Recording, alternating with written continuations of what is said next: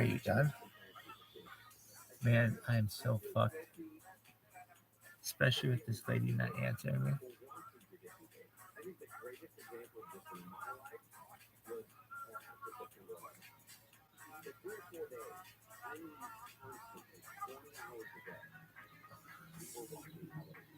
Are you done? Dude, today's the 16th. No, it's not. Yeah, it is.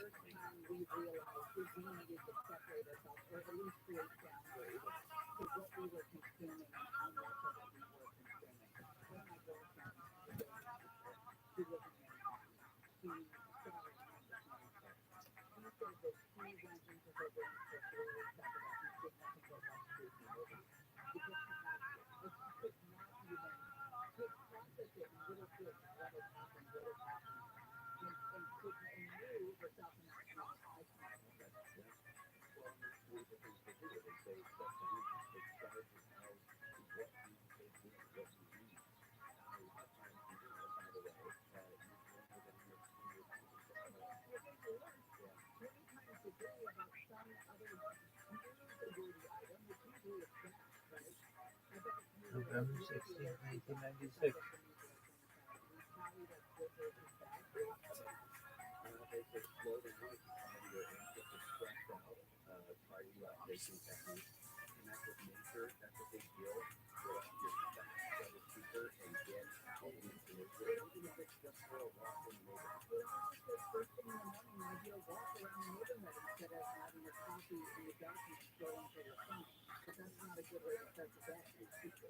I think maybe that's the rumor because it came out later that week. I think of it.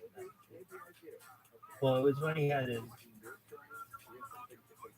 Yeah, I was on the basketball court. Really? Yeah, I got my jersey number that day, 34. Really? Yeah. Why? Just the one I pulled out of the box. My friend Chaim got the 23. I forget what everybody else got. But I was 34. And that was magnificent. Led the league in steals, but they didn't keep track of that stat. But I did. I came in first. I think my friend John came in second. And this kid Joey Summers, I believe his name was, came in third. And then my friend Chaim came in fourth. Something like that.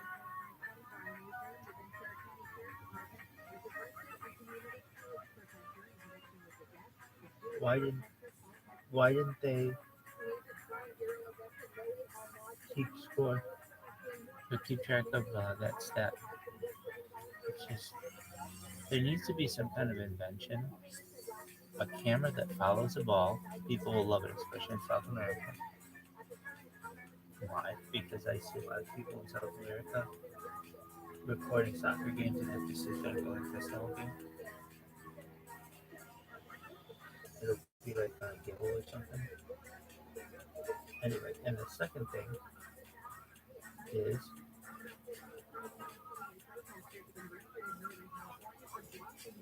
what? I don't fucking know. Oh, something that keeps track, like an AI that keeps track of stats, and you just have to have this, I don't know, a thing that can see the court, maybe, or a camera or something that sees the whole court and can tell. It's difficult to do, but like when the game's going and be pretty accurate. We'll say within, like you can put all the basketball games in there data-wise that have ever been made. Make it pretty. They have a lot of data. Anyway, so that we keep track of statistics. Are you done? And then people then have to do it manually. Some people like to do it, but not everybody. It's posters. My wife loves it. You know why? because it saves you time. And time is money and energy. What I'm going to do is this right now. Go to stamps.com before you do anything else and click on the radio microphone at the top of the home page and type in Joey. Again, go to stamps.com before you do anything else and click on the radio microphone at the top of that home page and type Joey. What I'm going to do is this. I'm going to give the church family a special offer. This one has 82 trial. followers. Yesterday I was sure you had 116. Including postage and a digital scale.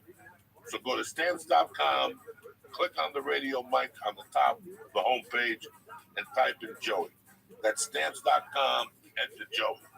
Number 2, one of the most interesting products I've received the last week is the Ridge. The Ridge is a minimalist wallet that helps you reevaluate your everyday carry, launched by a father-son team. Funded on Kickstarter in 2013. The Ridge now resides in the pockets of over 250,000 men and women. The RFID blocking wallet is made by 2 metal plates, either titanium, carbon fiber, or aluminum, bound together by durable elastic bond. Your credit card, your license is just the stuff that you need. It's light. I love it for traveling. So what I'm going to do is this, okay? It's sleek. It's got metal plates bound together by durable elastic band, so you will lose nothing. You understand me? It's easy. It's front minimal. That's designed to let you ditch your bulky wallet. What I'm going to do is I just want you to go. Do me a favor right now as family, because you're going to love it. Go to ridgewallet.com/church and use promo code CHURCH, CHURCH. And what I'm going to do is, today only, I'm going to get you 10% off with free worldwide shipping by going to ridgewallet.com. For right now, just go to Ridge Wallet and take a look. It is one of the most interesting products out there. And if you're a traveler, you're a sportsman, you ride a bike, stuff like that, you don't want bulky stuff, Ridge Wallet is the way to go. So right now, today, I'm going to get you 10% off from free worldwide shipping by going to ridgewallet.com/church. Again, that's ridgewallet.com/church. Use promo code CHURCH. Number 3, I just received this in the mail about 4 days ago, and I've been using them. And I got to tell you something. It's one of the best brushes my teeth has ever gotten. And even though my teeth are the color of like chartreuse, this thing worked tremendous. One of the most important things we do for our health every day is brushing our teeth. Yet most of us don't do it properly. Quip is a better electric toothbrush created by dentists and designers. Quip was designed to make brushing your teeth more simple, affordable, and enjoyable. So far, I've got nothing but 5-star results. Your teeth and your mouth feel cleaner. It just has sonic vibrations, and they're gentle enough on your sensitive gums. So do me a favor. For starters, you know what I always tell you. Go to quip.com. Go to quip.com and see what I'm talking about. This is a phenomenal product, especially if you're a traveler. So what I'm going to do is this. I love Quip. That's why I love Quip, because they're backed by over 20,000 dental professionals. Quip starts at just $25, and if you get the quip.com/Joey right now, you get your first refill pack for free with a Quip electric toothbrush. It's a great Christmas gift. I'm telling you right now. You got a girlfriend, a wife, a husband, somebody you don't know that you want to give a present to. This is perfect, it's affordable, and they'll love you forever. So your first refill pack is free at getquip.com/Joey. Look at me, boy. I'm lovely, dude. If I could fucking if I had a little bit of a Lehman that I could take with me and keep somewhere, and a little, like a wheelbarrow, but for leaves, I'd put Lee in one of those, bro. Sounds nice, thank you. Yeah, and pillows in there too. I ain't just putting you in there on the metal, It's real, like some people would do. real You wouldn't considerate. put them in the shed in the back. Oh, nah. Feed them food time to time. What are Go you back talking there. about? What do you? I What? put you under a warm lamp, Lee. That's what I would do. Put slapping It's him. starting to get creepy now. It sounds like I'm hostage in the middle of your house. Hey, calm down and be a good pet, you little buddy. Put like a chain around his neck with a fucking chain hooked to the wall and stuff like that. Yeah, but a nice chain, like a gold chain. I don't know if I go that. They no go for it. You can't put a silk hat on a pig. You know what I'm saying?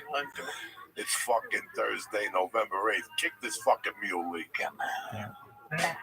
That's as good as it fucking gets, Theo Von. Praise Oh, God. Sly and the Family Stone coming at you. The gristle missile, baby. On a Thursday morning. What are you fucking nuts? 20 to life. No parole. Fresh from Buffalo, New York.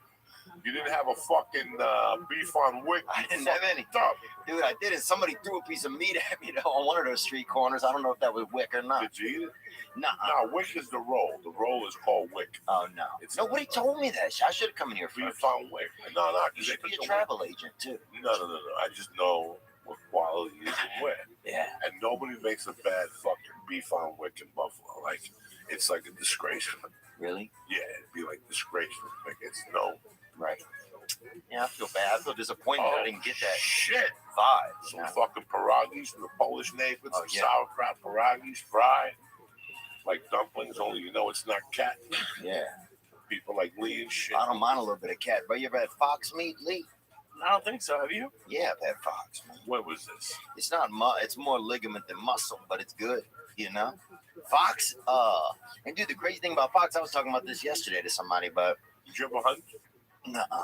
We caught a lot of shit though, and we used to bury animals. We lived by like a road where a lot of animals would get hit and killed, so we bury them. You know, the first animals I spent the most time with were animals that had been hit by vehicles, and so we would bury mostly dogs. What else? I think something else. One time, this thing looked like a damn fucking small bear, bro, and it could have been. Dude, because they have Louisiana black bears, a lot of things, you know. And I'm not saying they're black or anything like that. I'm just saying they happen to be black when people see them. And they're just, you know, but we would bury all kind of animals that would get hit by us. But, What are you, a fucking undertaker? I see a dead animal, I leave it the fuck alone. That's bad luck. yeah, but it was, I don't If think they were alive and they were suffering, then you shoot them in the leg yeah. or whatever the fuck you do. But if they're dead, this is the Department of Public Works that's in charge of cleaning up dead animals. Yeah, but the Department of Public Works, I think, comes for people that are paying taxes, people that got, you know, they didn't come bust. Dude, they had a veterinarian or something, or like somebody used to throw dead animal carcasses in a ditch outside of our house, right, for like 7 years. My mother would call every week. What Come kind of dead animals? big animals too. Did you grow up in Africa? No, How did you grow up? Carcasses. I Louisiana. had a couple cats and possums in my neighborhood that go up from time to time and walk around. I wish I would have had that, man. But we had somebody. They had I guess this person was a veterinarian. That's somebody that deals with animals, helps animals out. And so this person would come, and whoever they were at night, they're throwing dead animals. You know, instead of paying to get rid of them, it probably cost maybe $7 to get rid of them. You know, whatever. I'm sure there's legitimate thoroughfares how you get rid of animals. But this dude's out there, you know, chucking them in the ditch, I guess, on his way home, because our neighborhood was kind of a cut through between like a nice area and town. So. You never did like a stakeout to see who was throwing animal carcasses? No, no. I mean, we were out there a lot, but we never saw the guy unless he drove by and didn't throw one out because we were out there. But then what creep kind of sits next to an animal car? I mean, he'd probably throw it out elsewhere. But anyway, so yeah, we go out there all the time. My mother would call every week, come get these, you know, the kids are out there beating each other with, people chasing each other with fucking, you know, fucking horse skulls and shit, bro. It was wow. Oh, wow. Joey fucking got that Christmas tea kettle, and he fucking serving Lee a couple cups right there, boy. Big Lee the fart sponge, baby. Welcome to Africa, Lee. Normally, I like all your sayings. I don't like the fart sponge. Sorry, bud. And I'm just joking about that. I didn't mean that. I would never say that about. No, it's funny, but people, he's gonna take a liking to it. It's been like 2 podcasts since he farted on me. Oh, dude! In some countries, in Japan, that's like buying somebody a scarf. No, it's not. You fart on You know, somebody. I'm half Japanese. Yeah, That's 23 of me. Oh, dude, yeah. I'm over here farting. Oh, he's got the thighs of a fucking kung fu fighter, son. I'm telling you, dude, you gotta know different nomenclatures and how to give a hug, bro. In Africa, they hit you with a fucking pipe, bro, if they love you. Just take a whiff of that fart. I'm not gonna take a whiff of your fart. That's Come disgusting. on, bro. Get a little air appetizer, bro. Treat your nose. That is tremendous. Treat your snout to some of that fucking free booty pasta, bro.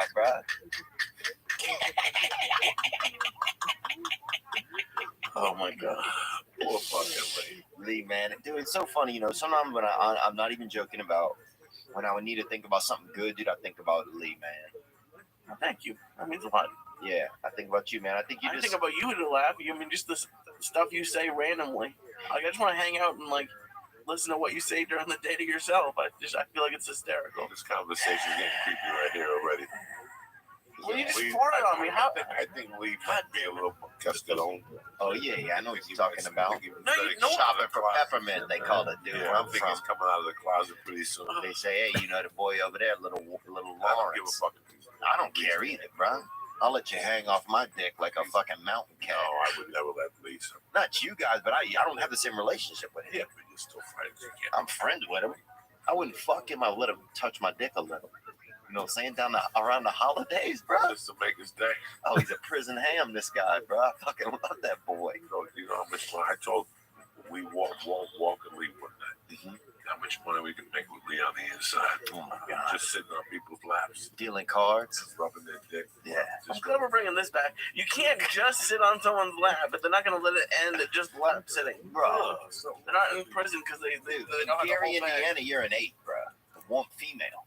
In Gary, Indiana, dog, you're a female 8, baby. Yeah, I got a guy that'll pay 10 G's for you to put a wig on.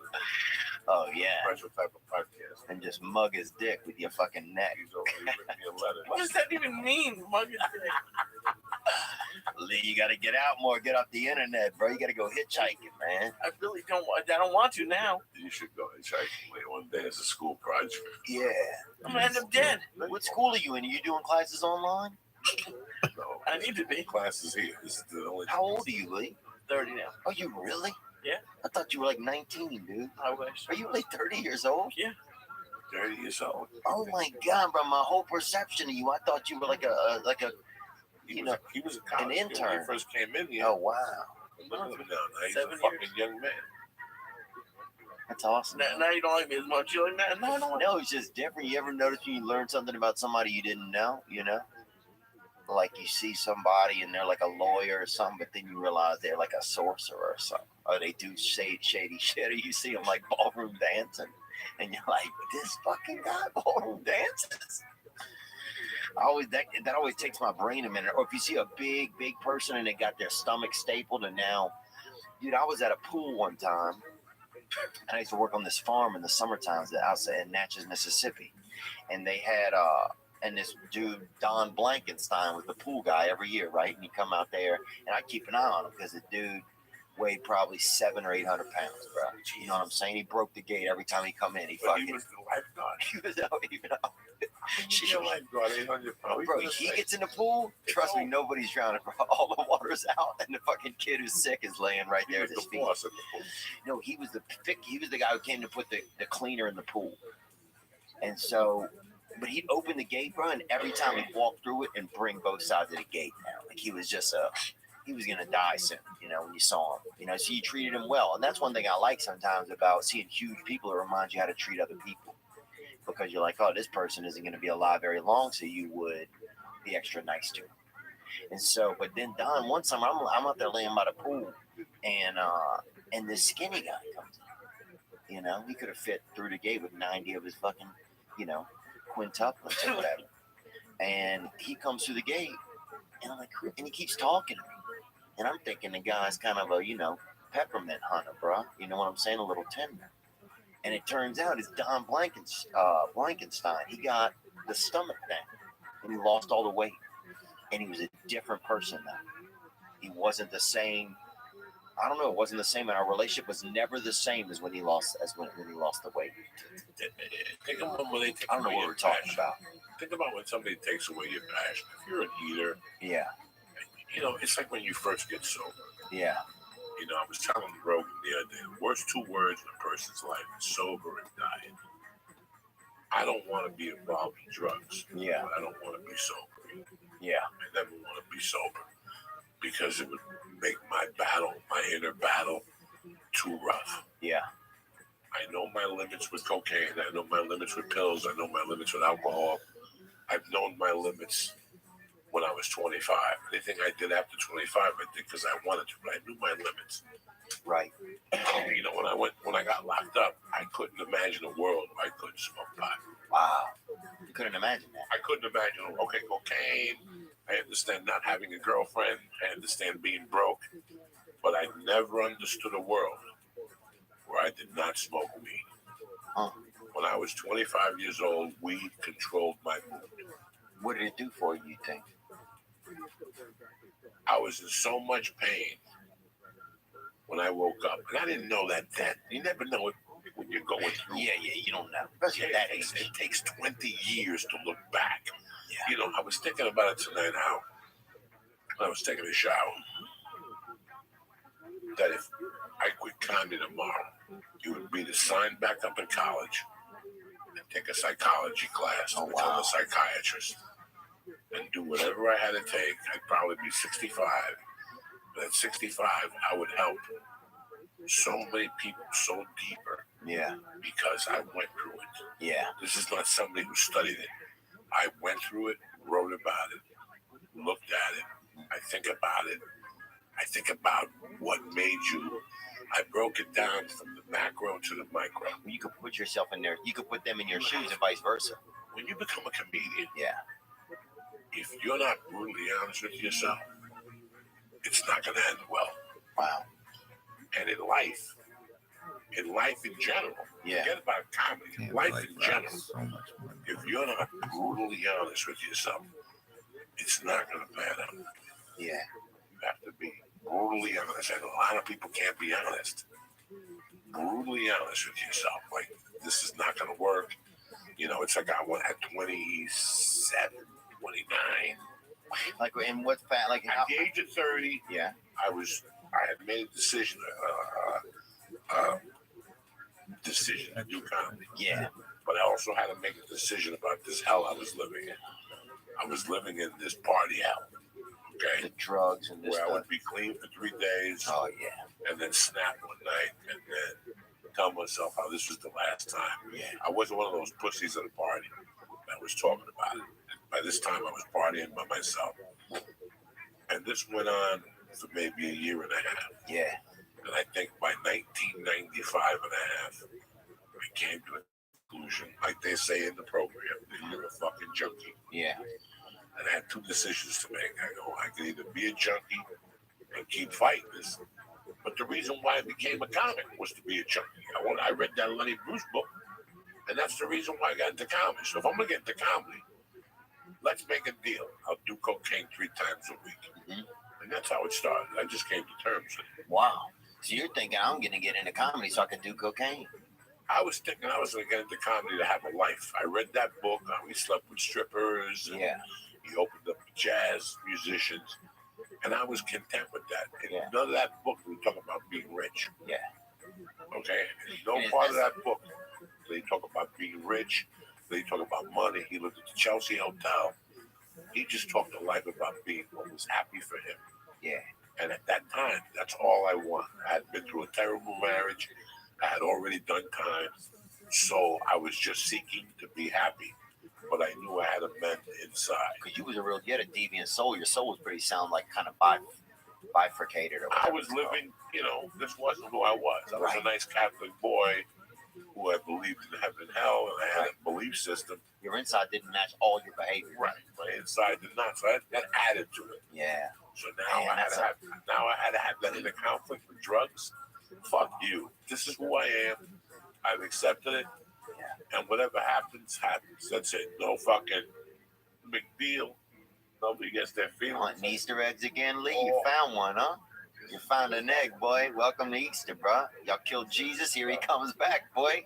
And he brought a dirty bag of fucking baked ham out of the fucking cave.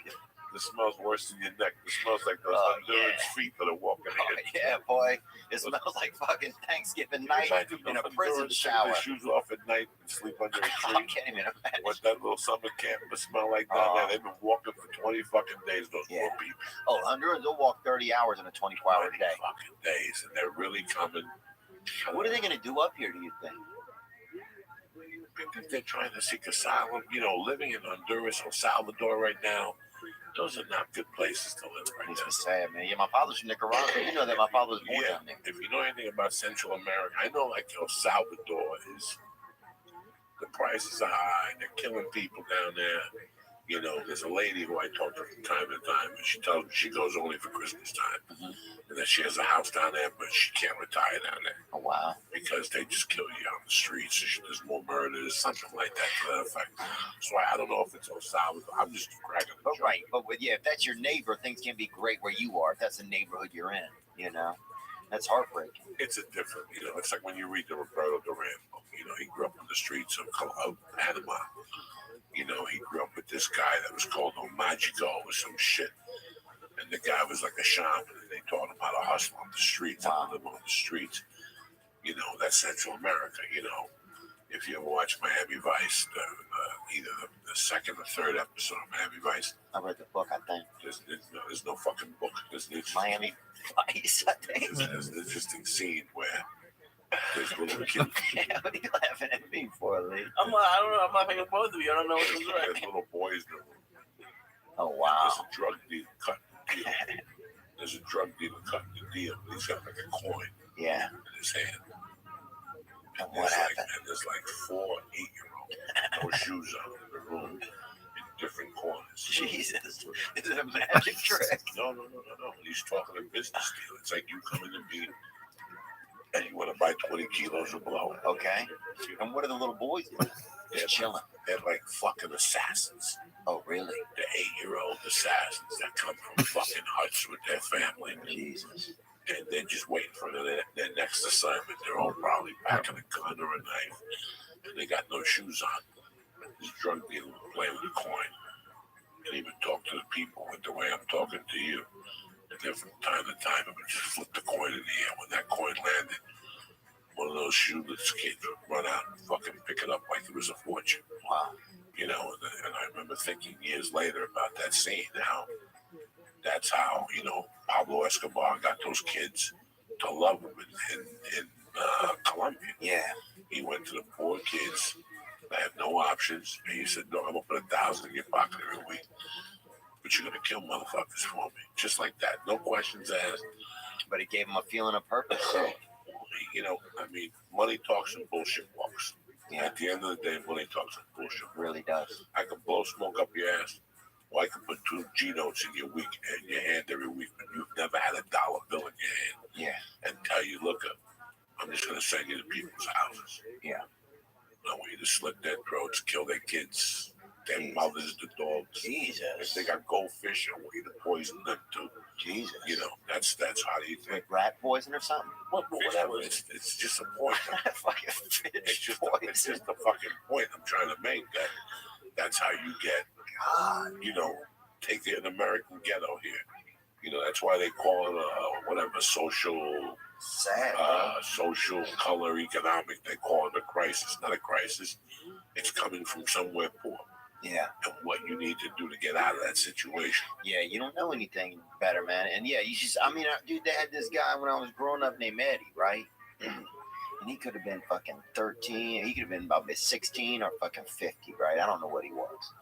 But he always drove, he had a 5.0 Mustang, you know? Or he drew 5.0 on the side of it or whatever. I don't even remember. It could have been a fucking, it could have been a Pontiac Renault or whatever. I don't know what it was. But he always had these 2 girls, bro, sitting on the back of him. And that dude was the king, you know? Whatever he said when I was a kid, we would have done it. Because to him, he was the king. He had a piece of shit Mustang, but he had the Mustang, you know? And he was a champ. And he would buy, the chicks would have like daiquiri drinks, bro. And every now and then he'd floor it, and one of them would go rolling out the fucking back right on the concrete, bro. What do they do for a living? I don't know. And I didn't care. But if he would have said something to do, like, come do this, like when I was a kid, I would have done anything he said because he hung out with us and he spent time with us. He'd throw the football around with us, and he was a good guy. I think, I mean, I still think he is a good guy. How older than you? He's probably maybe 7, 8, 10, 12 years. But he could drive. He had the ability. He had a car. He had women. He had things that when you're, an adolescent, 12 years old, 11 years old, you see that, you're like, oh, this guy has mobility. This guy has ability. This guy has women. He has everything. So anyway, I'm just saying I can see how you're not thinking about anything else when you're that age and you have nothing. Remember when you're young, you get influenced. Oh, I wouldn't get influenced, but I'd look at guys. There was this guy that I hung out with that was always at the bar in the daytime. He was really good looking. Not Samuel, huh? No. If I was 17, he was probably 22. No, I think this guy Samuel's older than me. And it was a bunch of guys that hung out, but I'm thinking about him in particular. And he drove a Corvette, but he didn't have a job. And what his scam was, he worked half the year, and then the other half in those days, you would collect unemployment. Oh, yeah. You'd get a boss that would tell you, I'm going to lay you off for 6 months. You collect unemployment. Party cripples, they used to call them by us. And then you either take book or sell coke, and that's a great living because you clear $1,600 a month already. You sell coke, and this guy would drive a Corvette. He was a piece of shit. Or he wasn't a piece of shit. I mean, he probably was. He wasn't a piece of shit. He was. He didn't have no career. Right. To say. He wasn't a role model. But his girlfriend owned the business, and she had money. Yeah. And I remember how that appealed to me for about a month, and I was like, "There's no appeal in that. I want my own money." Right. You know what I'm saying? Like you learn through life. Like for a month, he impressed me. And he had a girlfriend that paid the bills. But even at that early age, I was like, he don't impress me. Right. Because he ain't paying the fucking bills. Not that I could pay the bills at that time either. I couldn't pay no bills until I was 40. But it's just crazy the people that you look at and you're impressed with. It's like when you watch those fucking movies, like I was watching the other night, Empire was on. You ever watch Empire? It's like the worst drug movie in the world. But it's on BET once a month. It's one of those movies that's always on between 7 and 9. You got a spot at the store at 10:30. Oh, yeah. And you got no choice but to watch it because there's nothing else on fucking TV. Yeah. It's either that or bull racing live from Bulgaria on ESPN or some shit. And there's one scene where a guy goes up to him. John Leguizamo's like a street drug dealer. Yeah. And he goes up to me. He's like, "Hey man, I really want to. Can I cut you a deal?" And he goes, I want this new PlayStation. Blah, blah, blah, blah. And John goes, "How much is it?" He goes, it's $300. The kid goes, $300. And the kid who wants the money he goes, "No, it's $299. And Leguizamo goes, "I'll give you the money, but you got to do stuff for me. Oh, yeah. You got to clean my car, so help me God." If like he's telling him what he has to do when he buys the game and shit like that. Those kids grow up wanting to be a drug dealer. Oh, yeah. Just right, because that's the first person that gets it. That's the first person who gets it. Yeah, that's interesting. Your first influence, how does that, where that first influence is not your dad, how much that influences you. That's interesting. It's really weird. And it happens with comedy. It happens with anything but it happens when you're a young man. I was confused as fuck as 21. At 21, I was confused as fuck. Oh, yeah. Because I didn't want to work. I wanted a fucking new car. I wanted money, and I wanted bitches, and I wanted coke. Where's the work, Joey? Sure. What do you think? And I really thought that the fucking bluebird of happiness is going to just drop it off at my door. Wow. Like, I can look you both in the eye right now and tell you, like, I had no idea about hard work. I wasn't a lazy person. Right. But who wants to work? Yeah. Why don't I try to put something together so I can hang out at the bar in the daytime and I don't have to go to work? I mean, that was my deal from day one. As long as I didn't have to work in the daytime, I didn't give a fuck. Do you ever think that, like, you wanted to, have like a, do you ever think that you wanted to have fuck, man, I forgot what I was going to ask you. You don't even smoke weed no more. You better get your shit together or start smoking again. Dude, I don't know what happened. Fucking Christ. This is what happens when you get sober. You get retarded. What'd you go to college for? To get stupid. That's like fucking Michael Corleone and shit at the end of The Godfather. Damn, man, I couldn't have any idea coming to my head, man. No, I think it's funny how, yeah, what your influencers are, you know, the first person you see do this or that. But then, yeah, sometimes you are able to see past that. Like, yeah, there's some people, you know, we had this dude by us, like, you know, and this guy now runs a tree company, right? This guy, Senator Lawn. And he had a, dude, they used to do this thing where they had a lot of sinkholes. I grew up around a lot of sinkholes. You know, I mean, you'd have somebody, you play hide and go seek, and somebody fucking you never find, you know? You go knock, like, you know, you go knock on somebody's door, and the next day their whole fucking house was gone. You know, it was like, I grew up in a lot of Louisiana, like half of it's sinking. You know, it's like a sinking environment. So where are you from in Louisiana exactly? Covington, Louisiana. Where am I? Covington. Covington's about 50 miles north of New Orleans. That's it. Yeah. Did they get affected by Katrina? Yeah. Everybody lost their roofs. That's a big, like over there, the houses didn't fall down. People lost their roofs. So when you were growing up, what was Covington like? Was it a fucking deathbed? Was it a projects? Was it middle range? No, it was Dad, your parents have a little bit of money, enough to sustain. No, my dad was fucking old as fuck, dude. I think he was always sleeping on the couch. He used to go drink at this bar called Tony Padoni's, and he would take me over there during the day. And the lady would see how many chocolates I could put in my mouth. One of the bartenders back there, Big Janet, this fucking nice big girl. sneakers? Did you have nice clothes? My mother dressed us poorly, man. I don't know where she learned to dress, like out of an Indian shop in like a Native American catalog. Did you need for shoes? Did you need shirts? No. It wasn't like you lived off hand-me-downs, right? So Covington is not like, you know, some fucking neighborhood that's, you know, where your dog is missing. No, I lived all, like I got hand-me-down clothes, but I didn't get hand-me-down shoes. Like every year, my mother got us a pair of shoes. You know, my mom did the holidays. What'd your mom do for a living? Delivery. Delivered what? Newspapers, cookies, magazines. What about your dad? They used to have a magazine called News on Wheels. You remember that magazine? You could go to the dime store or whatever, or the gas station. My dad didn't do anything. Oh, you know what my dad used to do actually? This is funny. He used to go to he used to go to colleges. Remember when they had the dude at the colleges that would sign people up for credit cards, you know? Some fucking old dude barking over there throwing frisbees at kids and shit, you know? So that my dad had that job. This towards the end of his life. My parents weren't together anymore.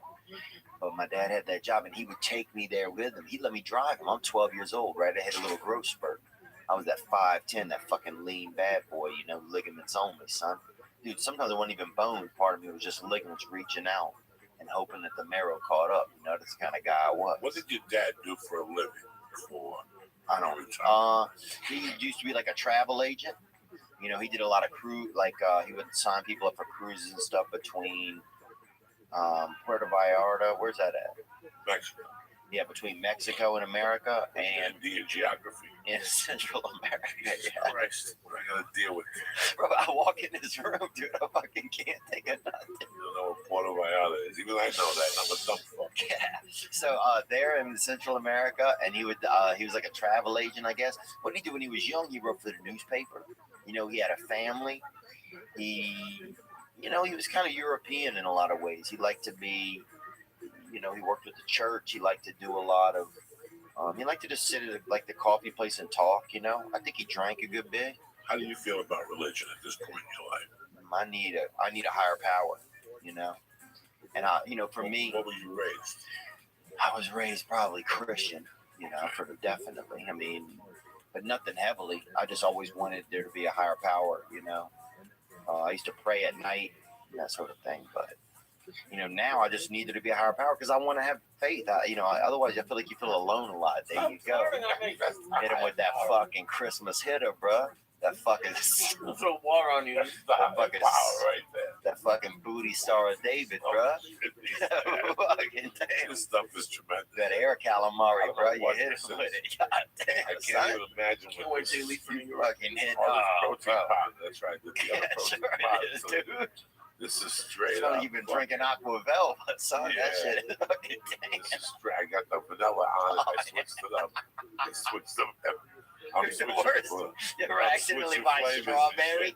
You ever accidentally buy strawberry? No, fucking, no, oh, that's the worst. You get They home. got Mexican chocolate in the vanilla. Oh, dude. And the Yeah. Mexican chocolate's off the hook, and the vanilla's not bad either, but I switched to vanilla today. The Mexican chocolate, you reach in for the scoop and a knife fucking pops out of fucking Like Carrie at the end of Carrie when she grabs the head through the rocks. What's the matter? Dude, but this guy. What do you mean, what's the matter? You fucking farted on me 3 times in 30 minutes. You're inhaling it through your mouth. Yeah, make a wish. Yeah, I want to smell it. You don't want to smell it. Calm down, dude. Where am I supposed to breathe? You Take a whiff of this. Come No. on, bro. Yeah. Take a little whiff of this. Dude, that's enough, That's bro. all about. 3 farts your eye. You fucking blowing this dude out. His eyes are starting to fucking heat up. Look at him, dude. I'm sorry, Lee, man. I feel like I'm being rude. No, Don't be. you're fine. He loves all this shit. If there's an opening in that wheelbarrow, go hit that wheelbarrow. And it's got pillows in it, too. That'd be nice. And I put you out there under a lamp like a So how old were you when you were driving your dad to campus? Dude, I was 12 years old. So that put him at 80. Yeah, he was 82. So he would drive and he'd sleep on the way there. I'd stop at my buddy's house, dude, as long as he was resting. Because I was fucking showing off. I had a Delta 88 suddenly. My friends are still, going through adolescence, inside trying to, blow a flute to get their dick to fucking get taller, like they see on those commercials in India. And fucking here I am pulling up, in a Cutlass and a Delta 88. I go in, I'm like, bro, shh, come out, get in the back seat, let's go for a ride, right? So my buddy Scott get back there, and we would just fucking cruise around, dude. My dad's sleeping, and here's the thing, my dad's neck was real bad, so even if he woke up, I would just tell Scott, keep it quiet back there for a minute, I'll just tell him we're lost or getting gas or something. And then my dad would go back to sleep, and I'd cruise around a little more, and then take my buddy back. I mean, dude, at 12, 13 years old, a friend picking you up, we pulled up with a sleeping senior citizen, dude. People thought that we were fucking, kidnappers, bro. Senior citizen kidnappers. Now you blow pots in the while he's sleeping and shit.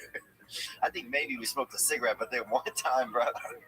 Dude, one time I do remember this. I'm driving back from Hammond, Louisiana. And, so this is how I kind of got into, I don't know if it's how I got into comedy, but this is the first time I ever really spoke in front of people.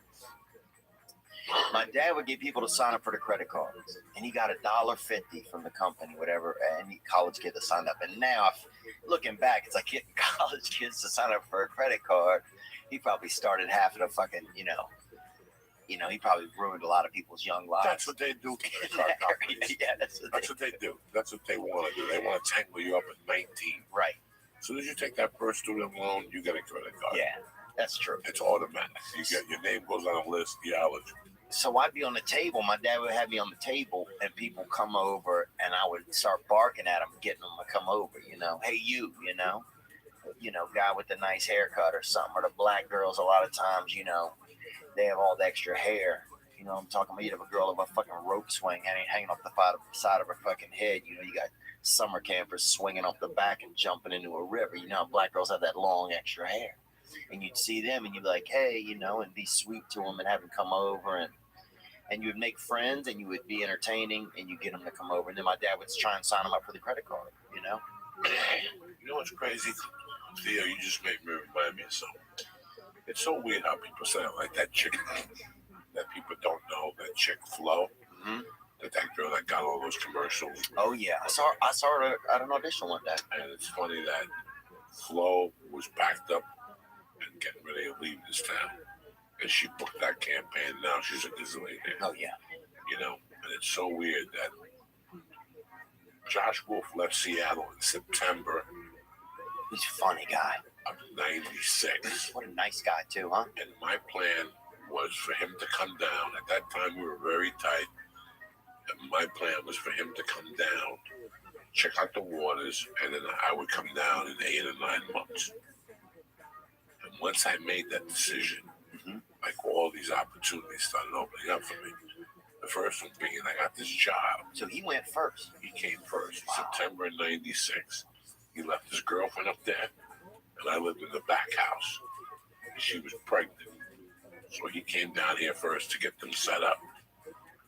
So I lived in the back guest house. With just you and the lady there? Was that scary? And they had kids. No, they had kids. Oh, they had children. I watched the kids. I was tight with her. She was a great lady. She Right. still, Okay.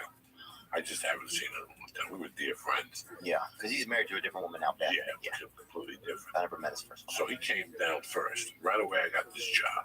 Yeah, This company that I know people and I know shit. This was like a shit. cigarette company. No, this was shit. This was a shit idea. And they paid me $15 an hour plus bonuses. This is 1996, Jesus, which is 20 years pretty ago, good money. 21 years ago. That's great money. And what it was calling pizza parlors Mhm. across the country and getting them to sign up for a service. That at halftime, it was a chain. That's what it was. That's what it was. It was Domino's Pizza. It was a scam. No, Domino's Pizza had cut a deal with the NFL. Mhm. That during the game, if a Domino's sign came up on your screen, you got $1 off a pizza. But to get that deal, you had to sign like Domino would make its affiliates pay. So I had to call those affiliates Mhm. and make them pay that extra money to get. So what it would do is as soon as they called Domino's, that number, it would go to whatever Domino's paid. I see. This was a scam inside of Domino's. Right. It was like, yeah, I worked for a Domino's affiliate that was calling Domino's and saying, listen, we're starting a new program starting August 14th. yeah. And here's the deal. Every time people watch an NFL game, there's going to be a Domino banner on the side. It's going to say, call now and get $2 Oh off yeah, I remember a that. fresh delivered pizza. And they If showed a you hot don't- pizza on the If screen. you don't sign up for that, the calls won't go to your pizza joint. Right. The calls will go to the pizza joint in fucking North Hollywood, Van Nuys, instead of North Hollywood. Oh, It I was really see. shitty to see what the corporation was doing from within, but I didn't give a fuck. Right. Yeah, I you're not, get- you can't I- fight that battle. I could sell like a motherfucker, Right. so I was pulling down. I was pulling down 1,200 a week, grilling out of there, Jesus. bringing home 9. Bro, why do you ever quit that? 35 hours a week, like 10 to fucking 4, like something easy. This is what I'm saying. I quit that job A step because back. one night at the fucking underground, a guy approached me. And he goes, hey man, At John's Club? have you ever been the old comedy underground at John Fox's home? Yeah, John Fox's home, man. That's a great room. This is 95. This is a complete different. It was different. This was on the Swannies, yeah. And some guy came up to me and he goes, hey man, did you ever sell before? And I go, yeah, I sell whatever. And he gave me a job selling phones. Mhm. That was just too good to be Like true. payphones. Payphones. So I would sell phones and advertising for newspapers at the same time. You know me, dog. I'm a scam. I don't do I'll buy a phone from you right now. anything not to fucking have a day job. Yeah. So I would hang out by the train station Mm-hmm. and I would either sell you a subscription for the Seattle Times, Mhm. or I would ask you, do you have a cell phone? And I would take the cell phone. Oh, cell right there. phones. Cell phone. And he gave me a cell phone with unlimited minutes No. in 1997. Yeah, You were a that king. was part of it. And if you call, Like an athlete. if the guy was giving me, like for every line that I opened, the guy would give me like $400, and he was getting like 1,600 at this time. Gee, He told me the truth. He was how way are out they of making that much money? because if somebody bought a phone and got a line, the company. This is '97 before people were having a lot of This right, yeah, this, yeah. so Cell phones. cell phones. Yeah. The cell phones were a little bigger. Yeah, I didn't get a cell phone until 2000. So if you signed up, there was a kickback, and the guy would give me a kickback. It's a huge. I was going over there every day, and giving him 7, 8 numbers, and he would close 3 or 4 of them. And I would stand at the mall. I can't believe I just remembered that. I would stand at the mall at either More buy stuff. Everett Mall. No, I wouldn't buy dick. I would be that guy, that annoying guy. Oh, at the oh, Everett no Mall. way. When it was raining, I would go to the Everett Body Mall. scrub. No, and I would sell fucking subscriptions to either the Washington Post, the Seattle Times, Oh yeah. or a fucking cell phone. And the cell phone was paying me fucking, it was just amazing. Yeah. The guy would show up every Saturday at the fucking underground and give me 1,500. Jeez. It was like Jesus fucking intervened. I can't even imagine. So the whole month of December, I was making money. So then, did you even want to come and do comedy? Then once you got that money, I would have kept that. No, I needed that money. I was paying child support. I was paying an attorney. I was fucking so much debt. It was coming out of my eyes. Plus, I was snorting blow. But now I'm making $6,000-7,000 a month selling fucking cell phones in the mall every fucking day. And now Doug Stanhope comes for New Year's, and I open up for him, and he talks me into moving to LA.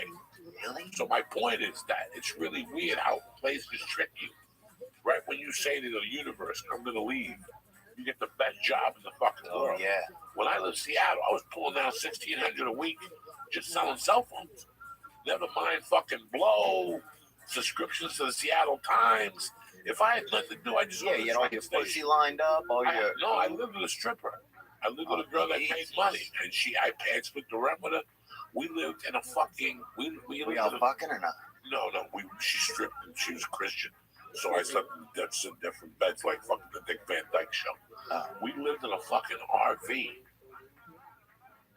We lived in an RV at a place where you back your RV up. Yeah.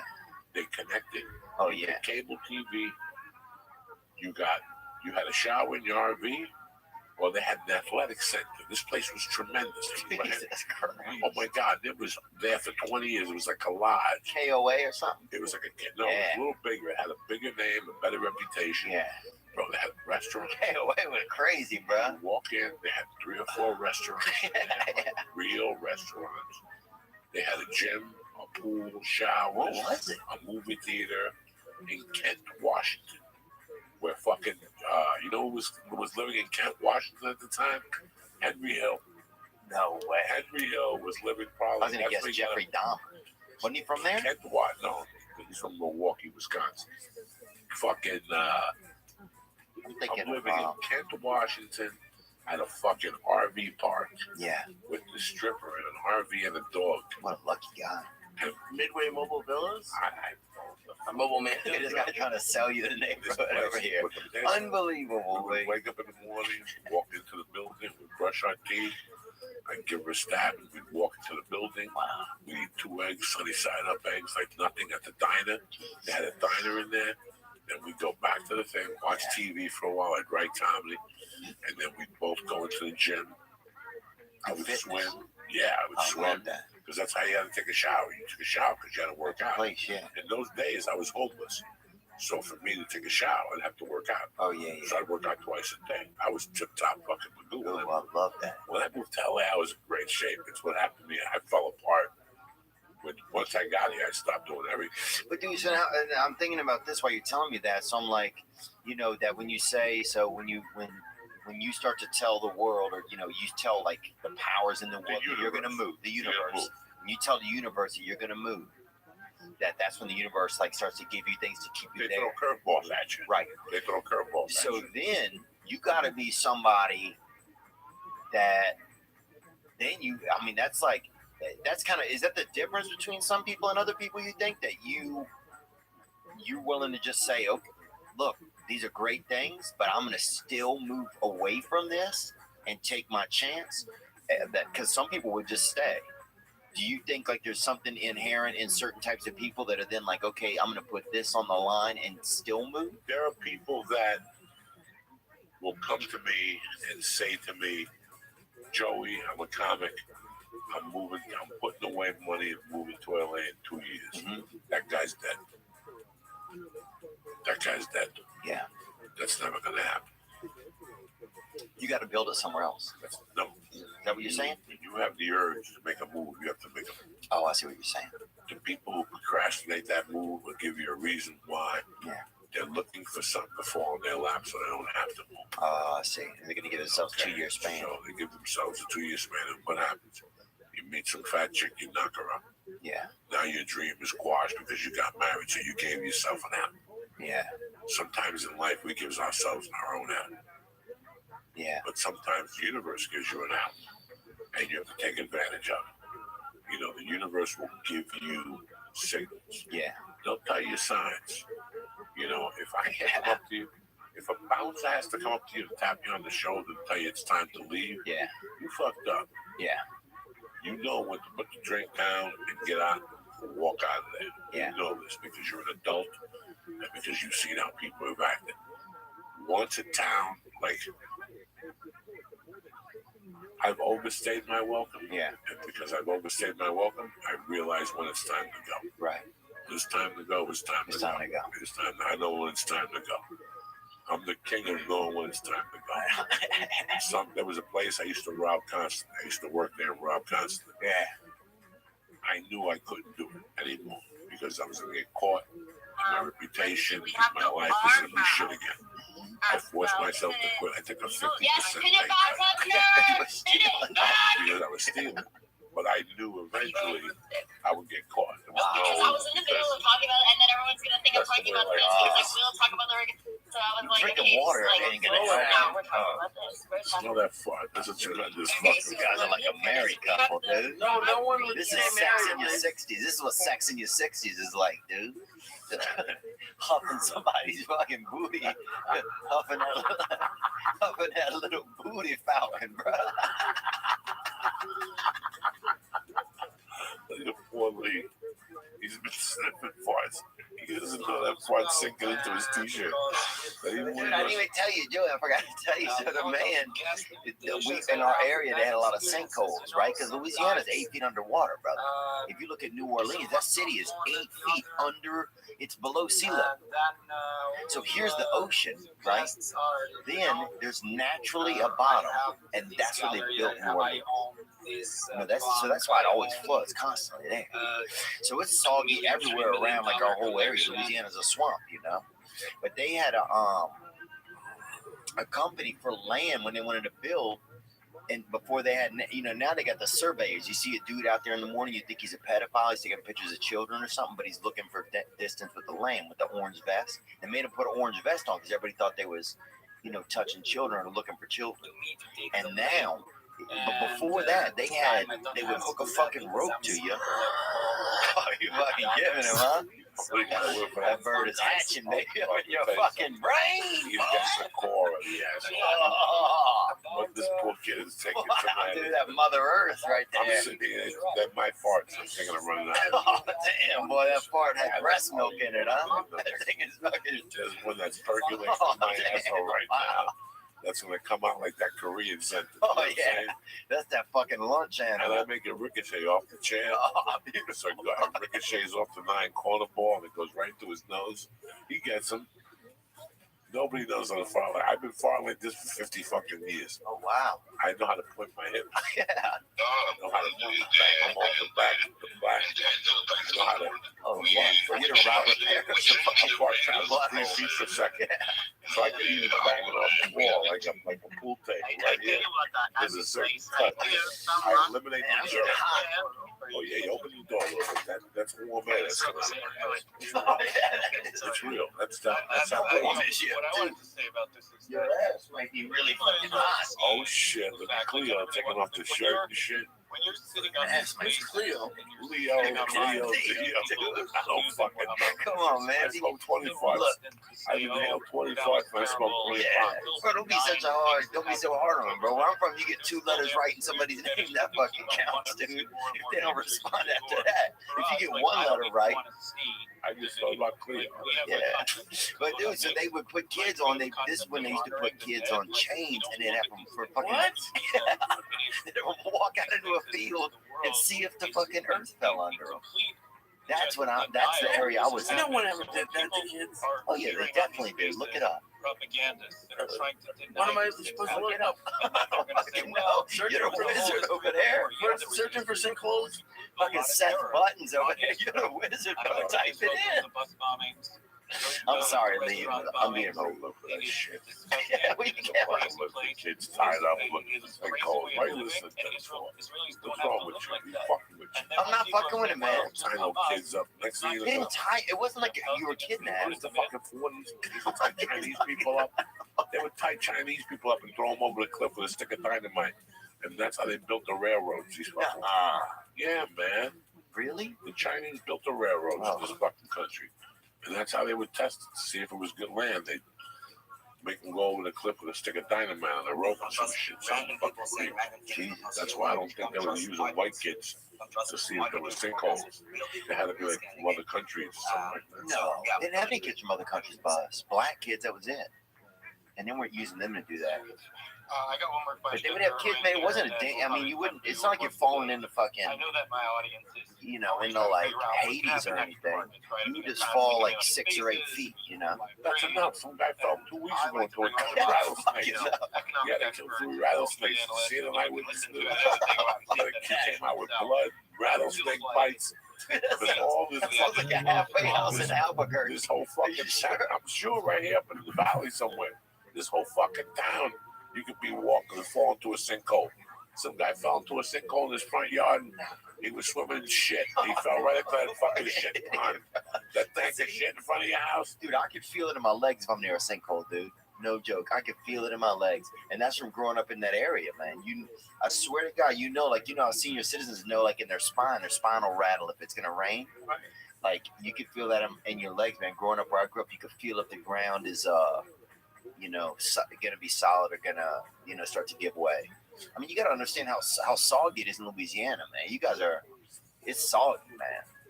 You know? The whole state. The whole state. You fucking build a doghouse in the morning, it's fucking 30 feet away. You know? So what I see in the news all the time is really like, it rains a lot in Louisiana as a whole, Baton Rouge, Monroe, Yeah. all those towns. And the water just, it's so right there on the sea level. You know, we're probably above sea level right here, I bet. See, we check and see what we are, Lee. Do you mind looking where we are above sea level in, just even if you put like Los Angeles, Studio City. We're not even, Yeah, we're I not, said this last time, but I want to we're reiterate up it. a We little keep bit, putting up not, all these Colorado up, but we're up. Yeah. You know what scares me about Louisiana, or New Orleans as a whole? Did they prepare it for another Katrina? I don't think When they rebuilt it, did they fucking prepare it? Like, did they really know? I don't think they When did. you go back there, did you see anything different? I mean, I still hear that there's places that are just done. Katrina, there's still areas that are done. They rebuilt a lot, but did they rebuild it to withstand? Because Katrina storms are just going to get stronger. Right. And every year we're going to get killed at one location, whether it be Galveston, Houston, Tampa, Florida. It could be one certain location. It's going to eventually go back to New Orleans. It's going to be worse than Katrina. It's usually off Cleveland in New Orleans, most people. But I don't know what happened. I mean, if it was in the sinkhole already after Katrina, I would have knocked that shit down, filled it with more dirt. Yeah. That's the obvious. The mayor got put in jail. Ray Nagin went to jail. He went to jail. The chocolate badger or something. So that means that the money didn't get used for funds because every mayor of Louisiana always went to jail. Right, when he's stealing, they're all stealing. Morial, all of the dudes have always gone to jail. From New Orleans, how they all corrupt. Yeah, Edwin Edwards, he was the governor of Louisiana, but he was super corrupt. That dude. You want me to read it? Yeah, it's just a corrupt place, man. It's just like kind of, it's like pirates and shit. It's a little bit. It's like Tampa, but they built a whole state out of it. Gambling in Louisiana. Yeah. You got gambling right there in New Orleans. You got all the boats, and you got Harris has a land casino, the only one allowed. And they showed that New Orleans when they got hammered. That they showed that Harris. Oh yeah. And they showed the comic that was there. They did? No, that the comic that was there was a billboard beside the comedy store guy. Oh wow. His name was James Stevens III. Wow. And he was at that casino that week. That'd be interesting to get his take on it. Showed Katrina, when they showed New Orleans, they showed Harris sign sideways with his name on it. That's So it wild. was just really interesting. I haven't been to New Orleans since I've been to New Orleans 2 times. And the second time was a lot better than the first time. Yeah. The first time was one of the most uncomfortable situations I've ever been in comedy. Wow, really? I took my grandma below and I got the car and drove back to Houston that night. Yeah, that's everybody's story. And the hotel was kind of a little weird. People were a little weird. When I went back to shoot Grudge Match, since I didn't have to go to those weird spots, More comfortable. it was more comfortable. They put me in a hotel that was, it was a home. They served 3 meals a day. Oh wow, We you'll went be in big. downstairs, and the food was delicious. Oh, I got pressed on my food. The food was out of this fucking world, man. Wow. I don't know what the name of the hotel was. You know, you had your own floor. Wow. I still remember sitting in the living room, like in the dining room. Like it was like the last supper table. And here I am all by myself. They gave me the whole floor. Yeah. So you had to use a card, press the thing, and maybe 3 or 4 floors, 5 floors. I think was it almost downtown, a little bit off the city, kind of? It was a little bit off the city. And you had to be downstairs from 7 to 9, to eat 12 to 2, or 5 to 7 to eat dinner. And they had 2 or 3 things on the menu. There was no choice. If you picked one thing, it came with a soup, salad. Yeah. It was fucking superb. Wow. And I know that the one night we had a party and I went to the club and it was superb. It wasn't as dirty as I had been the first time. Yeah. When I went to New Orleans the first time, it had to be 99, 98. New Orleans is out of its fucking mind. What was Katrina? 2000, no, 2006. When I went to New Orleans in 98 to do comedy that time, I took a fallout. It was either 98 or 99. And dog, I gotta tell you something. From the minute I parked the car to the minute I walked to the hotel to walking to the gig, I thought I was gonna get jacked. Yeah. I'm fucking like, you know, A lot of crime. I've jacked people. Right. So I felt like I was gonna get jacked. You get the feeling, even the street lights are fucking telling There you was where you about to get people- fucked There up. was people at every corner. It was lookouts. Yeah. People bumping into you. And years later, they made that movie Focus about pickpockets. And then when they go to the Super Bowl in New Orleans, Wow. and I thought about that movie, how that day I saw pickpockets. Yeah. People bumping into you. A lot of brothers, A Bulgarians. lot of brothers with bad intentions, you know. The black on black crime there, especially at late at night, it's crazy. The drug situation reminded me, like, I'm walking, and some guy comes up to me, like, you know, listen, you go to New Orleans, you gotta go down. You know what I'm saying? I'm not Yeah, you gotta go to the French Quarter. You gotta You gotta take a walk down there. So we got into town, maybe 2, checked into the hotel, and went right down there. Yeah. I mean, I wasn't on that block. I did it, and I got a flash out back to 42nd Street Yeah. in the 70s, where people, come in, Come here. I got coach. I'm not drinking. Yeah. So I'm looking and I'm like making believe like I'm having a good time. There's tons of people on the street. And right away, some guy came up to me. Oh yeah. So what are you looking for, player? They'll have a baby character. Yeah, I was gonna ask Chelsea if you want to I talk don't know about what you got. Yeah. And he goes, I got this, I got this, I got this. I go, let's get some cocaine. Let's see what you got. He goes, man, I got cocaine. I'll make you dance. Yeah. He goes, stand right here. My player will come over and talk to you. Give him the money. Then I'll come back. And it's all of that shit. And I was like, And you game get out. murdered at the end. Game out. Yeah. That's how it always is, and that happens a lot. And I saw it. I mean, I saw it within 4 minutes. Yeah. I But a lot of idiots won't see it, Well, they're tourists. They're looking for drugs. and they want it fast. Nasty, and they're just gonna get robbed. They do that shit, man. I went back to the hotel room. When I got to the club, the doorman asked me, Yeah. You need anything while you're here? What are you talking about? You're like, I got weed, I got powder.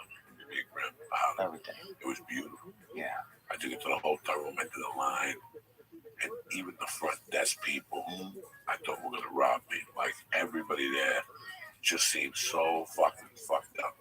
It seems like a movie. I mean, there's a lot. I tell you what fucked me up. They knocked on my door.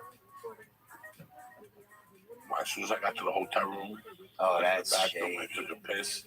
I washed my hands. I took the coke out. I chopped it up. I opened up a beer. I took like 2 sips out of the beer. I had a Yeah. 6-pack with me. I did a line of coke, dog. One little line. I put the coke away, and the door knocked. And when I opened it, the guy was like, "Oh man, I'm just checking up on you, making sure you're okay." And I was like, What the fuck you doing? Okay. Man? We're I adults. We ain't closed the checking door, up on. bro. The coke hit me a little bit, but not enough to make me paranoid or fuck me up. Yeah. I called the other comic. I said, "Dog, what are you doing?" He goes, "Nothing. You feel like driving home?" He goes, "I don't want to spend the night here either." Wow. We both got in the car and I left, and that was mine. And I never forget walking back to the car. It was 11:30, and all I could smell was fucking vomit. Yeah. Oh, if you're down by the French Quarter, it's gross. It smelled like. But they're redoing it now. They're redoing the streets Did down you go, there. when I called you last week, you were in New Orleans. I was in Baton Rouge. Oh, you were in Baton Rouge. I thought you were in New Orleans. But dude, even in Baton Rouge, man, I'm out there. We're taking the kids. I got nieces and nephews, you know, and they're little tigers and all kinds of shit, you know, costumes. And we're taking them, and you'd have, you know, a couple, you know, brothers running by like, I got coke. know, I got coke, and it's just out there fucking taking the kids like trick or treating. You know, I got Molly. What you need? Like, what the fuck, dude? I'm already. You know, they got the kid dressed up like a damn mountain lion. I'm not doing a bunch of coke at the house, you know. It reminded me of Times Square. Like they was just bitching, barking at you. I got coke. I got fucking drywall. One dude had drywall. I'm like, I'm not fucking buying that at night. The guy I was with, that was driving, was like a nice feature actor. He was like Lee. Yeah. And he was petrified. Yeah, I don't even think Is Lee open for you now? No. No, I'm talking about this guy had been doing it for like 10 years, 8 years. Yeah, I don't know when He had some of a these day jobs. job. Yeah. And he drove me, and he was like, he didn't do drugs, he didn't drink, he had a girlfriend. He was like Christian. Somebody had a post. And I remember even at the comp, he was scared. He didn't feel good. Yeah. He didn't like it. Stolen It was stuff. like a once a month thing. And it got It's 9 private. drunk people. Got 9 drunk people. Didn't even get an audience. They paid you. And I heard maybe a month later they canceled it. Yeah. Every time that happens in Louisiana, they don't want comedy, man. They don't want comedy. Because they like to hear the story. Baton Rouge, they do. Baton Rouge had a Baton Rouge, I used to go to Mike, what's his name, at a club down there. My buddy Tommy Pancos was the DJ over there, and then he ended up being the GM for a while. Yeah, that's where I started. I was there when the girl was there. Chris China's girl. Oh, no, that's Shreveport. Is that Shreveport? Yeah, Okay. Does Baton Rouge still have a club? Baton Rouge doesn't. I'm How waiting about for my. Shreveport? It moved over to Bossier, across the river over to Bossier City. I opened up a David Tell there one time. It's raining And here. Tommy, fucking Andy Dick tried to blow me at the casino there, right? Then how about this? 3 years later, I'm back there again. Andy Dick's there shooting something again. Offered to blow me at the casino. He forgot he'd offered me 3 years earlier, and I told him no. What a small world, you know? What did he say to you? How does somebody offer this something? He had a girl, he had a little hitman. So he'd bait you with that pussy and then switch it out for his own wiener. Well, how And that was like his move. you send the girl over? Yeah, you want to come do something wild or something? And then you come over, you know, and you like be thinking about her pussy or thinking about her tits or something. And while you're doing that, suddenly he's there, and then they're talking about like a threesome or something. And then she goes to get, you know, get something, get drinks or get a salad or something. And then you're fucking sitting there, it's just you and him, you know, you're like, fuck this shit, man. You know, I'm not doing this. I'm not fucking out here looking for sinkholes for fucking $2 an hour, you know. You should have called me a fucking decade ago, bro. And tied a chain to my back, you know. Oh, He'll fuck you to death. bro, he'll fuck you like a Bichon on meth, bro. He got arrested again recently. Maybe, I don't know. He's got a beautiful son though. His son is a nice kid, Sonny Lucas or whatever his name is. How do you know? Comedy? Yeah, I met the son through comedy. Because the son of a always tries to do comedy as well. Andy Lucas Dick is his name. He's a super nice kid. He's actually pretty funny. I don't know if he still does it or not. Yeah, in July. And I'm not judging. I don't know if everybody's funny in their own world. Sexual battery. What's sexual battery? I don't know, dude, but I could fucking add 2 charges to it, I'm sure. Yeah. I'll tell you that, dude. I mean, they were AAA batteries. I saw his dick, bro. It's nothing to fucking look at. Yeah. He showed me, dude, and I didn't look for a long time. I'll tell you that, bro. Dude, it was the kind of dick you could see in one glance. Like some dicks, you got to be like, oh, you got to almost look at both sides to see the real, you know, to see the whole city. But this thing, it was a little township, bro. It was something they have in South Africa, out in the Soweto villages or something. Like I said, when I was a young man, a guy tried to, in a car, tried to grab my dick. That's one thing. Yeah. But a guy taking his dick out, I don't know what I would do. I think you just walk away, man. Or you say something crazy, you know. I wasn't like, I'm not like a, if somebody wants to be wild and they're on drugs, I'm not a violent, you know. Here's what works for me. No, I'm out, bro. You know, I don't do all the party needs and all of that. So, There's a certain element of your manhood. There's a certain element of your manhood, you know, that one day you decide what you are and what you're not going to do. yeah.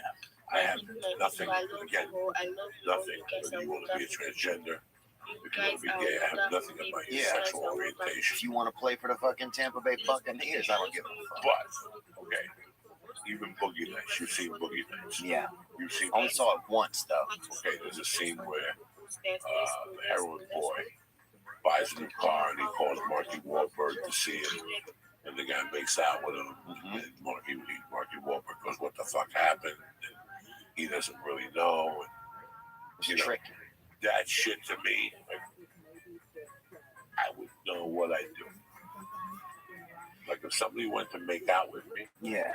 like I would know what to do. What if they were like a world champion or something? The course of history for your whole I still wouldn't know what to do. Like, dude, if some fucking, you know, some guy who sells, you know, salads or something trying to make I'm looking at you, or what I told you, I know what to do. I don't know if you know this. I switch sides from time to time. I think you're very handsome. right? I think you tend to enjoy you, my dog, and I love you. So you and me can't back that way. Yeah, shit. I think you'd be mad at me for a week. You tell a couple of your friends, and over the years we forget about it. That's one thing. If we were coked up at 5 in the morning and I came clean with you, I banged a couple guys from time to time. Yeah. Married, I'm wife, but I'm bisexual. That's one thing. So for me to be smoking coke with you, yeah. Unless I go to the bathroom, I come out your naked on the couch. I gotta fuck you up. Yeah. I gotta at least smack you in the face. Yeah. To make you, I don't know how I would react. I did something.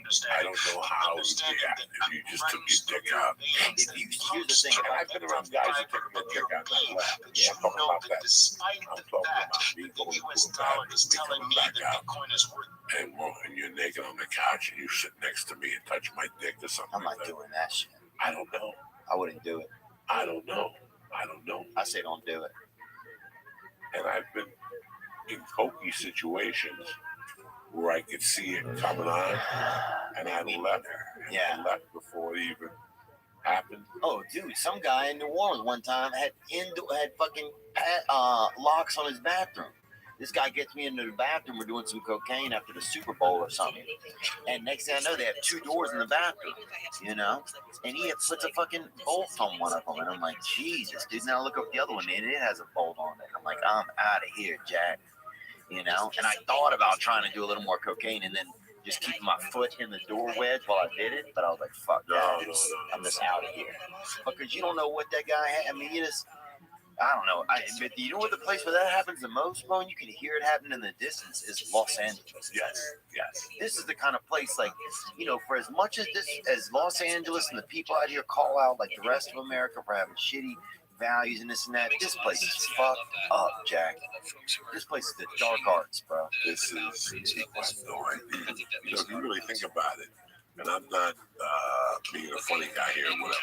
The Me Too movement has slowed down a little bit. Yeah. Thank God it was. I have a daughter. I was raised by a single mom. I have a wife. All my friends are female. Yeah. And I feel for you. But it was getting, I think, when Argento got busted, fucking the underage kid. Yeah. And then these women came out against Kavanaugh, and that, you know, 36 years is a long time. I changed up a lot. Oh, yeah. 36 years. Since 1982, I think of the person I am, and I've changed 4 times. So, Yeah. Agreed. you know, that's number one. You can't take that away from a man or a woman. Number 2, I think that, you know, you have your fucking Cosby's, you have your Harvey Weinstein. Harvey Weinstein was 10 times worse than what we know.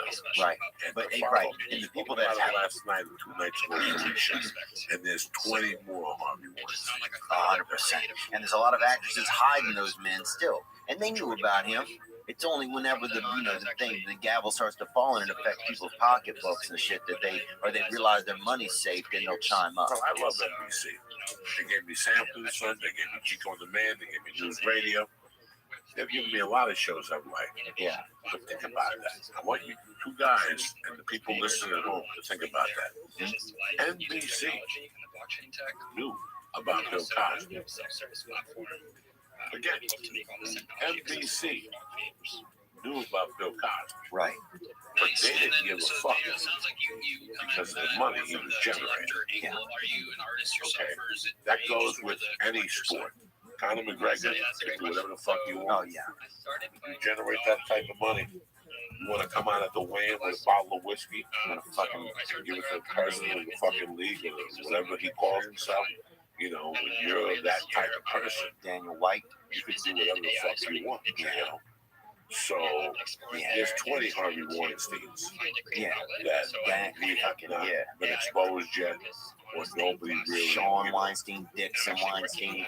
There's a bunch of Weinsteins that have not been exposed, that are hiding now. Went away quietly into the night and said, you know what, we got away with this For a long time. Nobody came out. Yeah, and here's one. You know, one thing that I started to notice when it was, you know, I see there's a lot of comedians out there that start to use it as and not even comedians. I mean, I guess there's just, it's uncomfortable when you start to feel like, and I just try to trust my instincts. I know a lot of women are, you know, taken advantage of.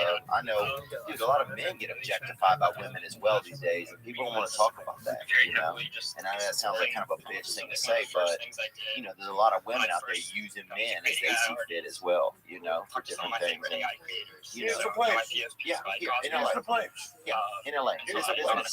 And so I don't like it when you get a lot of these, you know, fancy ladies saying, oh, feminism this and feminism that, but they're just selling books and bullshit to you. You know what I'm saying? They're just peddlers. They don't give a real fuck about anybody but themselves. And you know, that's one thing. I hope technology at one point can like tell people's hearts. You know, like I hope at one point, like a Fitbit, you can wear a Fitbit that tells you like if that person actually has any genuine care in themselves for you. You know, and I think that that's when technology is really gonna help us. Because right now we're out here fucking around. You know, people jerking off, guys addicted to their own, you know, semen and everything, all of this shit on the internet. It's just, you know, we're in the rock gut stages of technology right now. We're still learning about this shit. We're in a place, bro. But yeah, the Me Too thing was two stuff. It was two. Well, here, I just want to get this point out. Sorry to interrupt you. Girls started asking me, "Can I come on the road with you to open for you?" Right? And I was afraid to let them come with me because I don't trust. Like, any thoughts on this? But that's what that movement kind of did to me, because I've always tried to value women. Yes, like if I'm sure I've objectified women before sexually, you know, when it, you know, to be with a woman just for sex or had sexual interest, you know, like lead some of my thoughts. I think some of that's limbic in a man. You know, if I see a woman, I don't, you know, my first thought isn't like I want to, you know, buy her a house and just think about her always. Some of my thought is in my dick, you know, and that's nature. That's Mother Nature put some of your brain in the end of your dick. And the thing that gets me is like now it's like women will ask me, well, hey, could I come and feature for you? And it's like, I don't know. Like, that's very scary. Like, I've loved 2 years ago, I'd have been like, yeah, I'll give any woman, like, I don't have any issue with it, right? I'm not going to try to fuck this girl. You know, I respect her as an artist. But now I'm like, what if this girl has some crazy intention? Well, no. You know where you're taking on the road. I think, right, but it makes me second guess Kate that. Quigley and Felicia Michaels. I've known them both for years. Yeah, Kate, I have no issue. It would not turn me on to fuck Kate. I love her to death, and she's beautiful. She's like a little sister. Yeah. You know, Felicia's like a sister to me. Yeah. So if I went on the road with a woman that came up to me, like I've had women ask me, and they don't stay at the hotel, they stay at their own home, they live in Austin. Right. Like that. I have no problem, bro. I don't play that shit at all. I know what it's like to be a young girl. I have a daughter, and I remember what it was like 20 years ago. One day, who can't stand me? Right. Well, I'll do that. I was thinking about this the other day. You know who cannot stand me? You know, you can't mention my name around. Chelsea. She's the worst. The first time I met Chelsea Handler, I went off on her in a sexual way. And I found a long time ago that each time I grab a mic, each time I'm afforded the opportunity to speak to one person from a stage or give a platform, she was opening up the day at the town. outlet. I was fucked up on drugs. Did y'all ever fuck? I've done that here in this talk. Retarded? Are you fucking crazy? No, it's crazy we fuck so much. I think people fuck each other. I think I'm telling you, you can't mention my name around. I went to that black club. She still wants to fuck you. No, bro, stop trying to be funny. I'm not trying to be funny. There was no fucking involved. I was a fucking asshole. We were doing that dumb black club on fucking Jake's boss. Union Station, Beverly Boulevard. Up down the block from the chicken place. There used to be a club there one night. Comedy Union. Comedy Union. some free This had to subscriptions. be 1998, bro. Ciao for I was now. out there every night with a package. Stack harder. You know, and I met Oh, you were geeked up. I was geeked up, luring bitches with coke and shit. Yeah. And I go to And she's there. And I go to the comedy unit to do a spot. And I see Chelsea Handler looking finer than a motherfucker. Did she have big breasts then? Or? Oh, in 1998, Chelsea Handler was fucking banging. So we start talking. She tells me what her, she's very sweet to me. Yeah. She tells me what her credentials were. And not 6 minutes into the conversation, I'm like, let's get a rock of coke. And let me eat your pussy and shit. Her face turned pale. And she's crazy as it is, but I knew that I had done something wrong. And then 3 months later, she was dating a friend of mine. And I went to A black guy? no, white guy. And I went to a party and saw her. And the look she gave me was just horrid. And after that, somebody came up to me one day and they go, why did she hate you so much? And I go, because one night she caught me, you know, like just sometimes women throw you off. Like I'm saying, like you have no idea how good she looked at me. Yeah. Like this is when Chelsea had the Volvo. That's what she had the Volvo. Wow. She would go up to the store and do a 9:15 spot every night. Fucking bang. But I never met her before. Yeah. I never met her before. I saw her and we started talking. Next minute we were talking about cocaine and shit. And next thing you know, I'm like, Chelsea, I gotta tell you something. You look fine. Wow, yeah. Let's go somewhere and do some blow. And she was like, what the fuck are you talking about? Get the fuck out of here, disgusting fat slob. Really? Were you fatter? No, I was just, you know, a gross person. And I didn't know I was doing coke. And until this day, you can't mention my name. It's fucking hysterical. But at least I'm honest about it. Yeah. I didn't grope her or argue it. I just asked her the truth. You know, I was when you're on cocaine, man. From 98 to 2000 until I met Terry, 97, 96. That was all I had. I wasn't a handsome guy. Yeah. So I would just tell you, I got an 8-ball of coke and you got a pussy. What do you want to do? Yeah. You want to sit here and talk to Lee all night about fucking computers and podcasts? Or you want to come up to the room and get your little monkey with a coke? Yeah. If you said it to 10 women, 2 of them are going to go home. Oh, dude, I'm about to go home with you, bro. If you say it 10 times right now. If you go up to 10 women and say that, one of you is going to take you up on your fucking own. Yeah. You want me to fucking it was crazy. Hunt that fox with this rock. It was baby. crazy. Oh, dude, that was crazy. So I remember, man. And she, I remember she came into I was working at some club over there. They used to have that. When I moved to town, man, I really started doing comedy in Los Angeles. You know, when I really think about it, like, I think the first time I ever went up on stage was in New Orleans, but after that, I just happened to be out here. I came out here to visit a buddy, and then next thing you know, they had comedy. I ended up living with my friend, and they had comedy down the street from us over on San Vicente, over in Brentwood. And so they had a place over there. That guy with the wooden leg used to run. It is a game changer for collectors as well. Like, it's such a clunky White Boys of experience. Comedy, Mark Franco. It does take away Mark, that somebody, almost not the TJ Mark, relationship different aspect of TJ. I've invested in this artist or I own these It pieces, was like the 2 blocks away, gallery. so I walked down there on culture. Wednesday night. And it sounds like your platform is really But offering that anyway, and Bruco had a room giving over there in back Westwood. that And Chelsea Anna almost would the come in, specialness of and having a Moore would music come in interview. and stuff. And this was, Chelsea wasn't like famous or anything, but she was kind of popular, you know. She was a comedian. It was a real amateur over there. And yeah, I just didn't like her. I went and did a show one time, and she wouldn't even look at me. She just treated me. And then on social media and stuff, it's like, social media is not a good way to judge somebody, but, you know, sometimes we do.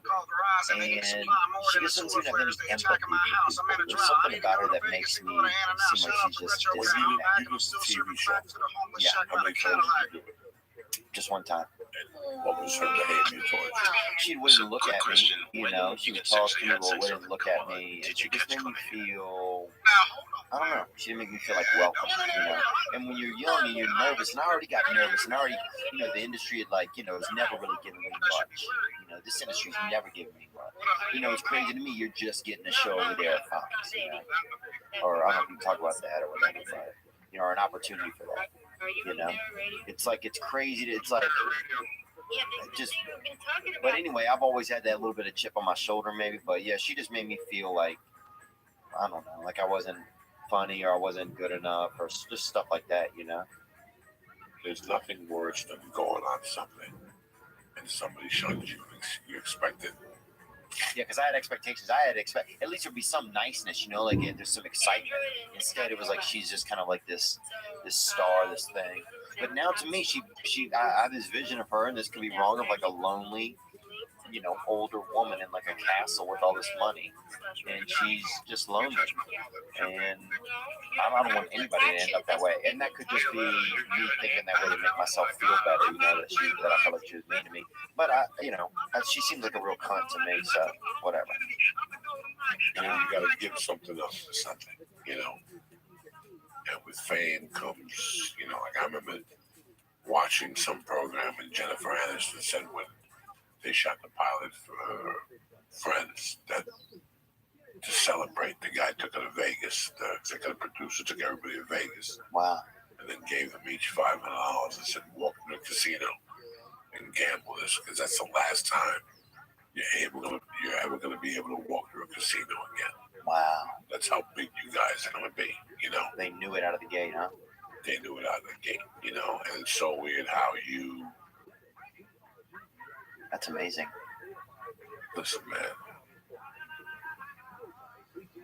I was in this for so long, and I struggled for so long as a human being, that no matter what you throw at me now, it wouldn't change. Yeah. Like, I'm done. Like, yeah, you already baked. You only had me to go crazy when I was maybe up to 32. Yeah. 33, 34. Yeah, I would have gone a different crazy. I would have gone drug crazy at that age. But I always knew what I was. What makes people crazy in this town is not knowing what they are. Either they're too much or too little. It's like being somewhere where you don't belong. I always stress that because one day you're going to do that and you're going to see how bad you feel. And you're going to think of me as a comedian or an actor. You know, when you shoot a show, you ever shoot a show, somebody, and you go to these shows and you see the same fucking comics. They're always coming by to say hello. Yeah. Yeah, I've been invited to this, so I came. You know, look at them. You know, have you shot this show? No. And you feel bad for them. You go, then why the fuck are you here? Because I shot this show, one episode, and I feel bad being here. Like I shot one scene on one show, and I feel like a fucking asshole. So you didn't even shoot the show. You're down here doing what? What is your purpose? Yeah. What is your fucking purpose? You look like a fucking idiot. Yeah. You eat free food, whatever. You don't belong somewhere. Do not be at that fucking place. Yeah. Do not be at that place. You asked me this question before. You take me on the road. He's been doing comedy less than you. Yeah. I didn't realize that. I would not do him any favors. Yeah. It would not do him any favors. It would ruin it. Yeah. It would ruin it. I know that. He's not ready by no means. Yeah. He's 2 years away. Wide ruined. His whole perception of stand-up would be ruined. That's a good point. That's very true. Whole perception. I took him to the ootd. He saw what it's like. Now the rest is up to him. Yeah. He's 2 years away from even stepping on the stage with me on a plane. Yeah. Because I know what it would do to him. Yeah. He needs to go on his own now and go to Lexington, Kentucky, and go to all the places where they've never seen a Jew. Yeah. And do that. And Jay get on back down, to me brother. in 2 or 3 years. You can do blackface too if you're Jewish, I think. Don't you guys get that? No, I think I'll hold off on I that. just fucking fired Kellen Megan. Now you gotta bring up blackface. Like a kiss of death tonight. What the fuck is wrong with you? I don't want to hear blackface. I don't want to talk about blackface. They just fired Megan Kelly. You want to bring up blackface? You got great things happening in your fucking life. Leave blackface alone, all right? I just didn't know if Lee could do it. No, I'm gonna hold off on that one. No, it's the truth. Yeah. I would not be doing him any favors. Oh, you wouldn't be doing anything. The first guy that took me out, I was doing comedy 4 years. Yeah. First time I got taken out, and I wasn't ready. But it was fraternities. Right? Really? Yeah. Who was it? His name was Todd Jordan. They took me on like 2 or 3 or 4 weeks of fraternities every night. It was rush season, whatever that is, and he would have a different frat every night. 2 frats, 3 frats. And I've been doing comedy 4 years, and I was just bombed. I was like an Arab. I was just going into places to bomb. I would call a bomber. You guys are prepared, you're going to get a bomb. I wasn't ready. And at that time, that's all I wanted. And I would say to myself, I'm happy I didn't get this call 3 years ago. I still remember going and doing comedy a couple months and going to an NBC. No, Johnny Walker. The liquor? In the 80s and 90s, if you wanted to be anybody, you had to win the Johnny Walker Red competition in San Francisco. Wow. That's what elevated me. Every year, Johnny Walker did a national comedy competition, and it would end up on Channel 13 or something, but you still got national exposure. Yeah. And now you went into clubs. That was one of the credits. It was either that, The Tonight Show, or HBO. Oh, yeah. So that was the exposure. When you talking about? The first time Todd Jordan takes you on the road. So Todd Jordan. I took you on, you weren't ready, you said. I was almost You ready. were bombing. Sorry, you were, yeah, I was you were bombing. not saying that. You took me on a 3-week camp. Wow. What that is 3 weeks of doing comedy every night. 3 weeks, 5 nights a week. And you get to adjust. And that really helped me right away. That was a big push. When I finished those 3 weeks, I was a better comic. Then I was doing triple. Then I started doing triple. Yeah. And I did triple runs for 4 years. Wow. And that's a complete different adjustment. That's every night you got to adjust. But drive 8 hours was fucking do radio. Oh yeah, that's fucking navigational comedy. You know, sometimes you finish the gig and drive that night because you got an 8-hour drive. I might as well get to the hotel and sleep all day. You know, it teaches you how to deal with this. Yeah, that's what I struggle with now. Yes, It's a lot of not taking care of myself and not timing things. a lot of people don't know. You know, there was a comic. His name was Doug Williams, a great guy. Great guy. He created the show. He got Martin to sign off on it. Wow. And it was one of the first comedy shows to go to Stars. Stars was a black network at the time, and they had a comedy series. And it did like 3 years. That guy today, a friend of mine called me and said he wanted a cruise ship. He saw Doug Williams on a cruise ship. Wow. What happened was Doug Williams he went to a roast. Oh, yeah, and Jamie Foxx made fun Jamie of him. Foxx tore him up. He That's didn't- kind of mean of Jamie Foxx. Did you think that? Very mean to Jamie Foxx. But the problem was he didn't belong there. He did not belong there. Doug Williams didn't. No, he was nobody to belong. He was too young to be up there. Not too young. He just didn't belong there. Just did not belong in that room. He knew it, but he was a gabon. His eyes were bigger than his stomach. Yeah. And he went there anyway. He got burnt. Yeah. And that ended everything. You cannot go somewhere where you do not belong in comedy or in life. Right. If you don't belong there, don't go down there because you're going to get in trouble. Yeah. That's a good, man. That's a really With great- stand up, I hate that shit. When people say I'm out there, what do they call it? Running the light? No. What do they call it? When they go out and mingle, there's a name for that. Network. Network. Oh, You yeah. can Fuck network. that. Rub my balls on your network. I've never been to network. You network on stage. You network on stage.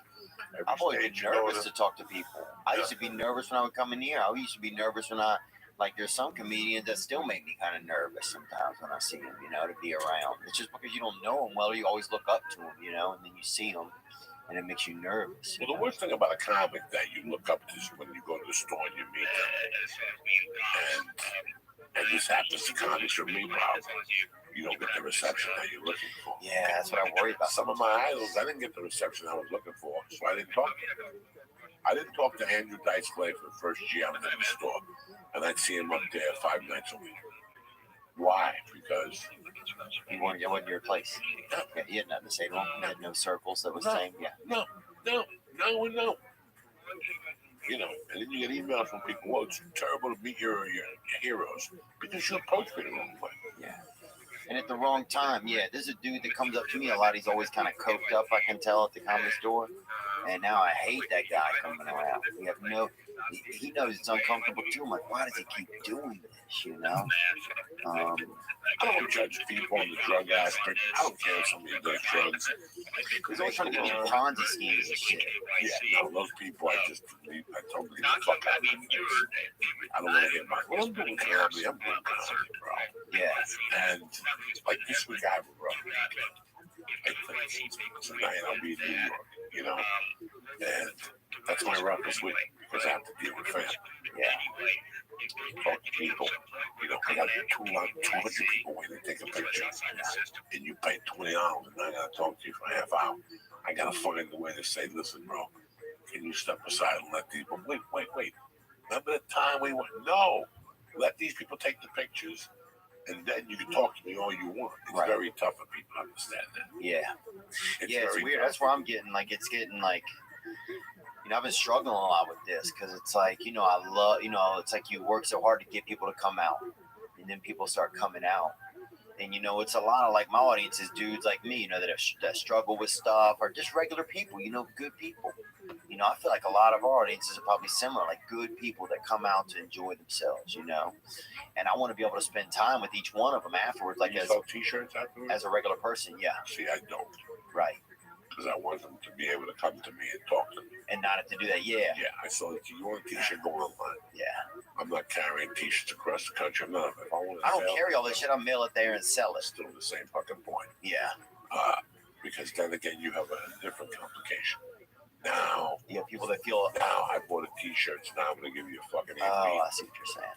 I don't have time for any beat in between shows. Yeah. I need to focus in between. You want a good show from me? Yeah. Or you want a fucking t-shirt? Right. You want a good show? Let's forget about the fucking t-shirt. Yeah, I'll tell people, don't feel obligated to buy a shirt to come and say hey. Or to, but yeah, because think about it. Would you go say hey and not buy a shirt to spend money? No, I'd rather you not sell the fucking shirt and let them come over and shake their hand. Yeah. You know, it's like when people pay for VIP packages. I feel bad for you. Yeah. I feel bad for you. For two reasons. I would never charge to do a VIP package. Because now I'm forced to talk to you and you're forced to talk to me. That's not a relationship. Right. That's bullshit. I would never sell a VIP package. I want you to come up to me after the show, take a picture, tell me what you got to tell me, get the fuck out of here. Yeah. If you pay the $85 for VIP, that means I got to hear you fucking in being for 2 hours. Yeah. We don't have 2 hours. Right. You know, I want you to come to the shows. I want you to enjoy yourself. I want you to take a picture. You know, communicate while we're taking a picture. And then you got to go. There's 200 people behind you. Right.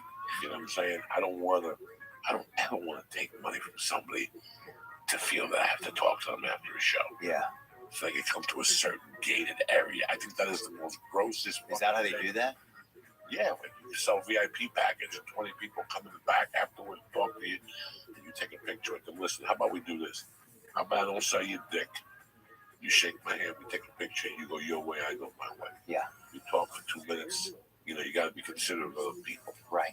And that's it. And most people are, but here's the thing that I'm running into, right? And so this is a good thing that I can ask you, actually, because you have experience, is I'm noticing, like, so I'll go out after the first show, right? And there's a line, like you say, you know, there's 100, 150 people want to say, hey, want to meet me, and I want to meet them. But then by the end of that, I am so, like, just exhausted emotionally, bro, that then it's like the second show, I find myself being more temperamental because, like, all of, like, your kindness and you just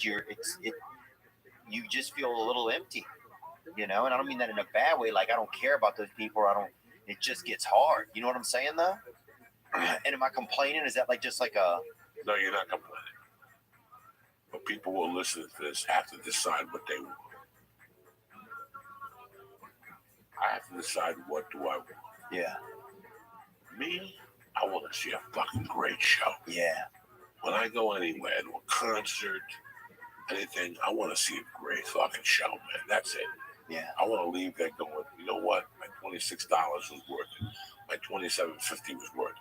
So for me to do that, guess what? Sometimes, number one, the shows are sold out. Yeah. The staff, as soon as I get there Thursday, they say to me, listen, you sold out Friday and Saturday. We only have one exit. Is there any way you can't come out in between shows? Now, you know anything about me, that breaks my heart. Right. Yeah, that's how I I feel. know you got a babysitter. I know you drove, you paid to park. I'm aware of all these things. Yeah. But guess what? I got to do what's best for the club and for the people for the second show. Yeah. Somebody talked to my wife and me selling T-shirts. And I noticed that emotional hour in between was, by the time I got on stage for the second show, there was nothing left. Yeah, that's what I'm starting to notice a little bit. People, there's nothing left. There's nothing.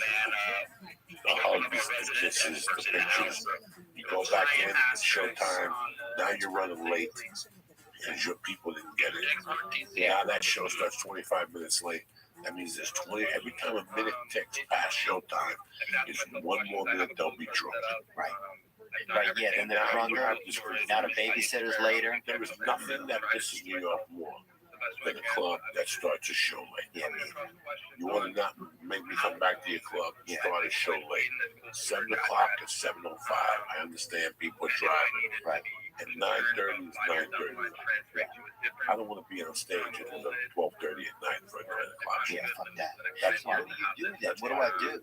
You know, man, if the first show is sold out, I cannot go out. Two things. The first show is sold out. The club does not want you to go out. And your fans are okay with that? They have to. Yeah. They have to be. We're not in the picture business. We're in the comedy business.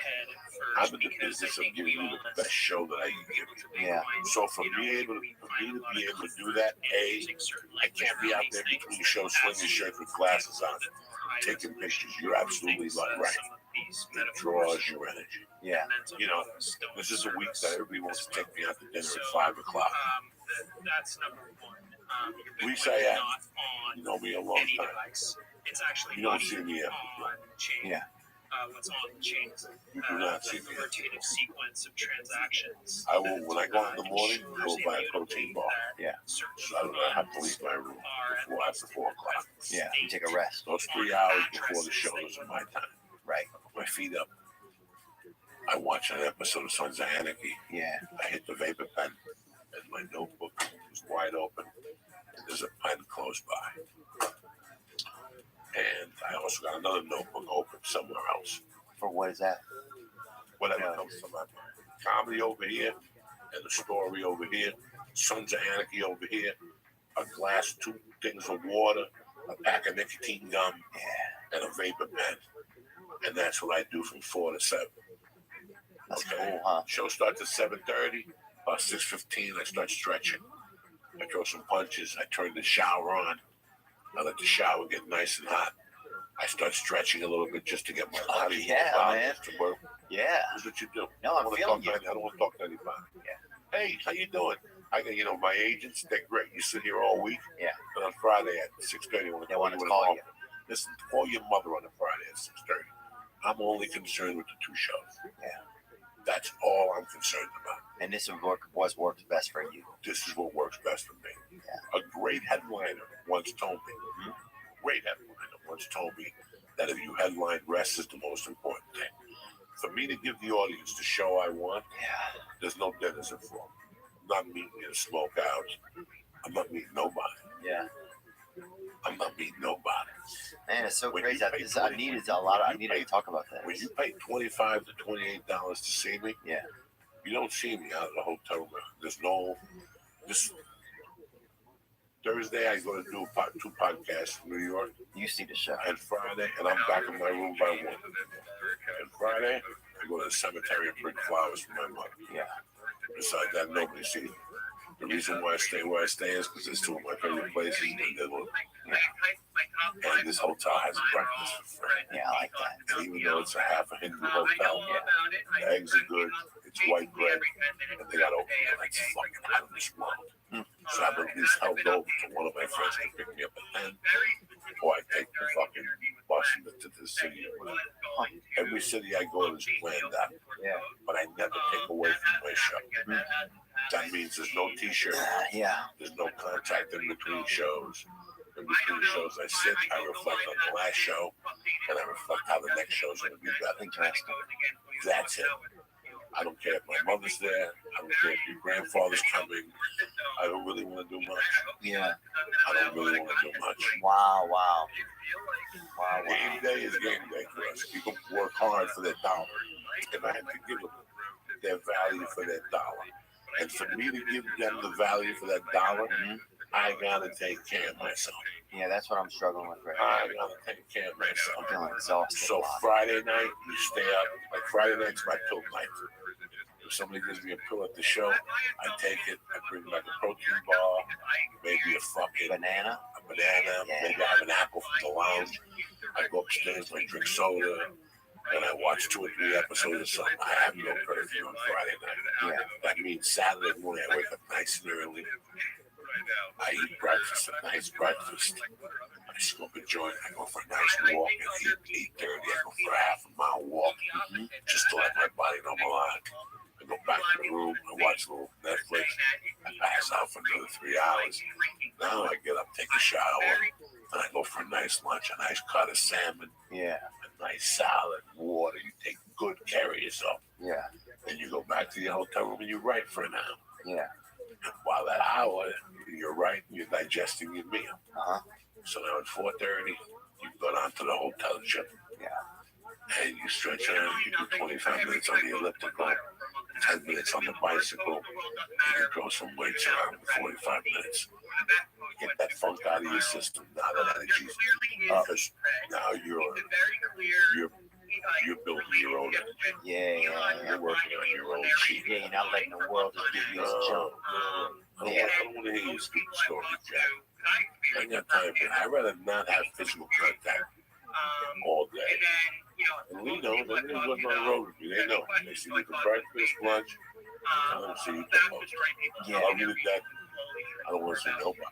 Yeah, man, that's And interesting. that's the best show I can give you as Joey Diaz. If I deter from that plan, we don't have a good show. So after the second show, you'll do the pictures. Yes. After the second show, I'll do the pictures. Maybe I need to start trying that. Because I just been, honestly, man, I know 1,000 people don't do dick. There's 1,000 people out there who don't do dick. I will take pictures with you. Before shows, I have a superstition not. There's one time in Columbus, a hippie hugged me and he had armpit of death. oh yeah, And it got on my shirt while I was on they stage. got grilling cheeses. I could smell fucking onions for 2 shows. Now when I took pictures of people looking at me like I smell, Yeah. you know, it takes a long time to turn to comedy. By the way, I always want to thank you for supporting me on the Netflix special. You showed up. You showed up on your own dime. You saw The response has been good, huh? the responses were great, but it's really weird. I mean, for that, I had too many distractions. Yeah.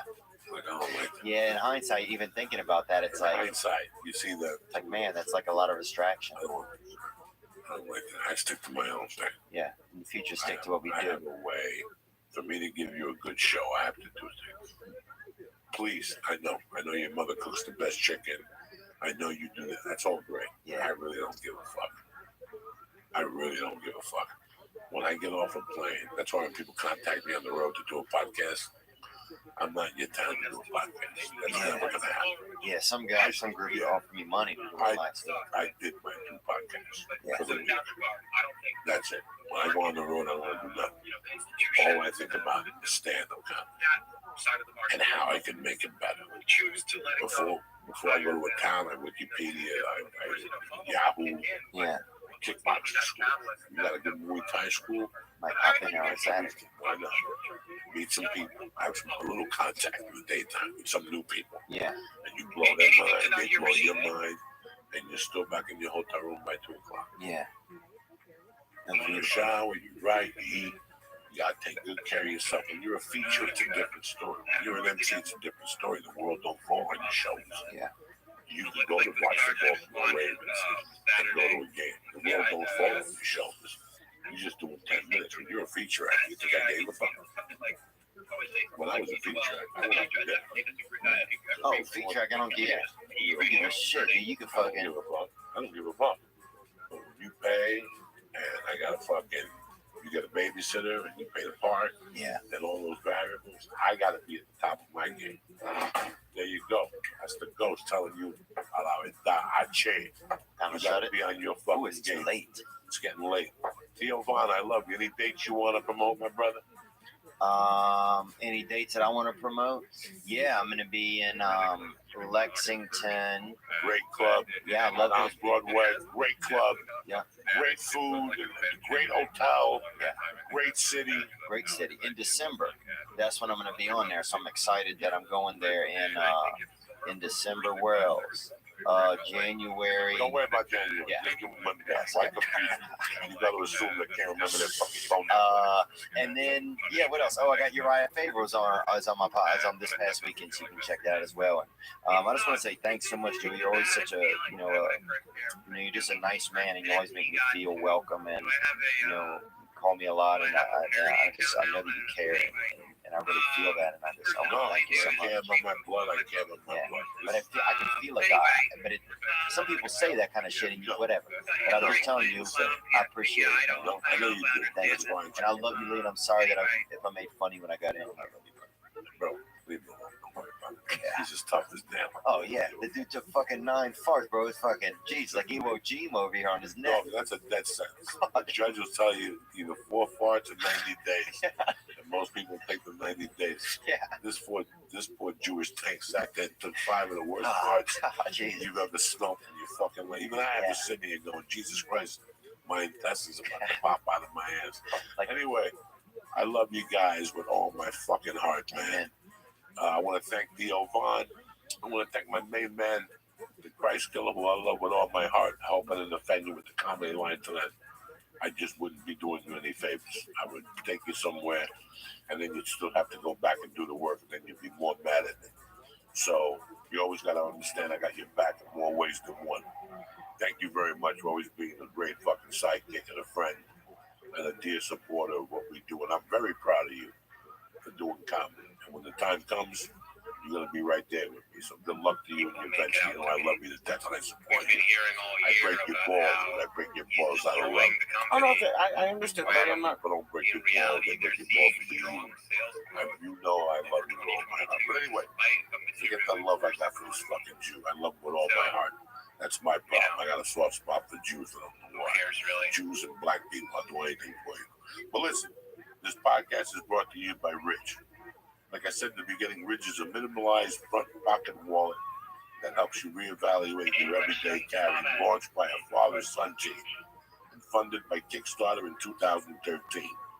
The Ridge now resides in the pockets of over 250,000 men and women. Listen, my old wallet was stacked with shit, the kind of bullshit where you're carrying around for months and years. Say whatever you want to hear, you got to get rid of that shit. Talk about all the pointless stuff that we carry in our wallets. Receipts, hotel room keys, hookers' addresses, spent gift cards. Get rid of all that shit. The leather blindfolds men use resemble suitcases more than wallets. The Ridge helps you carry less, but always what you need, right? Listen, I love the Ridge personally. When I travel, that's what I got. I got the Ridge, 2 credit cards, a PBA card, and my ID, and I'm ready to go. So do me a favor. Like I said, it's minimal. It's front pocket wallets are designed to help you ditch your bulky wallet. The Ridge wallet is slim, RFID blocking, and it has a lifetime guarantee. And it's going to be the last wallet you'll ever own. So do me a favor. What I'm going to do for the church family today, first off, go to Ridge.com.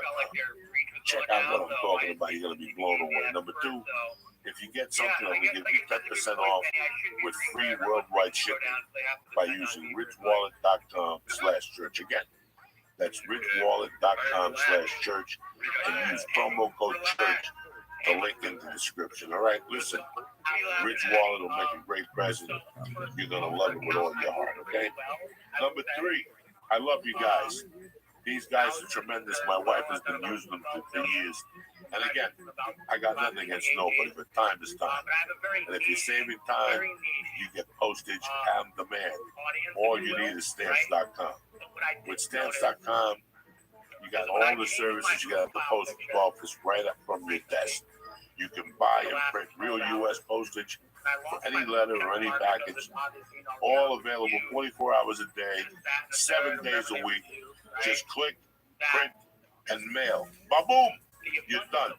Stamps.com will even send you a digital scale.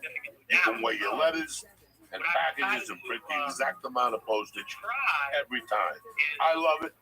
My wife uses to sell out the cups, the t-shirts. We've been using them for years.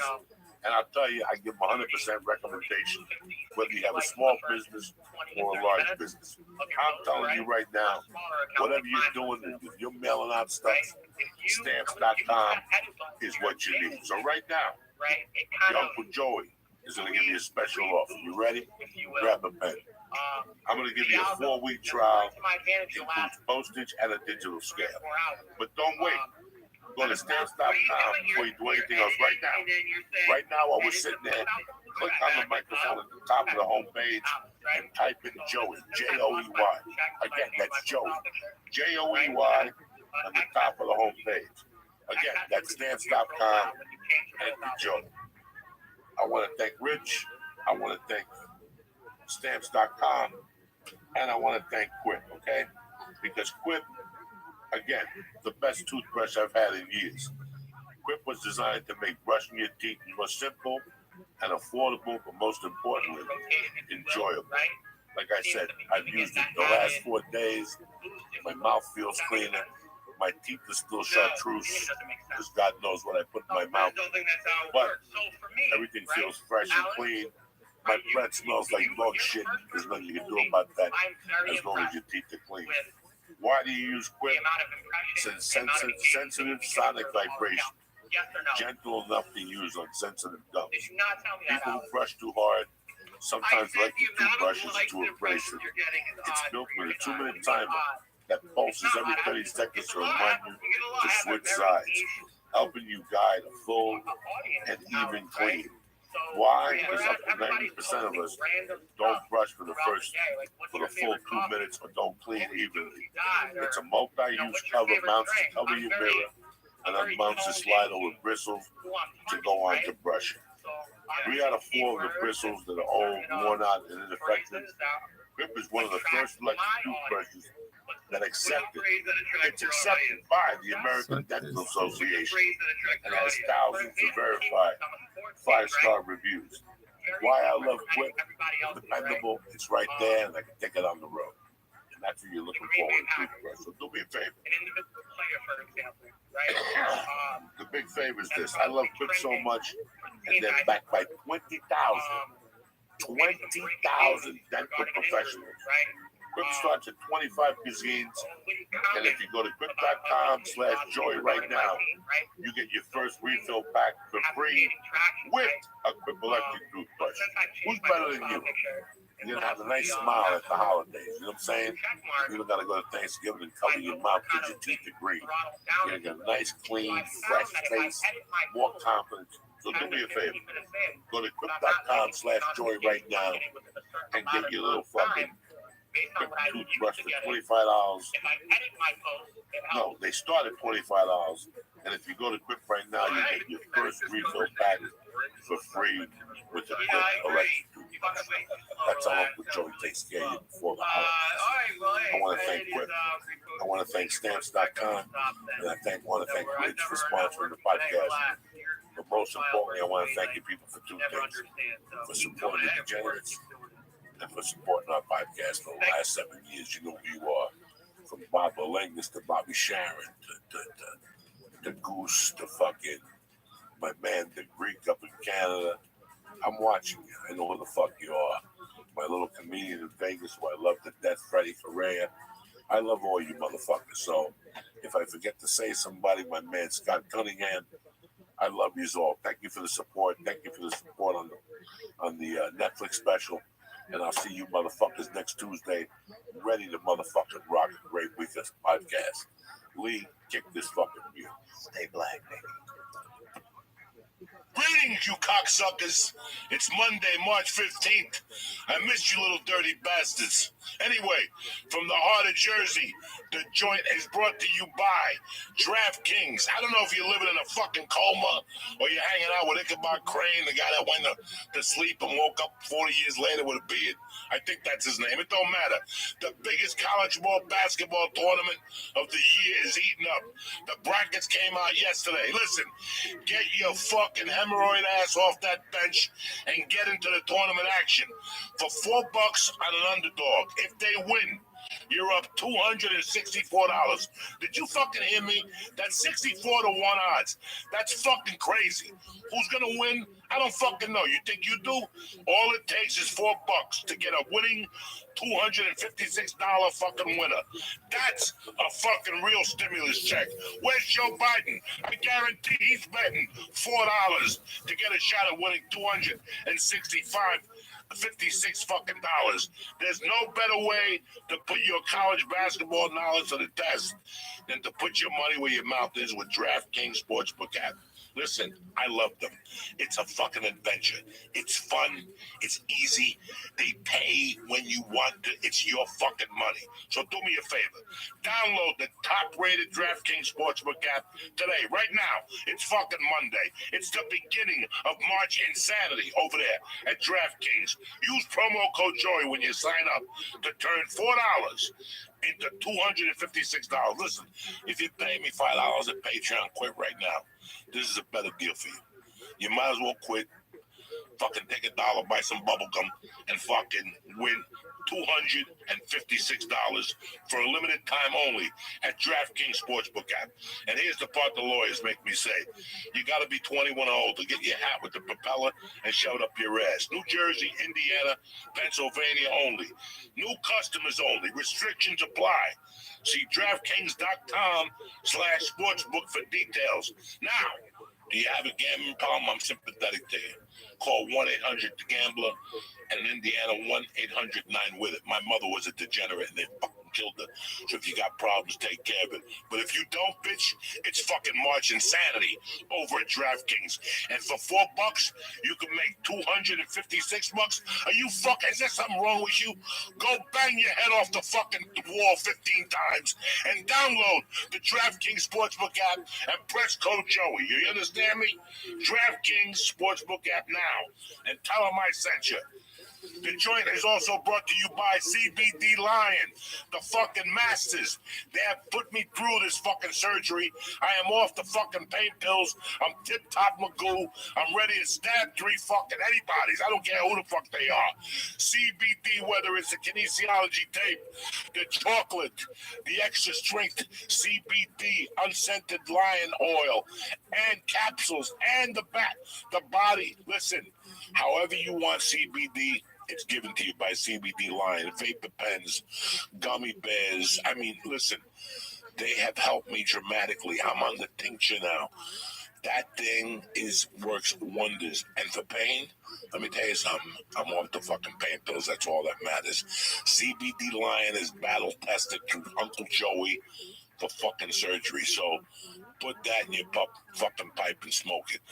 The joint is also brought to you by one of my fucking favorites of all time, Manscaped. You got to take care of your balls. You got to take care of your balls. It's tournament season. It's going to be balls to the walls everywhere you look. Avoid the upset and trim that fucking nutsack with Manscaped. That trimmer is the real champ. Listen to this. You hear that? That's the Lawnmower 3.0, the best trimmer known to mankind. I would shave an eyebrow off to show you how effective it is, but I needed the fucking browbeat cocksuckers. The only ball trimmer with advanced skin technology that won't snick or snag your nutsack. Protect your little basketballs of life.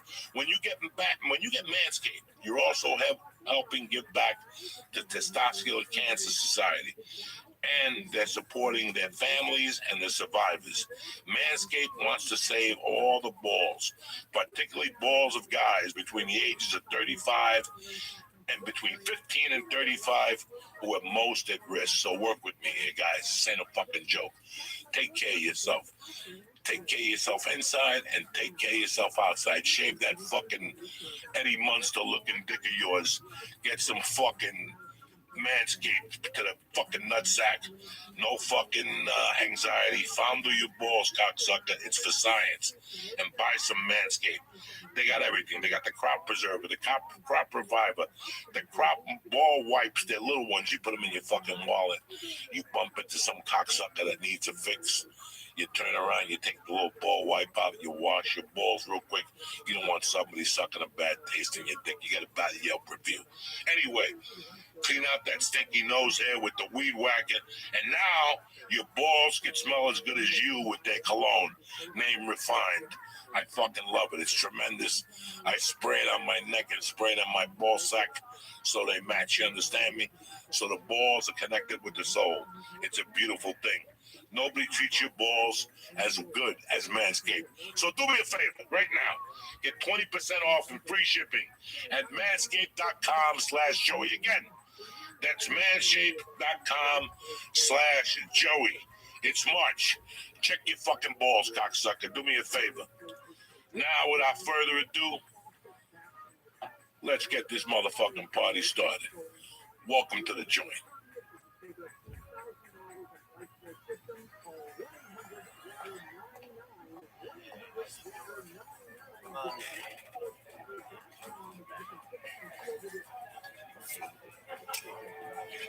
Check 1, 2. Welcome to Uncle Joey's Joint.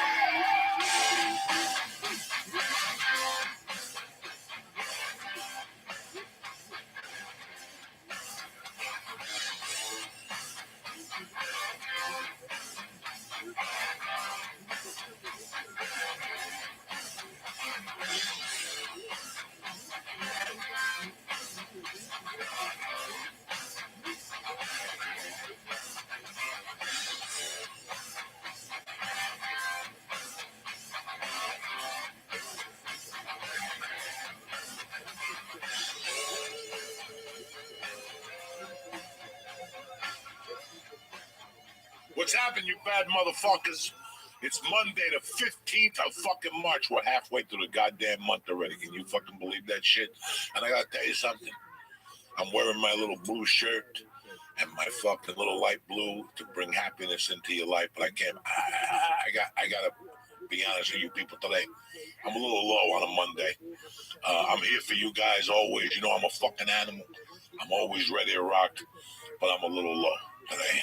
I'm very upset over the Jennifer Lopez. J-Lo broke up with the back, Alex Rodriguez. I just can't fucking believe they broke up. I was cheering for them. Are you people fucking retarded? I don't give a fuck that they broke up. She just ate up another poor fucking soul. You know what I'm saying? She's eating up Puff Diddy, fucking Puff Daddy's cousin, fucking Ben Affleck had to get a new wig.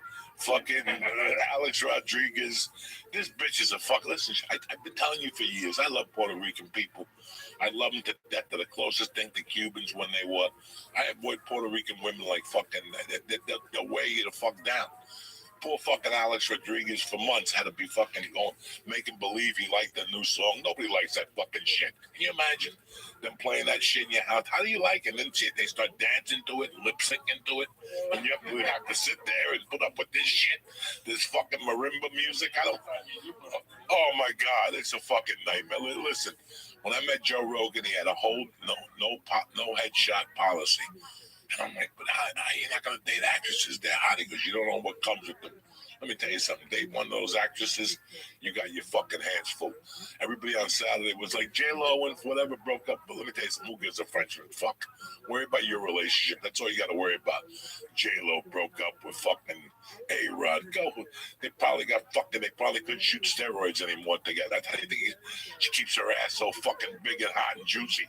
By fucking doing sit-ups. Yeah, you bought that fucking line, cocksucker. She's doing like a Darabalin too. But anyway, it's great to be here on a Monday. Fucking great weekend with the family again.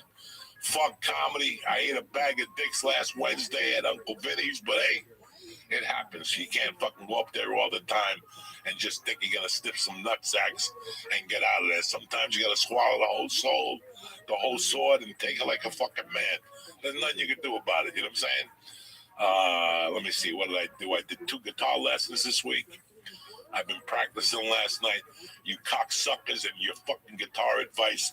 You know I got an addictive personality. You know it. And you're throwing videos at me and Joey do this and Joey listen to this fucking thing. You guys are gonna fucking put me in a guitar fucking rehab. People go to rehab for fucking cocaine and pills and reefer. I'm gonna be the only half a fag playing like a ukulele for 10 minutes. I have to wean off the guitar because you cocksuckers keep listen, I'm just getting started. The best thing about me getting started with the guitar is it's not like comedy, it's like anything else. I got no illusions of grandeur. By the time I get good, I won't even be able to fucking hold the fucking thing. I'll be like the guitar player from Motley Crue. Have you heard anything about the Motley Crue ticket tours? Remember they were going to do that big tour with fucking Poison and all those people? That shit ended. Mick Mars is 60 going on 90. He said he can't even pick up the fucking guitar. He's going to have a little midget hold it for him while he struts fucking Dr. Feel Good. You know what I'm saying? Are you fucking crazy? By the time I get any good, I'm going to be fucking 100. So relax.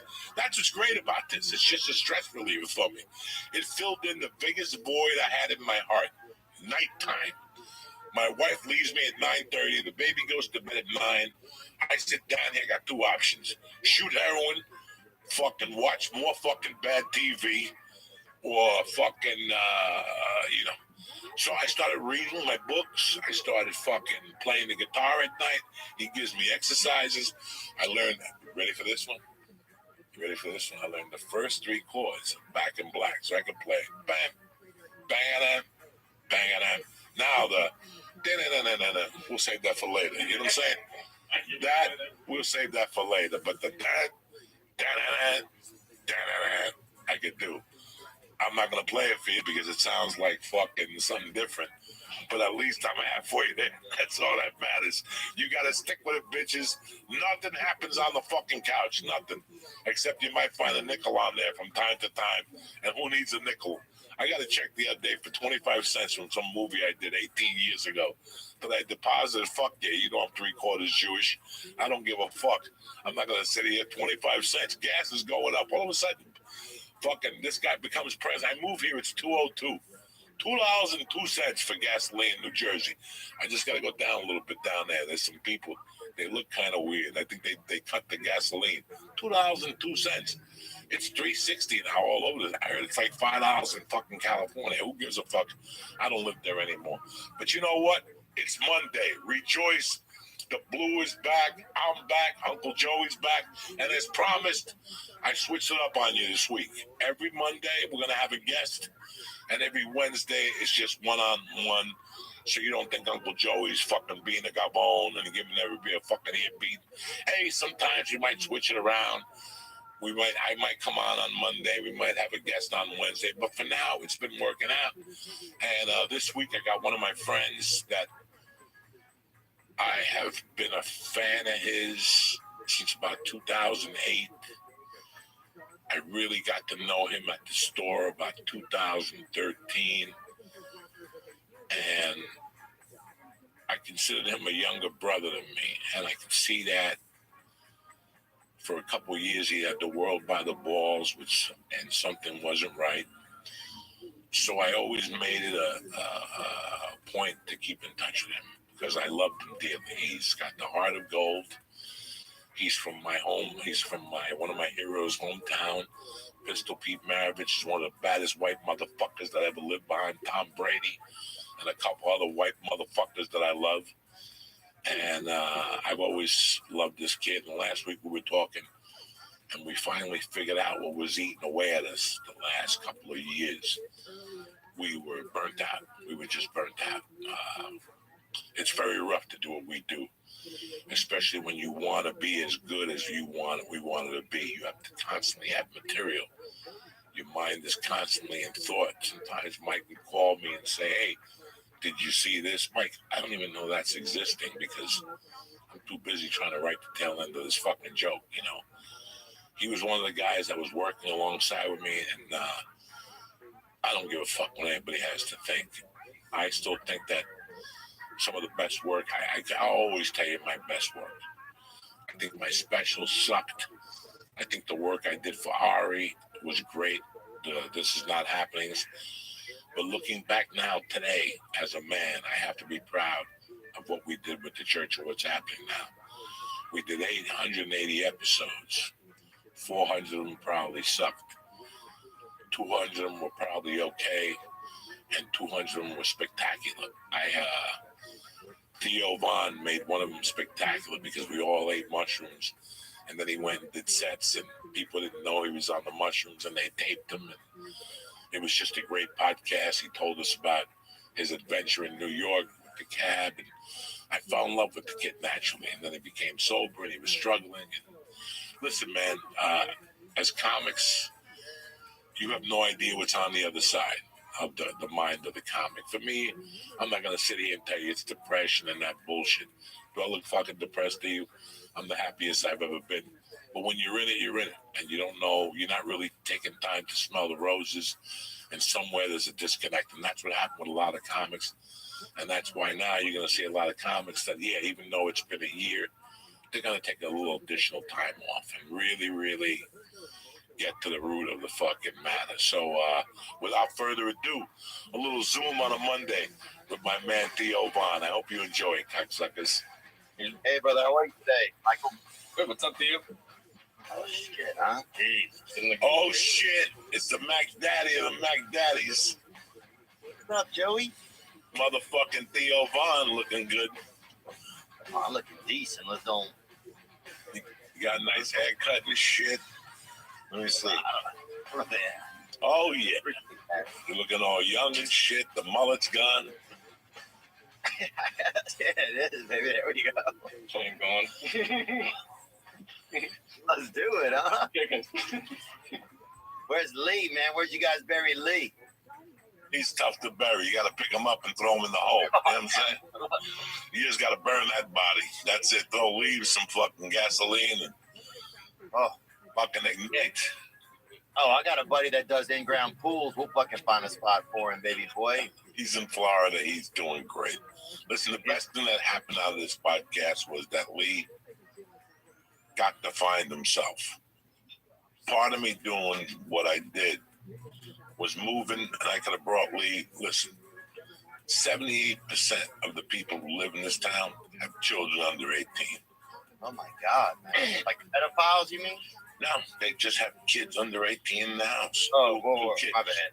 Their own kid. This ain't a fucking kid town. If Lee was sitting in his room on Studio City in Laurel Canyon, and there was no action, can you imagine out here with trees and deers and shit? No. So he went to Boston, he went to Milwaukee, got a job, helped the guy put together an app.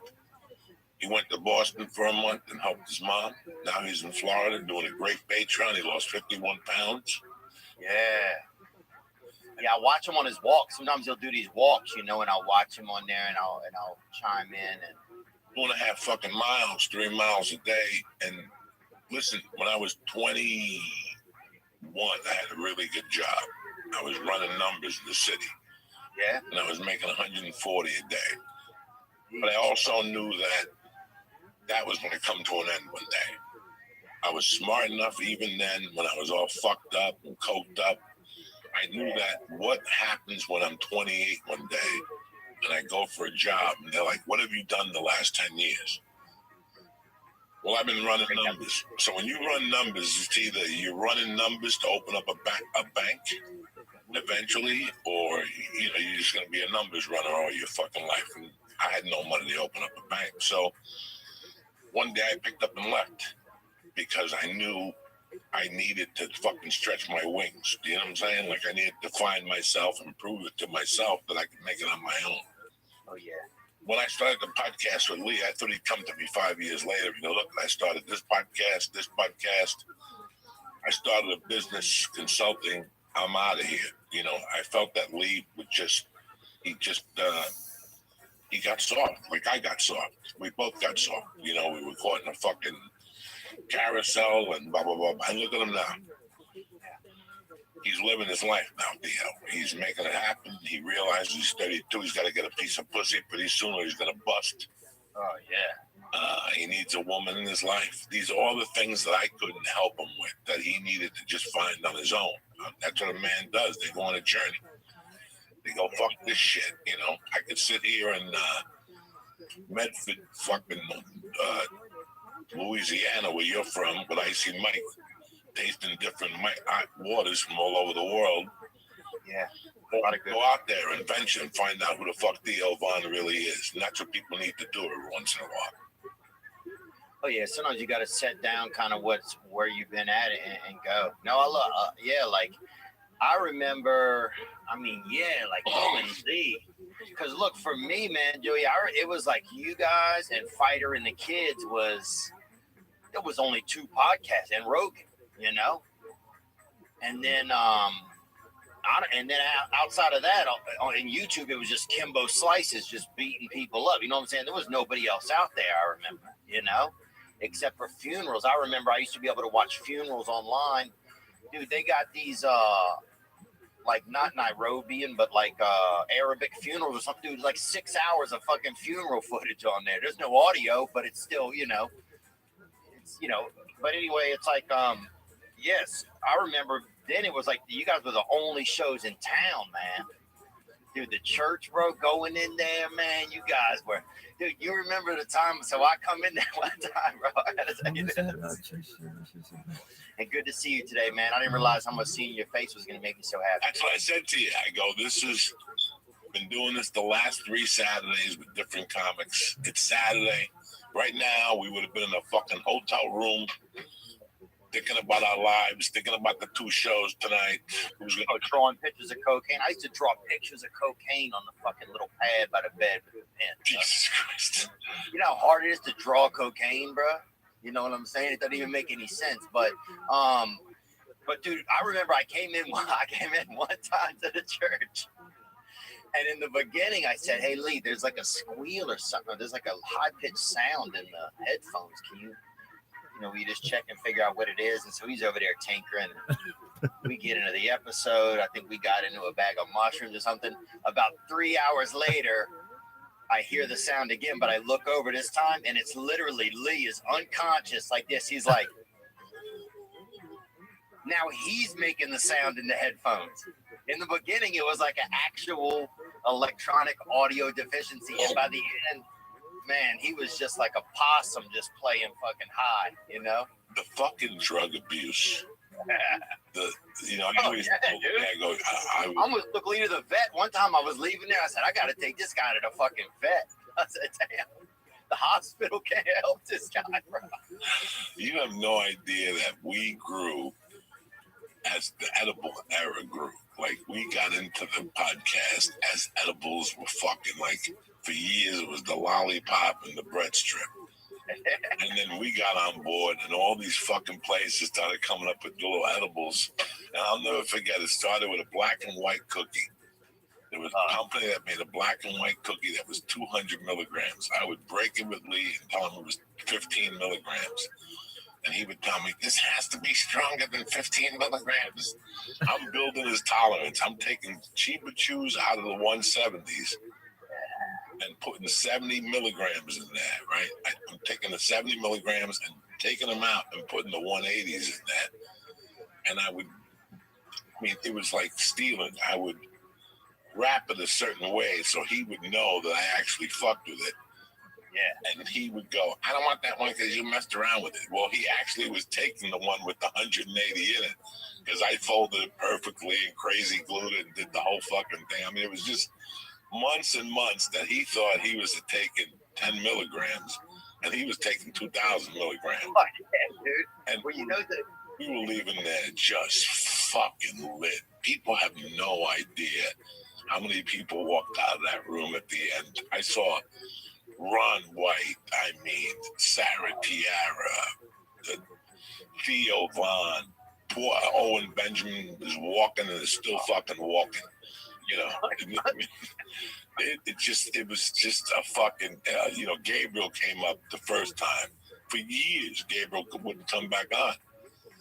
For years. He said he left there and he couldn't stop eating turkey sandwiches. He said he went home and he must have ate 15 turkey sandwiches. It was just, and it was fun while we did it. Because listen, Theo, I felt this.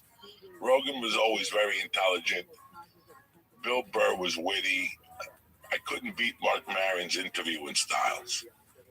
So for me to get up there, I had to do something from the outrageous. So I figured we'll go out there with my strength, which is fucking my tolerance.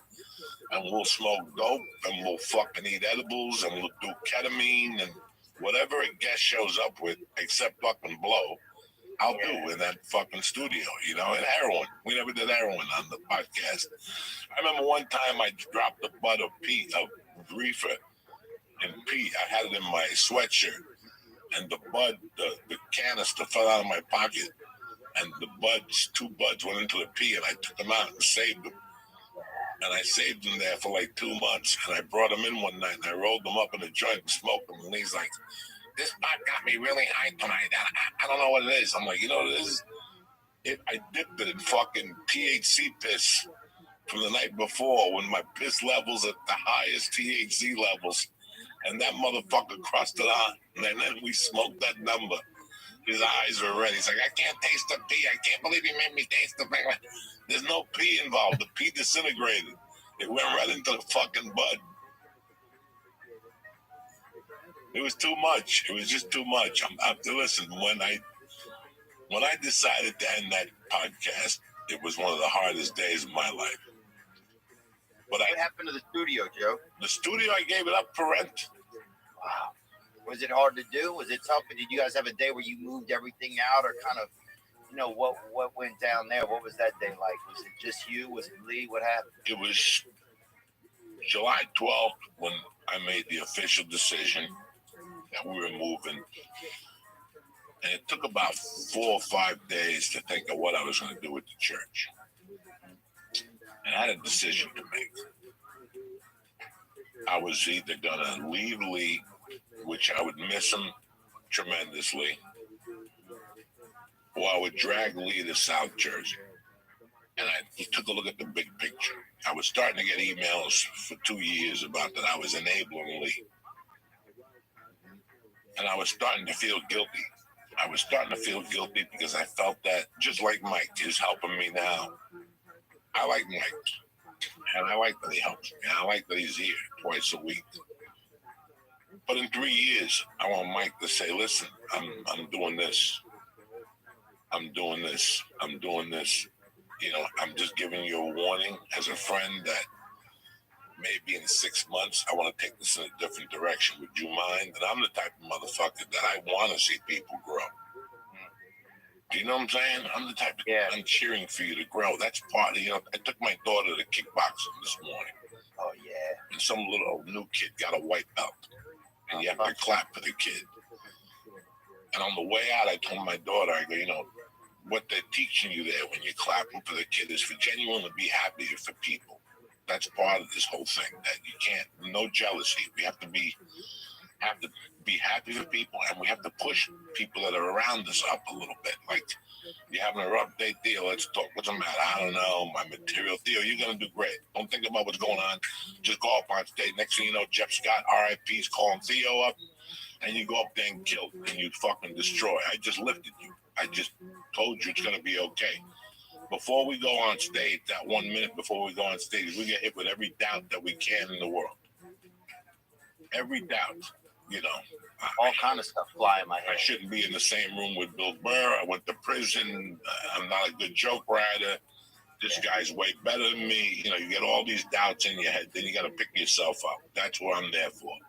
Because for years, I would look at that stage and I know they're bringing me up. The lights on blue. You know how many nights I almost ran the fuck out of that? Like, just coming to the stage, Joey Diaz, just bam, and fucking I'm running on Sunset Strip in a fucking car from fear. But no, that's when I would sit there and go, fuck this.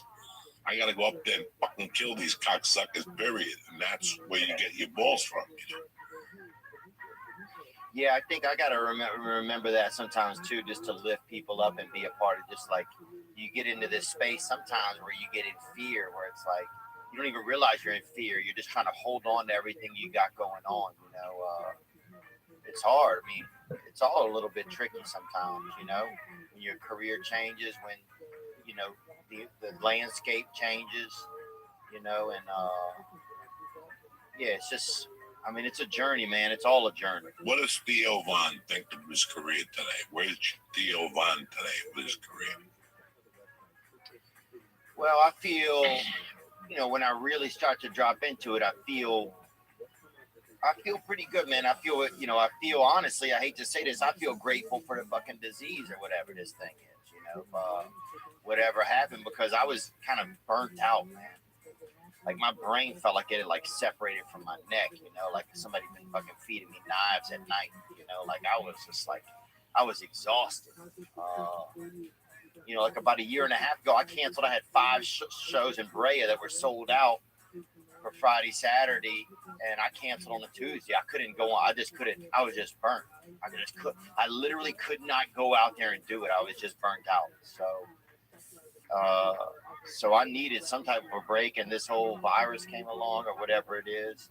And so now I feel a little more hopeful, like I'm getting more excited. I was grateful to have podcasting during that. You know, like we've been at least able to survive. You know, we've been at least able to like, okay, we got a microphone. You got Michael over there. We got Sean over here. We got a producer. Okay, how do we start to piece this together, you know? And week by week, you start to get your set back behind you and you figure it out. And then you start to really like, okay, I think I can do this. Okay, he can come in on a Saturday. We can do this. You know, start to build it back up. And I'm starting to feel again like I can get on stage again, and it feels kind of fun. You know, like I didn't want to get on stage for a year, honestly. I was just cooked. And we did a lot, man. During that 5 or 6, I don't know. You guys did it for so long. You guys, Fighter and the Kids, you know, you guys did it for so long. But I just got into that wheel where it was like 3 episodes a week and going out of town and doing the shows on the weekend. It was like I felt like a remote control car, you know, but some fucktard had the remote and we didn't even know where he was, you know. I felt like, Jesus, who's got the damn remote, dude? You know, I felt like some brother was on PCP and he had fucking happened upon the remote, you know, like my goose was fucking grilled, baby. So right now I feel like, okay, what do I want to do? Like it took me a long time to feel like, okay, this audience is going to stick around. Like I felt like, man, like I think in my whole life, everything I always felt like when I was a kid, like I didn't know if things were going to stick around. Like I didn't know if the next second was guaranteed or if the next, you know, if when my mom came home, if she was going to feel okay or if she was going to be happy. There was never any guarantees, you know? So I think it took me a while to feel like, okay, if you go sell a show in a year, put your name on a bill in a year, people are still going to come. So that's where I'm just kind of getting to. I feel like personally, like having some confidence that I don't have to fight every single second for somebody to be there. That, okay, you've done enough work where people are going to come. You can start to be a little bit more like come from a place of like planning instead of a place of like desperation or reactiveness. You know, I feel like now I can kind of take action. So yeah, I want to maybe do some touring later in the year and in the next year. I got a cartoon I'm thinking about trying to work on. I think about putting together a book or something. But man, I didn't realize how happy till just this moment, how happy I am to be here with you today, bro. Thank you, dog. Theo, let's go back to 2006. I'm playing Beaumont. You're doing some casino in New Orleans. I heard of your name. You had done something for MTV or whatever. When did this hit you in the face, that your little fucking dream that we both had, this little thing we started living in? What year did it start going into motion for you? I guess that it started going into motion, I would say,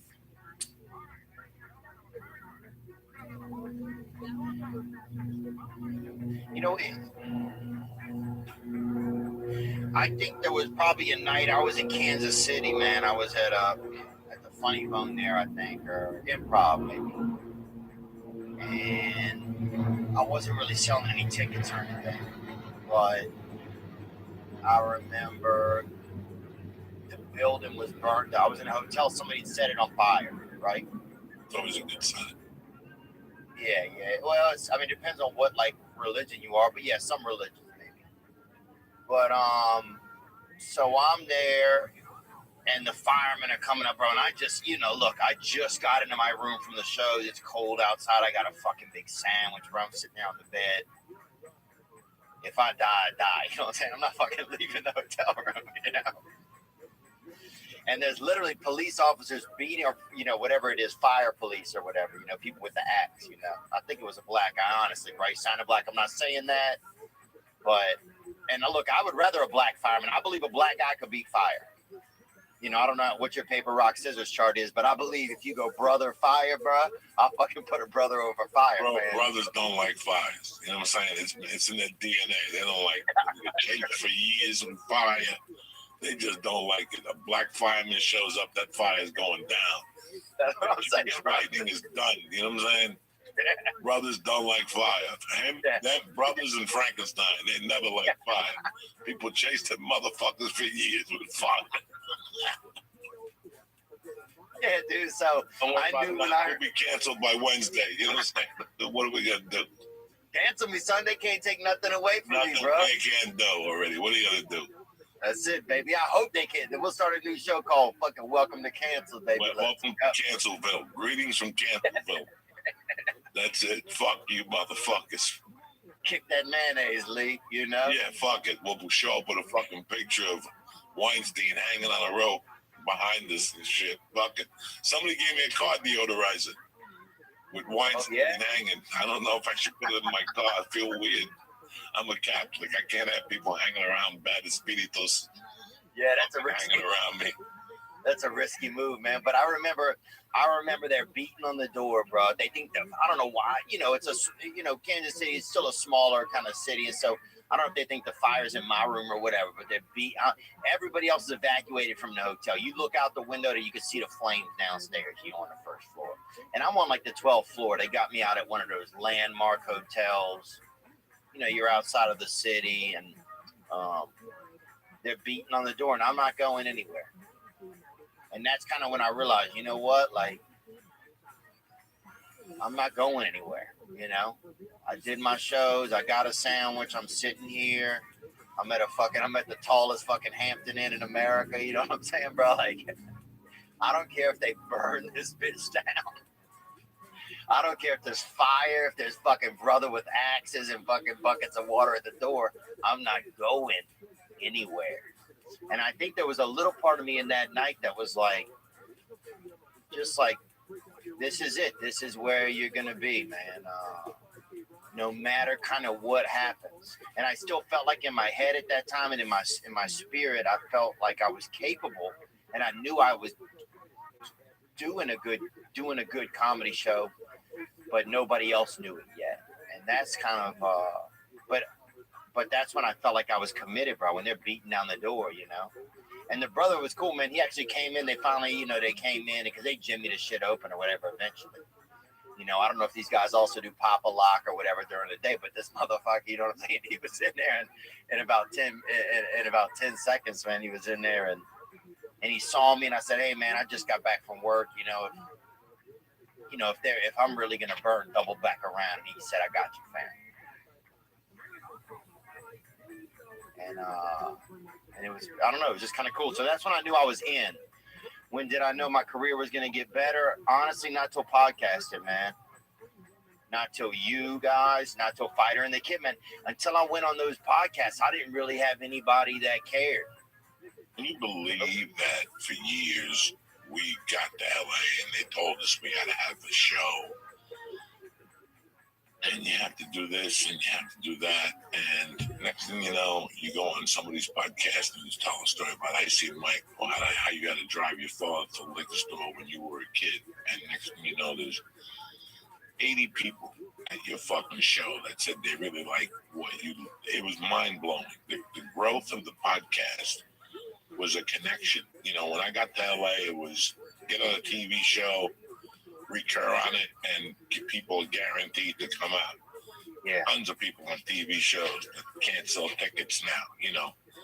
Podcast legitimized us. It made us put our money where our mouth is. It told, for me, it was telling the story about mugging a hooker and lighting a wig on fire. Oh, Boom. yeah. The next week I'm out there and I'm selling tickets. I had done Adam Sandler movies, Spider-Man 2. I did everything I fucking could except go to Montreal. They never wanted me as a comic. So I went to the back door, and look, we ended up going through the back door because we were not from the Comedy Central cut.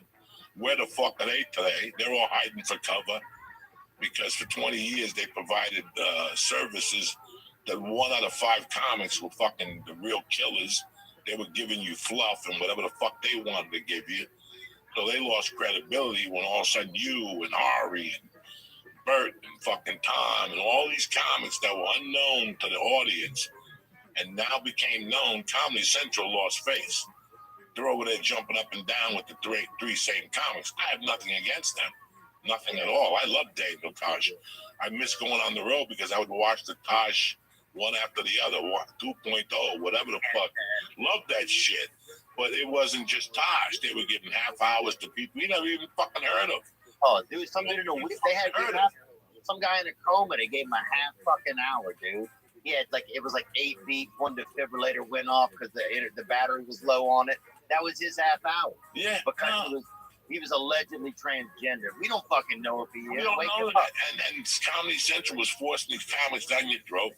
The special would air on Friday, Saturday, and Sunday. Then you'd move on, and that was it. Now, when people come to see you, let me tell you the other problem was that let's say you were on a show that was like, think of what's the guy that was coming to the store that did America's Funniest Videos. Bob Saget. Bob Saget. Think of some guy like Bob Saget that was on a family show. Then you see Bob Saget talking, watching, talking about putting 2 fingers in your asshole and smelling your fingers. People were running out of those places because they expected to see the fatherly figure that was Bob Saget. Podcast changed that. Podcast let you know exactly who the fuck we were and where the fuck we were coming from. And if you don't want to come, you don't have to come. You know what's on my mind. Yeah. That gave you more of a personal touch that people that have TV shows now, I know for a fact, I don't want to drop any names, it's not for me to say it, they can't sell tickets. Oh, yeah. Because that connection is not there. Now, if they would have done the TV show and a podcast throughout the week to contain that TV show on their own, not CBS run with the co-star and you got to talk, but letting people let people know what's in your heart and soul, not what some fucking writers are writing for you. It would make a world of a difference now to an actor. When that show moves on, guess what? You're going to retain that audience. And they're going to follow you for years for Comic-Cons and shit like that. But that's what I'm trying to say. That podcast changed the game, especially for guys like you and me that have a life, that have stories. Yeah, that's one of the things we wanted to talk about. Or also, sometimes it's just things you want to feel.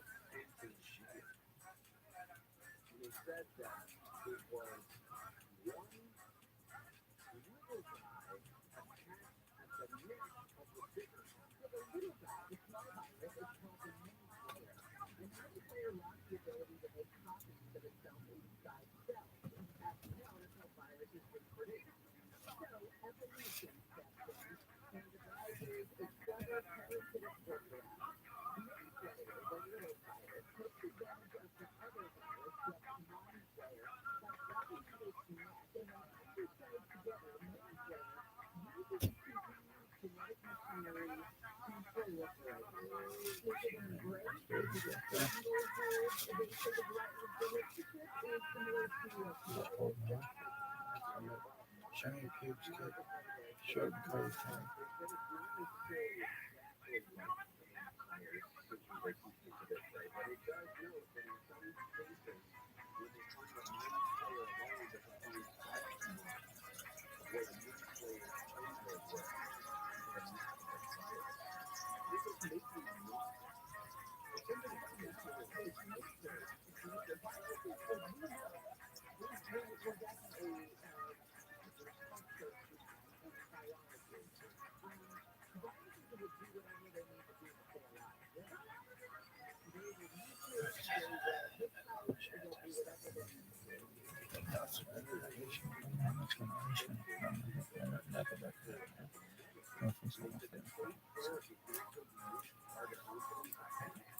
still things you want to have a concern about, you know.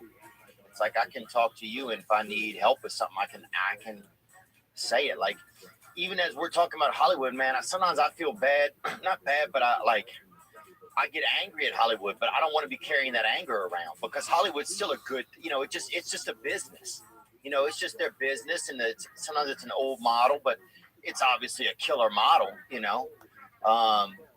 You know, sometimes I have this chip on my shoulder about Hollywood, and I wish I didn't have it sometimes, you know, because it doesn't do anything.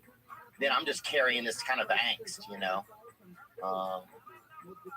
But yeah, man, I'm grateful. I would never be mad at you for having a chip on your shoulder against Hollywood. And I'm going to tell you why. One thing during this pandemic, it gave us all opportunity to think. It also gave us a chance to get opportunity to catch up on shit we hadn't seen. You know, you get sick of what they're serving you on TV, so you start watching other things. You start watching movies that. Same thing with music. I started listening to music I hadn't listened to in 20 years. I have the albums. I just listen to different stuff on Spotify and YouTube when I'm on a computer. I watched the movies that stuck out the most when I watched this was Bronson's Death Wish, Steve McQueen's Getaway, which I watched the other night, and I watched How the West Was Won or something with Charles Bronson, which was a long-ass movie. And what I realized was I was a fan of that Hollywood. I was a fan of those men, how they conducted themselves, you know. When Marin called me and said that Artie Lang had fallen out for his episode against Sally Struthers, I had a bunch of shit to do that week, but I didn't really care. I canceled it and I did the episode because I wanted to talk to Sally Struthers about Steve McQueen and the Getaway. And I remember asking her at the third day, not the first or second day, I had to keep, you know, you can't be a comedian, act like a jerk off. But the third day, your last day on the set, you could be a little bit of a jack off because you're not coming back tomorrow anyway. So I asked her, I go, how was Steve McQueen? And she goes, he was an animal.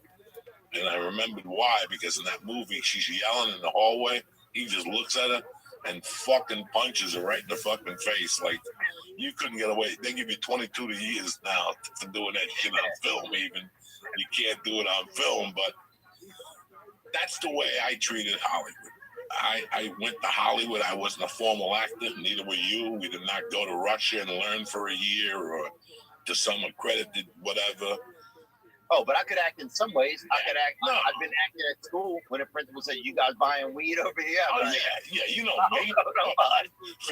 You know me. If you can use an agent's credit card, you could act. You know what I'm saying? Yeah. If you're gonna take my daughter out for a night time, of course I am, sir. If you go walk in an Apple store and walk out of there with an iPad with Johnny Woo's credit card, that's acting. Everything else can suck my dick.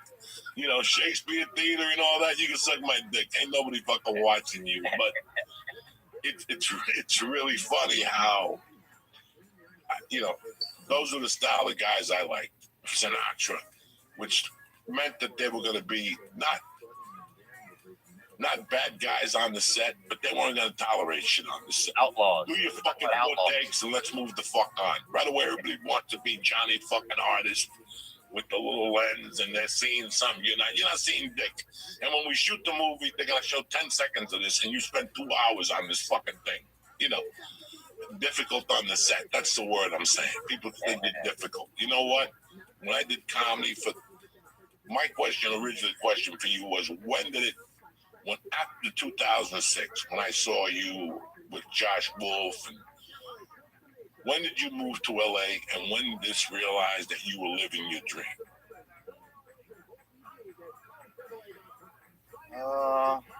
Man, I don't know if 2012, let's just give it a shot. Yeah. When did you move to LA? Yeah, I moved to LA in 2005, maybe 2004. Okay, so about 2010, 11, you already had your Netflix special. Well, yeah, my Netflix special came out actually, I think, 2015. 15, okay, so that now. Didn't do it. And that didn't what? That didn't do it. Well, it came out. Right. Well, you were one of the pioneers, and it fell between the fucking things. It fell between the So it's really weird that you said that, and you're saying this to an audience. It fell through the whatever. Nobody really caught on to it like you expected. What caught on was when you went on Rogan and told your stories. Everything changed after that. Then you came on with me and we did that hash podcast, the mushroom podcast, where you went to both places. Oh, dude. And somebody obviously taped your sets at both places, and it became like a fucking thing. And you and I spoke last week, just checking in with each other. Wednesday, I go to Uncle Vinny's, and as I'm coming off stage, my friends are there. I talk to them. I'm walking towards the car, and some kid walks over, and he goes, "How's Theo doing?" And I'm like, looking at this kid, and he goes, "I got to tell you, I listen to a lot of podcasts. I drive a truck, and I load trucks. The one you did with Theo with the mushrooms, that's so far one of my all-time favorite podcasts." And I go, "I can't believe you said that to me, because I'm going to have a podcast with Theo next Monday." So there you go. You're a fucking mind reader. And I always felt that. I always felt that 10 years from now, when they look at those podcasts with the cutting teeth, we're like the Lucille Balls. We're like the Black and White podcast. Like when you look at our podcast, it's going to be like black and white. Like we were the old school fucking no real studio, just a sheet thrown up against the wall.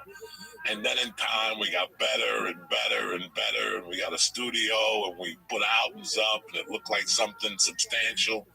It's just so weird to see the growth, and now I'm doing it again, the joint. And I told people from day one, I wasn't ready to do this. And because of COVID, it's tough to get guests, it's tough to trust people, it's tough to compromise other people who are in the room, like Mike has children and whatnot. So I learned to do this on my own. And then we have Zoom, you know, and once I did the podcast, I fucking hate Zoom. I fucking hate it, you know, because I think it takes away that personal touch that you and I have. It removes it.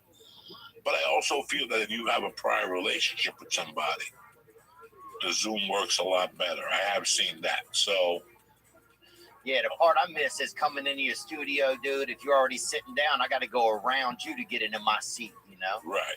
So what I love is, bro, always kind of leaning in on your back and just putting my arms on you, you know, letting you know I'm happy to be there, you know, let you know I love you, you tell me you love me, and it always feels good, man. You know, that's a one little thing I miss. Bro, so one thing people don't know about the mushroom show is, so I rolled out of there late, bro. I was supposed to be early on that show.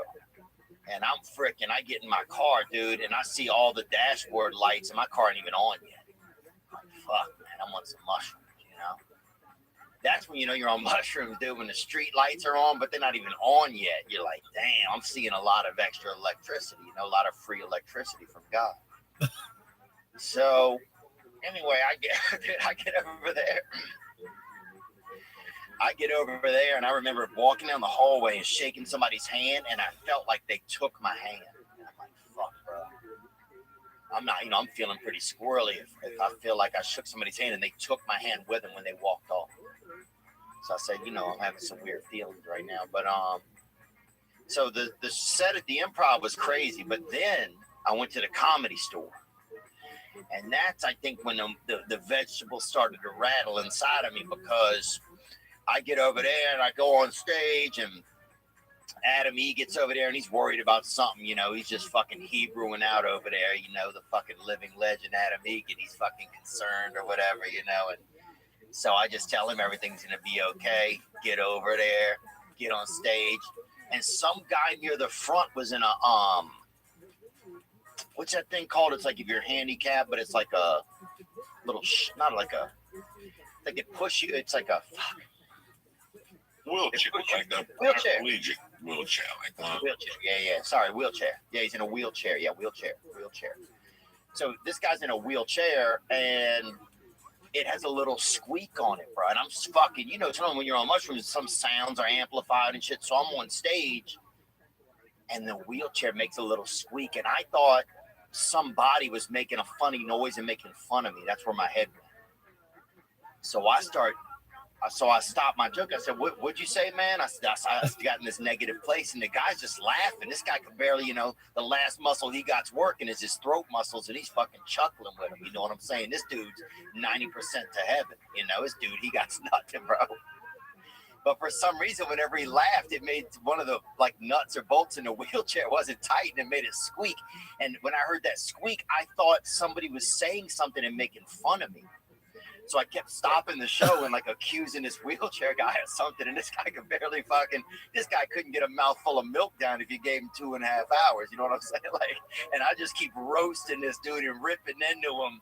And it was, thank God that set isn't on recording, because that shit went downhill fast, bro. It's basically a half hour But of you me pulled it fucking off. yelling at a fucking non-rescue guy, bro. It was bad, man. I fucking went to Ralphie May's Thanksgiving party like 2007, right before I stopped going to the store. Ralphie May was on top of the world, and he fucking threw a barbecue that was tremendous. Yeah. And on top of the counter, before the fucking food, was a bag of mushrooms, a pound of mushrooms. And only 3 of us ate them. Me, Ralphie, and Marilyn Martinez, God rest her soul, ate like 2 of them. Me and Ralphie kept eating them in between turkey bites. She's still alive, guys. She just tripped really hard, so that's why She fucking died, but not. Oh, my bad, bro. But fucking, I went down the store. You know, it was Thanksgiving. I was gonna cancel. You know, like when you're having a good time, you're like, fuck the store at 11:45. I'm not going there. Oh, yeah. And in those days, I wasn't getting 11:45 spots. I was getting 1:15 spots. But it's Thanksgiving, so the stars don't call in. So a guy like me gets fucking 10:45. You're like fucking ready. I fucking went down there, and as soon as I walked in that original room, everything turned purple. All I saw was purple. And I just did as much time as I could. And I think after 9 minutes, I just ran the fuck out of there. It just turned purple. Everything in the room was purple. I could hear the neon lights sizzling and shit. Yeah. Jeff's trying to play the piano and improv with me. I'm looking at him like he's a fucking Martian from another planet. I'm like, this is too fucking much. I could deal with the edibles and shit, but this mushrooms at this. And then in those days, you gotta remember, there was only 18 people on a Thursday. It wasn't no 3,000 people yelling your name, clapping, blue cheese and wings, go fuck your mother. I'm up there dying a slow death, and everybody's fucking purple. I'm like, this is not normal. This is not going to continue. My career is not going places. I could handle the edibles up there. I could not. You know what? Listen, I got into comedy July 16th of 91, and this weekend, St. Patty's Day, 1992, I was cute, and I went down there, and the headliner had a reputation for doing coke. So I figured I'd bring a package with me to try to be cool, so the headliner would hire me for other gigs. Yeah.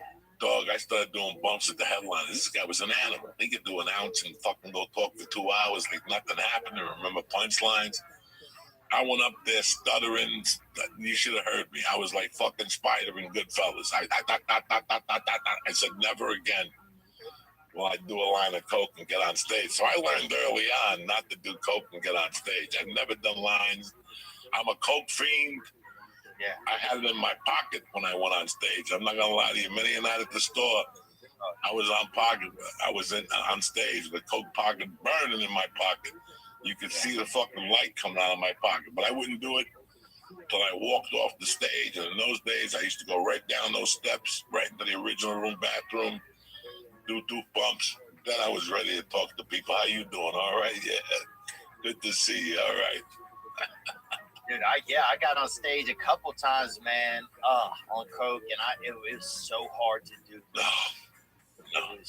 Dude, I remember when I remember some guy in college came out with or he said a buddy or something. He was Chinese. I don't know if he was Chinese, but something was going on with him. And he said that they came out with like a cocaine suppository, right? This is when, people were excited about cocaine and you're like, well, I'll try it however I can get it, And so I remember putting one of those in my ass as a college kid, and trying to do it different ways, man. I just wanted that buzz in my system, and it burned the inside of my ass, I remember. And it was not, it wasn't USDA approved or whatever, But But anyway, man, I remember the other worst time I ever had on cocaine outside of that Chinese time was when I was on stage at the Comedy Store. And that was the worst. If you were buying Coke, you wanted the Coke guy to get there after your set, bro. Because if you got there before, you got your Coke, you're like, oh, I'll save my Coke, but you can't save your Coke. You know, you can tell your Coke, I'm gonna save you, but then your Coke's like, no, you're not. And then you got to do a little to make sure you still know how to do it, you know. So I would do a little, go on stage, and then like I couldn't get the timing right of the. I would be too quick on the punchline, and my chest felt small, and I felt scared the whole time, bro. That's one thing I don't like about Coke. I just wish if I was a tougher guy, I could handle. I think you got to be a fuck. Cocaine to me, it's so strong that I can't meet it halfway sometimes. You know, it takes me over. You almost got to be like fucking Rocky Marciano and meet it halfway. You know. Let me tell you something about cocaine. Cocaine's great. When you're trying to put some chick together, you're trying to have a good time, you're trying to have a long conversation with yourself. But the problem with cocaine and comedy is this. I wish Pryor was alive today so I could ask him. Maybe I'm wrong. For me, when I did coke the night after let's say I did a fucking snowstorm on a Friday night, and I went on stage on Saturday, and I still had coke in my pocket, and I hadn't done it yet, I could blow up a room. No, I'm lying to you. I can have a great set, joke-wise. What am I saying joke-wise? Straight from the notebook, right from my memory, straight from my mouth to you. Set up punchline, you're gonna laugh. It's gonna detour. That when you say a joke, for a joke to really connect, it's got a detour through your heart and through your soul. The cocaine detaches that soul and heart. That's why you feel mechanical. That's why you feel very mechanical. You know, it's bad enough. You ever do 3 shows in a night? Oh, yeah. The old school improv, 7, 9, 11, or 12, Midnight Madness or whatever. By the time you did Midnight Madness, you didn't even know what jokes you were saying. Because you're like, did I say this already? Didn't I say this already? You felt disconnected. When you got off stage, you would always say, I'm not doing that fucking midnight joke anymore, midnight show anymore. Because it's too much on you. And you're disconnected because you just did 2 shows and you don't know what the fuck you said on both shows, what order. Now the 3rd show, you're sitting there going, I said that already. No, that was the 3rd. No, I said that the 2nd show. Fuck it. I'm not doing this show no more. Well, that's the same way it was with cocaine with me. Oh, yeah. But for a joke to work, they got to feel it through your emotion. You have to become vulnerable.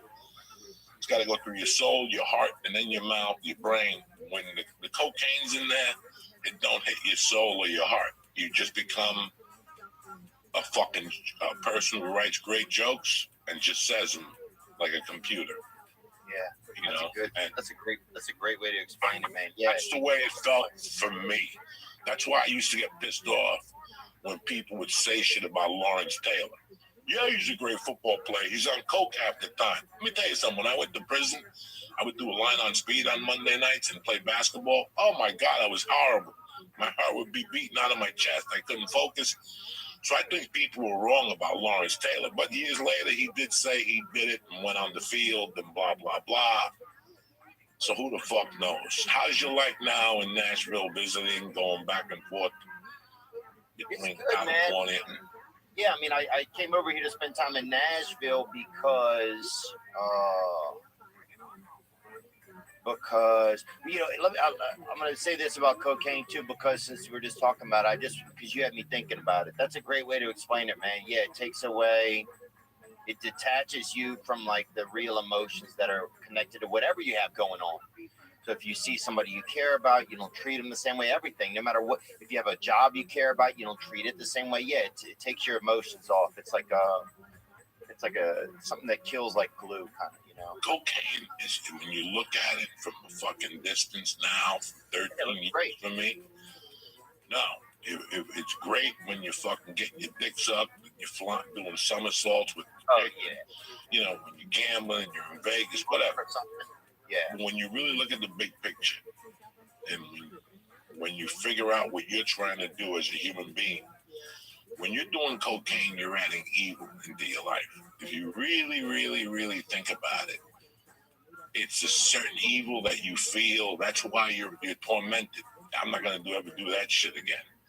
Then you quit for a week and you start again. Now you're in that vicious cycle, and it's tormenting you. And it tormented me for years. You know, like I told somebody the other day, listen, I quit 1,000 times, and finally one day it stuck.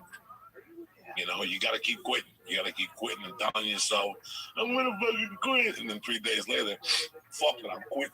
I'm quitting after Thanksgiving. You know what I'm saying? And then 3 days later, I quit after Thanksgiving. I quit after Christmas. I said it so many times that after one day, it fucking stuck. So I ended up becoming a comic, and I could put my emotion into my work. And years later, I could see the differences of who I was on tape. You know, I could feel it. So, well, I think it's so painful for some people, you know, and some of us that have had childhood trauma, emotional trauma in our life.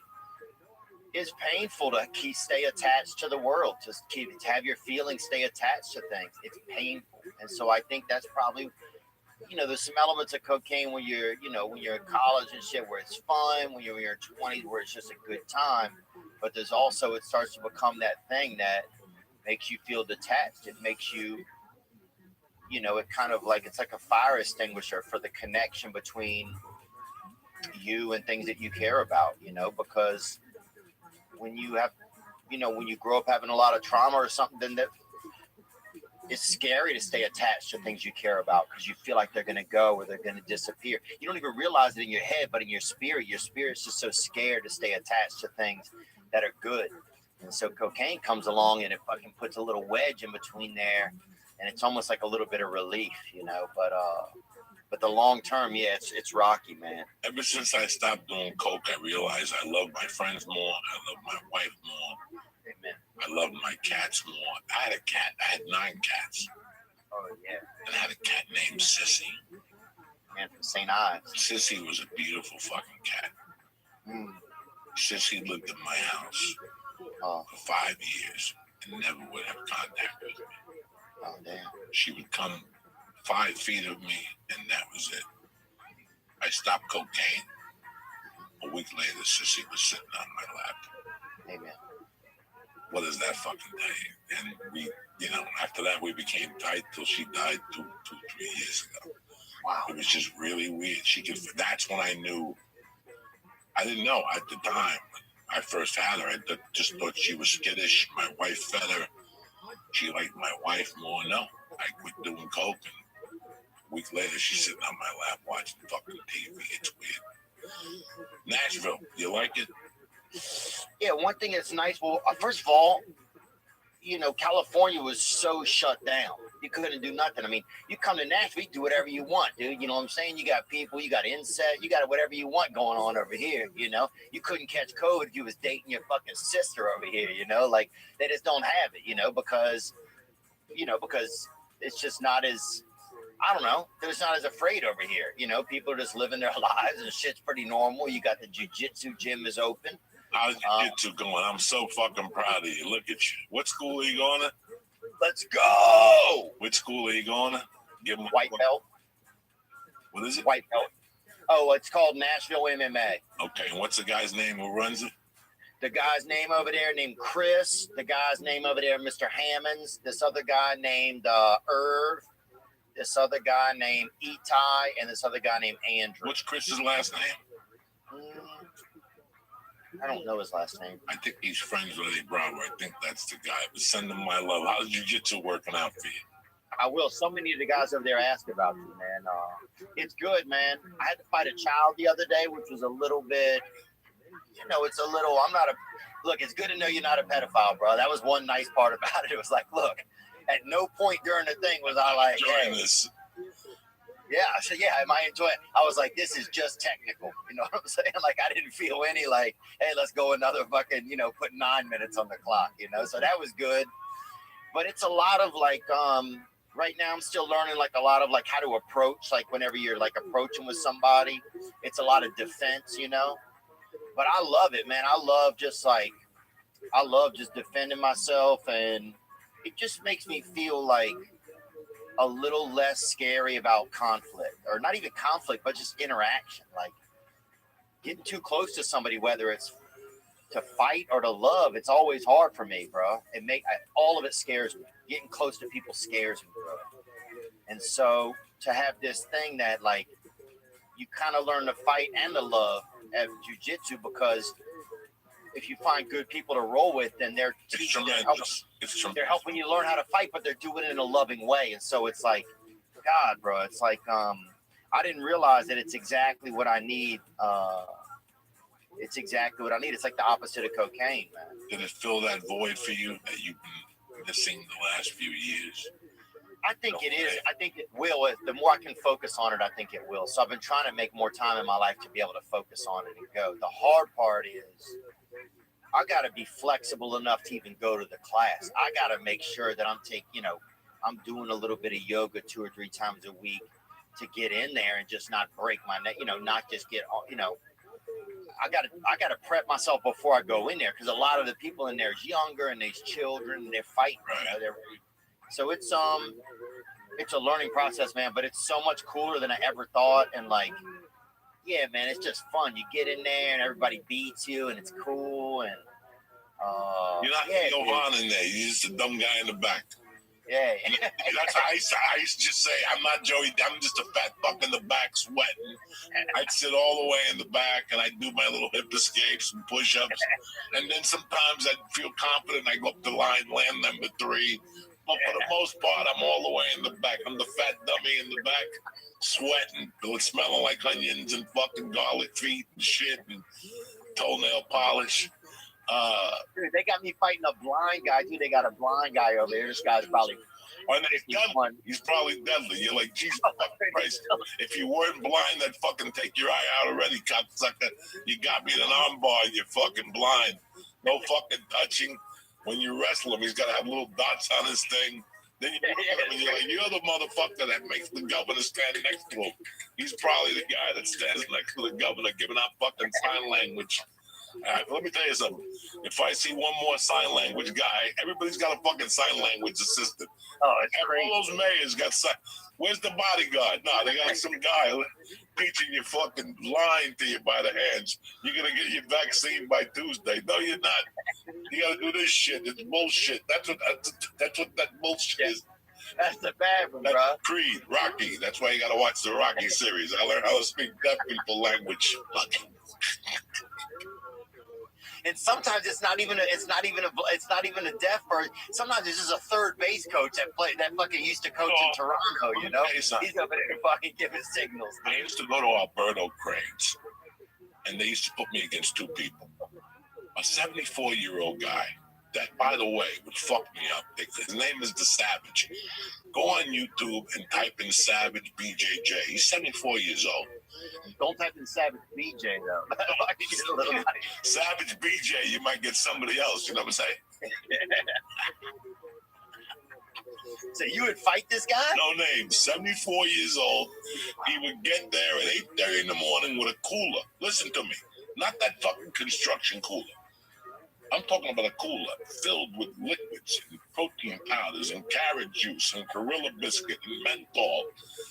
9 o'clock, he does the fucking kettlebell class. 10 o'clock, he does the no-gi class. 11 o'clock, he wrestles with the dummy by himself. And then at 12 o'clock, he would do the fucking gi class. And the utmost respect for him. The guy would stay there, eat a banana, yogurt, almonds. He would do 4 classes, 74 years old, and he would berimbolo you to death. He would fucking, one time he hit my toe, because he's 74, so he goes to the simple things. You know what I'm saying? He's not going to grab your fucking arm. You're going to pull him. He'll do like a toe thing. One time he got me in the fungi toe hold. That's an old Brazilian fucking toe hold if you got toe jam. This motherfucker was killing me. And then there was a chick, like a brown belt, that she was 50. I was probably 52 at the time, 53. She was 56. I think I used to time it. Like today, if I could last a minute with her, I did good.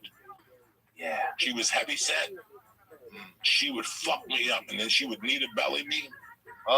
She would stick her knee in my belly. My dick would pop up like a fucking, like. That's how deep she would fucking just. It would press something like liver.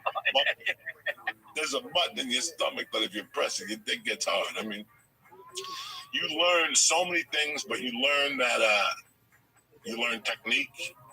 Oh yeah. It's your comedy. When you get back on stage after a while, it's gonna go back to a level it's never been because you're gonna learn that in jiu-jitsu, no matter what he does, you gotta keep retrieving your guard, right? You gotta keep putting them back in your guard. Then you can start operating again. You go for the arm, you go for the fucking Kimura, you can do all that shit. But the same thing with comedy. When I would find myself lost on comedy, I would take a couple breaths and I would find my home again, which is the closed guard. And then I would attack from there. Let me get this arm, let me pull so he thinks I'm pulling, but I'm really going to get him with a scissor sweep. It's very interesting. I'm very happy you got into it, brother. And, you know, it's crazy because for 4 years, you and I have been having discussions that something was missing from our lives. We had comedy, we had podcasts, we had everything we wanted. That's why I tell people, be careful what you want for, because it might just happen. You know, and we got what we wanted, but there was always something missing. And you and I had this discussion last Saturday on the phone. For you, it was the burnout process. Yeah. You were burnt out. And now in hindsight, I don't want to say it because my persona is to be a fucking, you know, hold on. I was also burnt out, but I wasn't burnt out on stand-up comedy. I was burnt out on the business side. I was burnt out on the numbers and the fucking theaters, what the theaters are charging you. And it never ended. It never ended. It never fucking ended. So it took away that love that you have for stand-up, like that natural fucking love. Everything was based on money. You know, I want to be able to go to the pizza parlor down the corner and sign up for the open mic and be number 8 and get off. Yeah. When I'm able to do that, that's when I go back on the road for fucking comedy. When I could go to an open mic and do it, not for money. It got to be for money, and I didn't like it for money anymore. Yeah. I want to fall in love with it because I'm in love with it, not because you're paying me a certain amount of fucking money. I don't want to do anything in my life for that. Once you get over a certain age, you realize it's not the money. It's what makes you happy and what keeps you happy while you're doing it. Yeah, no, look, I think, and I think that's one thing, Joe, that during this whole disease or whatever, that people have realized a little bit, like, what am I doing on this Ferris wheel, on this money go round? Like, who am I trying to, like, I'm not doing it. I'm just working for somebody, doing this for them. There's no, like, where is my reward as a human? Where is my value as a person? Like, what is this rat race? You know, like, I think a lot of us are like, you know, I don't have to do all of this. I can slow my life down. I can tell people no and enjoy my life with my children or my family, or, you know, we don't have to, you know, you got everybody in the world thinking that they can buy a yacht one day or something, watching all this Gary Vaynerchuk online and shit, all of this bullshit. You know, you could have a fucking Monte Carlo, you know, like, bitch, you probably can, you know. You might be in a fucking Ford Escort the rest of your life. But it's about the other side of the coin, is just enjoying the time in the Ford Escort, you know, like, why am I on somebody else's schedule all the time? You know, like, I think hopefully we turn it a little bit more like Spain, you know, they take a break after lunch, you know? It's good. You know, it's weird that I also got sick of the making plans to do comedy and then something pops up socially that you would really like to do. Yeah.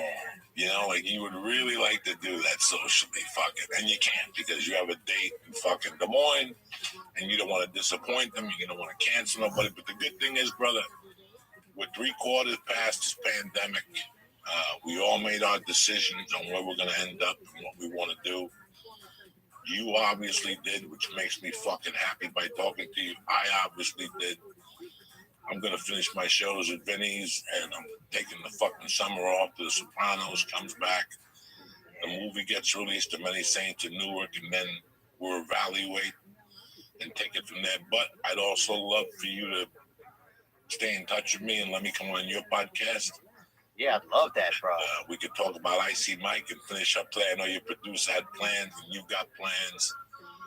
It was just a Saturday afternoon checkup with you, brother. You know, to let you know I love you. We made history at the Comedy Store. You know, we made history on the podcast. Fucking eating the mushrooms. You weren't even there. The next night was the night Raymond Bosio was on. And we ate the mushrooms again. As Lee and Dean were walking out, fucking Lee just barfed all over his shirt. Thank God we had extra shirts.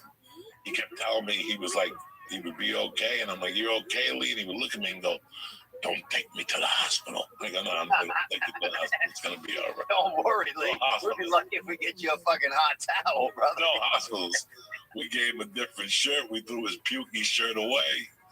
And that was the video from Lee from Outer Space. That was the night. That was what happened way before that. What nights are you going down to Zany's? I got a show there, I think on the 23rd or 25th. I've been taking it real easy, man, you know. And if I'm back in LA, I'll do a night or two over there. Mark Ciratella has a show. Mark Hayes, Irish Mark, that guy with. Send him my love. He took good care of me. He was always straight with me on the shows, and oh yeah, he proved to be a gentleman. That fucking dude. So yeah, agreed, man. Mark Ciratella's a Jeep. So is Mark Hayes, man. Good job, good guys. But man, I love you, man. I appreciate you always checking in with me, man. And I'd love to have you on the podcast soon. And yeah, it's like I'm just, yeah, man. I didn't realize how much I needed just this conversation today. I told you that. I've been telling all these older cats that we talk all the time on the phone. I go, listen, I'm going to give you a call in the next couple of weeks. We're going to do a face-to-face just to see each other, just to remind ourselves of what we went through, and that we're going to be all right. Everybody's going to be all right. The people that watch us, everybody. I wish us all. But thank you to your family. What's the story with Icy Mike? You call him lately? Oh, I haven't seen him. I haven't been back to the neighborhood in a while, dude. They had a flood in our area, so I'm sure he's probably doing well, dude. You know what I'm saying? If he's collecting rare water. Because I know I donated to somebody's GoFundMe from that area. When it happened about 2 months ago, somebody reached out and said, can you bring it up on the podcast? And I forgot, so I just threw something in a GoFundMe for him. I don't know. Oh, that might have been. Maybe, I don't know. It was like the city of or something like that. It's all good, man. How's my man Dustin Poirier doing?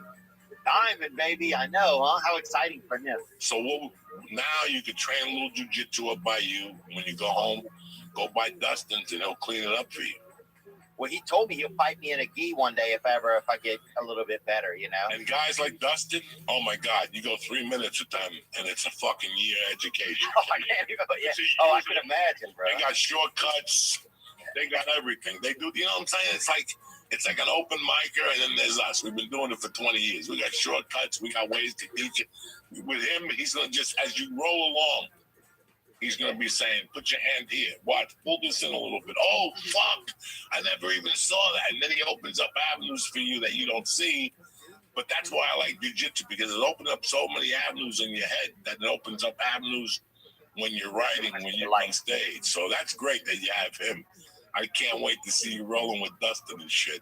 And yeah, maybe one day, man. Dude, I can't believe it took me so long to get into jiu-jitsu. I didn't realize it was like just, it's not even about becoming like a great fighter or anything. It's just about just being with yourself. Just being with yourself. I just picked up the guitar. I took my first 2 guitar lessons last week.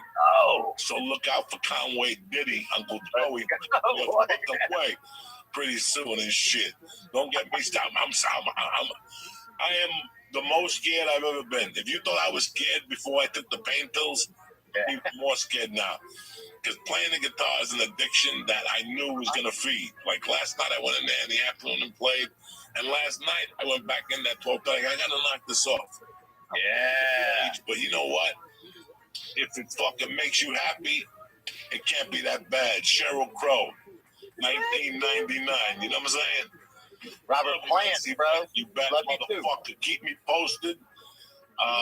Success on everything, and I'm happy you made the same decision I did. That we were just burnt out. Yeah, we that's okay. We did a fucking job.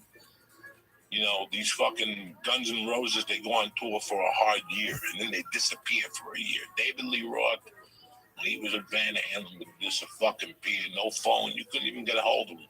Dave, what do you think about this lyric? The number you call has been disconnected. That's what I think about that fucking lyric. Go fuck yourself. I'm up here in the Himalayas writing off condoms and shit. I love you, buddy. Thank you very much. Have a great week. Thank you for coming on the joint. Stay black. Okay. Oh, what'd you think? A little chat with our buddy. Nice and easy on a Monday morning.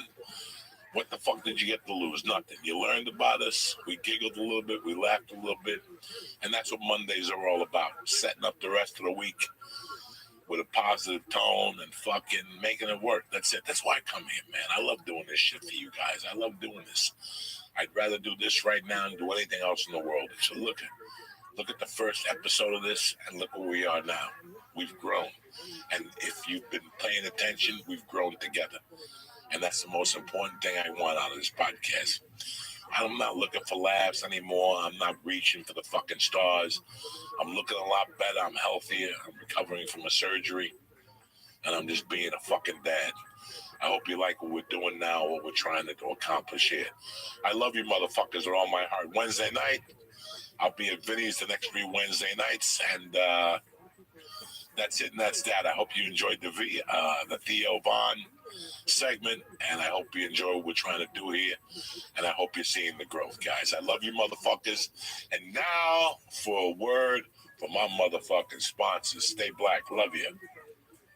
All right, you bad motherfuckers. A nice little Monday morning chit chat with Cleo. Like I said, these things that I'm doing with these comics that I haven't seen for a long time, even they say it. It's great to see each other because it's been nothing but phone calls, and we'd have to resume to Zoom anyway, so it's been great. I feel better about my Monday, and I hope you're fucking all fired up about your fucking Monday. It's gonna be a great week.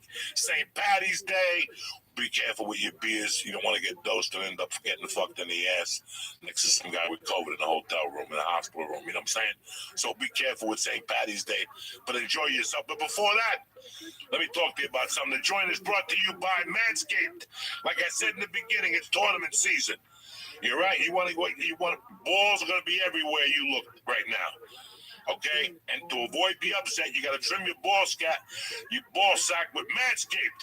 The trimmer is the real fucking champ of this fucking tournament. The Lawnmower 3.0. Oh, shit. The best trimmer known to man. The only ball trimmer with advanced skin-safe technology that won't nick or snag your nutsack. You got to protect those little fucking jewels.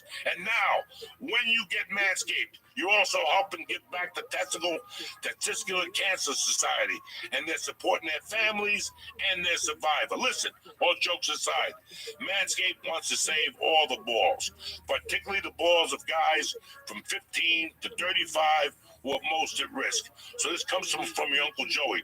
Take care of your balls. For fucking science sake, take care of them, for fucking nut's sake. But for starters, get some Manscaped. They got it all. Listen, you might as well get the complete package. You know why? It comes with the fucking Lawnmower 3.0. It comes with the weed whacker for your fucking nose, so the COVID don't stick in your fucking nose ass. You want to keep your nose ways, passages clean. It comes with the crop preserver. It comes with the crop reviver. And the little crop mop ball wipes. They're tremendous. Plus, they have the fucking weed whacker for your nose, like I told you. Now, Manscaped even offers a fucking cologne, so your neck smells like your balls. So you swap and spit, she smells your neck. She's like, wow, he smells good. Now she's sucking your pipe, and she's like, wow, boy, his balls match his neck. This is a conscientious man. This is who I want to be my husband. Uncle Joey's saving balls, and Manscaped is saving balls. And I'm telling you right now, go to manscaped.com right now. Get the fucking performance package. Get it all. The crop preserver, the crop reviver, the crop ball mic, the fucking weed whacker, and the fucking lawnmower 3.0 right now today. I'm going to give you 20% off plus free shipping at manscaped.com/Joey. Again, that's manscaped.com/Joey. It's March. Check your fucking balls, boys. The joint is also brought to you by, listen, Uncle Joey saving you money and making you money and taking care of you. Who else does that? What other fucking spot? What other fucking podcast does that? Now I'm giving you an opportunity to make a little fucking geetus. Listen, you're going to bet $4 on an underdog. If they win, you're going to win $256. Uncle Joey was a fucking underdog, and I went off at 64 to fucking 1 odds. Would you bet me? No, you wouldn't. Don't make the mistake twice. This is fucking madness, and it's all going down at DraftKings. This is the biggest college tournament of the fucking year, and you're sitting there with your hemorrhoids on the bench like a fucking Mamaluke. You bet $4 for the underdog. If they win, you win up to $256 fucking dollars. All it takes is $4 to get a shot at winning $256. That's a fucking stimulus check. You understand me? There's no better way to put your college basketball knowledge to the test than to put your money where your mouth is with DraftKings Sportsbook. College ball ain't for you? Okay. We got the NBA. We got fucking hockey. We got fucking golf. We got a world-class casino, blackjack, poker, baccarat. We got boosts. We got daily boosts. This is not gambling. This is fun. You keep it under control. DraftKings is safe, secure, reliable. You withdraw your money when you want. It's your fucking money, you fucking momo. Now, I'm trying to make you some money. Let's get on board. $4 to win you $256. Who's fucking better than you? Nobody. Let me ask you something. When you're sitting there smoking fucking reefer with some fucking third world nation chick licking your nutsack, and there you are with 200 and... Well, you're not going to have 256 points at that point. You're going to have like 195 left because you bought some wine and some reefer and shit like that. Are you going to be fucking smiling? Fuck yeah. Because Uncle Joey pointed you to DraftKings Sportsbook app. Download the top-rated app today and use promo code Joey to turn $4 fucking dollars into $256. Go bang your head against the wall 15 times if you didn't hear what I'm saying to you. And here's the part the lawyers make me say. You got to be 21 or older. New Jersey, Indiana, PA, Tennessee, fucking Colorado only. New customers only. Don't be pulling a fucking quick Louie. Uncle Joey's taking care of you here. Restrictions apply. See DraftKings.com/sportsbook for details. If you got a gambling problem, call 1-800-GAMBLER or in Indiana, 1-800-9-WITH-IT. We take that shit seriously around here. My mother was a degenerate gambler, and I see where it ends. But if you're not going to have any problems and you're fucking tight and your shit is fucking straight, this is the way to do it. $4 to win $256 on the biggest college tournament of the year at DraftKings Sportsbook app.com right now. Download Joey and get to fucking making some money. In a week, you'll tweet me like all the rest of these people and say, Joey, you're a fucking animal. Thank you for turning me on to DraftKings. The joint is also brought to you by CBD Lion, the fucking best. What are you? Well, Joey, I don't know. The guy at the fucking gas station told me that, listen, he works at a gas station for a fucking reason, all right? He can't even change a flat.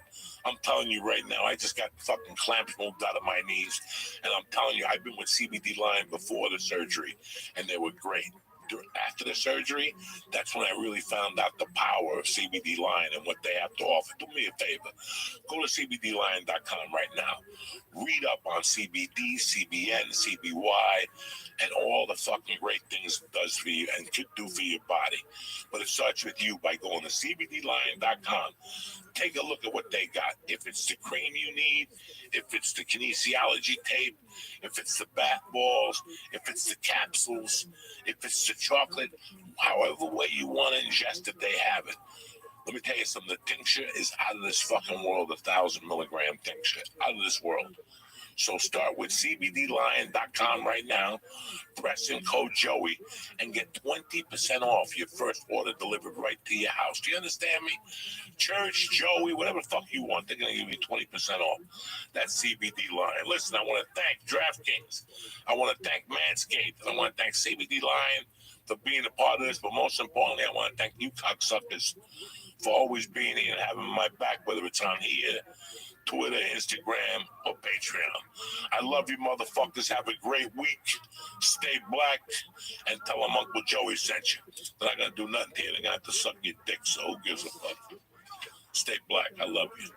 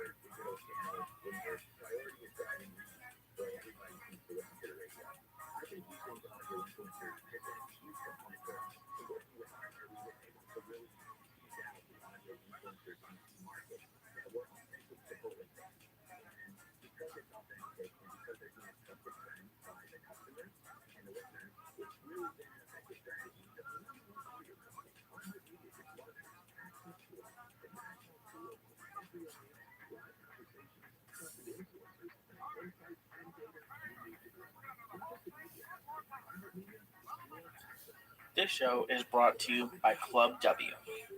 Don't ever come home to a wine-free house again. Just go to clubw.com/Joey to get 50% off your first order. That's right. Club W right now is offering our listeners 50% off of your first order when you go to clubw.com/Joey. The show is also brought to you by Ring.com. Go to Ring.com and look at their brand new video doorbell. The doorbell takes minutes to install and works with either your current wiring or built-in rechargeable battery. Go to ring.com/church right now to get free expedited FedEx shipping. That's ring.com/church to get free expedited FedEx shipping. And go to onnit.com and use code word church to get 10% off all of the great optimization products like Alpha Brain and New. We're back, bitches. Monday, February 21st, whatever the fuck it is. I think today's Julius Irving's birthday. That's all I'm happy about. God bless. Lee Sayat's in the motherfucking house. Fuck yeah. And the most anticipated guest I've had in a long time, my uncle, Mr. Mike Dowd, with documentary, The 7-5. What's happening, brother? Thank you for being on. Happy to be here. Thank you, Joey. You did the right thing. You put me right in the kitchen here. You brought me right to your church. I can't believe it. I don't fuck around. Amazing. I saw you. Top shelf. I see you on this documentary. 20 people tell me to hit me up. That's always a bad sign. Gentiles telling you, watch this, watch this, watch this. Right. And then you were on Nick's. You know, when Nick was on Rogan, Nick spoke about you. And I've known Nick for a long time. Right. And Nick's a Boston kid, you know, so a lot of people that grew up with this type of behavior aren't really impressed with this. Like, they've just heard bits and pieces. When I watched it and I saw a couple stories, but most importantly, I was watching you, I knew I was home. I had arrived. I had finally seen somebody who's real. Finally, in all this bullshit world, finally he's somebody real. I did this Christmas movie 7-8 years ago, and there's a guy in this movie, it's an Italian guy, but he looks white. And all the years I've been in movies, this guy, Italian guys, they're not white, right? well, no, but this guy looks like his name is Jerry. His name's not Enzo. And I see this guy. He only did one movie where he played not a mobster guy, but a guy from the neighborhood. And the second day that we did the movie, he had two supposedly mafia, high-ranking captains on the set. Now, I saw these two old guys. They had to be in their 70s. I didn't even say it. I just turned my back. At that point, I didn't know who they were. But if anything you know about us, we don't need to know who it is. It's got nothing to do with it. I waved. Let it go. The actor waved back at me. We were doing scenes that day, and I kept going. Then that night, the guy told me they were in town because they were trying to sell their lives. You know, they were trying to sell their life with the Colombo crime family, Donnie Shacks and the other guy. They were talking, and then, you know, we met. We had what's his name on the show who was supposed to come on Friday, never showed again. Oh, right. Sally Watts. You know, and after that, I mean, I've been to. Is he free? Yeah, he's free. When The Sopranos went off the air, I read for 3 or 4 things that the guys were in the room. You know, guys that now had news stories. There's a Joey Karate, Tommy Karate movie that they were going to make for a while. That was with Tommy Karate. Yeah, there was. What a nice guy. Yeah. What the other guy from the Columbos, not the guy from the Columbos, the guy from the Bananos who was the last boss. They were going to make a movie about him recently. He finally sold his story. Why do you think that it's all so popular? All this mobs? Well, the genre was very popular. Now, after the Sopranos really put a stab into that genre. The Sopranos took the air out of it. That's it. Nobody could do them. Nah, you got really nowhere to go. You got really nowhere to go. When Goodfellas came out, I remember talking to a fucking priest about Goodfellas. I remember being in church on a Sunday, and me and him walking to the side, coming out of Sacred Heart Church in Boulder, Colorado. I'll never forget that. I forget his name. God forgive me. And I remember walking out, and he's like, "What's going on later?" I go, "Father, I saw Goodfellas the other day." He goes, "No shit. I saw it too at the matinee." I go, "I didn't see you." He goes, "I was sitting in front. I didn't have my shit on." He was yelling me, Jesus Christ, here's me and this priest talking about Goodfellas. And he went with like a nun and another dude from the church. So it was something that was more mainstream. Yeah, crosses over. Nobody really went to see the fucking movie with the Boston guy. Oh, yeah, Black Mass was terrible. 30 million, oh, 30 yeah, million. And I enjoyed it. I got kicks out of it just because I hadn't seen anything in that genre. You know what I'm saying? Really? You like that? Yeah, the Winter Hill Gang or something. Right, the Winter Hill I Gang. was looking so much. I love these kind of movies. So I was really looking forward to Whitey Bulger. Give him some respect. Whitey Bulger's story. Yeah. So it's crazy when they really don't hit. Like Black Mass for me, I had like it was Johnny Depp. I thought it was gonna be great, and it just didn't. Those movies are not. The Sopranos deflated that genre. Funny story. A guy sends me on Twitter. He goes, "I watched Black Mass. Thank God," he says, "the 7-5 the same weekend." He said it saved my fucking weekend. Like, what is the Black Mass? I didn't know what it was yet. I had to look up what the Black Mass was, and then say he watched the Black Mass, which was about the Winter Hill Gang and Whitey Bulger, whatever. And then he said the 7-5 saved his fucking weekend. I'm like, you gotta be kidding me! Like, this is like the documentary is better than the movie about the Winter Hill Gang. So I was really impressed. I mean, come on.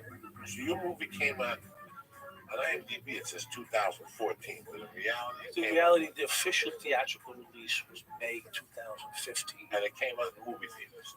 It came out in select movie theaters. IFC did a shit job with it. I'm going to be honest. They did a lousy distribution. They had no idea what they had, and it went from there. It went to HBO, Showtime, I don't know, Netflix, Amazon, Amazon, all these different places, and really, to be honest with you, my son made this thing famous. He took me up on social media, and he managed me, and he just kept pumping it out. He had me on like Reddit, he had me on all these different shows, and really, I don't make any money from documentary, but I'm trying to build a brand, my own brand, 75 Mike Dad story, and but he really pumped it out. I mean, this thing was dead in the water. It's one of the best. Listen, I don't watch TV. Let me be honest. I hate to say that, but I don't watch TV. Never. You're one of those guys. I watch news. You watch news and sports. News and sports. That's it. I don't watch anything else. I mean, Shark Tank, right? I do watch. Now you watch. I watch now. Right? But 20 years ago, when you were a cop, you didn't even know what TV was. I didn't know what it was. No, I don't give a shit. I was out drinking from the end of my shift. I drank from midnight to 4 in the morning. Did a couple blasts. Got in the car and drove home. That was my life. No TV. Got up in the morning, put on the fucking news, and then if there was a sports thing, Mets, I'm a Met fan. Sorry, fuckers all, I don't care. And Rangers at the time. I was a crazy Rangers fan, which I'm not the hockey anymore. So you could go out every night. That's like so foreign to me. Just go like getting drunk, like that's. Well, I started at work. Oh my God. How old were you when you started going out 5 nights a week? Tell Lee, how old are you? 5 nights a week. Oh, for happy hours, this, that. Started your friends. Yeah, all day. How old were you when you became a police officer? 21. Okay, so you started going out. Well, probably prior to that. Probably. Right. 18, 19. So 4 or 5. When your first shift was a 4 to 12. No, my first shift was a day shift. Yeah. 7 to 3. 8 to 7 4. 7 to 3:30. 7 to 3:30. That's fucking crazy. Just to be a cop from 7 to 3:30. Yeah. When I got 6, But I'm gonna do laundry. Yeah, go play fucking basketball. I didn't start out doing that, you know. No, I I started understand. out doing the right thing, you know. Right, no, I and understand. it was. Let me tell you something. It's a great fucking job. I mean, the pay was short, but it's a good job. You know, you went to work. The minute you got there, you started getting paid, right? Think about a lot of people today. They got to go to a job site. They got to, wait for the crew to gather, and they got to start doing something. They got to earn their money. You know, back then, you showed up, you get the paycheck started. The minute you stepped into the precinct, and what you do, you got the car. Now, the guy that you were drove places. partners with, what's his name? What? The one in the movie, Yeah. Kenny Urell. Kenny made a statement. He said that he grew up. There was a test to be a cop. Oh, that was Chicky, I think. No, that was Kenny. That was Kenny. Yeah. Kenny said, I took the test and the fireman Fireman or the police. The police and the same shit the cops called. Yeah. When you were 7, did you tell your dad I'm going to be a fucking cop? An accountant or a lawyer or a doctor. He told me what I was going to be. I just wanted to know. So when you became 18, a test became available for you to become a cop. Yeah, I took the test. What year was this? I took the test probably in 1980. What was the test like? Like what's on a police officer's entrance test? It's just basic intelligence level stuff. They're just trying to see if you can answer questions, yes and no. Simple stuff like that. Do you have to go through like a psych test or no? Oh, that's once they start investigating you, and so it's a process. But the test was not. I'd say it was an 8th grade level, 10th grade level test as far as mathematics and bullshit. Sociology. How many yards before you Yeah, but listen, the test wasn't about the test. It was you show up and you answer questions, And after that, then it becomes the process of becoming a cop, which is much more entailed and psychological, ethical, physical. It's so funny when I think of you, what intrigues me the most about you, that in my lifetime, I'm 53 years old as of Friday. In my lifetime, I've heard of 2 people who were doing the things you were doing on the screen, in the police as cops. And then I lived with one of my best friends growing up. In fact, we just spoke maybe last Wednesday. We still speak very tight. So I see the correlations between you 3. The correlations are you all got high between 79 and 80. That's actually higher than 82, but yeah, it's the same time. Yeah. The kid that I'm talking about that I was tight with, he didn't have a record before he became a cop. But you know this guy was not going to fucking be a cop when we were 16. So he was one of those dudes that was 3 years ahead of the fucking thing. Like, you were getting weed for $200 for 4 ounces in those days. You could buy, what the fuck was it? Yeah, $200 bought you 4 ounces, which was $50 an ounce. You could sell the ounces for $100.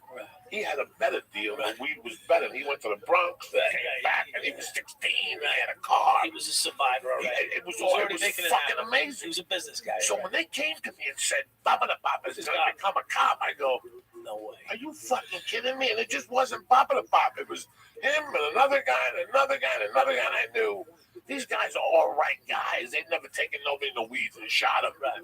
But they're kinky motherfuckers. How did this happen? I'm blown away that at 21, 4 years out of high school, or 3 years out of high school, you can be a cop. Yeah, never have a job prior to it either. No military experience. No security guard at the mall. Right. No fucking weapons, nothing. Go into Queens, I mean, fill out the paperwork, do a test. take a test. They call you. You got a job. Okay, how long in the academy? 5 months, Jim. 5 months. You shoot, fucking muck around, you shoot. Now, let me It's ask like you being in something. Catholic school. Right. You know, when you were a little kid in this Catholic, same thing. Now, where did you grow up in life? I grew up. I was born in Brooklyn. How many fist fights you get in? You know, I had 7 brothers. I fought every Did you day. sell Nickelback?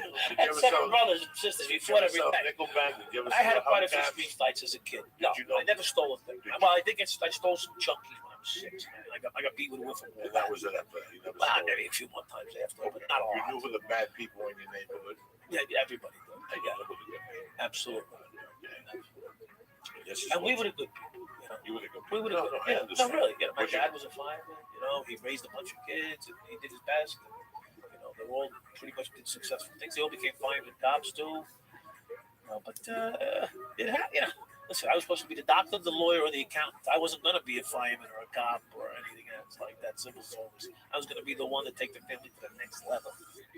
So were you So I smart? did. in school? So I did. Just a different level. I went down.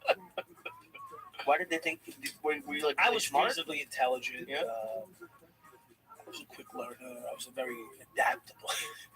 I learned how to adapt pretty quickly wherever I was at. So I guess there's different intelligence called like emotional quotient intelligence. I was able to adapt to people, read people quickly, and utilize them to. They use the word manipulation. I was able to manipulate, not like whining and crying, manipulate like Steve Jobs would do, or one of those guys. They're the smartest guy in the room, but they know how to work the smartest guy in the room. But quick. Give me 2 minutes. Close your eyes. You 94 years old, God forbid. The Lord closes your eyes. You go to heaven. God says to you, listen, I'm going to forgive you for what you did to Mikey Dab. I want you to thank me for the number one gift I gave you. What's the gift you're going to thank me for? My children. No. Like He gave you personal a gift. trait? He gave you a gift that not a lot of people see. And you know how to read people in 6.2 seconds flat. And when I watched you tell the story about the dude with the tickets, looking around, this guy could be IA, this guy could be deep undercover, this guy could be, and you know this, you know that even when you were a cop, I'm watching this documentary, I watched it 4 times, this is what I'm getting. Yeah, I made a living out of reading people's faces. You know. I did. And God gave me that saying.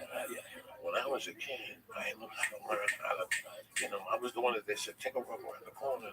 If there's a car, come back. Like nothing happened. Right. Still go into the store, still buy what you're going to buy. Right.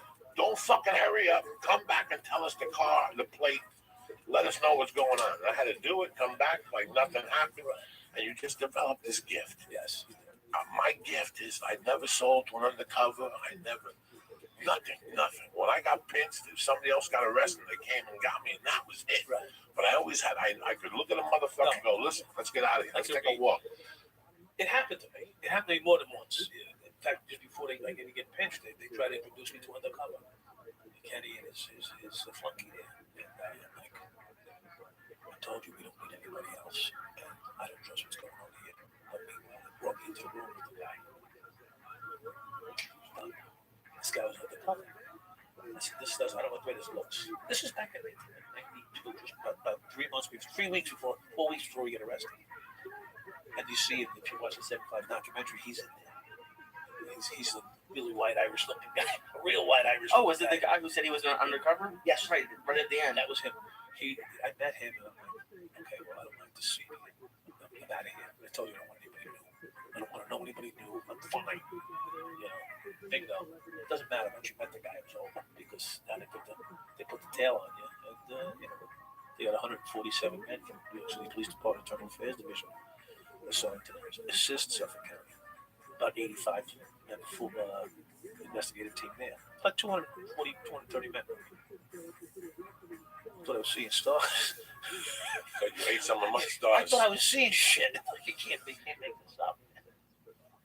I don't know what, maybe this is the question. What do you guys call what you both have? I don't know if it's charming or like when did that start? Because you guys, it's just amazing. It's just amazing to listen to. Charisma, Yeah, I don't know what it's called. No, it's not charisma because I never got pussy. Well, So it's not charisma. Well- Elvis had charisma. Sinatra had charisma. He's a good-looking dude, Yeah, like right. that. nah, I hold my own, but I hold my own too much. But you were talking about in the 7.5. You're talking about getting money for the first time. Oh, at some point, in '87, coke was $34,000 a kilo. Right. Then you went into the bag, and you're like, Jesus fucking Christ! There was white powder everywhere. Oh, that was a good one. I saw That was the your Panamanians. eyes. That was the Panamanians. Oh, please! money. I saw your eyes. I saw the excitement in your eyes. Stop it. It's It was the embarrassing. same It's excitement. embarrassing. No, it's not embarrassing. It's true. It's fucking true. Yeah, but it's. I enjoyed it I was too. supposed to be a cop. Listen, I was supposed to be an attorney, and I was supposed to be a Catholic, and my mother had just died. I was supposed to, uplive her name. It's the same fucking difference. And one day you find yourself kicking in a window, taking That was a fucking amazing. taking something that don't That was belong to you. the smell was amazing. It smelled like the bazooka bubblegum smell, though. Jesus Christ. I'm Your sorry. dick is getting I'm hard, sorry. and you're sweating, and your palms are sweating. You have no idea. You go deaf, and your ears are ringing. You get. All I could think was, how am I going to get this shit out of here? This contract. How the fuck am I going to get this stuff out of here? And I was a fucking nothing.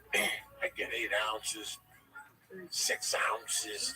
I get somebody's stash that they would lose their house a month later because fucking. They couldn't pay their mortgage now. Yeah, they couldn't pay the mortgage Because now. fucking, You it know, was 1,000 an 8 ounce. ounces, but it was like 1,000 an ounce. Now it's 6 fucking grand in the hole. crazily kicking in the fucking somebody's house. It's in there, and they just got it. The guy who turned you on just told you he just saw the rock. And you go there late at night, you kick the fucking door down, they got a dog. Oh, Jesus. Oh, the pit bulls. It was the pit bulls. No, I was way before the pit It bulls. was before the pit bulls. Yeah, last time I got attacked with a German Shepherd, for Christ's sake. Yeah, I got scarred on my face. Oh my God, your heart just beats. That's Chicky in the movie when he's saying your adrenaline rush is crazy. He said when I sent him in the house for the money. During that part of the doc, you were smiling, just like your face was like lit up, like you were a kid in a candy store, just thinking about when you. It was like when you were talking about reaching up in the ceiling and tearing down the money. It's just like even right now, like it's just like You can't deny the feeling when you come across money that is free. You make it 30, 35 grand a year, and you just find half your fucking pay, half your year's salary in like one scoop. You can't. You know what I'm talking about, right? That's like one shot, boom, 15, 20, 30, 40, 80, 70 grand, one shot. what's your first thought when you see like I've never seen more than like $1,000 maybe on the table. I can't imagine seeing stacks and rolled up and. Your first thought is who's with me? Because if they're not with me, they're against me. And how do I get what I can out of here? And of course, I never thought like that when I was a kid, rookie cop. I was trying to do the right thing. So let's be clear. However, when I realized that, when the sergeant said to me, if I don't see you take something, what you got to do? God, it was like the light went on. It's over. Every time someone got murdered, I raced to the scene. Because what do people get murdered for in the hood? Dope, money, maybe pussy, but that's. One of the realest lines in that whole movie is a line that Chicky says, fuck Beverly Hills. The most money in the hood is in the ghetto, which is. And listen, there's cash, there's fucking It was cash. like an ATM machine. And you have to catch it before it leaves. That's right. That's what you're doing. That's where the money's That's what you're transpiring. doing. Listen, when I was a fucking kid, my family had a bodega on 18th Street, like on 5th, by the fucking, That was hard. by the fucking Marquetta and the train. Spanish home. My mom was right there when I was a kid, and I saw it. And I saw how, in the daytime, people would go to that bodega. And one time there'd be some guy downstairs, and another guy. That guy was holding. That guy was packing the money every hour on the hour. The guy would come down from the 3rd floor, take the money upstairs and get counted. They weren't selling drugs, they're just doing numbers. But in the 70s, think of how many times you go into a liquor store and there's people waiting online for fucking bingo tickets. That's what, there was no bingo tickets in the 70s. These places were taking numbers. Well, what about, and I don't know if your mom did this or not, but what Diaz had at the bodegas where you could just knock on the door, which is crazy to me because how do you know, you were talking earlier, if you trust people, it just sounded, the way he described it in the documentary made it seem like you could just walk in and knock and then anyone could buy anything. No, that's not true. You can't just walk into a bodega and buy a fucking kilo. They gotta know you. You gotta be cleared. Especially a gringo, a white guy's not gonna walk into a bodega in East New York and get a kilo. They might get a gun in their fucking head, but they're not getting a kilo. Right, because when I think it was, you gotta be cleared. When he was describing, he was like, you just walk in, you knock, and they you know, you're his client. He had 450 clients. At 20 years old, making hundreds of millions of dollars. Roll drew 100 million. You know, he probably cleared but they were, he was clearing it. He was paying me 10 grand a week. You can feel it. 8 grand. But actually, Barron was getting 2 off the top. I didn't know about. Cocksucker. Sure, why not? And then I gave him $1 grand for doing his job. Fuck yeah. No, that's it, man. He got you a little finder's fee, Barron.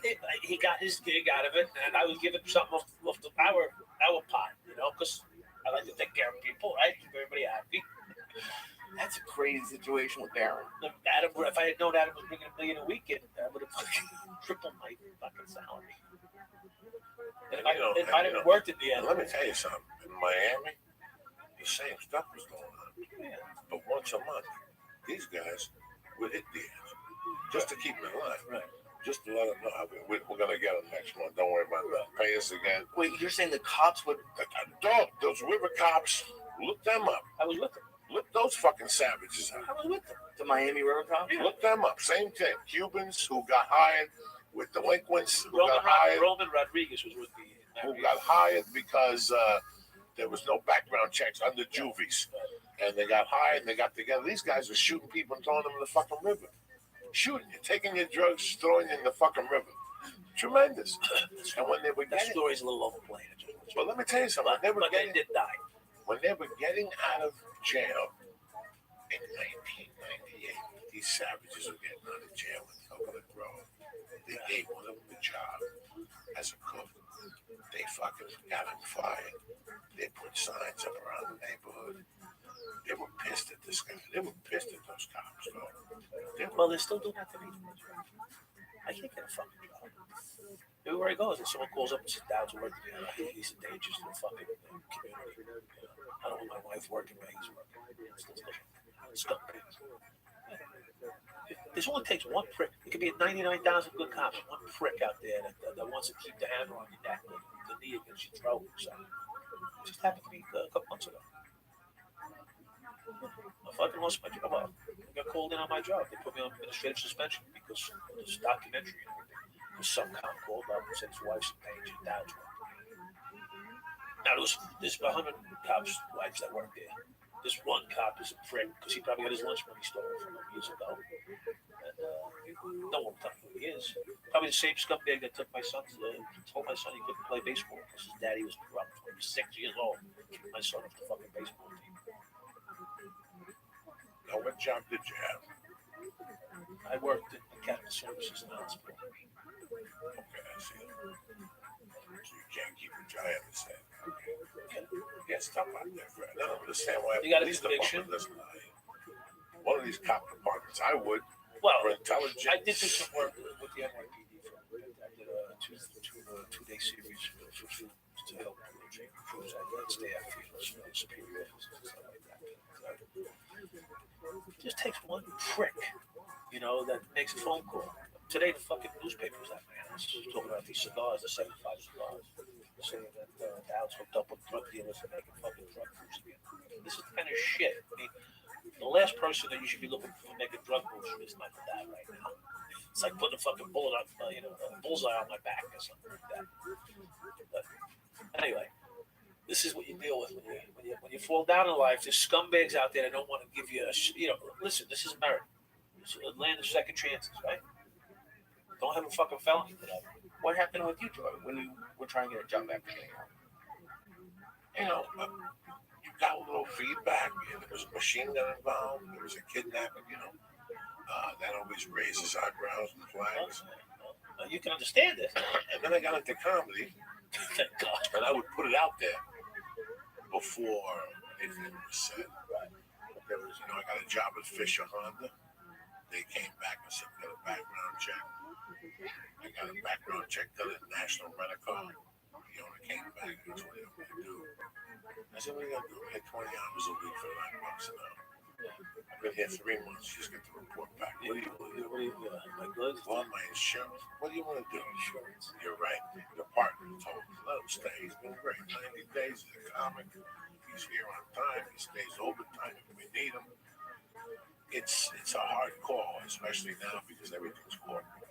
I feel very bad for the fact. I'm not gonna lie to you. This is the first time I'll be empathetic on that subject, Right. because it's corporate now. Right. Everything is on one fucking tick. Right. Everything is on one screen. They pay a service, a security service, thousands a month to be connected to a police department, NCIC. Right. And within 24 hours, you get your report on this person, and you make a decision from there. The problem is, what do we do? You tell a guy, you were a criminal once, now you got to continue to be a fucking criminal. Or you did, maybe you're not even a criminal, Joe. Maybe you just did something. You committed some crime.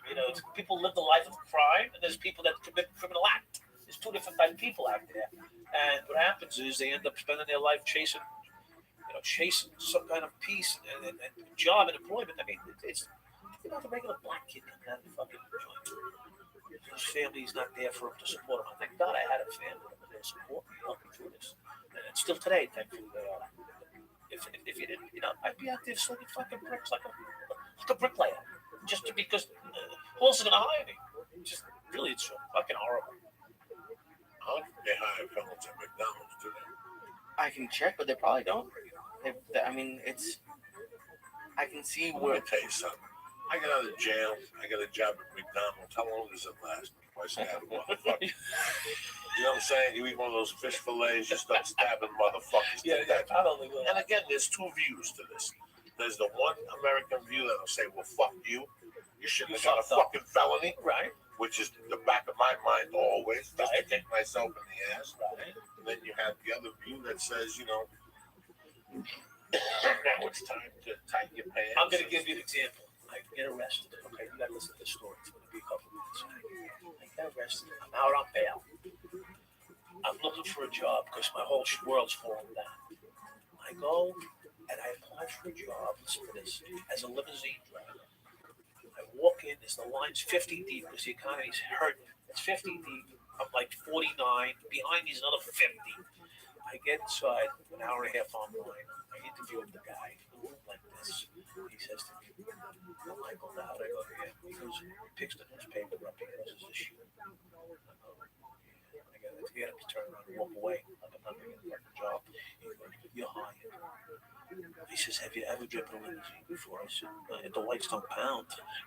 I moved him around a few times. He goes, I want to teach you. He goes, well, an ex-cop. I'm retired from the job. He says, I'm going to take care of you. He says, you need a job like anybody. Okay? Now that's the fucking mentality you're supposed to run into.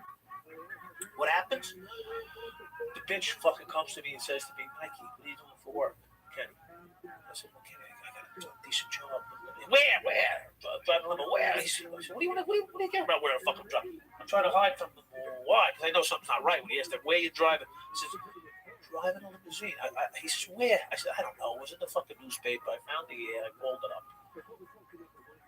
2 days later, I buy the fucking $300 suit. My last $300 because they got everything jammed up. I mean, the feds got everything. The states got everything. They took the fucking change jar. They got everything. I call the office up. I go, so what time is my ride tomorrow? Like a Friday. And they go, we got some bad news. What's the bad news? I just put $300. My last $300 on a suit. Black fucking dead suit. Whatever driving dead people or whatever. Limousine fucking suit. The guy goes, listen, I can't tell you this, but I'm going to tell you anyway. The cops came and told me not to fucking hire you. That if they did hire me, that they would put pressure on the business. Open his books up, and this guy says, I can't go through this bullshit. This is half cash business. He says, I'll fucking go to jail myself for hiring you. He said, I'm sorry. I can't hire you. Shut that up, please. For the love of Christ. Now they want to fucking torment your life in a good story. Yeah. So I end up with no fucking job. So that's when they come in with this whole other bullshit that they end up rope-a-doping me in the movie. I don't want to give the ending of it, but that's what happened. Well, like, what is your answer when someone says, "Why should we hire you?" Because you can see where it just fell in. It can seem someone you might not want to work with. Right, scary, whatever. The reason they should hire somebody is look at him as a human being first. Second, they say, this guy is an adult man, not a 21-year-old kid out partying all the way before. He needs a fucking job. He just came out of the joint.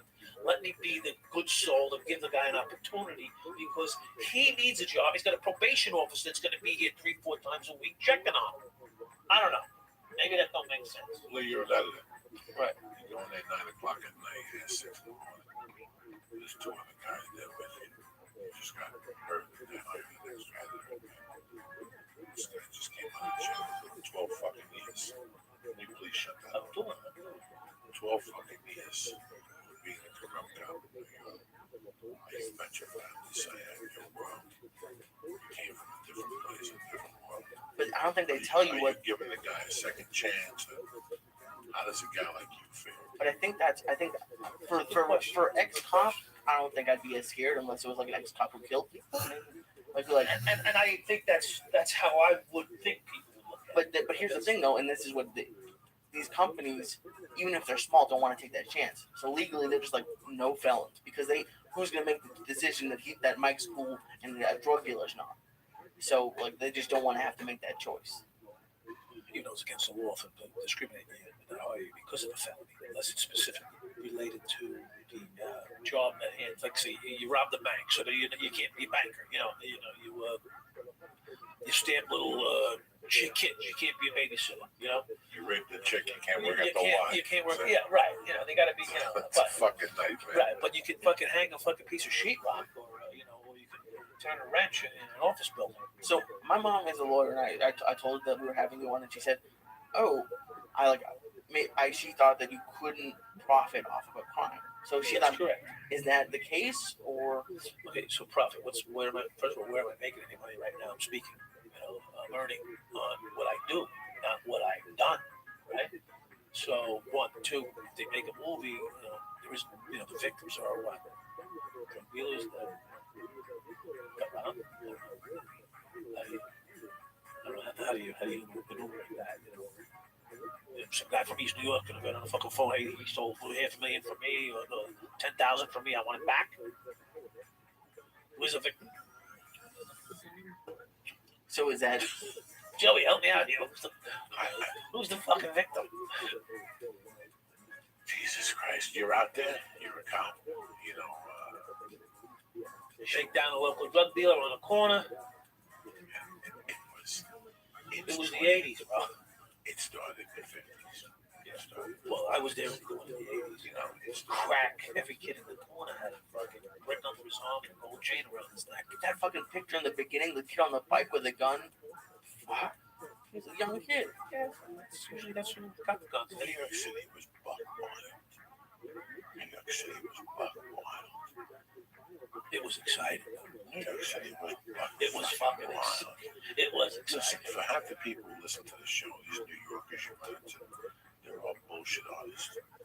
I was very fortunate, dog, to live. I've got fucking credentials. You understand me? I was very fortunate to live where I grew up there. And where I spent my summers on 148th Street with Juan Guerrero. I mean, people sleeping on the floor, fucking needles in their arms. I fucking saw it go down. Bullets flying over fucking. You're hearing shots all night long. And you walk out all here, night. you hear these All guys, night. there's no bagels out here, there's no pizza. And you're like, oh, that guy's real. These guys are fucking bums.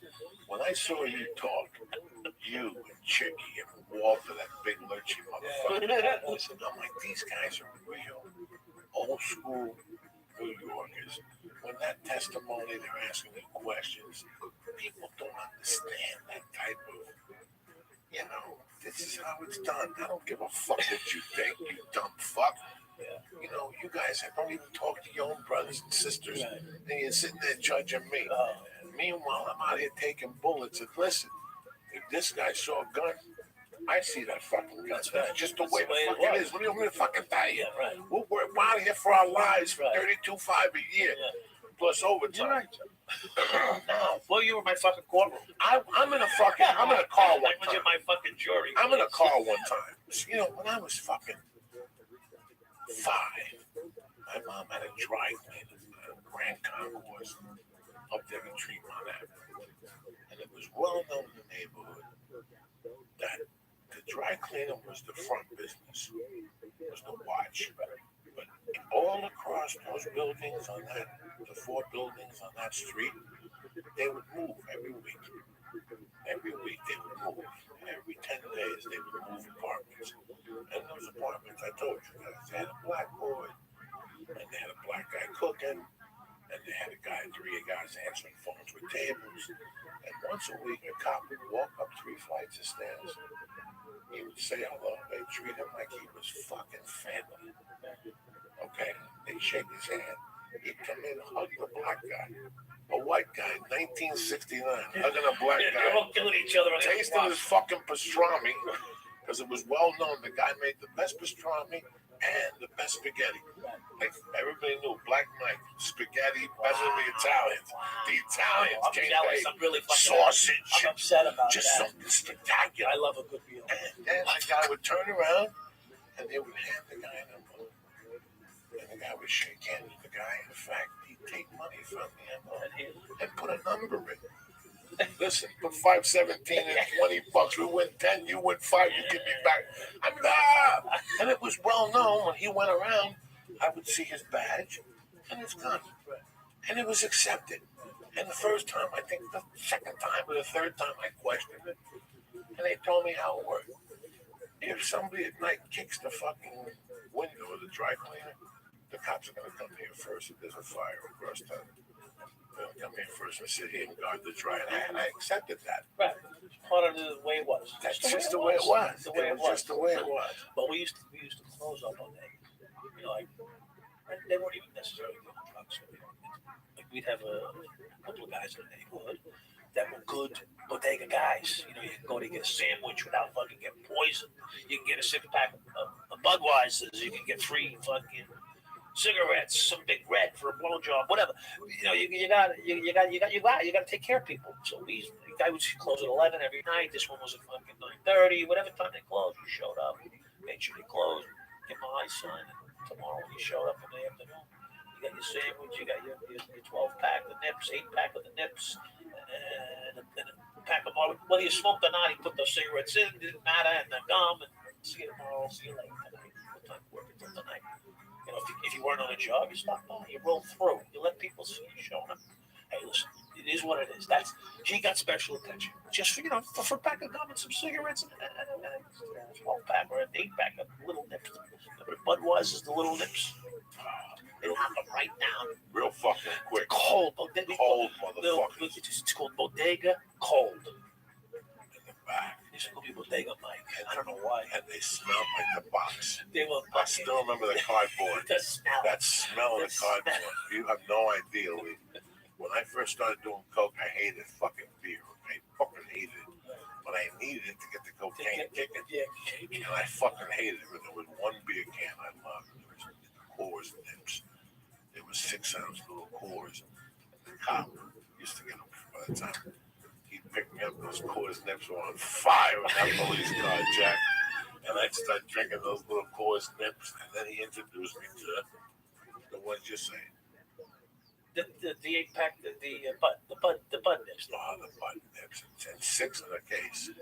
No, 8. It was 8 nips, Right. but 6 of those in the case. Oh, yeah. Yes. Who the fuck you think you're dealing with? Yeah. Some fucking novice elite. In a case of regular beer, there's 4 6-pack. Right. In a case of nips, there's 6. There's 6. Okay. 6 8-packs. So there's a story. Walter and I are sitting there. I take him to Walter's first day with me. He didn't know how to work with me, but he was a kid to me. He was a baby.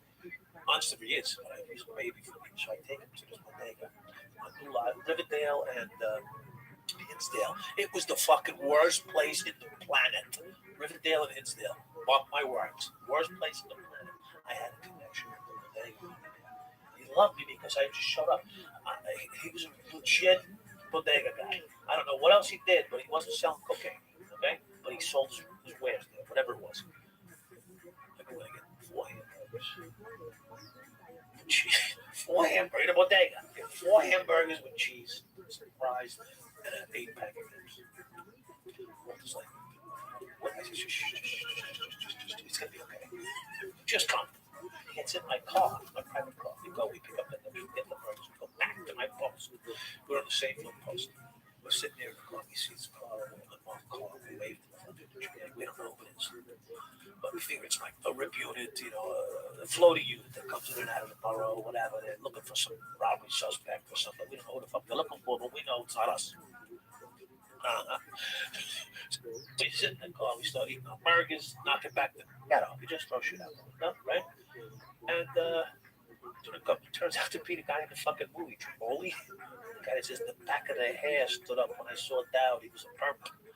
I hated that guy. Yeah, he's sitting there watching us throw these beer cans out the fucking windows. We said hello to the guy that was following me for fucking 4 or 5 years.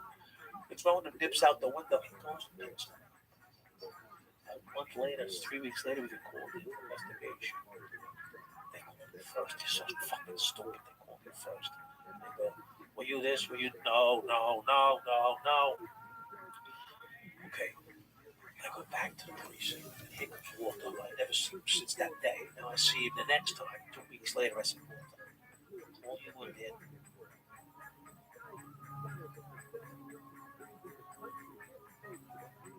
About me, because they're trying to fuck me. He goes in there and they say, we don't give a fuck about it. We want to know if Dowd was true. Up the cans, he tried to get fingerprints. Trimboli, the guy in the fucking movie. So we were waving at him. I didn't know we're throwing the beers out the fucking window. We don't know what I'm saying. So Walter fucking held his mug. He's a rookie. He's going to lose his job any second. As we took him. That's wild.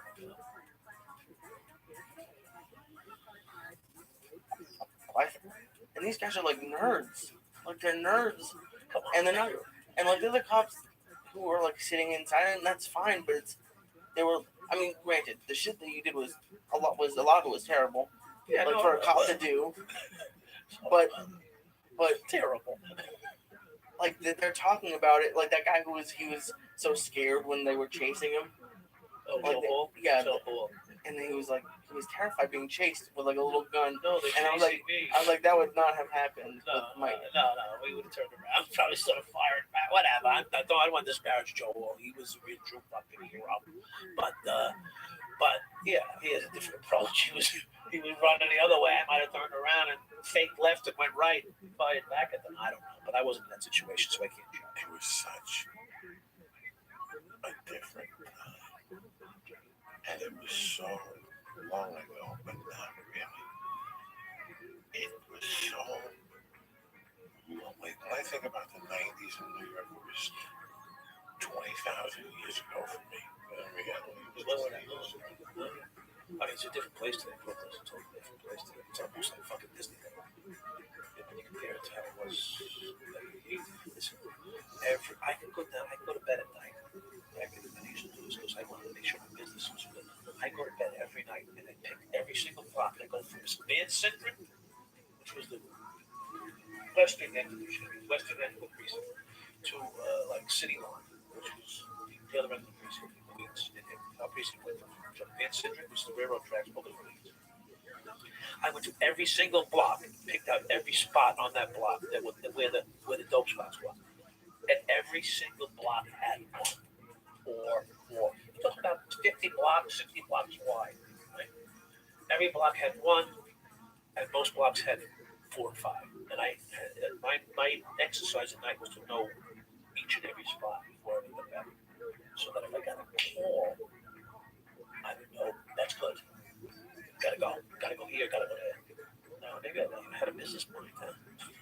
A lot of people, even like Lee, doesn't understand. It's okay, Lee, so. 80s hit. And this is from my experience, just to let you guys know. You talk about bodegas and stuff like that. The 80s hit, and we were copping coke in Jersey. And all of a sudden, I had the school teacher. I swear to God, a high school teacher, that we had a conversation one day, and he had some powder, and he sold it to me. We worked something out, and then about a month later, we didn't have a conversation. And he told me his guy didn't come through.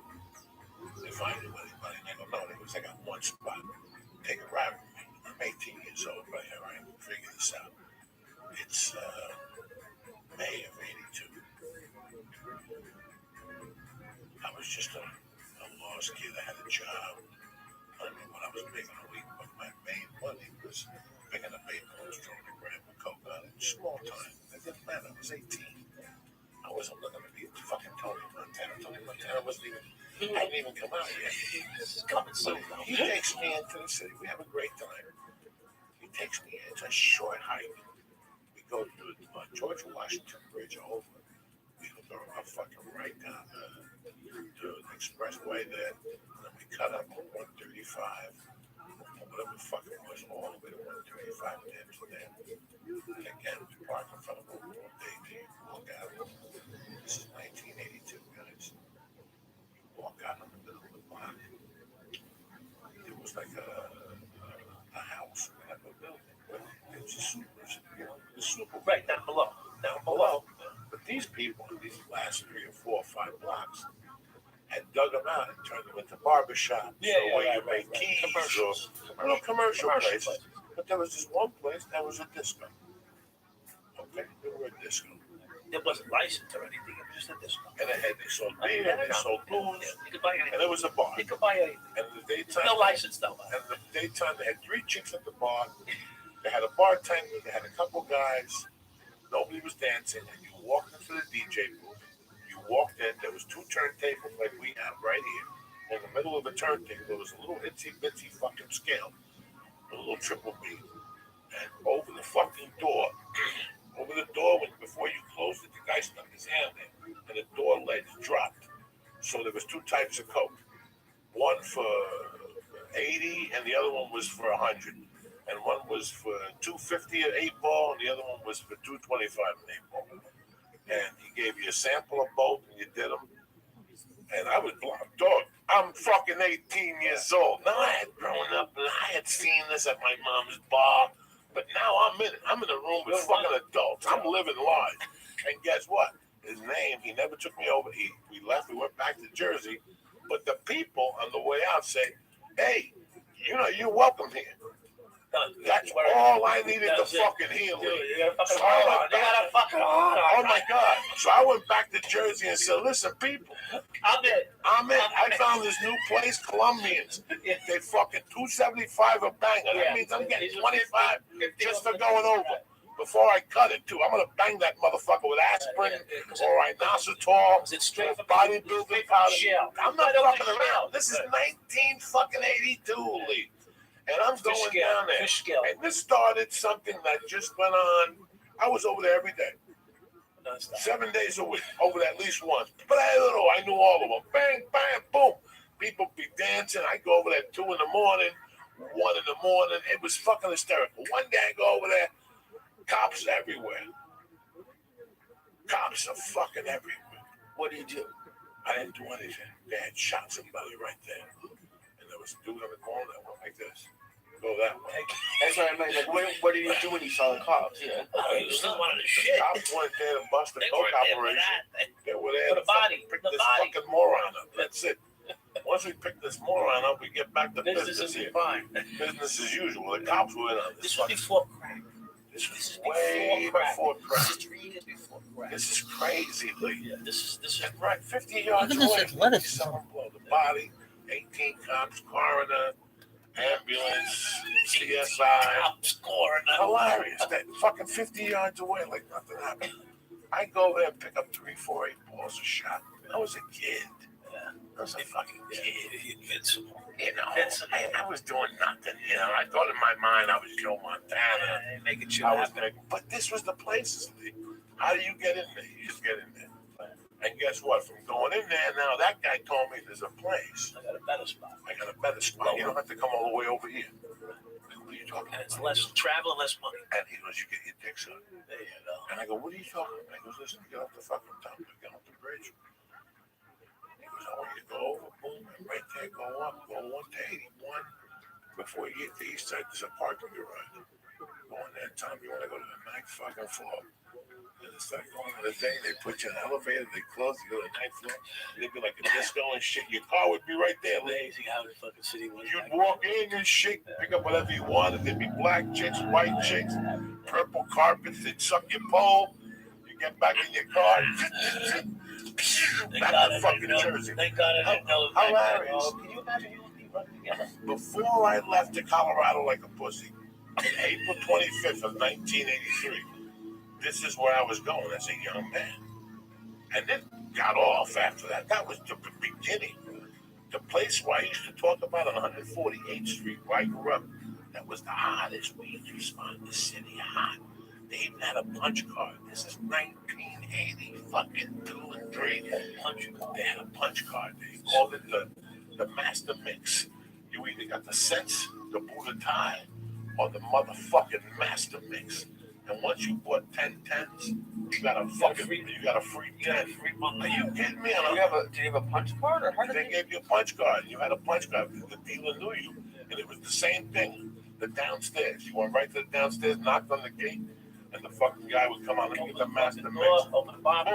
Then you were right back on the fucking, you took a cab or whatever the fuck you did back to Jersey. That's how big it was. Lee, it was amazing. When I went back there, swear to God, guys, 3 years later, I couldn't find marijuana. Marijuana was a ghost. And I'm here to tell you, I wouldn't lie to nobody. I was looking for weed to take back to Colorado. I was about to go back to Colorado. I didn't know nothing about, dealers. I was going to either Colorado Springs. I didn't know nobody in Colorado Springs. I didn't want to land in Colorado with no weed at all. At least let me have at least 220s. Get you started. You know what I'm saying? I'll smoke a little bit, take 2 hits. Share something. And all of a sudden you meet somebody, the neighbor. You're in the mix. So I didn't want to go. I went to 148th Street, where for 3 to 4 years prior, I was buying weed twice to 3 times a week. And people were like, weed, shit. That don't even exist here. This is Crackville. There's no money in This is Crackville, Jack. They were selling trade bags. There was so much little money. There's no money in it back there. What is this? Like, what is it about crack that just made everything go crazy? I never did crack personally, but I can tell you from doing a little tube now and then. It's I don't know. It makes you euphoric. It makes you want to fucking know you can't have it. It was the craziest fucking thing you could see. Right now, for years, I could sit with somebody, something. All right, Joey. So I went to your records. You got your first weed license in 2007. Bring it up. And what I saw then, and what I see now, is tremendous growth. But it's nothing like the growth I see in the cocaine. Everybody went from acid for $3. And nickel bags and built to a 6 and equated to $4. There was no samples. Between chicks got samples because you got them here to suck it, they're going to buy a bag. But guys didn't get samples. And crack, it was like the truth. Let's be honest. Black people smoke crack and white people smoke freebase. Which basically, it made it affordable for people. Powder cocaine was expensive. Crack cocaine was cheap. So now the urban guys, whether they were black, Spanish, or ghetto white, they could afford what the big shots were snorting in fucking Studio 54. Am I wrong? That's what it was. So now the regular kid in the street that could never afford to get high because it was too much money is now getting high, and it just. I tell the story here. When it was like, you watch TV, you watch the fucking guy, they storm chasing. You see a storm chaser. Yeah. The fucking man, they got the cameras, they're talking on the mics. They say, oh my God, there it is. It's like a funnel. Crack was like a funnel. came in, sat down, did a little whirly bird, sucked everybody. It was like a fucking disaster. And you know what? Today, half the people are gone. Like 50% or better are gone. And probably 25% of the police departments are going with them. In my world, it showed up mid 84. 84, 85. Mid 84. By 85, it had taken a stronghold. Right. I was gone. I was somewhere where crack wouldn't hit till 15 years later, and that was in Denver. It wasn't going to hit Aspen and Snowmass. They were smoking freebase. Now, in 82, when I graduated high school, whatever happened, that same week, and Timmy listens to this shit, so how this asshole. We bumped into this dude. We were getting that coke in the city. We bumped into this dude, Steve Bettlemantis, who after everything would always say, tremendous. So he comes to me and my buddies are like, listen, I got this pimp. He wants to buy blow. You know, I hear that you got the best shit. You get it from Harlem. We want that shit. We want the shit that's tremendous. So I fucking wife this guy 2 times. We take him down to Tony Avenue, down at these fucking ratty hotels. And we go in, he's got 2 white chicks, and they fucking got beat up and stabbed. And there's a black dude, he's got like a bikini on. And we give him the coke, and he fucking does something. He's like, dog, go get this motherfucker. This is the shit that killed Jesus. And this guy starts doing some shit. This is the summer of 82. This is June of 82. He starts doing some shit. And he starts cooking it. Good fuck with him.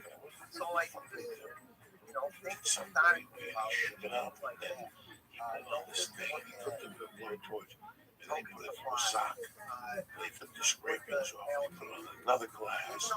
They did this like 3 times, and they gave us all a piece. And we smoked it. This was a free base. And me and my buddies shot up to this place called East West on 48th Street, Burger Line, Riverside. It's still fucking there. It's a record store headshot.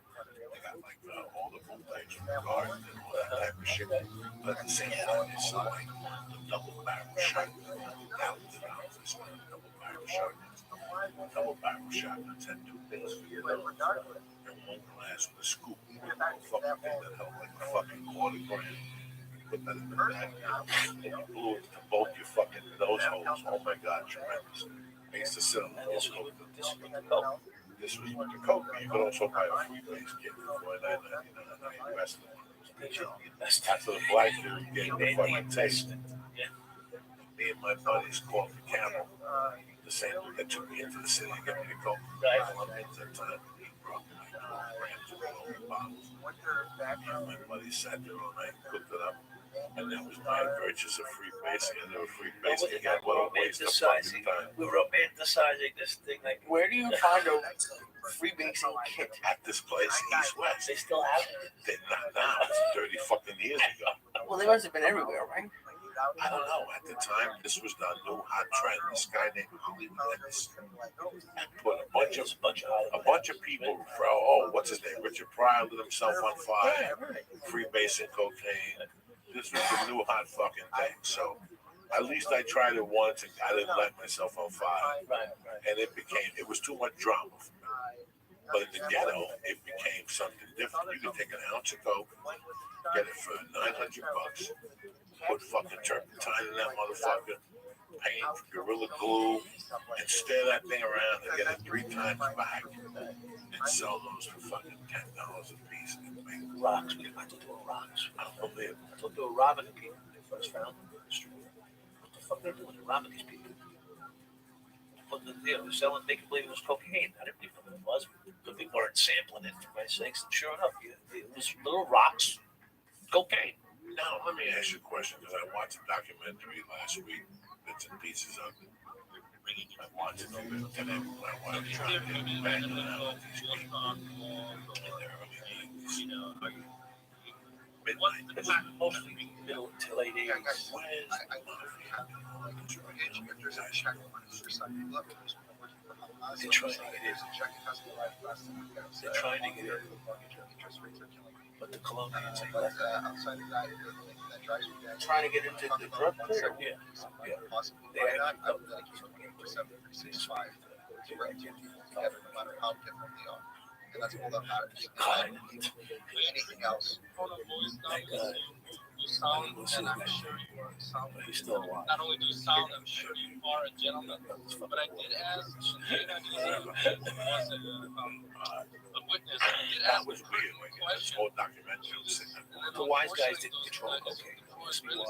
But what were they doing at that time in the streets when they weren't doing gambling? They had already started. They did a lot of hookers. They did a lot of hookers, and they went to joke of hookers. Other than Hannah. All that joke of hookers was big. And then the illegal gambling was they had all Guys, again, I want to apologize. I had to look at they were doing a lot of drug licenses.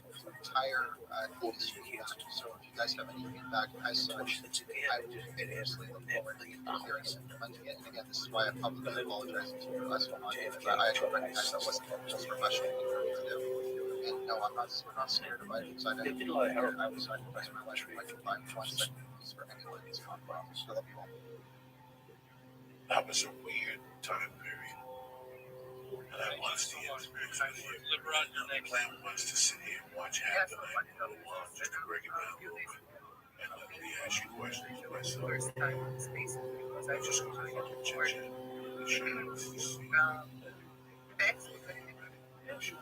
Now, before we start this, hold on.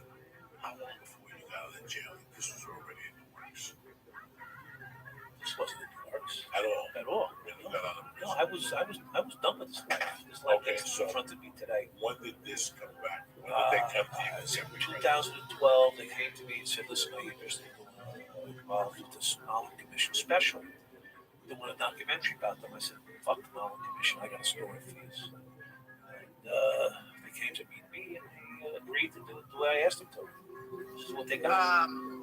All of the models, the PR trade. So, and oh my gosh, when 3 of them collide, it's magic. It's my favorite thing to be on project where we like, oh, look, this model's coming out, this model, this model, at this level, at this level. And when you can like literally stack up. And when Where were you leaving September of 93? I look back, Joe G, Taylor, and me, all on the train, all on the live training session, together staring at Price on YouTube.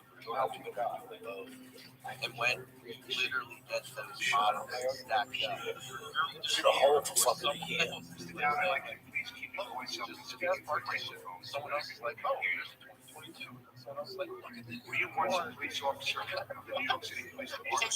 Yes, I was. How long were No, you? that's awesome. I'm super 10 years and 5 months. And within, like, how close are you? Mr. Dowd, during those 10 years as a police officer, did you use your authority to commit crimes and acts of Every corruption single day, in violation of your sworn duty to uphold law? I've been While you were in uniform and on duty, did you commit theft? trading Yes. users Why did you only for Did you engage in probably narcotics since trafficking? December, since I found you Did you protect drug operations? of last year. Yeah, Engage in personal drug December, use? January. How many crimes and acts of corruption do you estimate you committed as a New York State police officer? That was the session. That was essentially Well, I should have said thousands. A bit more accurate. But my mother got mad at me. I'm proud of that. I'm proud to say that I have folks So you trying to blow my earlobes out or something? Jesus Christ, you don't fucking deaf. the crime wave. Crack is now sweeping New York. Justice Department officials now say there is a direct link between crime and cocaine. Really? Heavy money and heavy violence Justice trafficking Department. all around. It was like the heyday of crack. Every city was having trouble with violence. New York City at the time was having 3,500 murders a year. And East New York was the worst part of that. It was a war zone. They were empty buildings. They were just living in them and running electric from the street pole to the houses. Yeah, Look like for paper. sure. I mean, like, I'm East an New York at the time was avid very- anime lover. as you can see, with all of the way I respond to things. And, you know, cartoons, or it will be like one of those Michael Sealy, like sleep hypnosis YouTubes. But yeah, when I saw Elemental, I was like, oh, look, there's a new movie on Disney. Let's watch it. And like, I didn't know like the background story or like the director's story or any of that. I just like watched it.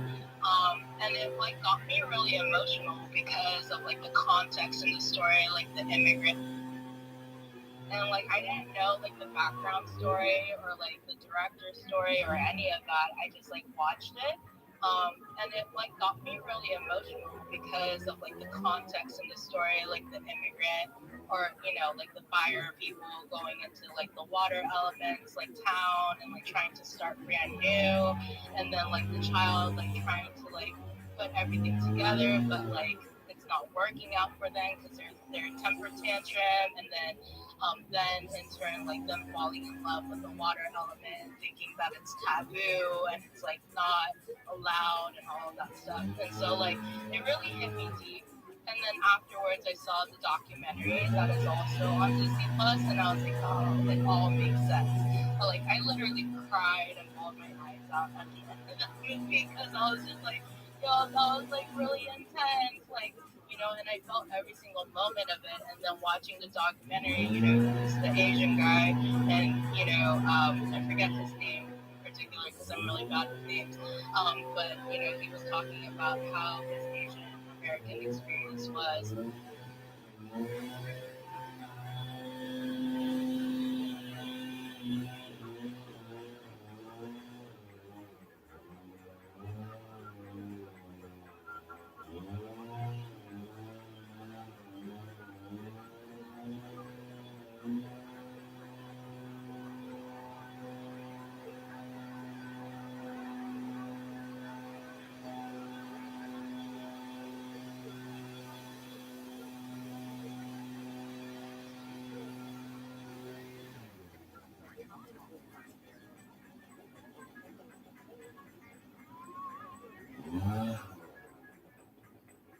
That we had to like separate from and like start like a brand new journey. So yeah, Elemental was like a really beautiful movie, and I also loved all of the graphics. And I'm a dork in regards to like 3D and design and how everything has progressed like over like the 15 some years that we all see it too. Like the graphics from 10-15 years ago are cheesy, but it's still good, because we've lived through that experience. But yeah, that's just a little bit about Elemental. Oh yeah, I mean, a little bit about Elemental as well as quite a bit about yourself relating to it. It's really, really awesome. I'm glad I.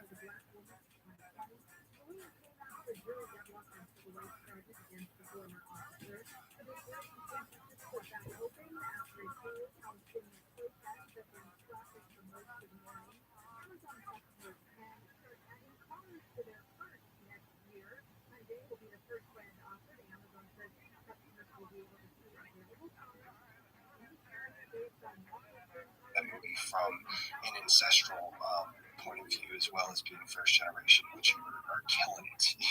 Absolutely killing it. Let me just say that right now. And I definitely have to watch the documentary side of it. I haven't seen that yet, so I'll definitely note that for this weekend. And last thing I'll say before I toss it to great beats for, we're also going to jump into Mocha Melodies as well as we have USIC up here with us, which you're a part of as well. So, she's definitely doing, Kaguria's over here doing, big things popping all over the Web3 space. So we'll jump right into that. But, I will say, guys, you should definitely check Elemental out. But just like Kaguri said, I was crying like the Water Family. Elemental was like near the end of that movie. Like, I will fully admit it. It's a tearjerker. It's a feel good, but it's a tearjerker. So just be prepared. But yeah, over you, let's go.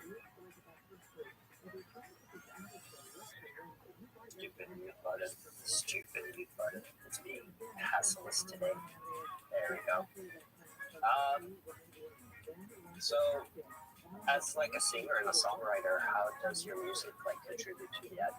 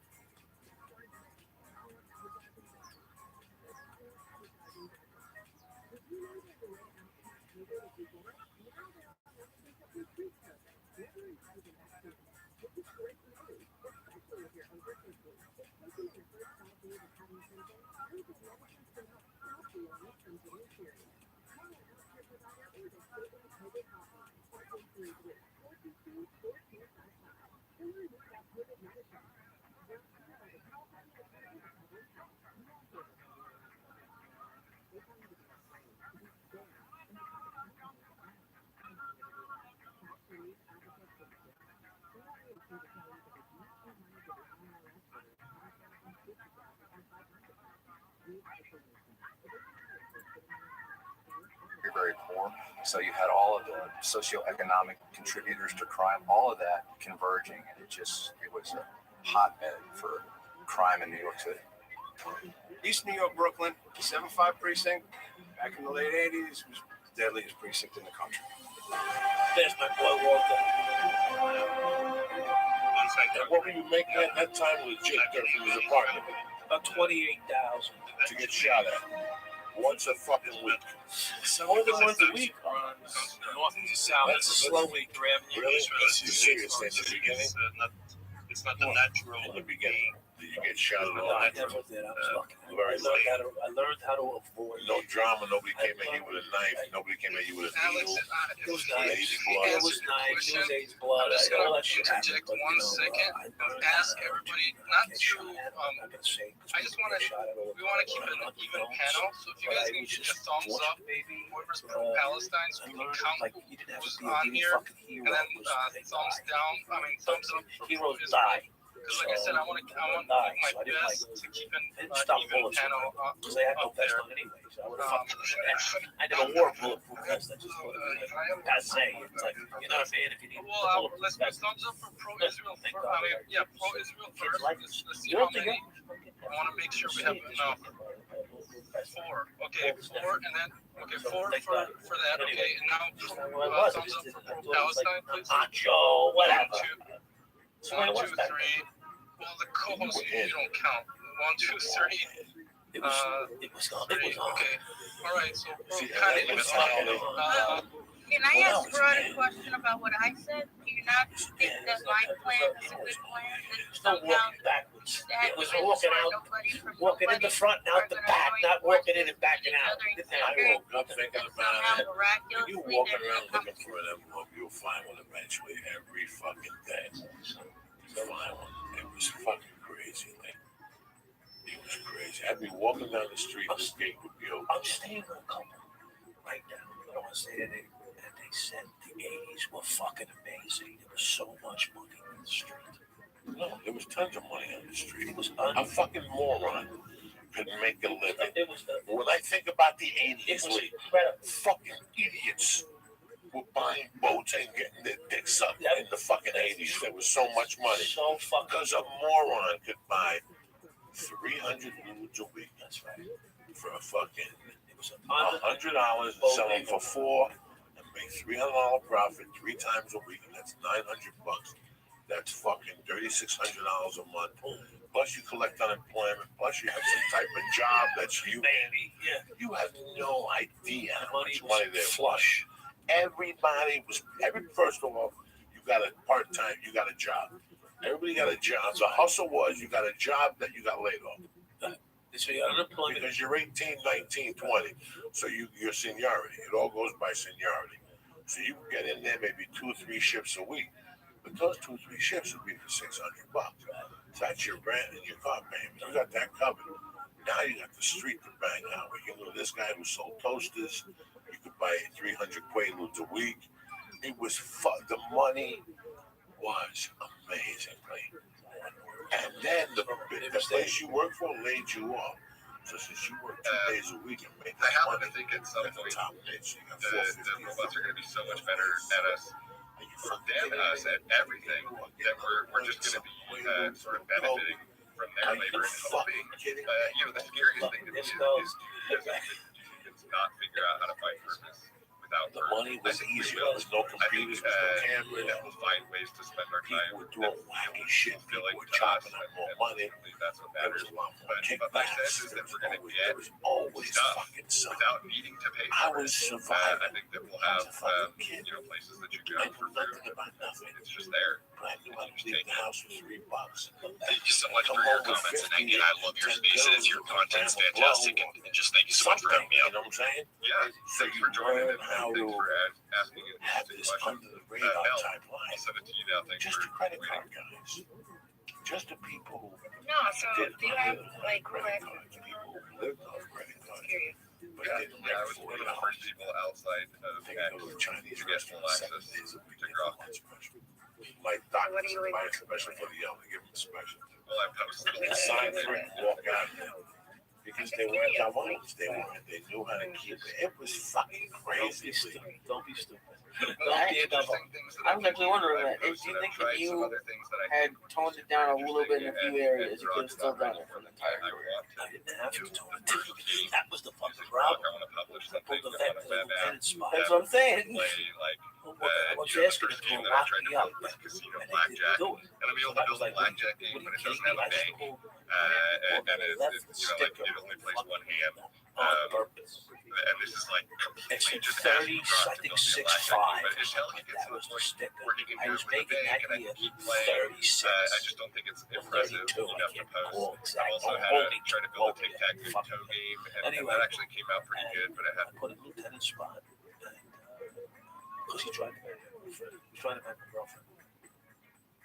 You know, and I just lost 1,500 large at Atlantic City Casino with the whole police union there. Everybody knew I lost 1,500, and then I pulled a brand new vet in the lieutenant spot, and I left 2 paychecks in the fucking in the box, the check box, same fucking week. You can't make this up. 1,500 cash to cop lost. I put the vet with the $36,000 price sticker in the lieutenant spot, and I had two checks still in the box. That's a month's pay I didn't pick up. What were you thinking? I wasn't really thinking.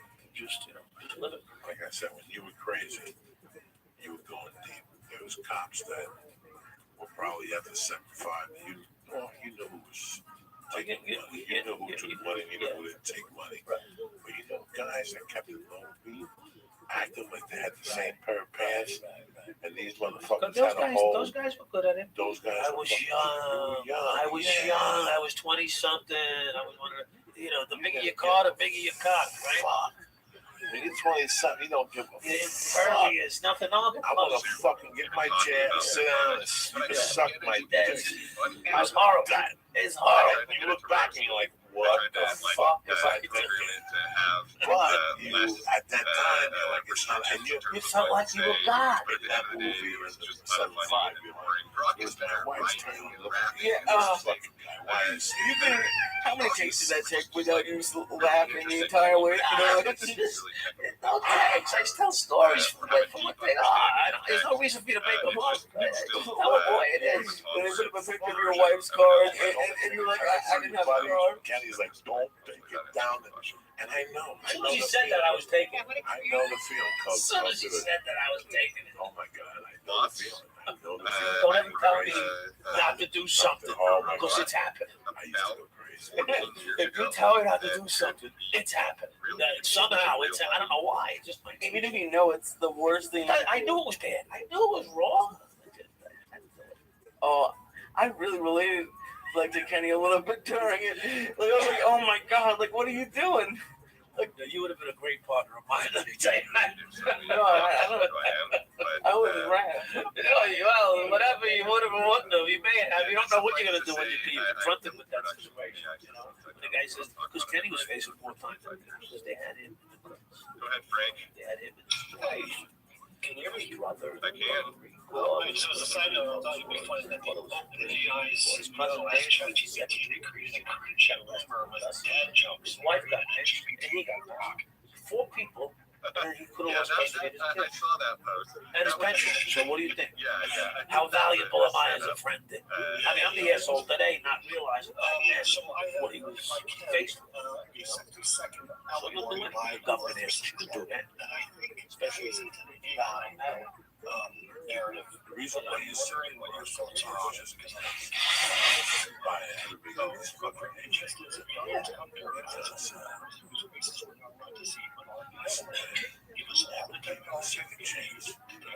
You know what? I see you and I know what you went through.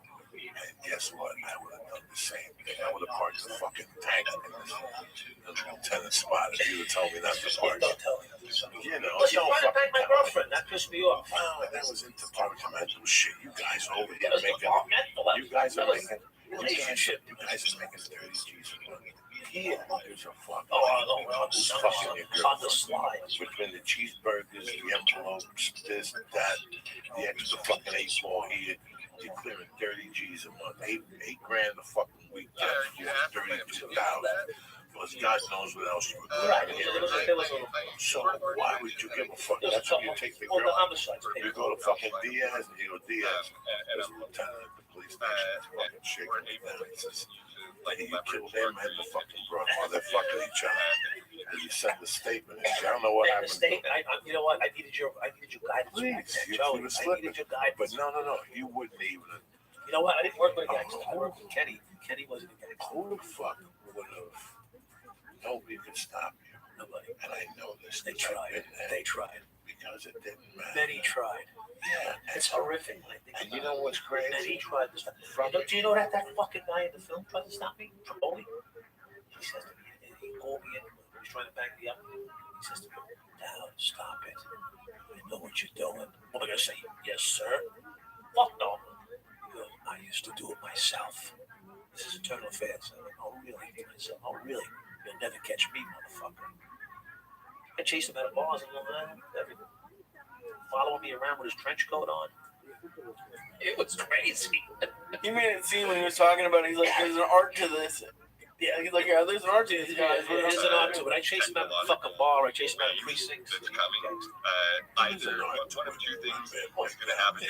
I'm saying Tromboli was making it seem like he was an artist that he followed me to fucking. He didn't know the story.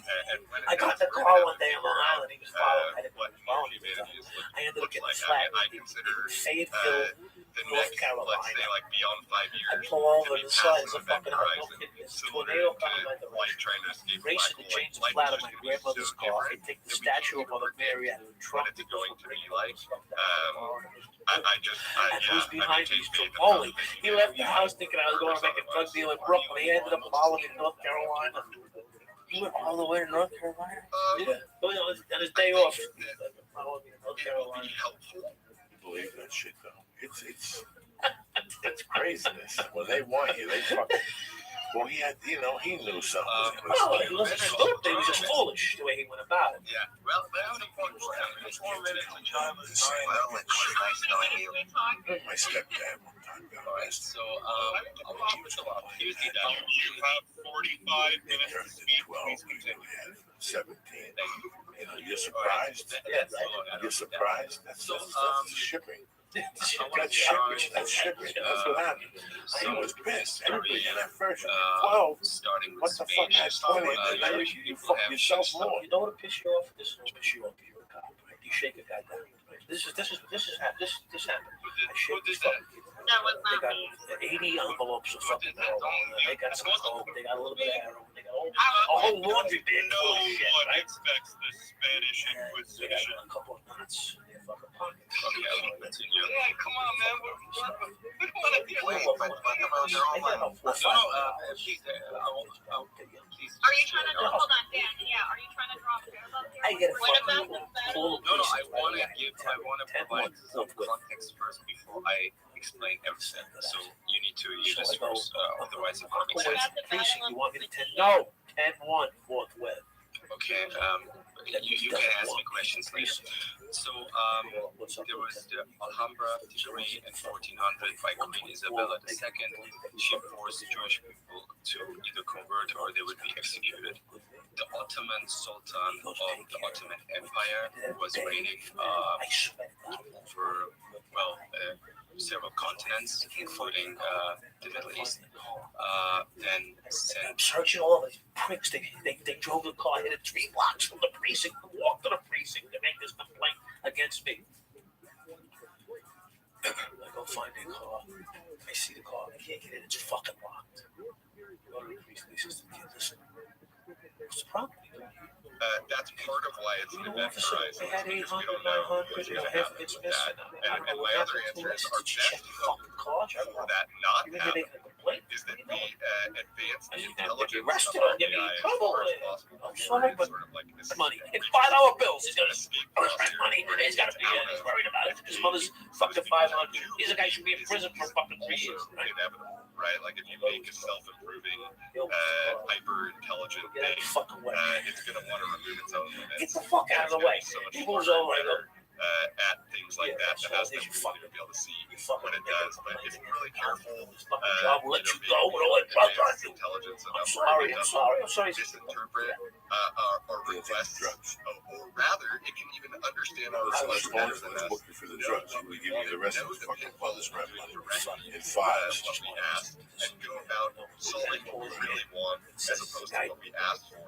I think that is within the realm of AI. Before any of this went down, were there any But I think, like there are entire organizations. little warnings that you The fucking captain called me in and said, the inspector called me in and said, Captain, you put in the 57. AI safety. And my hope is that those people who are successful on their mission, it's not an easy one. We're basically building our successor in a way, right? It's going to be smarter than us. It's going to be faster than us.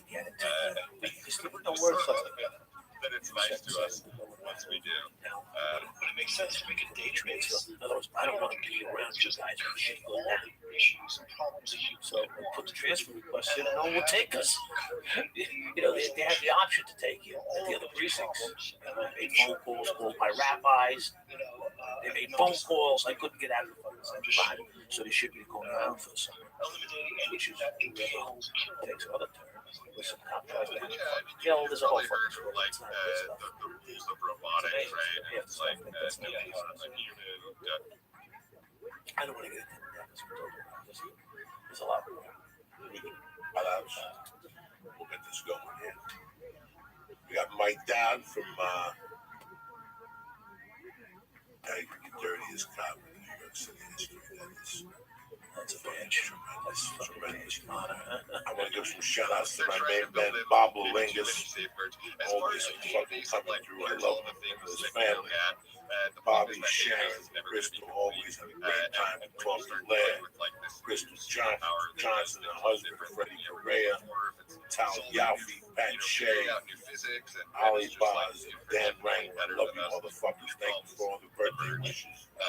Yeah, so I think our best bet is that it's actually better at predicting future results than us. And then South Point band, the nicest guy in America gets fucking for what none of your fucking business don't ask. For example, But just the fact that we have that's what went down this week. right now, and we managed to make it what like half a generation or something without using them. But that's no guarantee. 311 up in fucking San Jose. And then 319 in Bakersfield, motherfucker. What are you doing for Patty's Day? It's a Thursday. Sure, because I'm going to 19. Oh, okay. You got that down. Who do you think you're dealing with? I'm checking. You know, what the fuck do you do? Figure out how to make all the nukes disappear. I think I'd be Listen, when I was a kid, I go okay with that as long as it's good. restaurants. Across A little bit, all countries that have nukes, not just fucking leaving shit made one with the Hudson River all the water. power. That's that fucking Flint water in the sky. Good stuff. Yeah, thank you for What's the girl? Travis What's the a chance to passion? talk. Come out of Flint. Some agent has had his name raised patiently for a while, but it's been celebration coming up on almost 4 hours of this space. I'm running out of gas here, so I'll cut it down pretty soon. Travis, did you have anything to ask today? Yeah, thank you for letting me speak, Penny. Everybody, subscribe to Penny. It's awesome. Yeah, I had a few things I want to mention. Most of it Hey, you can't drink with the beer away. So many fucking laws. I was in a space You can finish on them, please? with Angela and a few other people the other day. Listen, I'm not for it. What I'm saying is, for X, right? well, in the movie they're talking about you and Kenny Brown and his wife I don't know passing the if I beers, heard like what I not wanted to freaking out. hear, Like I just imagine but I told my like girlfriend to something, pass me a beer while I was driving. I was so young. What are you talking It was about? Nothing like your that. own He had a fucking hole in the floor patrol car. And to me, I took that to mean that we're gonna have Put a hole in the floor. Put a hole in the floor. Back there, the Dodge had the bucket. And you put the ice on the floor. And you put the beers in the fucking ice. And you put a cover on top of it. So all the water would just go through the hole. We had like a cooler in the fucking car. That's If you have any idea if it's gonna be tied into your use on X in your profile here, like I really didn't give a is fuck. this I was part ashamed of of the show. that app of everything? I better get me Yeah, I think it will be highly personalized. When you log in, and I would see well, to the Grok UI, which means that it has information about who you are. It's not used because yet. if it's I in think your it will. I also think DNA, it doesn't want to share give a fuck. inside It's information. just not. Once you had alcohol, drugs, to that emotion, you don't give a fuck. You don't care. Listen, there's 1,000 stories. I didn't like it's a little bit of disappointment that I logged in. I had a lot of We took I that had a dope. lot of fucking We took that dope and said we're gonna do anyway. Listen, I've always said one thing, and maybe it justifies That's like shit things I as a did. product manager, I always said obvious that once you advantages cross that the Grok line, has over any of its competition that It's is all- tied to a social network. once I found That's out how I- today that you were loan sharking, you were open to me. Once I found out you were a bookie, you were open to me. Once I found out you were selling coke, you were open game to me. That gave me the right as a thief to work you. That's it, hands down. Done. And I would work you until I could work you, and if I couldn't work you, then I'd make you my friend. Right, work with you. And then that's it. And when there's nothing I can do. But the first 6 months, I'm working. I'm working to flip you. For the angle. I'm looking for a fucking angle here. I'm looking for, I know Lee likes to get his dick sucked. Yeah. We'll have a party with Right. these chubby Throw fucking this- Russian chicks. Throw something at it. Yeah, something, so you get to learn people's weaknesses and you jump on them and you can't expose them. You fucking make them apart. And that's why you jump on the next guy. That's fine. It's such a. When you cross that fucking line, baby, it's all good. That's how I used to look. I used to sniff those motherfuckers out. Sniff them out. Once I found out they were selling coke, sniff them out, Lee. And I would sniff around their neighborhood with disguises. And I get my friends to go down there with a different car. Go get your dad's car. Let's take a ride. Come on, please, please, please. Wow, you were really I had my good. buddy with the Undertaker. Crafty. Take a ride down there with the Undertaker mobile. Very cerebral fucking Brindle. You were very cerebral. You have to be. Yeah. You have to be. I liked it. I You put a lot of thought, though. I didn't like the drama. Yeah. There's always a way in, and there's always a way out. Well, you have to keep that. You have to If think you that. look close even enough, if it's right well, there. I always thought there was a way out. That's what my There's problem. always a way my in, problem was. and there's always a way I out. thought I could get out. So if I knew Lee had blown in here, Right. there's a way in, and there's a way out. Right. With Lee, it was the fence, getting up here, the door. Does he leave it here at night? Right. That's the $25,000 question. Can I go around the back so the cameras over here don't see me and climb up the You stairs? figure it out. No, my day I come up here at 4 in the morning, kick that The fucking door right in. door right That in, don't mean nothing. and come right in here, take whatever was in here for blow. Because we can't control it. It's like anything But that the you cops can't took control. time. The cops got here. There's the give me the grace calm. to You be sleeping. And it change changed things that we and understand the things I can, or something like want to hear. That I have from AI is I can get fucking story. That's why I tell all ladies, don't worry, I'm locked at the fucking door. They're coming in, they're coming in. Let's not stop it. My apartment complexes are idiots. The only window in my living room is faced on the common walkway. So I've broken into my own house when I left my keys in the house before. There's no reason. Why lock it? It's gonna break the fucking window. They'll tap you on the shoulder. What happened? What's up? Thanks so much, Penny. So I think it's I have stick next to the stick so it doesn't slide. I haven't. Don't tell anybody. inputs and potential outcomes that could come from ruthlessly pursuing the programming that we've given it. Basically our best way to protect ourselves from such outcomes. That's something I've been putting a lot of thought into, is how to prevent that. And the way that I find it effective is exactly what's effective with humans as well. Instead of reacting, program, but I read it. I saw the thing 6 minutes before, and I got myself positioned. If I would have committed it to that ice cream store, I would have got mugged. Because I didn't go in the ice cream store, they turned their back on me. That gave me a 10-second run. They looked up, I was gone. And I didn't get mugged. I remember this. I go, wow, that was weird. Maybe it's going to be mom, maybe. I really had a sense. You have to react. What type of person this is, something he's doing. You got to judge him by something. Photon inputs translate into semblances of sight, touch, sound, a simulacrum of a world. And I see this kid. He sees me. And he ducks inside the fucking dumpsters, between the two dumpsters. I got my fucking ankle holster on. Put the ankle holster on. Cracker walking down the street, fucking, 11 o'clock at night by himself, Boom! Jumps out of nowhere. Because, you know what time it is? What? Why is he asking me what time it is? Because he wants to see me look down at the watch and see if I have a watch on, which doesn't matter because now I'm diverted. My attention is diverted from him to my fucking watch going like this. So I go, fuck out of here, motherfucker. I put the gun right to his head. Bingo! He takes off like a jackrabbit running. About 30 seconds later, a fucking police car pulls up, lights and sirens. These kids in the back goes, there he is, officer, there he is. Psycho. They go, I go, yeah, here I am, officer. And that motherfucker was going to rob me. And he gets out of the police car, just takes off, running down towards 40 seconds. But that's what you learn way before. They don't think you're evil. You gotta know.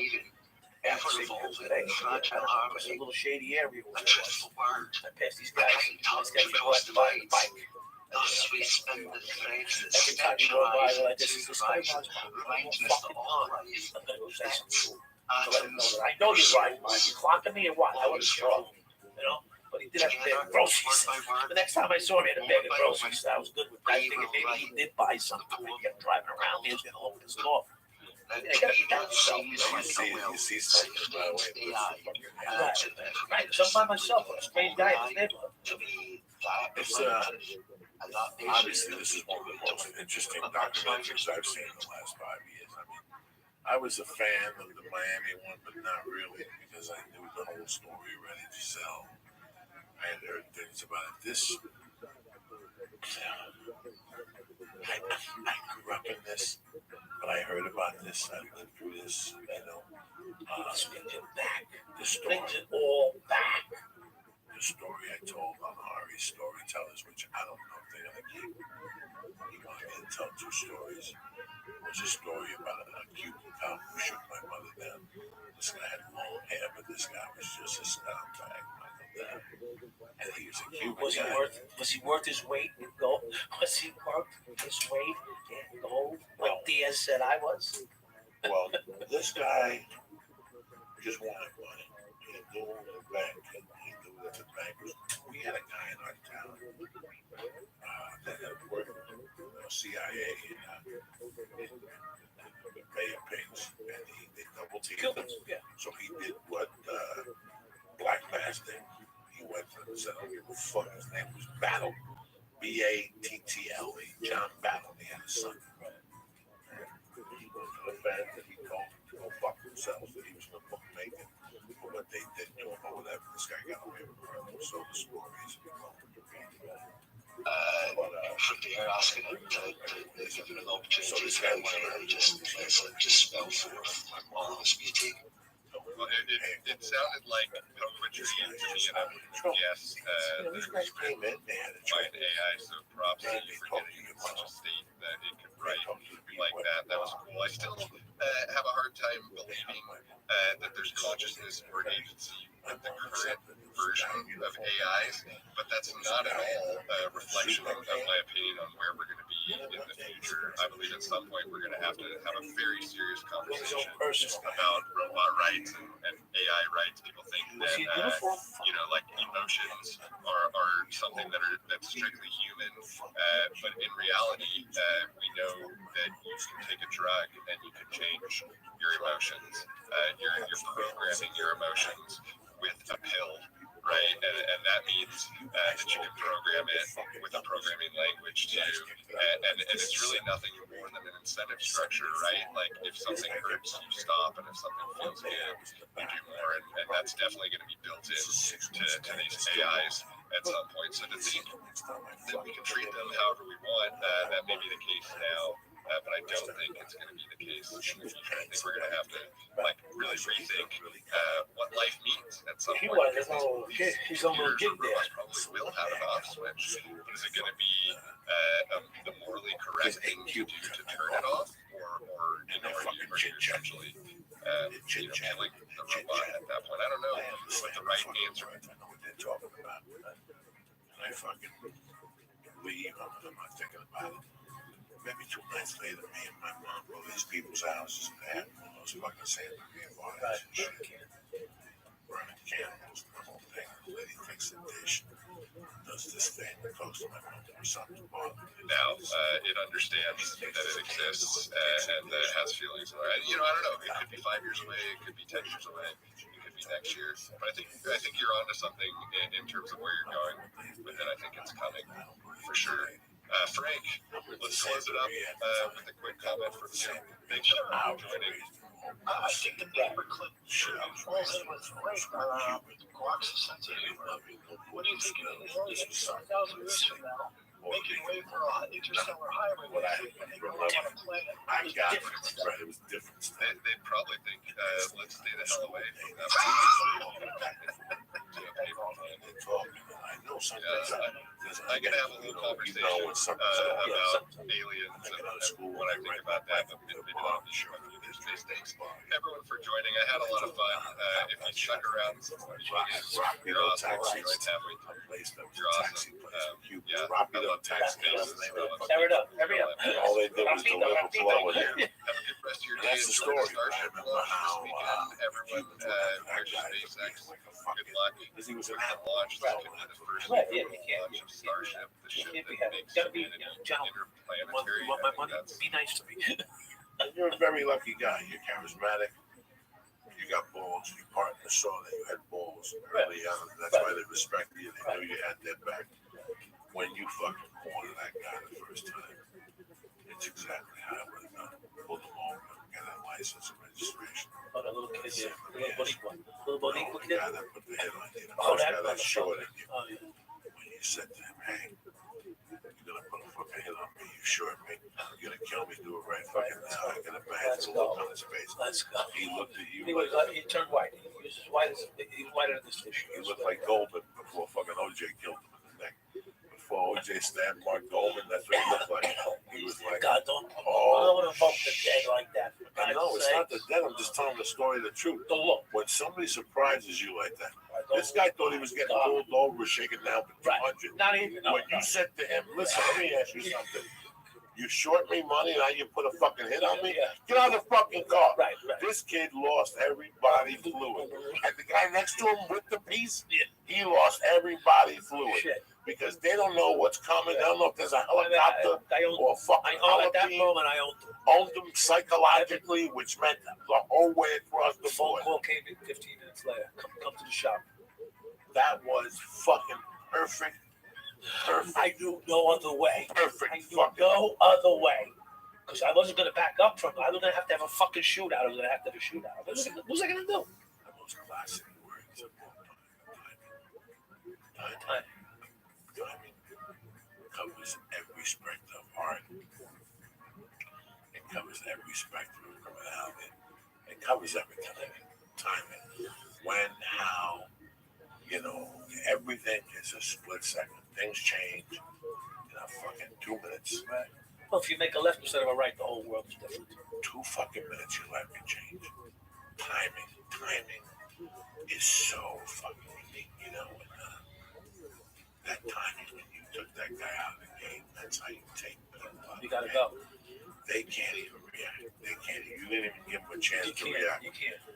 If you would have sent the hit to Yeah, hand with 3 cops, it wouldn't have worked. You did it perfect. No good. And that's a real street guy. I was lucky. I caught him the first day. I was lucky, but I was there. I was on him. You thought about it. You were saying I'm very mental. There's a way to get people, and there's a way to get people. Right. I went right you can hit them in the head with a stick, or you can let them fold for a while, and they fold on their own. A lot of people can't walk around knowing that somebody's mad. No.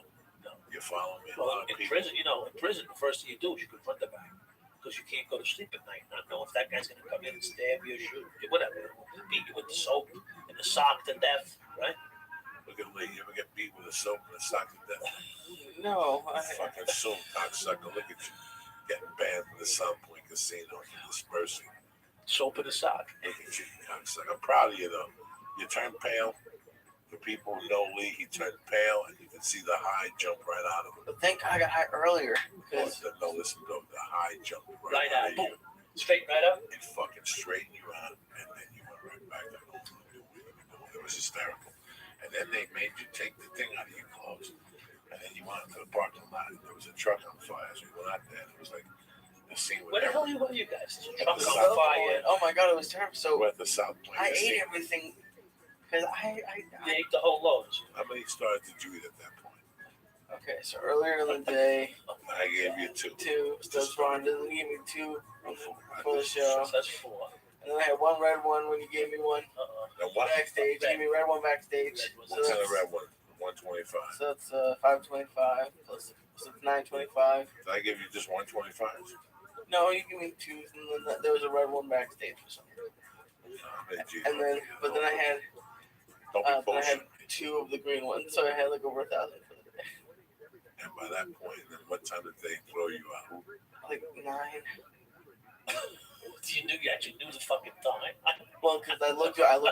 It took me 2. I had a what fucked you up. doing, this guy? I had a fucked up night getting to the hotel. Is that what the hell's going on here? That was a good one. Someone's blowing up the spot. He's really happy with that one. That's this fucking shit. Don't worry, you got a candle with this guy.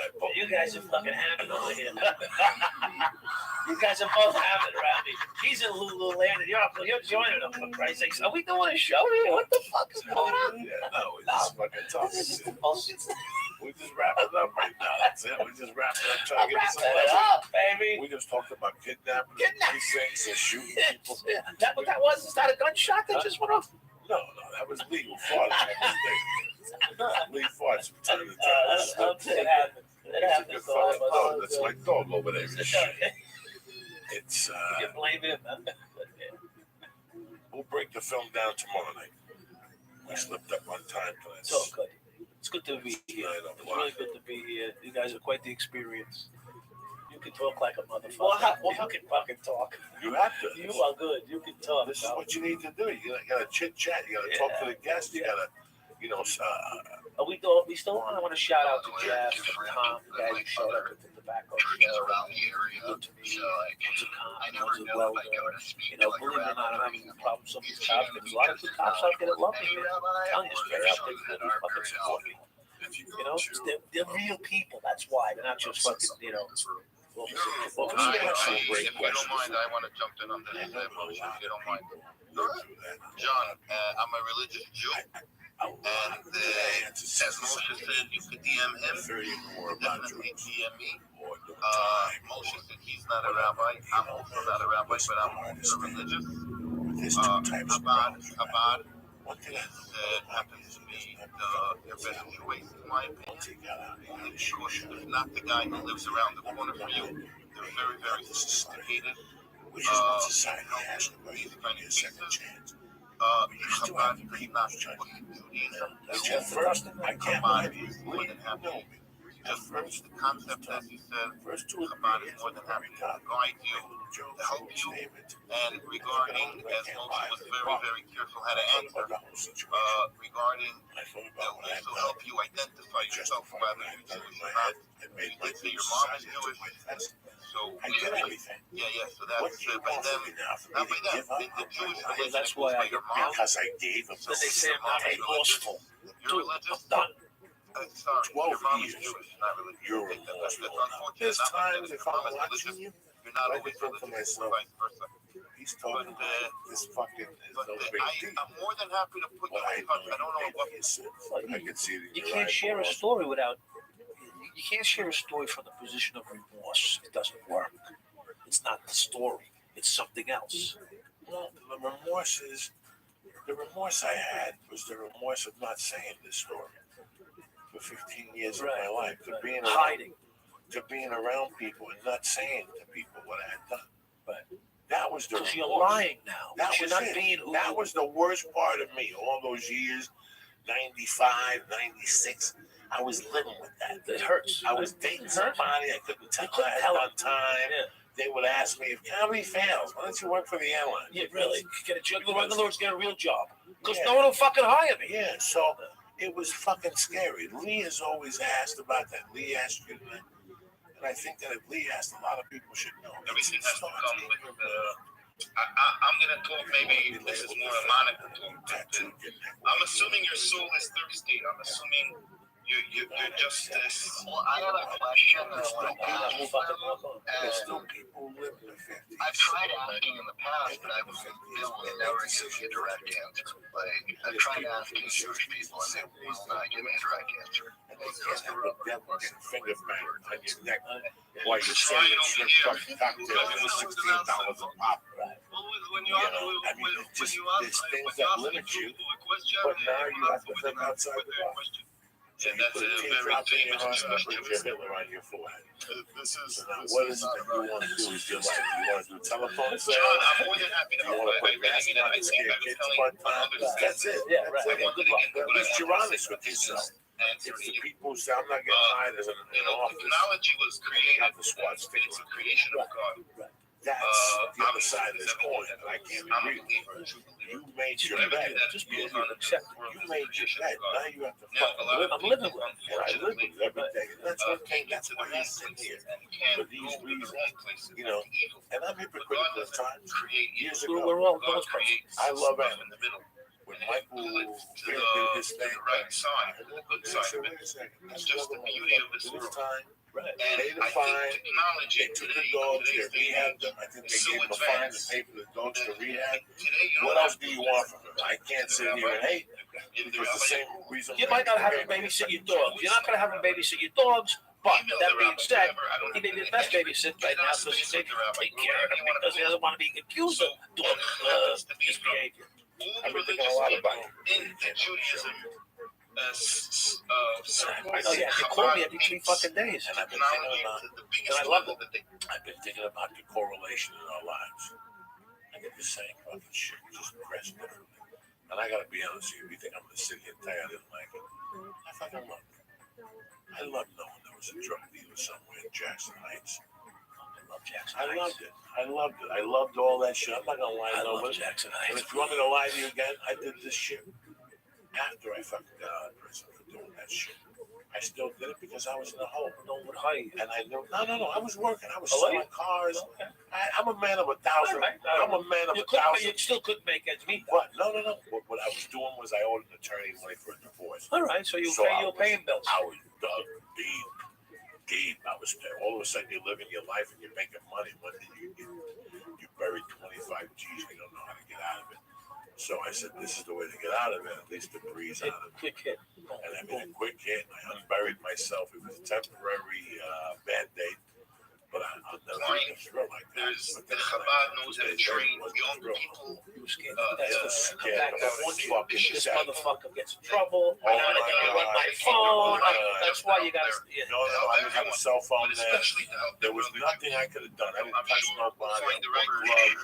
I had a hat. I had a fucking mask. I took a mask. I lit the fucking t-shirt on fire. I threw the gun away and breathed. Oh, please. I threw the sneakers away for the carpet. Did you change your address? What? No, I did everything I could. I took the money and I went down to South Jersey for about 5 days.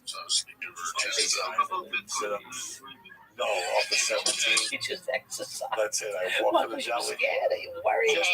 Just thinking about my life, what I had just done. I can't believe I did time. And now you're so stupid. And yeah, I got rid of the coke. I did a little coke, and I got my dick sucked. It was a good time. Jesus fucking Christ. What's wrong with me? What the fuck is wrong with me?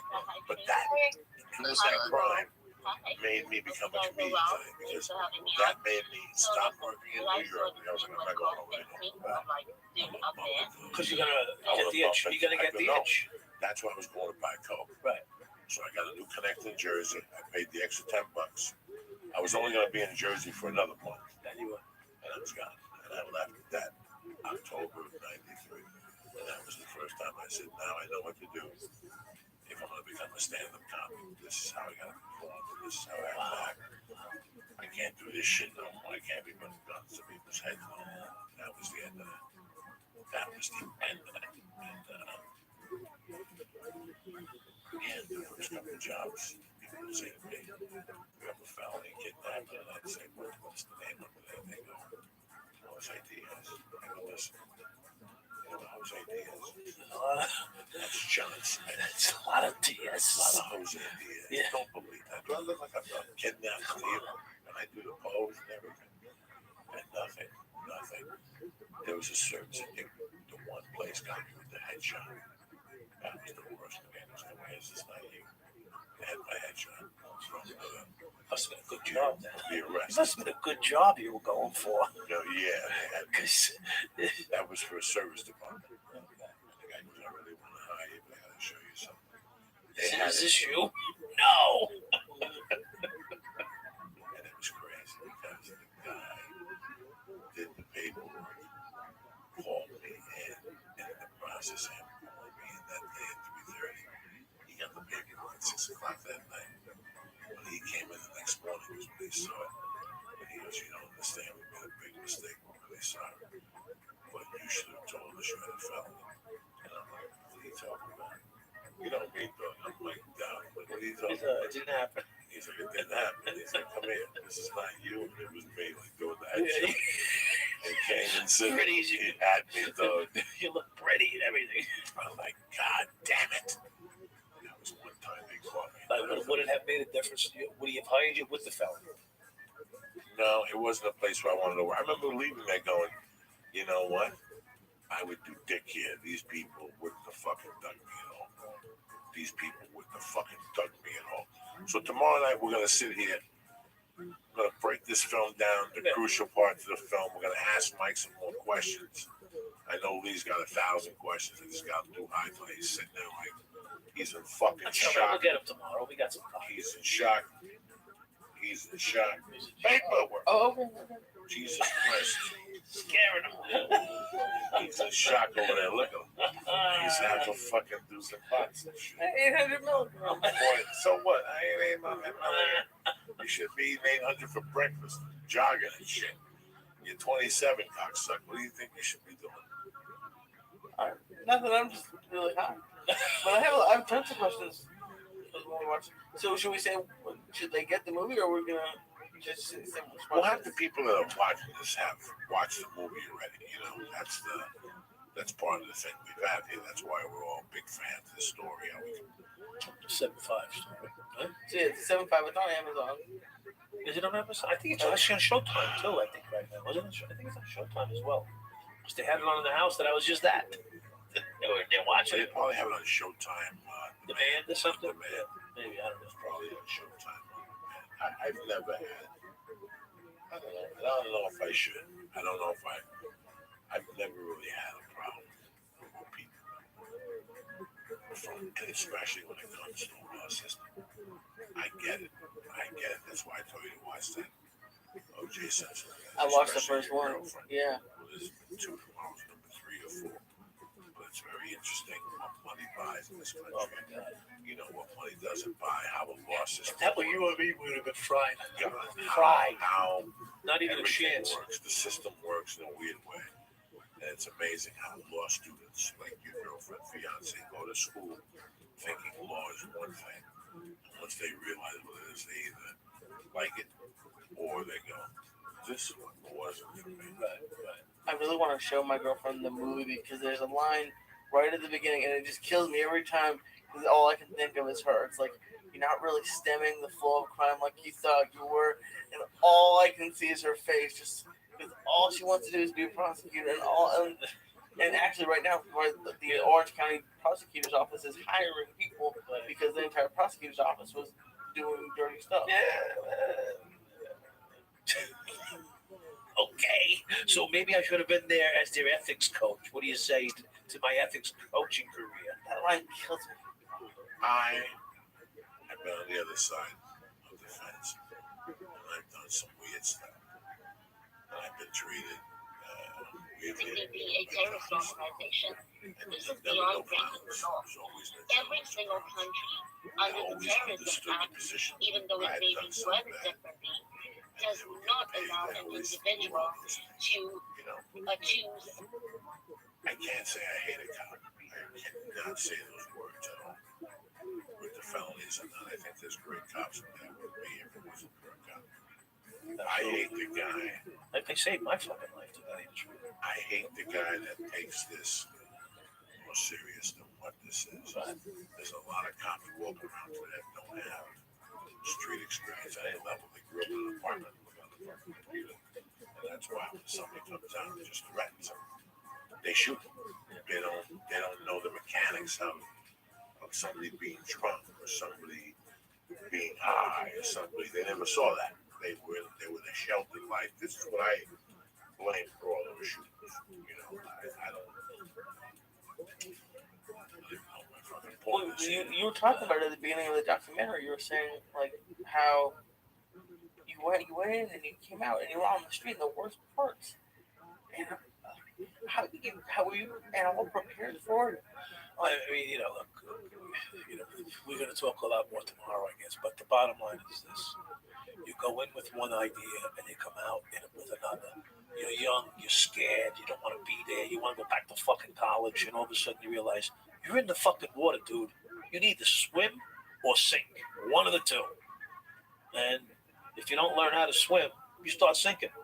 And that's it. There's no backing up. Just capture that. I mean, I wanted to back up, but I'm like, I'm not built to back up. I don't know if Transformers I never, my father, never taught me to back up. He was always go forward, keep going. It'll happen. It'll work. You can do it.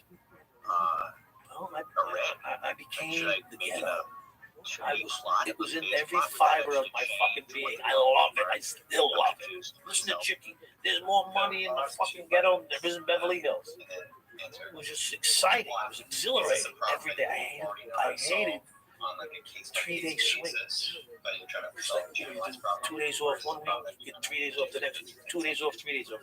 The 3-day swing was long because I couldn't wait to get back to the fucking action. There was just so much shit going on in the ghetto. People fucking getting shot. I didn't want to see them get shot. Don't get me wrong. I love the fucking smell of the blood and the gunpowder. I love being the guy in charge to see, get an ambulance here, get a fucking the PDU, the detective squad, get this, get that, get the helicopters if we needed it. I just love that fucking excitement of doing that. And then, and standing around like you were God. You were fucking running something. It was just such a good feeling. And in a good cop way. Not a fucking bad, I'm looking to rob this guy. Maybe I did rob him too, but who cares? I was still doing the good shit at the same time. I was trying to save his life. I was trying to get an ambulance there to get him to the hospital. I was trying to get, set up a crime scene, look for witnesses. You still do all the crazy shit. Maybe look for a couple grand while you're at it. I was multitasking before multitasking was multitasking. That's when my mother died. Next day at the fucking county. Her friend, the guy that took numbers at the bar said to me, "Did you find money on the last one?" I don't know why. He goes, "Because she had 2,500 cash in her fucking bra last night. And where's her diamond earrings?" Well, I don't know. She don't have a diamond earrings on. Those things were fucking 8 carats. Somebody stole her fucking diamond earrings. We think took that shit. I hope he wasn't the police. Maybe he was the morgue guy. He was probably the morgue guy. You get shaken down at every fucking opportunity. And even as a kid at that age, oh my God, I sat there and was like, you guys aren't, like, that was the beginning. I tell that story that and Social Security, and then she had an alias. And that's how it started. Like, wait a second. You guys are telling me that in between 3515, given that terrorist, and 22nd in Union City, you guys robbed her for the money, her fucking earrings, her ankle gold diamond bracelet. It was fucking, they cleaned her out. Thousands. A couple relatives said something, but what were you gonna do? I said, it's gone. This is in New York already at a fucking pawn shop. This is gone. Anyway, I'm happy you came on tonight. I'm happy we worked it out this way. We got a little chit chat tomorrow night. We'll go tomorrow. We'll go have some fun. And we break this down. Let me give some fucking shout outs here, and we'll move on with our lives. Wine is everywhere. It's at 7-Eleven now. That's it. Hot dogs, pizza, ices, coffee, and fucking wine now. Everybody's got wine, and nobody knows what the hell to do or how to do it. I'm not gonna lie to you people. In my fucking cocaine days and shit like that, if you asked me what I wanted to drink, it wasn't fucking wine. But if you had it, I'll drink it. You want to drink a wine spitzer? I'll drink a wine fucking spitzer. Whatever the fuck you got. But it wasn't for me. And we've all been there. You come home after a long, exhausting day at work, and all you want to do is stick a glass of wine and relax. But unless you planned ahead, you probably don't even have a bottle in your house. You're already spending enough time wandering around the grocery store. Don't get lost in the wine. You end up picking out a bottle based on a label you really don't understand. You get home, you open it, you realize you don't even like the Chardonnay as much as you thought you did. I don't even know what a Chardonnay is. All right, it's a white wine, and you eat it with chicken, I guess, whatever. But I'll tell you what, all that has come to an end. Because in Club W, you don't have to worry about being wine-free again. Ever. Even if you don't drink wine. It's always good to have a bottle in case your friends come over.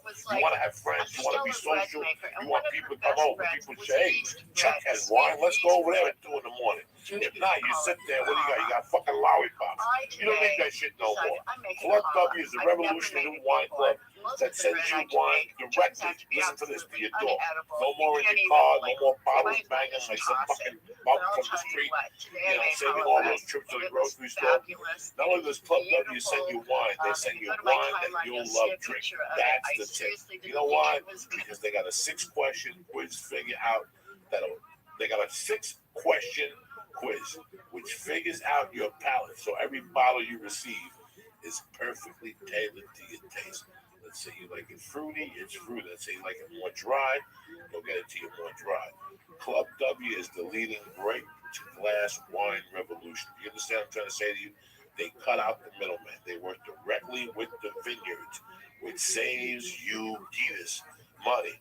Club W even offers a no-risk guarantee you'll love what they send you. So I'm going to do this for you people, all right? Right now, for the listeners, for the real church motherfuckers, I'm going to give you 50% off your first order when you go to clubw.com/Joey, Joey. Don't ever come home wine-free again. Mama wants us established, and you want to show up with fucking organic water or almond milk. Fuck you. Go to clubw.com/Joey and get 50% off your first order. That's clubw.com/Joey. Trust me when I'm telling you, Club W will rock your world. They send it right to your house. It's as simple as you take. They even tell you what to eat with the food, with the nachos. They even give you a recipe for the fucking nachos or whatever you're going to cook to enjoy with the wine. Again, Club W, 50% off your first order. That's clubw.com/Joey. You're right. Now another thing I talk to you people. I tell you what's very important in your lives. Security. Let's say fucking Mike Dowd comes over. No one answers the fucking door. Unless if you're playing right, you're good. If you're fucking around, you better call this guy. This is the sound of the package being delivered to friends and also over 95% of home break-ins happen during the day, okay? And if you work, you're not by the house unless you have a pet chihuahua. What the fuck's he gonna do? So burglars almost start by ringing your doorbell to see if someone's home before they pillage through your fucking possessions, okay? Listen to what I'm telling you. They pillage through your possessions. With the Ring video doorbell, you can see and talk to everyone at your door from anywhere in the world. That means you could be in fucking Shanghai and somebody rings your doorbell and you're right there. Hey, pasa, cocksucker. Why are you ringing my doorbell? Rings and advanced motion detection alerts you if somebody doesn't ring the doorbell. It's like the call ID for your home. With the Ring video doorbell, you can talk to delivery people and keep an eye on the package. If someone tries to mess with it, you get an instant alert and the HD video, the whole thing. The HD video, the whole thing of somebody robbing. It's like having a neighbor with an eye on your house for 24/7 without the judgment. All right, so listen, what I'm trying to tell you this. David, my main man, installed this at the house because my doorbell wire was kaput. When we moved, we're going to install the ring. What Damon said was, it's sensational. An animal comes in the front yard, the lights turn on, you can plug it to a bunch of other things. Ring is great. So do me a favor. Installing the Ring video doorbell takes minutes, and it works either with your current wiring or your built-in rechargeable battery. Put your mind at ease and protect your home with the video doorbell. Time Magazine and USA Today named one of the top 10 gadgets of the year. My listeners get free expedited. You ready for that one? Expedited FedEx shipping when you go to ring.com/church right now. That's ring.com/church right now. With the Ring video doorbell, you're always home. So do me a favor, check it out. Go to ring.com/church right now and get free expedited FedEx shopping. Shipping, but shopping. What am I talking about? Shipping. And besides that, my number one, I love you guys with all my heart. On it. Solid, like the Rock of Gibraltar. From the Shroom Tech Sport, from the Shroom Tech Immune, to the Hemp Force Protein Chocolate, to the Acai Vanilla. What they're throwing is fucking pure heat. If you want to raise your testosterone, they'll help you there. If you want more fat in your diet, coconut clean fat, they'll help you there. But who the fuck am I to complain? You know what I'm saying? Go to onnit.com right now and see the great selection of nutrients and supplements they got for you. They got kettlebells and shit, but I can't help you with them. I'm not telling you not to get them. Lee and I both know they're great. But go to onnit.com right now. What is it, Lee? /church. Boom! CHURCH. And get 10% of your first order delivered right to your motherfucking door, Jack. Boom! So I want to thank Ring one more time. Club W and On It. I want to thank Mike Dowd one more time for stopping by tonight. Happy to be here. You guys are so active. And we'll be here tomorrow night, same back time, same back channel. Trying to listen to a motherfucking party. I love you, cocksuckers. Stay black. Uncle Joey here with his main man, Lisa. Lee, you look petrified. I've never seen you. What's the matter? Your cops He's not against trying you? it, is he? He does everything. Don't worry about like that. this, is he? Love you. Thanks for having me. I'll talk to you tomorrow. All right, we'll talk tomorrow.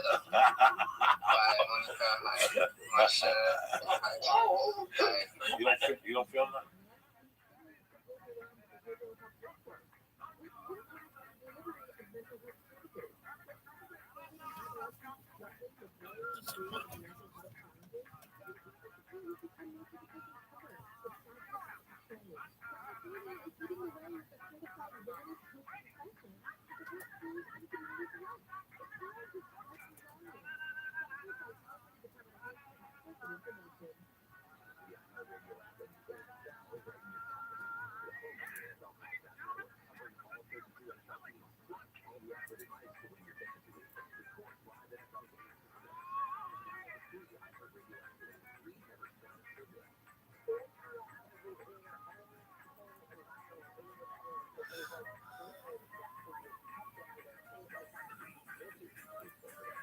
Hash Monday. It's always Hash Monday. It's always fucking Hash Monday. And this, of course, is direct from ISIS to the one-eyed Jew. I love it. This fucking other shit. The crystals of death. Look at this. It won't even fucking fall off the side. Look at that. Jesus. It's like mixed opium and hash and fucking straight from Bin Laden's asshole right there. This is the shit. What's happening, Lisa? You up in Toronto? Yeah, I had a great weekend. Telling people how to do a podcast. You're like a regular fucking Simon Boston. Who's that? It's some fucking super. No, it was great. I went to the underground the night before after Steve shows, and I met Pup Mama, who knew you from before. I had a podcast.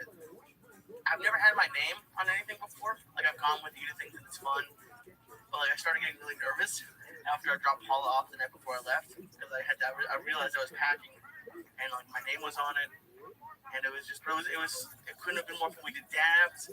I met this great guy David, who works for like the biggest pot grower in Canada, and he was telling me all about it. And then the next day we had like 20 people at the podcast seminar. It was great. It was the coolest thing about it was there were people there who didn't know me from the podcast, and I got like this one guy was there who was like 80 years old, like wanted to start a podcast. It was great.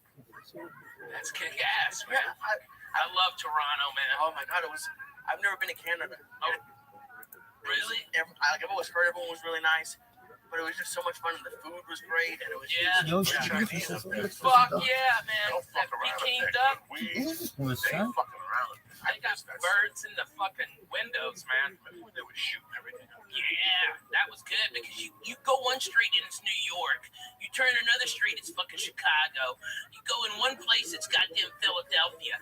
I mean, it's fucking the greatest town to shoot in, and the people are amazing, man.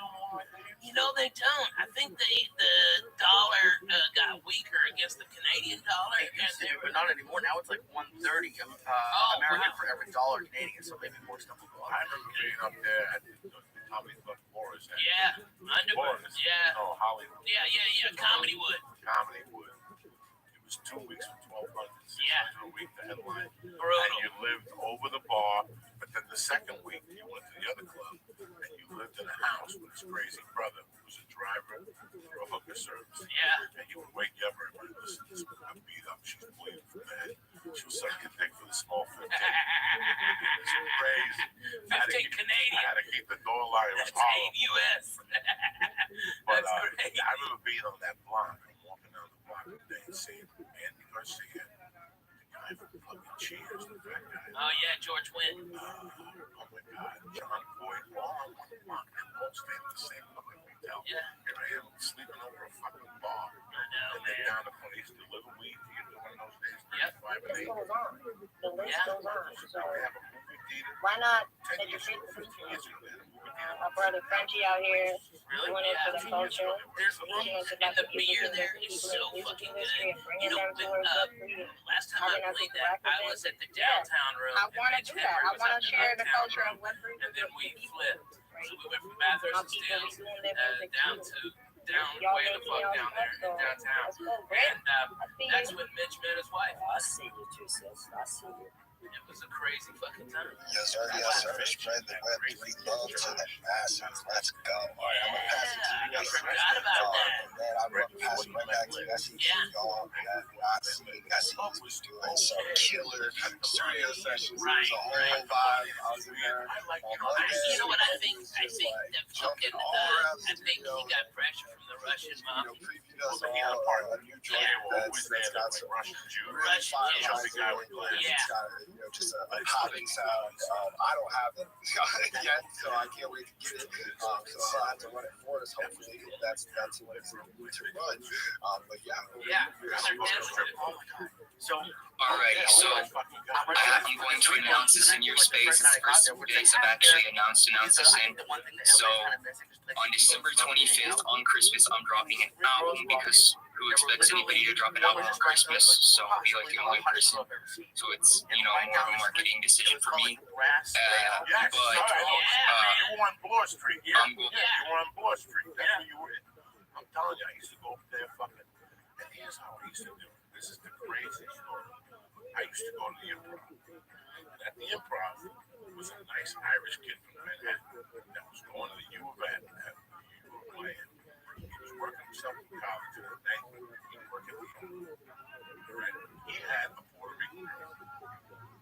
This is how real life is. We're at the bar one day. Call Roger, and he goes, Boris wants you to do 2 weeks. I go, I can't get the phone again. I just say this right in front of you. I go, you know, they want me to go to 2 weeks. Again. And she goes, I just they can't again. I go, I go, she goes, I need you to sit down on this. She goes, I'm from Buffalo, New York. My father's retired. And he's a professional gambler. Whatever. They gave him a pass. Right there. Right fucking through. So he would drive me from Ontario to the bus station. And then I would take the bus from Ontario to Toronto. And I would stay there 2 weeks. But the beauty was on the way out. Because then I'd give him my ID. See him look at the ID. Like, they would fucking look at the computer. Then they'd look at me and they go, when did you come in here? And I go, last week I came from the other side. No, you didn't. Yes, I did. But it's too late fucking now. You know what I'm saying? It's too late, baby. It's too late. Somebody's going to get fired. So you want to arrest me on the way out? Be my fucking guest. I said I saw you with your fucking partner. Then they gave me my ID. They said, don't come back. I came back 3 more fucking times in the next like year and a half. Good time. And the same way, but once 9/11 came, they locked that road. Yeah. They locked that fucking road. You can't really get over that. Fun city. Well, I miss it. What a fun. And now I'd love to go to Vancouver. I lived 15 years ago. But I'm telling you, this is how long ago. Gavin was still married to his wife, and he lived on Martel. No. Yeah, Martel, because him and Keith lived on Martel. This has to be 2000, so it's 15 fucking years ago. 99. There was a girl that used to date Larry Vizeo that was the fucking cutest blonde girl you ever saw in your life. And then she, like, her parents were hippies, her grandparents were hippies. This chick walked around LA barefoot, 30 feet, with a suntan that fucking never ended. You know, she grew up on the beach. Well, the story was she worked on the beach. So, these guys, Gavin was still with his wife. This is 99. This is 16 years ago. We're still not selling weed on the fucking beach. No. They were selling weed on the beach for cookies. She used to bring them down. One night she saw me and Gavin looking right on his piece. And I remember he went home and almost died. You have enough leak to get to it? Sure, Joey. Great. I've never had this. That's a dud. Oh, it's a dud? Maybe that's been there for fucking 2 years. Huh. But just the conversation at a table got this girl, call her dad. And here's the best thing. I would take the flight to Buffalo. The dad would pick me up at the airport, take me to his house, let me take a shower, and him and the mother would cook me Puerto Rican red beans and pork chops. Fuck yeah, man. And then they go, what do you want to do? And I go, none. He goes, you want to sit down and relax? You want to drive up? Let's go. There's a 2 o'clock bus, right? That was it.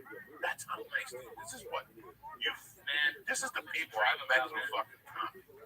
Like, this is what you have to write your book. Like, those little stories that people, this is bullshit. That's exactly what I'm doing. The little fucking road stories are the ones that still baffle me. But I just remember right now, shit like this is what I just remember just talking to you guys. Yeah, man. This all we need is you drinking on my orange juice, and this is 14 This is fucking awesome, man. This is like we used to do.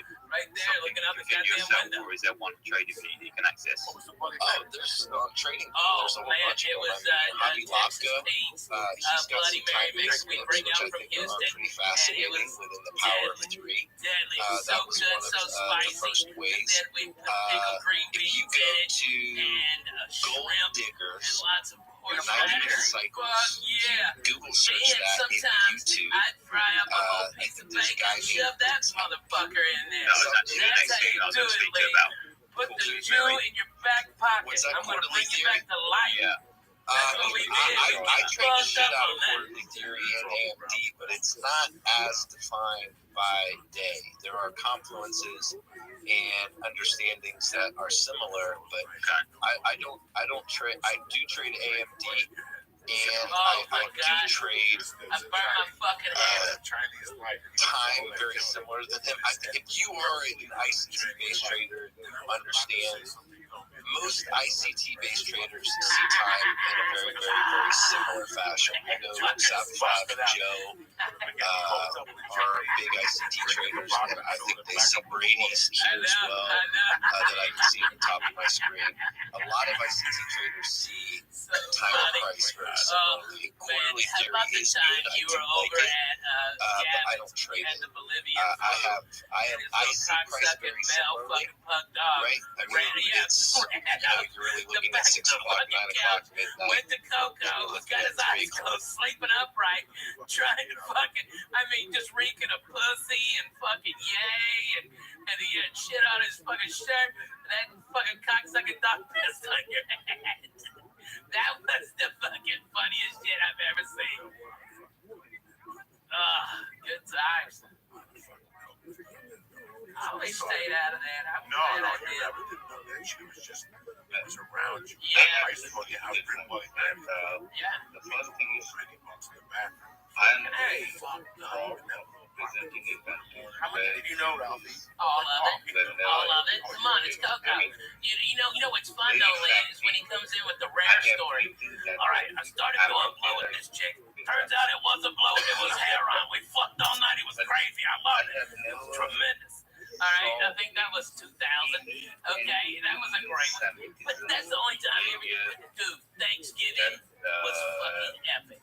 That Thanksgiving, at least on video. Yeah. Oh my God, motherfucker, you did it. He ate an ounce of mushrooms, Lee. An ounce, not a fucking 8. A goddamn ounce. He ate like a pig. He fucking smoked the best reefer. Fuck yeah, big ass jar. A pound jar. Let's do this. And let me tell you what, I've never seen anybody been able to do that many drugs and stand. Coco not only stood, he went down to the fucking OR, got a big old fucking rock and a ball, all right, did that shit, and from what I heard, blew the fucking Comedy Store away. I haven't done the coke yet. I got the coke and took it home. I did the mushrooms and went to the store, and nobody showed up. So like, you gotta go up there. I was fucking lit on these mushrooms. I went up there, and I just looked straight ahead, and the lights were turning purple. That's all I kept seeing was purple. Right? And I heard you got a standing ovation. Oh my God. People were calling me from the store. Like Yeah, and you stood them. That's way more impressive than 500 people. If you're a comic and you're hearing this, you understand. To get a standing ovation from 19 fucking people is more amazing than getting it for 25,000 people. That's easy. Anybody can fucking do that. All right? These people were there on Thanksgiving night, and fucking Diaz blew them away. Fucking tremendous. What a night that was. Maryland was all fucked up. We had a blast. We all ate. It was a great time. I was telling my wife that it's, we had a friend that called today and said that somebody died. I was eating with my wife. You know what? I don't want to seem like, what's that word? When people, when you're not, whatever, empathetic. When you're not empathetic. But I'm sorry. If I drank with you in a bar 20 years ago and you die, I'm very sad. What are you going to do? Stop my world. And it's just, I think about Maryland a lot. And it pisses me off how people talk shit. But I was telling my wife today, I see this girl all the time who's Maryland's friend. I see her all the time at the school. All the times I see her here, she comes up and says hello. She goes inside and says, all the time, man. I light a candle for Maryland on Mondays. They have a candle for Maryland. She's a peach, man. I changed the water for it. It's weird how for years she used to call me a bitch. They told us in their family, stop fucking bitching. Go out there and rock the world. It's basically about what you're not getting. It's not about what you're not getting. It's focused on what you're getting. The bitches give you 3 spots. You're getting 3 more spots. A lot of other fucking people. Yeah, no shit. So she was so powerful. One of the most powerful women comics I've ever seen. She would go on stage late night and some nights we fucking that Filipino thing. She used to like the sun Filipino thing. It was like a little sauce and she's rolling around with a pound. Like even when she one of the big guys would say, I lift 300 pounds. Don't shit that would just make you laugh. Like, what's up with you, Lisa? Yeah, you had motherfucking double tomorrow. That's it. They make you count a little bit. You just can't do double. Yeah, this last week he called me tonight. Yeah. Yes.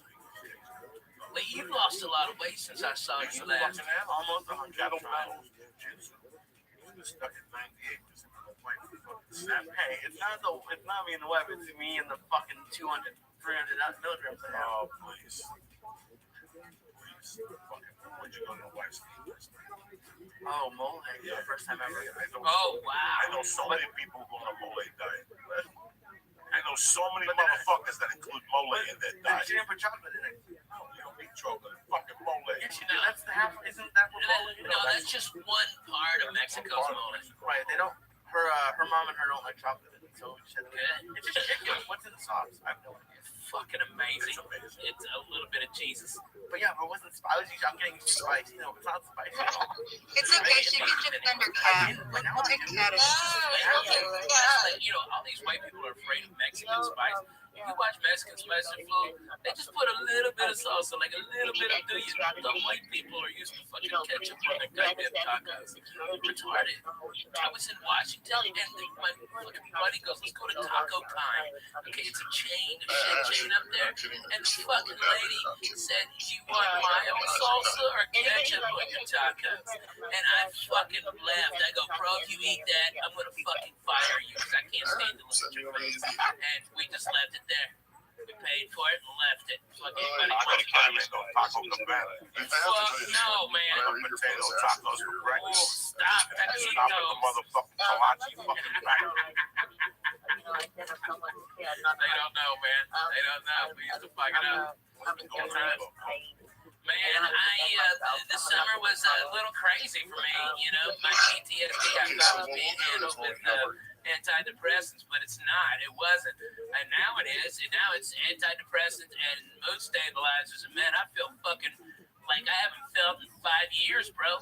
I don't hurt. I am up at 7, throwing sidekicks for Jesus. I'm fucking the wife real good. I'm putting her legs up. I'm hugging my babies. I'm playing with my babies more. I'm more focused on it. And it's like, you know, man, you were absolutely right. I didn't like the fucking truth being told to me, but man, it was the goddamn truth, Coco. When you broke it down, hey, pal, you've been slipping a little bit. You were fucking right. You were goddamn right. Okay, so and I didn't know how bad it was until I fucking went to the goddamn doctor describing all my shit. And he goes, you're undermedicated for your PTSD. You were way the fuck undermedicated. And now, man, I feel like I haven't felt in years, man. Like the whole world is closing in on me. Like fucking, like LA does not bother me as much. Traffic doesn't bother me. Fucking nothing bothers me no more, man. I am fucking great with life.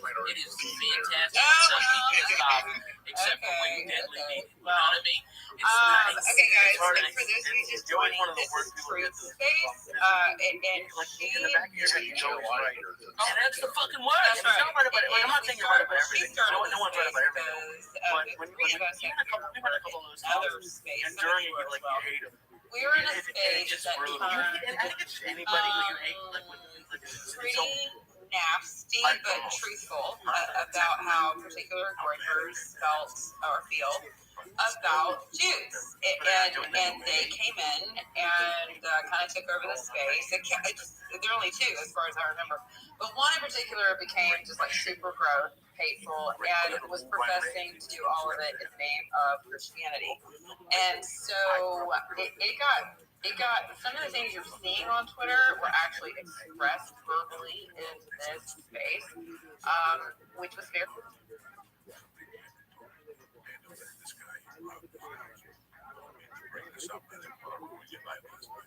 Sleep on the couch. And telling me what to do, and asking me what to do. They try to hinting to me what the right thing to do. And I get pissed. One of the worst conversations I ever had with Matt.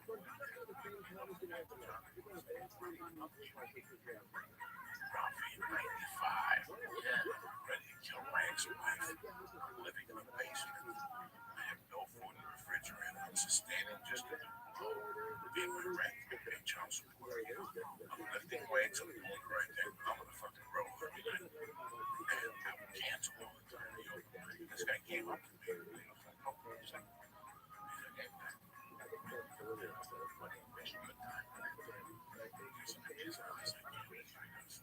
just being you. You're the funniest thing. All these open micers.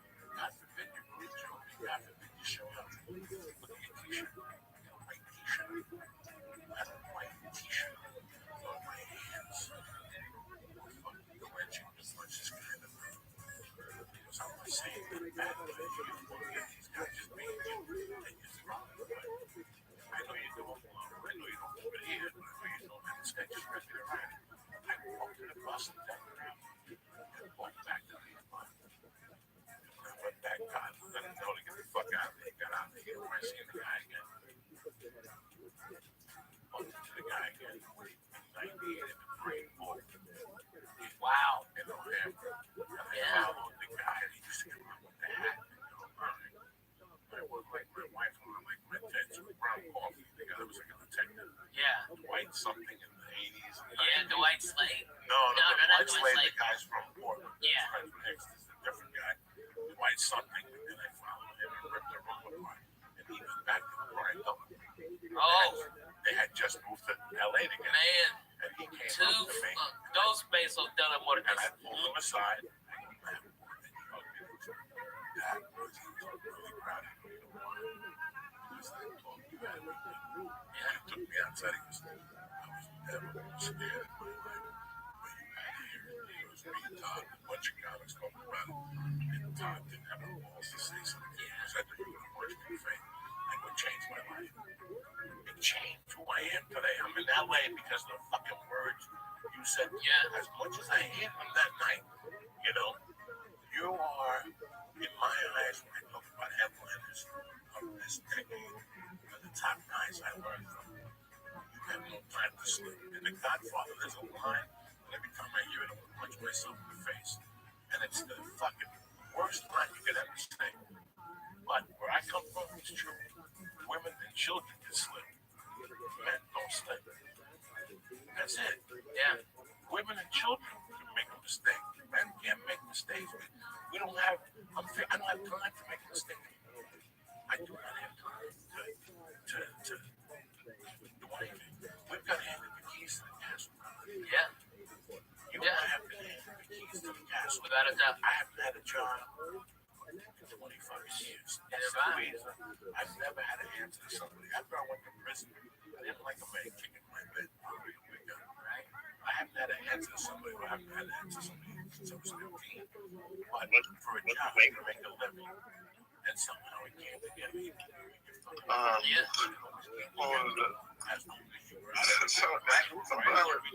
fucking hustle, right? Every day, work every night. It's scary when you see like how close it is. Something I would normally never. So I just did that seminar, and now I'm trying to start doing more of them. And I wasn't even really scared before the first, but now that I'm like, I can see, I really enjoy doing it. And now that I can see, not that it's gonna be easy, but I can see it's awesome. Like after you guys do shows, you see that it's possible. You know that this is how work to put in. Like, at least for me, it got scary. I'll tell you what your marketing is right now. And this guy's a genius in the business story. But I think right now what you're doing, fuck these little comedians. I think they're gonna start a podcast. They know how to do it. Okay. I think your people is like computer people. Yeah. Tech people. People who really are uncomfortable. They don't know this world. They want to learn from A to Z. Comics know this world. They have friends that are doing this right now. Every comic is doing this right now. Okay. You're going after pennies. You go after dollars. This is gonna take you a little work. But when you strike one of those companies, you're gonna hit. Oh, you mean go after companies? Okay. Go after fucking AT&T. How come AT&T is not a podcast? Yeah, that's crazy. Talking about their services and what's going on with phone technology. And like answering people's problems and shit. Yeah. That's where the dough is right now. That's your that's who's at home going right now. There's a board meeting going. We're losing 22% because we're not computer savvy. Yeah. What is going on? Tell Man, look at fucking Amazon. Amazon today is getting slammed by fucking shit work conditions for people. I mean, they're keeping people working in fucking warehouses over 110 degrees with no breaks. They time everything. They need some fucking counter that shit. I mean, I don't want to buy Amazon now. I mean, but if they would have a podcast that could explain it and tell me, hey, the air conditioning broke. You know, maybe I don't know the full context. Maybe the full context is not being reported. You know, those fucking news agencies is always a fucking by the way. I'd like to hear the other guy's fucking side of this shit. All right? And that's exactly what they need, Lee. I mean, you can fucking kill that shit, dude.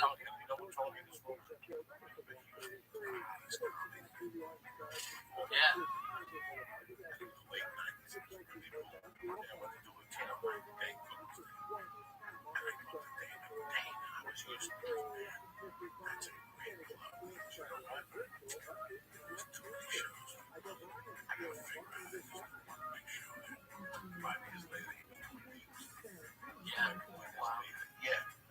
Set a goal.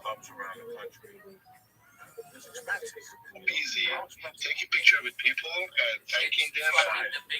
So I couldn't even go there. So that was an amazing experience that I had, which I didn't expect anything else. It was, I tell you what, if I go with my flag, right, it doesn't have the Islamic Republic terrorist flag, I don't feel to be in a crowd and this one's there with that flag. You know? This is And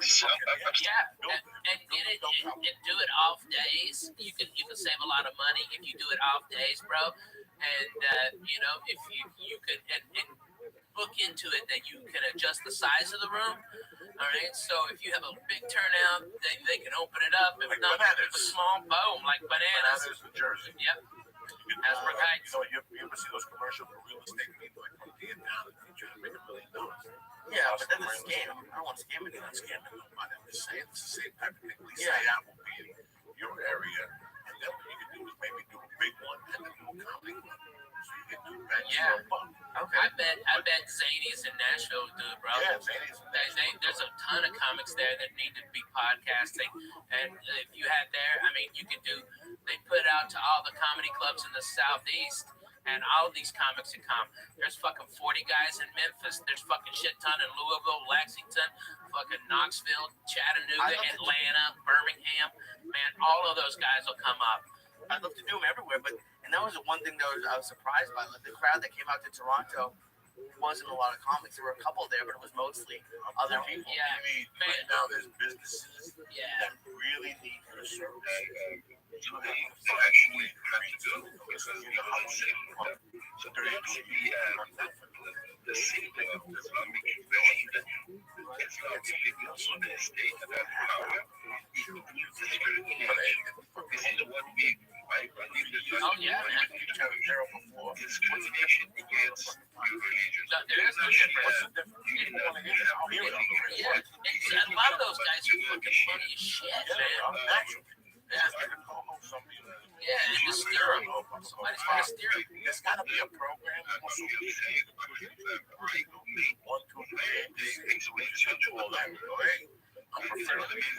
I did that. You know, I know you did that. We have to do more with more companies. Yeah. Now the next one is contact the download. Because you're leaving. You're going to fucking download. It's got to be something to do that. I got to do that. Whatever. Right. You have to point at the right direction. Yeah, brother. Just come to Nashville, okay? I'll set it up. I'll get you a night, okay? I know everybody fucking run out there and supports you. Nashville always supports us podcaster comics, okay? And dude, and not only that, you don't even have to get a hotel there. You can stay at my house. My house is like 8 blocks away from the club. And it's empty. It's a big fucking house. It's food. Fuck yeah, man. I got everything in there ready to go.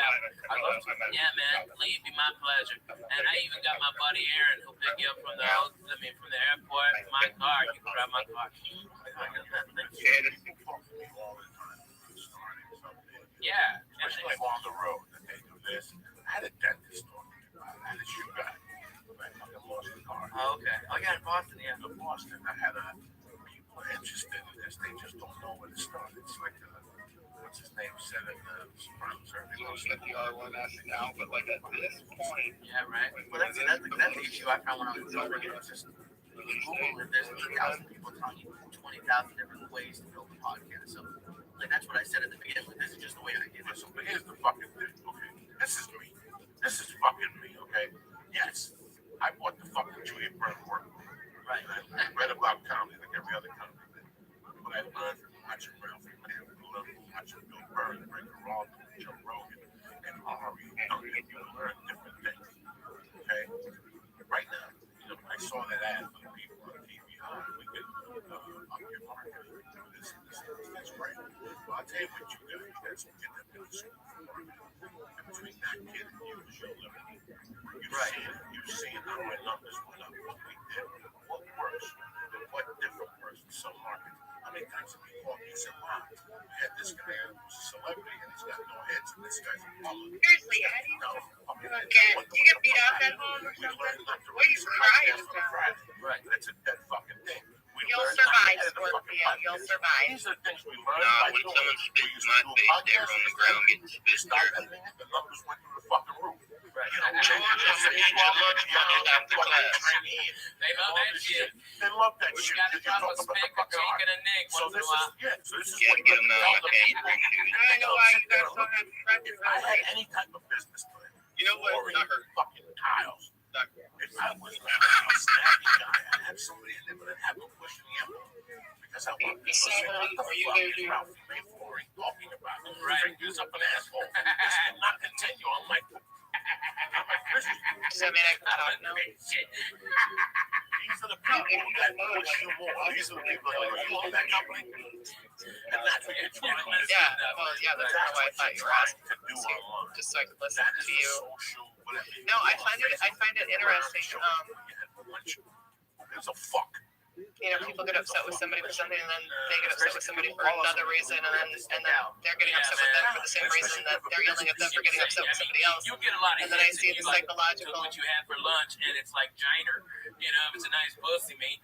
All right, that'll be a lot of hits. All right, but that's only it, man. If you're taking a picture of your fucking sandwich, go fuck yourself. Why don't you take your workers? I like going to people. When they take my workers, drives me crazy. I do it for them because I like them. I don't do it for me. I fucking hate that shit. I hate that shit. For me to go to the gym and periscope myself. It's like, well, on the periscope, I do what I do best. And that's no brief for 5 minutes. I want fucking over here for 5 minutes. Look, I'm afraid like I'm supposed to be putting his head down on the floor just like you today. You soda, you like your donut. No. All right. See you guys. See you guys. I'm putting the stereo on. I'm getting the fucking That's right, man. I'm fucking trust you, man. The truth is going to be there. You can't change it. You as Zionists, you don't agree to lie and justify always balance studies. You're disgusting. That's not it for Muslims. That's not it for everybody that's humanitarian. I don't stand against liars. And liars are Zionists and people who change their religious texts. All of us don't stay for liars. All of us don't stay for liars. Ani, you want me to like it for a night to hear anything about the Palestinians? You know what, mate? I don't want to come. I already made my point. I learned something like that. You're not an academic. You don't have experience. So you're shaming Islam right now by what you do. I don't want to talk about Islam. Man, fucking speaking of ISIS, what's down in Irvine. Holy shit. You can't, that is the most Arabs I've seen since fucking Kuwait. Alright? Holy shit, dude.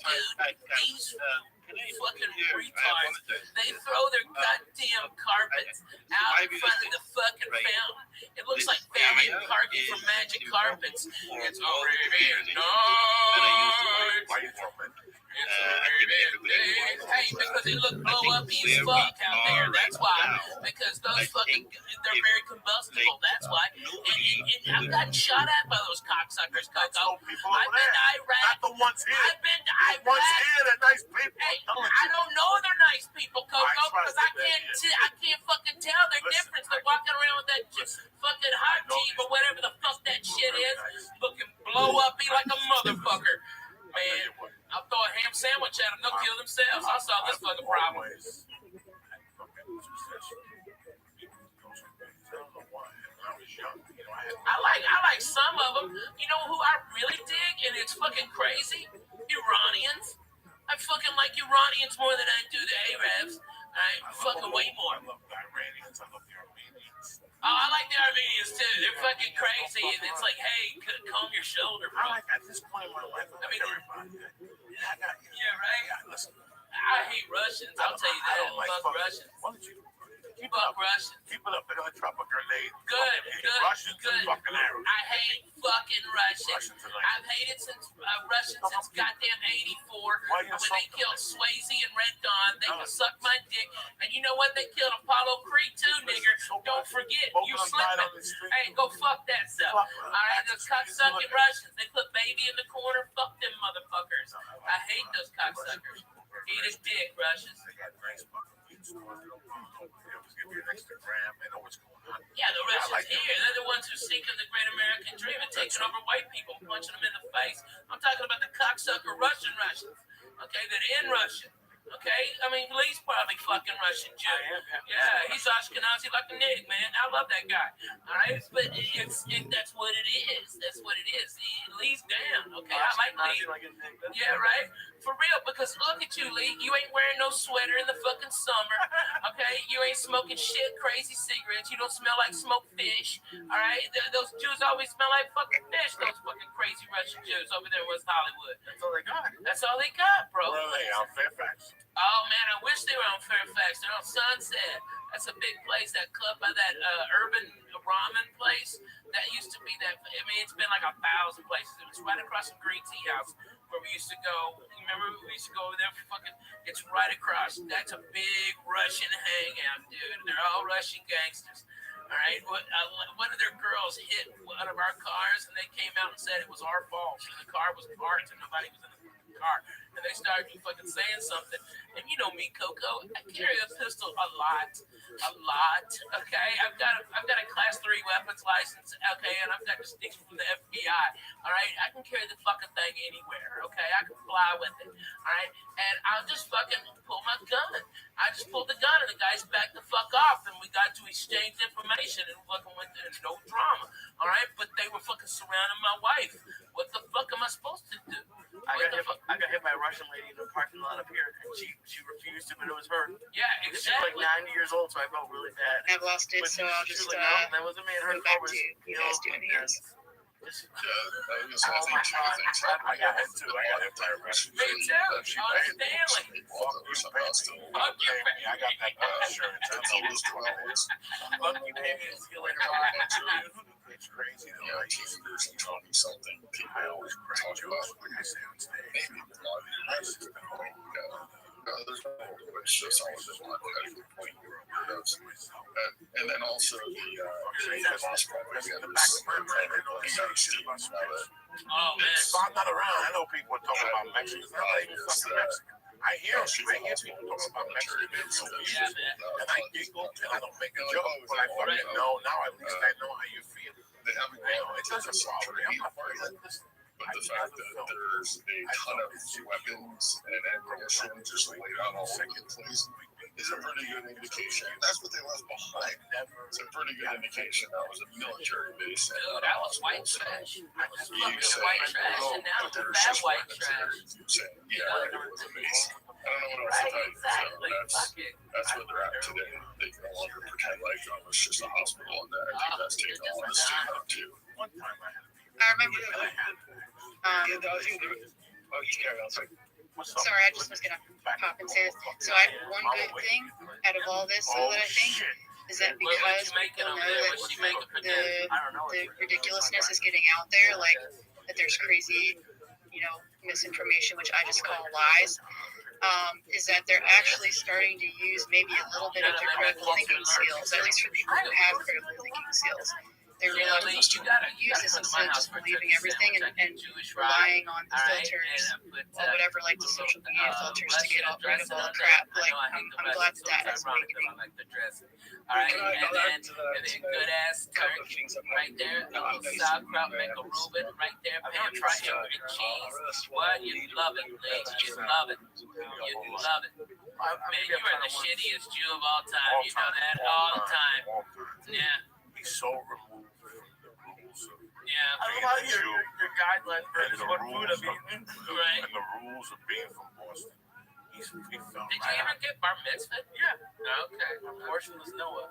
Yeah, what name is Noah? No, you have a portion like every week. It's a different story. Yeah, he read part of the scroll. Yep. No, he's the one that had the ark. Yeah, man. Noah put all the animals into bathtub. It's just I have my Say some of that for us. I know you still remember it. I don't remember shit. Don't you bullshit me. Those Jews drill that shit into you for 6 fucking years. I know. It's terrible. I don't like Noah or just any of them. Come on, sing it. Come on. Baruch atah Adonai, Eloheinu melech haolam. L'cheikianu, higanu, I think that's like one over bread. I'm not sure. Yeah. That's all. Yeah. Sure, why not? You gotta know. Why not? What if you're ever in Israel? You gotta bless some bread. No shit, man. Hey, and you know what? Fucking #1 in Israel right now. Church of what's happening now.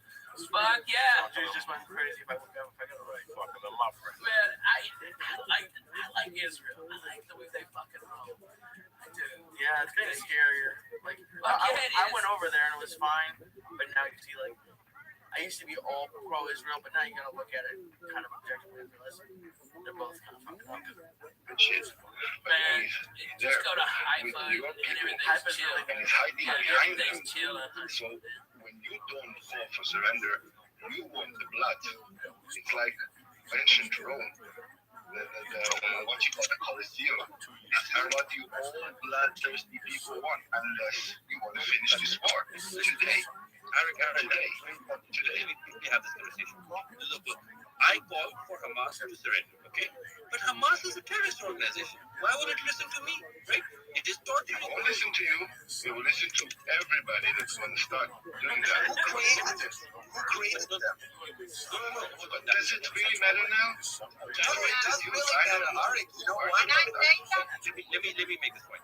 You know, the point that I'm trying to make is you yourself are saying that Hamas is using them Hamas is killing Gaza people. Hamas is so good. Even the Gaza people. Oh man, the spare ribs. But even if they say so, they will not surrender. Why are you expecting it to surrender? You know, when I went to New York City 10 years ago, I saw red bandits. Oh, that's disgusting. In the middle of Times Square. I knew it was over. There was a lack of everything. Whoever rented that building should be fucking shot. 2 times in the head. But that's the way I was alone. I was ready to and I almost died. One time I was stuck alone. There was no ISIS, there was no Al-Qaeda.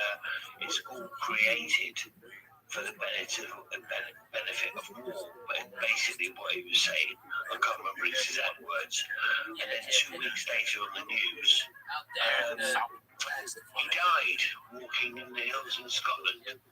And then you had Dr. David Kelly, who was a government advisor. Never suffered with depression at all. Perfectly healthy, perfectly positive sort of person. Made a speech on the Parliamentary Committee Association, whatever it is, and basically said there were no weapons of mass destruction. About how we were selling out for man, there's always those motherfuckers. It's a black guy. All right, I had the black guy. Yeah, in Texas. Oh my God, there was an asshole named Vance Bradford that still owes me for a gig in Texas A&M. Okay, fucking 94 Jack. Okay, yeah, that's the manager, and he still owes me $500 for that. He's a fucking dick. All right, and you know I'm rich. I don't even. $500 is dinner with us. Okay, all right. But I remember the guys that fucking fucked me when I needed this shit. David Cameron, another WF member, meeting the actor Zelensky in Ukraine yesterday. You know, it's all a bloody show. and they are puppets, and they will take the money, and they do not care one jot about anybody else. As in the words of Michael Jackson in his song, all I want to say is that they don't really care about us. And that is it. They're all paid. And that's it. Cheers, thank you. Go ahead, Polly. Man, tell them about gas station. I call them the deletes because they need to be deleted. Rachel, I have some answers for you because I went down that rabbit hole. I wasn't sure about the sky, the planes in the sky and stuff too, and I really went down the rabbit hole on that several times because I don't just like one source. I like to find several sources so it's not just the one person I'm relying on.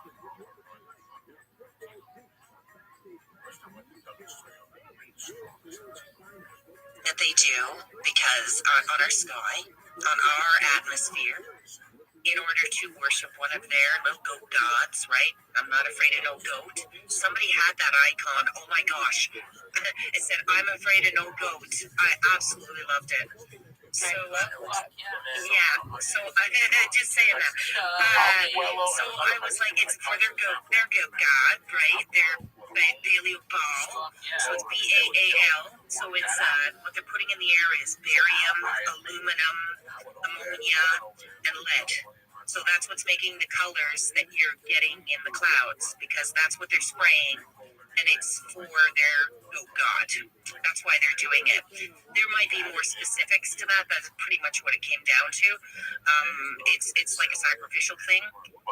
The reason why they don't care about this being sprayed on them is they've got a magic potion that they get from the little wee ones, right? And that fixes everything.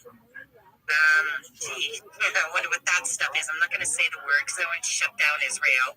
But that's how they don't care about us because they have the magic fix. And it's, we won't talk about our children. But anyways, and you know what? They're not even, I'm just going to bring up Princess Diana on a close on this. She said they're not even human. So does it really affect them? And they pan that song, Diana, what you doing with a guy like him? You know, with a lizard. Yuck. No, thank you. I said it. I'll just say it. I'm in red pill for too long. I just can't shut up now because like other people are talking about it. I'm like, I'm not crazy anymore. I am crazier, but anyway. Anyways, it's actually for their whole, I don't know how, it's probably more involved with the whole sacrificial whatever for our sky because they're taking our atmosphere from us. They're taking our sunshine. They're taking our crops in the process, right? They're also creating different weather patterns while they're doing this too. And I can't make fudge when it's cloudy, so that pisses me off the most. So there you go, Rachel. That's the lowdown on it. So I'll land my plane. Thanks for letting me speak. No, you had to drive in, put your hand on the door. I could have never have said it that way. Yeah, I know exactly what you're talking about. I didn't know it was a sacrifice, though. Definitely did not know that. Hammer, go ahead. I was going to ask you, how do you guys feel about the dialogue between love and red? I feel that it's one of the stuff that was gonna warrant the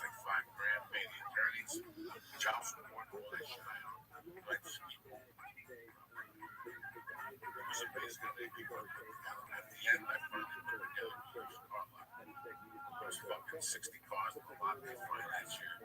I got one of those jobs, and that job wasn't bad. I broke my house and told my engine blew up. How did the engine blow up? Oh, listen. In those days, with my luck, I was watching SWAT the other night. The guy goes, he kills his uncle. He gets in the car, he gets pulled over for the fucking busted tape. Right, that's the kind of luck you have.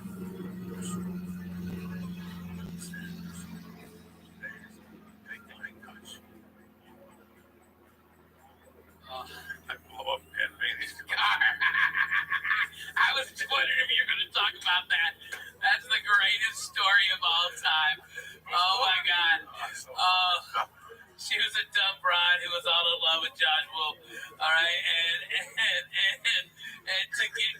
to Josh, this big ass girl. She could only get like $500 for a piece of shit car. She got a new car, and so she just gave it to Coco. Oh, she gave it to Josh. Oh, she gave it to Josh. Josh gave it to Coco. Okay, so I think over like a bag of weed. Okay, he got a car. All right, so Coco lost. He was dating the tooth, and he fucking got pissed off at her. Tell me the whole story. Oh, I'm going to. The car had air conditioning. It had power windows. It was a little Nissan Cruise, but the brakes were a little low. Yeah. What happened was she gave me the car with only a month and a half on the tags. So I used to sleep with this motherfucker at night. Yeah. I would just want to help out. At all. Like a little bit, jerk off. I'm glad for those people. Pull over, listen to it. Hey, it is what it is. There's nothing we can do about it. We'll go to He showered 2 times a day. He showered 2-3 times a day. I think I'll start with shower at 9. I'm just gonna say I'm happy that I stepped in here because I started doing a space every week plus a rumble, through everybody's community. And we just started doing it, and I think I've got like 10 projects. And the funny thing is we were just talking about setting something up like this. So you've already got the ball rolling. So I'm just gonna shift everything over here. So I'll be bringing at bare minimum 5 or 6 projects over here, maybe more, but and some of them aren't big projects, but they're all good projects, and that's, to me, that's what matters, Okay, it was like $10,000. Why didn't you just park it in a better place? It was no, they were still finding it. Just park it up the Padre, and they put it. How much is it?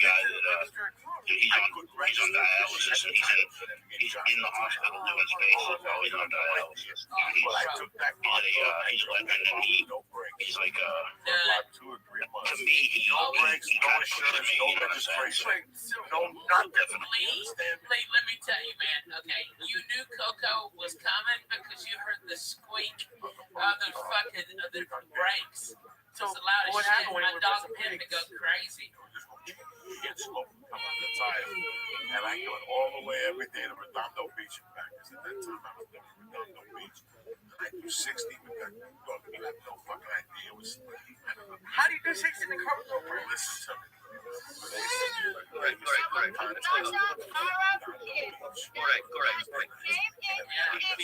Hold on. I believe the small babies were cut off, right? Like the heads were cut, right? I don't think they don't have to believe. It was proven that it's a lie.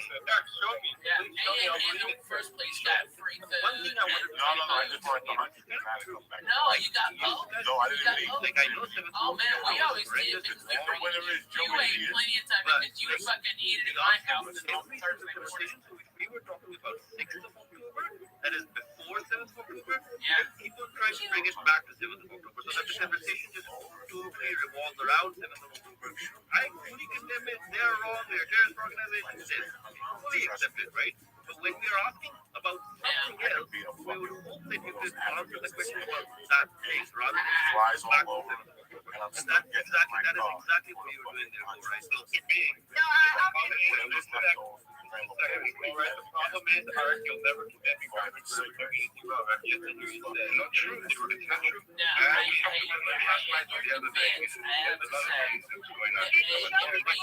Coco, when they towed his house, he was living in my place, and then they towed his house. And so I got my car towed so I could go in and get it, okay? And when I went in there, I got all his clothes and everything. And by the way, I checked the glove box, and it was like opening up one of them can of fucking snakes on springs. You know what I'm talking about? All them tickets fell out, motherfucker. It was like an encyclopedia fell the fuck out. I mean, it was just like it kept on coming. Like it was like you clear a bunch out, and it was still fucking a shit ton in there. So it was like 1 a day for like 3 months. Dude, 3 or 4 a day. As the car got towed probably November, and I started with that car in July. They started taking me in July. My second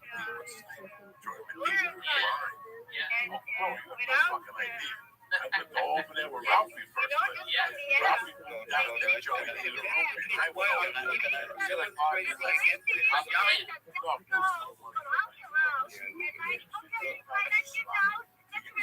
I ask you a question?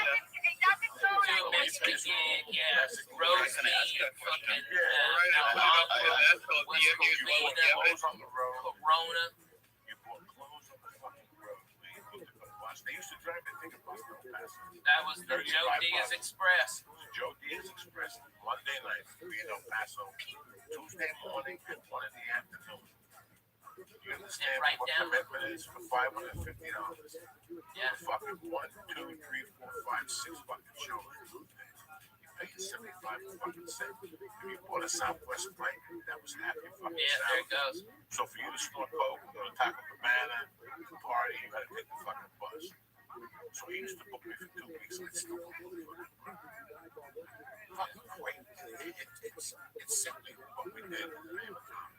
And party, I'm like a party. The whole time I was serious about it. That's why I could have partied in the store. I was still serious about it. I just had to party. Yeah, I mean, when we were talking back about recursion, It was of doing it. I would get offered We were thinking of like 6, 7 times a night in El Paso. You know, we have And all I never took it. I never wanted to get a taste for it because I'm afraid I was going to love it too much. It's open to anyone. So essentially, are the traits themselves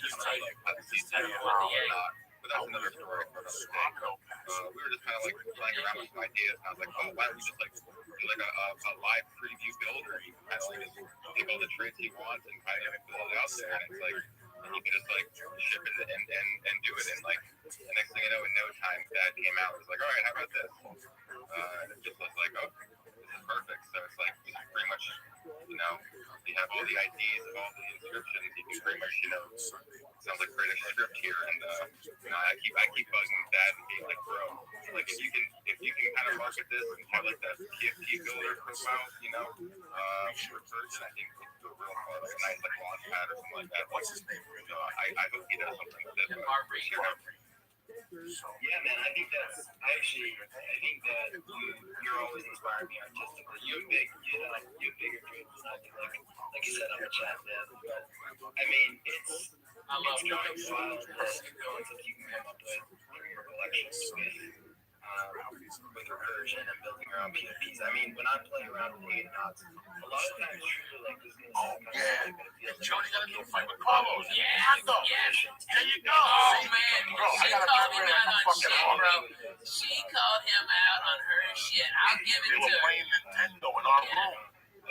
Why is Carlos, who's got a 5-star hotel across town, in our fucking comedy condo, playing fucking Nintendo with no one? Yeah, nobody's smoking drugs. Nobody's doing nothing. You're on the floor. I'm in the room. I'm on the couch. I get the bed to Jody. There was 2 bedrooms, and this is the old comedy condo. Yeah. Sure was. Yes, the one by the supermarket. Yes, sir. And her and Carlos got into it, but the next one. That was the fucking greatest. The next one we woke up, we didn't have much money. We went to Harvey's. No, we went to a Mexican place and they make these fucking fried tacos that they do in El Paso. We went to Fuck no, because I met you guys by Arby's. Yeah. I walked down the hill and met you by Arby's. Yeah, because we couldn't find the Right, you brought your car and Jody brought her car. Yep. You guys were coming back to the movie or something. Okay. So we go, what are we gonna do? Let's go to the fucking movies. Have Payback was the movie theater. Man, and Lucy Lou had us all boned up. We were all horny looking at Lucy Lou karate chopping niggas. It was awesome. So I love that shit. This is 1998. It's 2003. Guys, just to show you guys the comedy journey of broke comics. All the movie theater. It's got to be maybe 16 people. It's 1 o'clock midday. Yeah. And whatever the fuck we ate, I ripped the fuck. Lee, and it went. Just pause. And Lee, everybody looked at Ralphie, right? And by the way, it was like shooting, explosion. Boom, dead fucking silence. It was the greatest fart timing of all time. Okay, everybody's looking at me. Okay, and then Coco goes, God damn it, Ralphie, mate! Jesus Christ! The fucking Christ, Ralphie, mate! He's yelling it, and everybody's looking at me. I didn't say no fucking howl inside. Where's Tony Benedict?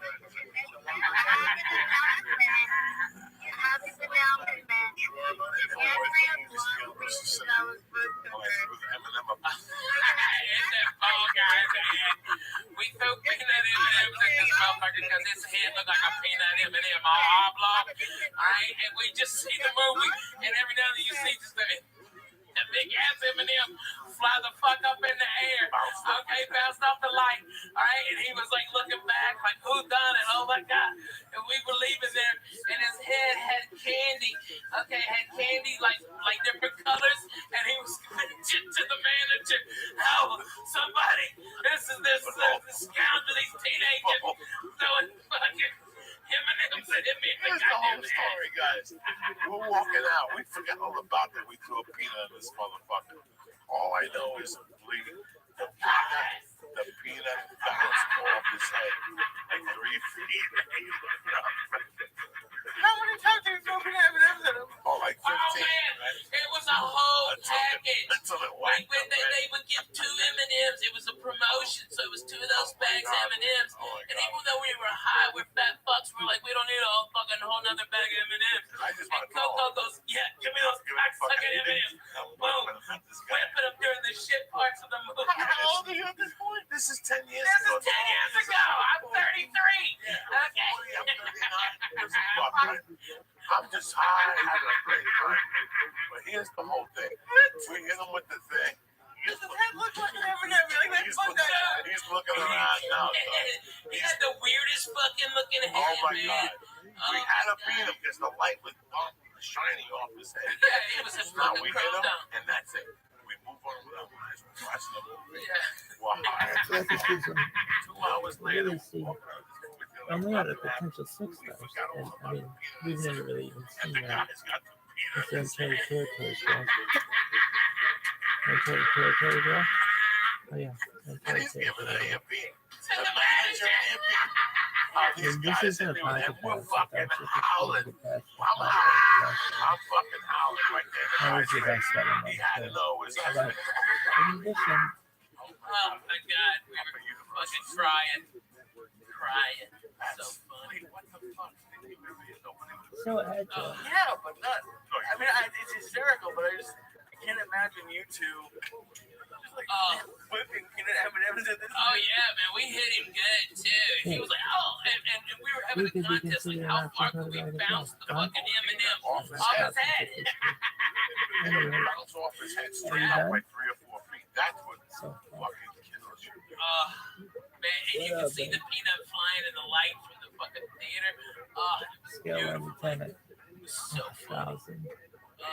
Hey man, okay, I gotta tell you, how about the time that annoying fucking asshole was at the Comedy Store telling us he was a Fox TV guy, alright, and he's a producer, okay, alright, and we just got fucking sick of this asshole, always critiquing us, never calling us in for this, and you're like, wow, if you look at this, alright, and you put like 1,000 fucking snots on this asshole's jacket, 1,000 snots.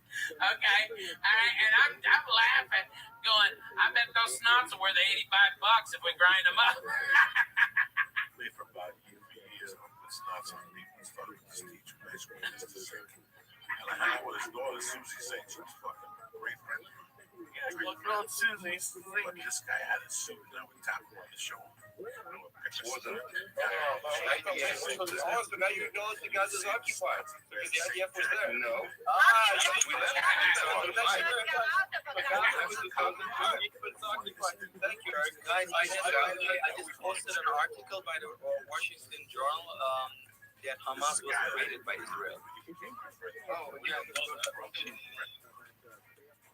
Guys, can access completed by Israel and the Muslim Brotherhood. They're collaboration with them.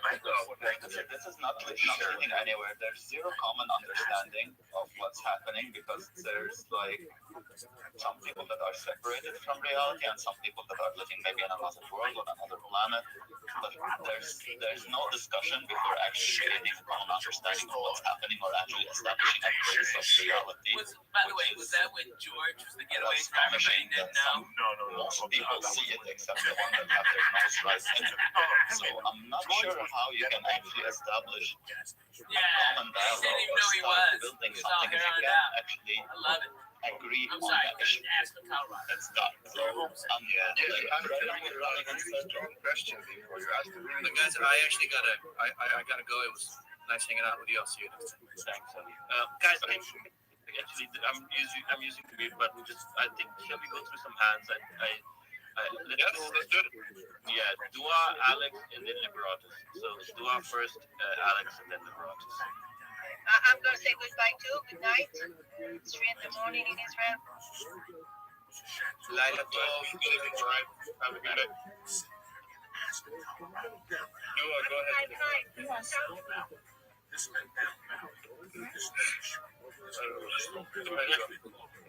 Eric, I just want to ask you, how do you think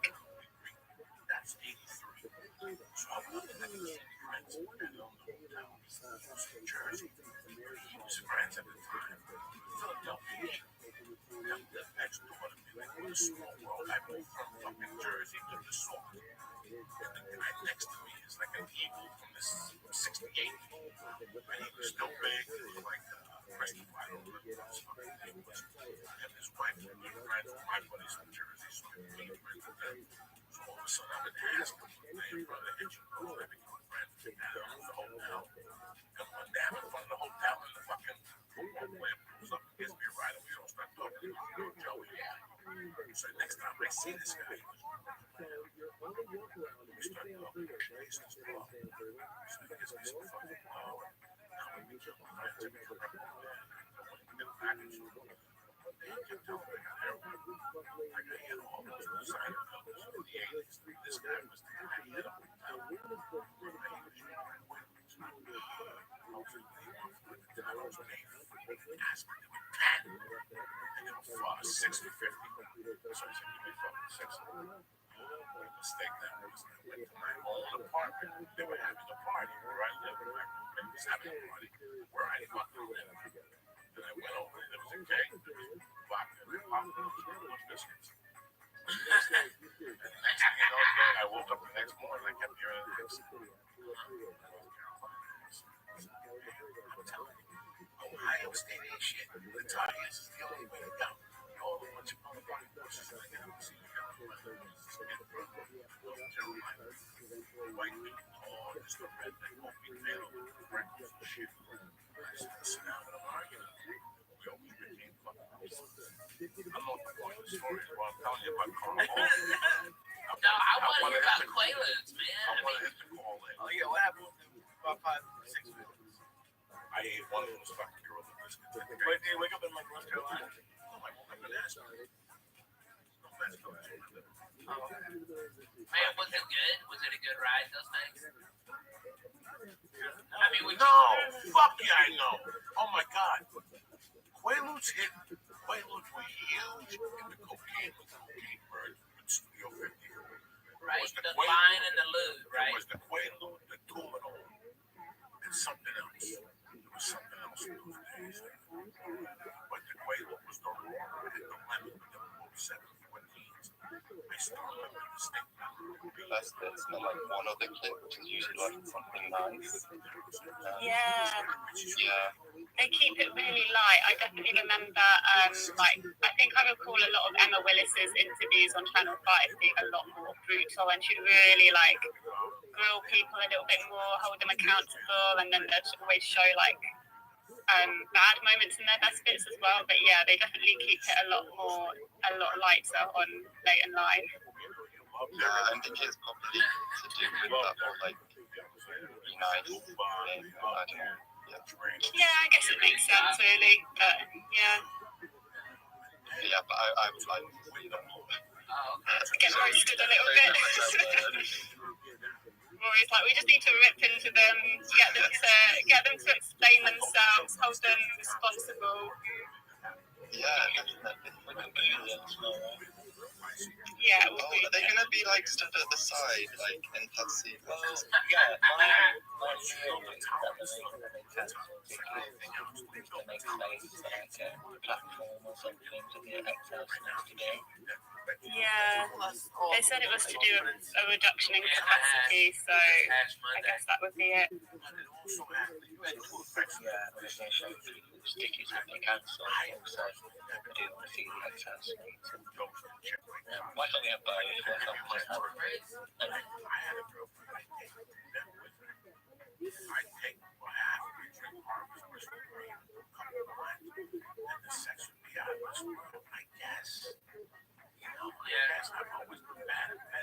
But unless I heard the story, didn't the Cosby girl say like they passed out? It doesn't sound like Clay unless he give him like a It's like everybody turns around and says, "Oh, look how bad you are! You're bombing all these innocent civilians and blah blah blah," and turning you around. And you're 100% right, Monica. It's exactly how it is in abusive relationships. It's that reactive abuse until you're poked, and then you defend yourself, and then they somehow make you look like you're the crazy one. And you ultimately do what Medea did, and you go to hot Greece. And for those of you who know what I'm talking about, you laugh because it's true.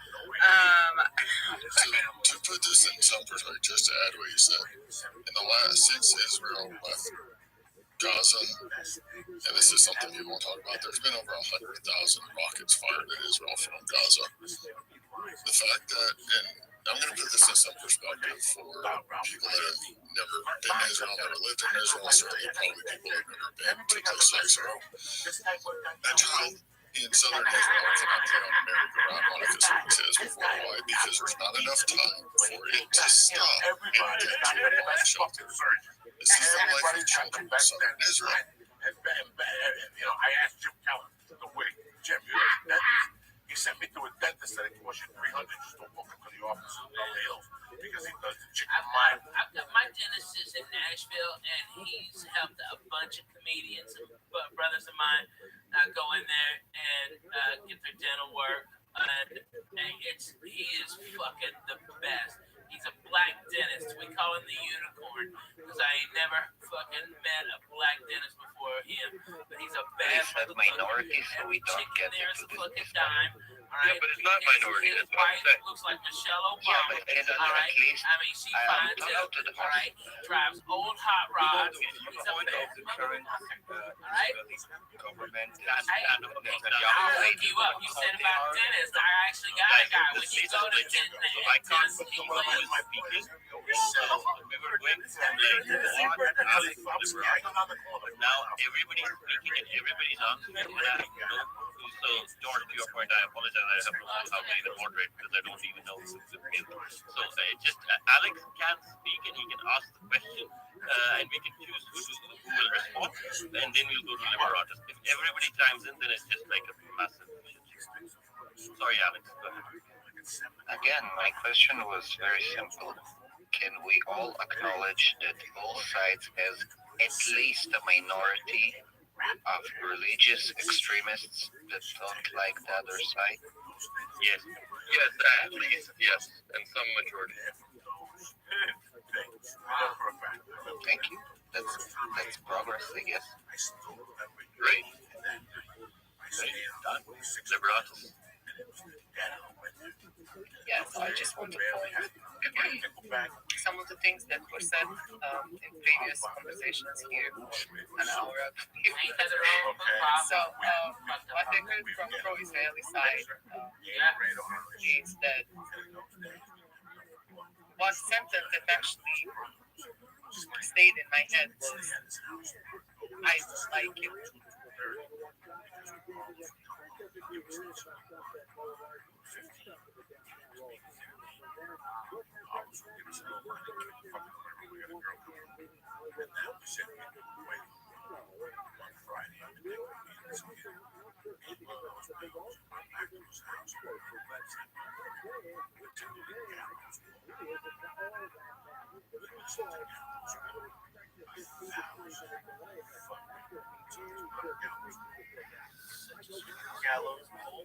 Sometimes moving that pen makes you into my face, and it hasn't fallen.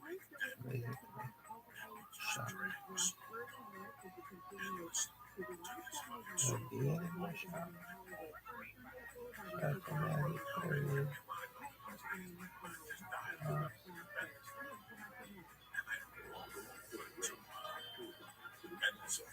Jazzed up before them. What did they say to me? They went right there until I just let me all night on this mess. Waiting up. The next morning I woke up. I had fucking my eyes were bloodshot and there's veins that stayed purple. But they just stayed like that. That's the story of the fucking vein in my eye.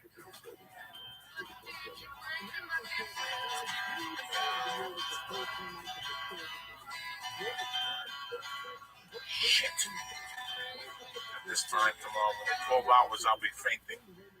I got a physical and a finger up the ass tomorrow, the chest x-ray, and everything. I got to clean my ears. What's going to make you faint? The finger? I'm charging the iPod right now. Last time. See, for the heart thing, I went into complications. Whatever complications. They stuck this for the fucking thing with my heart. I know. Just breathe through my nose. I did it for the tube that carried my asshole. It was intravenous, and that time I had to turn the air conditioner. Sweating fucking profusely in there. Tomorrow, they put me in a room with no windows. I have a hard time. But they put me in a room with windows where I can see light. What I do is I go in there first and I set up the fucking cot how I like it, with the pillow. I swear to God, I run that fucking Bob Hope, let him set up. Dr. Wax is my fucking main man. He's not even in the room yet. When he comes, he goes, what do you want to do first? How about your friend?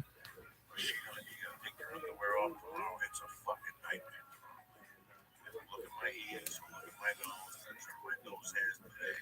You look under my armpits, you'll feel me fucking lumps, whatever the fuck he does. Don't make me show my dick.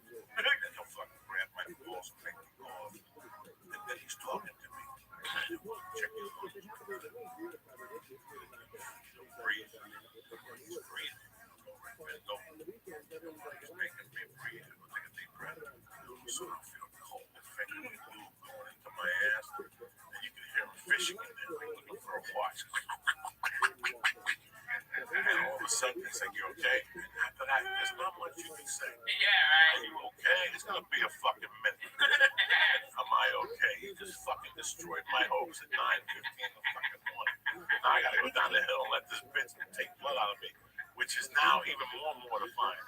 Now I got to breathe and sit down, but who's going to sit down? I just had a finger in my ass. They can't fucking sit down. It's so embarrassing. So now they take me into another fucking room after that. So I did 2 tests, right? So now they take blood out. So now what I do is I go in there first. They usually put me in the dungeon next to the chest x-ray. There's no windows in there. There's school fucking chairs. The last time I did that was in prison. I didn't like it. I go on the back. There's a fucking cot. And I fucking fix it the right way. There's no light and shit. There's a sink in there. It's an examination. It's right adjacent to it. And I get on that motherfucker correctly. And I put my iPod on. And I don't hear nothing. And then I get my arm out. And I just leave it there. Then she comes in. I'm listening to use the kid needle on me. I spray the liquid cocaine on my arm. And she'll say, no problem. And then she'll come home and she'll go, yeah, you'll be fine. And I'll just start breathing through my nose. I'll put Santana away and go about it. And I just keep, that's it. And she'll lift up my arm. Dog, if she does the tape, and I'm okay. I gotta get up slow. I'll stop and get a can of Diet Coke. Give me a little pepper in my step after that. Because the Coke is too sweet. It'll fucking give you diabetes. Right off the chart. And then I walk down the hall and they do a chest x-ray. Once I'm done, I do my clothes and I get the fuck out of it. And then they go around the corner of BB's and I get no eggs. I get the pills because I deserve it. I haven't eaten. I can't eat after midnight. So what are you going to have when you get home? Protein shake. No sugar. Raise my sugar. Like a killer. It can't be the first. Well, why don't you do it for midnight? Over 15 times. if I eat a milkshake tonight, my sugar levels will be high.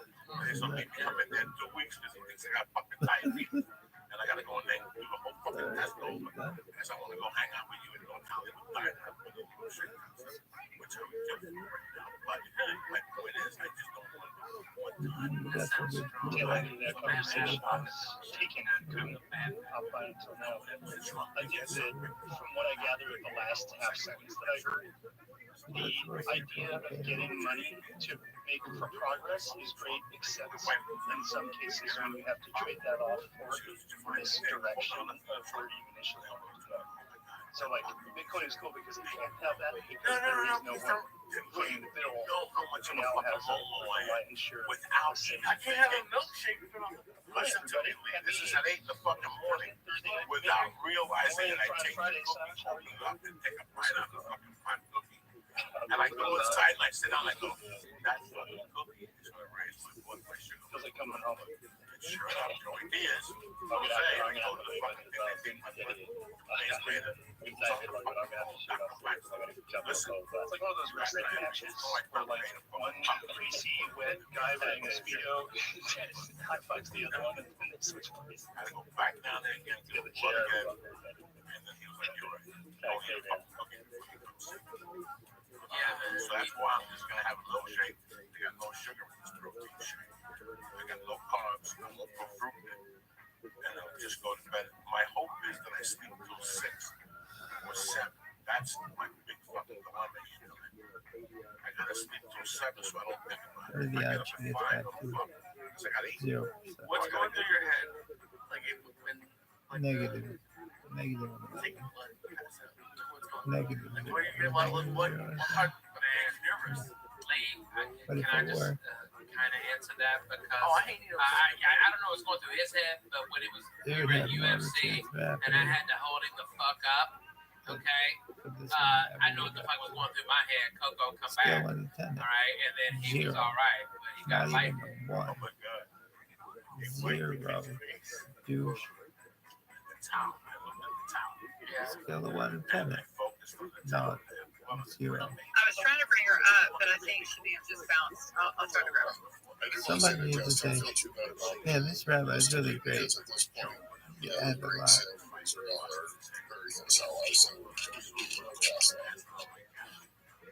Real quick note for you guys, just kind of an admin thing. We have a lot of hands, so we're going to try to rapid fire get through those. But also, I know that my co-hosts have limited time, and I've got limited time, so just maybe for like the next 30 minutes or so, or however much time they have left, that's all we'll do, and then we'll kind of wrap it up. But I really did not expect to get anybody more than like myself and Moshe in here.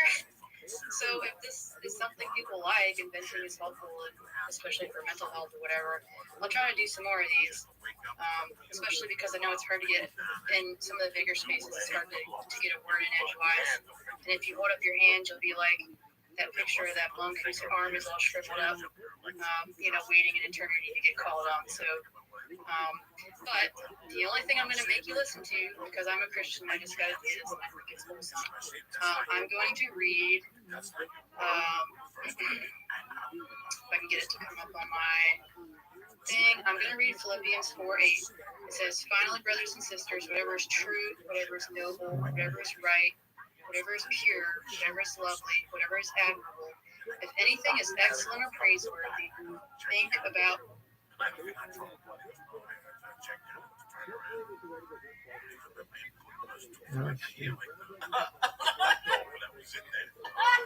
look at the glove. They take it out. This guy could be a part. He really had his finger deep in there. You don't have as many joints, you don't have as many knuckles. You start realizing that it's not a 3-knuckle joint anymore. It's a 1-knuckle joint, It's simple. But then when you're going in with MetaHuman and everything too for spatial voice recognition and placement and stuff too, there's tons of things. We were even going to go and make it to where in the near future that we put in a voxel system where users could change their voice. So that way, if they want to speak like an ogre, they can speak like an ogre. If you want to talk like Yoda, you can talk like Yoda, and we're going to build it right into the system. put us voice actors out of job. Thanks. Put us impressionists over here out of a job. Anyone can just be Shrek now. I'm sure people like taking over the swamp. You guys bring up a good point. Taking over the swamp. Okay. You guys bring up a good point. It's like that. There is that partnership between the quality and the complexity and everything. And like as these AI tools, you know, getting better, like it's gonna. Like And I put it out, and Netflix, they saw me I had it for free. I had it all the time. It was part of the deal. I'd host one of their shows, and they would give me this, and I was like, sure, no problem. And we had it all done, and then Netflix goes, hey, they saw me at the Wild West Comedy Fest in Nashville, Creations, and they gave me 2 months a big deal, completed. and they Now go for they 2 need specials, to be able to and go I'll in deliver and both in request. November. So they're gonna have to sit down with the developer for their stuff, a month and a half later, their and they're NPCs gonna and know what, what and they I want, go, I and then the care, character fucking builder. see That's it, it. All their and world is I completely done gave and them built. to Functional. by the 15th. But if you already have a they put the we just have it movie set out up to where first, you're and gonna end up they paying did your a yearly soft hosting on costs. Perfectly We Yours do this that through our they thought it was AWS, which smaller. is like $42.80 for the year. And then You know, have I'm very fortunate that Netflix is sponsoring my fall tour. I've got 80 theaters I'm going across North America. And you said you're building kind of a hub because the mission goal is this, right? As an entertainer who's been asked to perform Coco starts in it's warming up now with a couple of club dates. Like I'm getting the new show down. Okay, is what I'm working on right now up in San Jose this week. It's kind of a mini so it's theater. like I think there is a big power in saying, hey, let's all focus on talking people in one place. So you said first, you create that experience of, you know, if you only have 1,500 people or you spread them out, there's 5 people in each spot, right?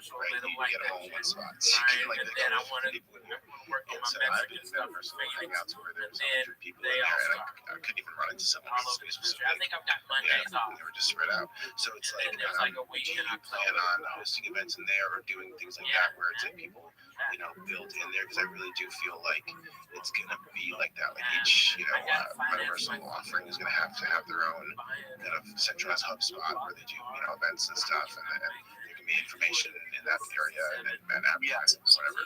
Right. So in ours, space station, for instance, not only do you have billboards on the outside that you can go and update on your own, if you own your mall floor, you'll be able to go in and actually like do your own ads. So you can put JPEGs, you can put GIFs. They do have to go through review. So somebody on our team is going to review to make sure that you're not like hiding dick pictures and shit like that in it. But you know, I mean, these are the things that you actually have to worry about. You know, you have to worry about what people go and put on the web. And so, yes, there are some authentication stuff that has to go through. But I think in the early development, you know, like what we did was we do also have a notification system. So if some of them disappear. Go on Facebook and find them. There you are. Back in the video.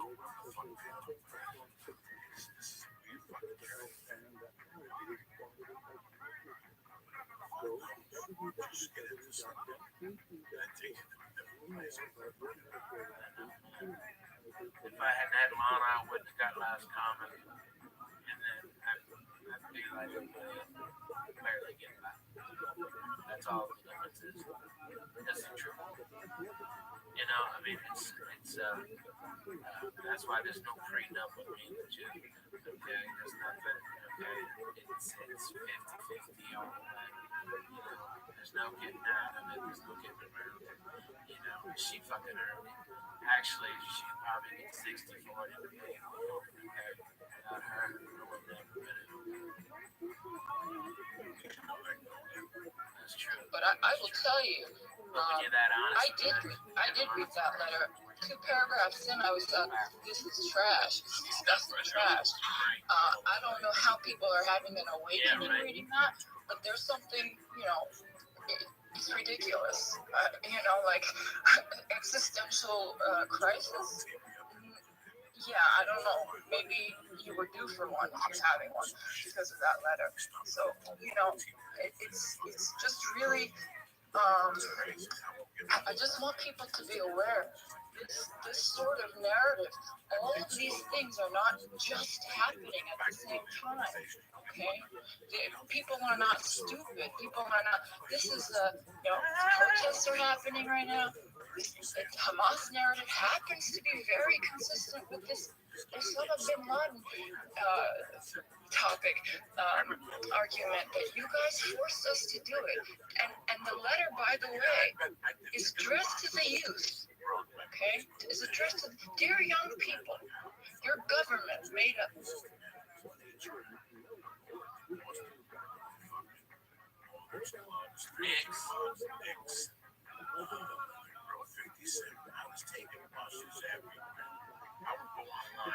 Kowloons.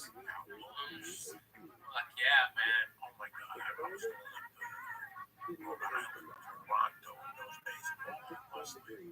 All the way down to fucking DC. Express. Tyson School in Bethesda. And then shoot down to Myrtle Beach. And then go Atlanta in those days. Which line hated me. So I shoot down to fucking the other one hated me in Jacksonville. So the Ramada Inn, dude. It's the Ramada Inn, and it's the Comedy Zone, and it's run by Mr. Fred. All right, and every time I go in there, they have a great fucking buffet on Friday. On Friday night. It's fucking tremendous. Okay, all right, and I remember he came in, all right, and said that we had to pay for that. And it's like, and I've had fucking 8 sold out shows in 2 days. Okay, and I'm like, hey, go fuck yourself. We're gonna murder this goddamn place. When they brought me the tab, I just said, give this to Fred. That was it. And I cracked it right there on the spot. Still has it, still rocking. I think it's one of the nicest fucking hotels in Ramada's chain. They're fucking great. It's the Mandarin. Yeah, the Mandarin Inn. The Mandarin Inn. Yes. Yeah, and it is fucking tremendous. They had a place around the corner after we did the Mandarin Inn. There was a bar where you went to karaoke. Yeah. Got blown and got fucked up. Stanhope was the king of that king of that bar, man. King of that fucking They still have his picture up with the long hair when he was fucking baby, when he had hope for life. All right, when he had a lust for life and wanted to do something, aspired to greater things. Love it. Love the claps anyway. Enjoy that. Enjoy that. Oh my god, Wavy and Davy was the name of the club. Yeah, it was fucking Wavy and Davy. I did it 3 times. Also join in, which I think is good because it's good to get involved. She has to do this.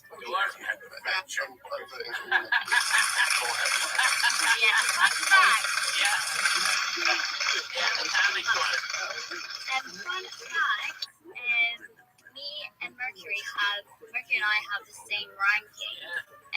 Exactly same, like all 5 in the same order, and I think that's really cool. Yeah, I think you get your key first, and then 1 second. Yeah, but that's because she was 3rd, but then yesterday Tiny came on and she blew me away. She was so lovely, she was so kind, she really She's so nice. Yeah, and I really loved her letter as well. I thought it was really like a really nicely written letter. It was quite emotional, kind of Olivia reading it as well. Oh, can I just address, because I think I can't remember. Yeah, of course. Jordan. Oh, where did you put Jordan in Henry? I put Jordan 3rd because I have loved Jordan since the beginning, but I just don't think he's my winner, unfortunately. I was going to say exactly the same. All right, man. Loving you. Just major slander, just they're having fun, and yeah, like they've got a relationship out of it. That's to me. I'm not giving them a major grade, especially if there was a tour design. So, like they've already got away, but this has to go to what's to go. Oh, thank you, Mercury. Did you know he shot some dude with 8th blood? Fucking not Biggie. What's his name? Who's the guy that got went over my whatever shirt? What the movie? Who just Cat Williams' manager? What's his name? Shook Knight. He shot some dude with the AIDS blood. Paul was talking about the movie. It's like that rapper or something. Easy. Yeah. Like one of the conspiracy theories is that Shook Knight did it. I don't know. No one ever heard about it? Yeah, you blow my mind. Millions from gambling. But I just started laughing because recently a few of these sites removed the verify house edge system, and all of a sudden everyone's getting rinsed. Everyone. And so for me, I look at it like this. It's about to be a massive leg up. And we're going to go through a funding round here very shortly in the next week or two. And when that does hit, you're just going to see all the products probably within 90 days. Absolutely completely completed. The floor we're going to raise up, I think, to 10 ETH. And then we're just going to be the ones that start poking the bear with Bored Ape Yacht Club and possibly, look at shutting down some of these other metaverses. Give me all this fucking. I asked you about straight out of Compton, not fucking. All you gotta say is I haven't seen it. But then you're like, I don't know about straight out of Compton, but I know about the movie Dope. I saw that. It's about a kid who bought a bag of dope and moved on. Where the fuck everybody buys a bag of dope, Lee? That's all you got. You watch the whole fucking movie. That's all you're high as fuck. I'm crazy. All I asked you see straight like did your wife see it? No, yet. How did she know about the blood scene? Oh no. She was just reading stuff about that. I thought in the movie. I don't know. People like to read stories. Yeah, sure. It's not about the movie. Here's a fucking girl. She's doing research on the fucking thing. She's an attorney. She hasn't read it up. You haven't read it up? You're gonna read for fucking the next 20 years. You want to read with some fucking movies about it. They made the movie. You want to read the book, and you want to go to the start with your friends who gives a fuck. Go see the movie. Take a short film. Sure, why not? It's fucking handy. Where did you get that from? Like, oh, that shit is fucking.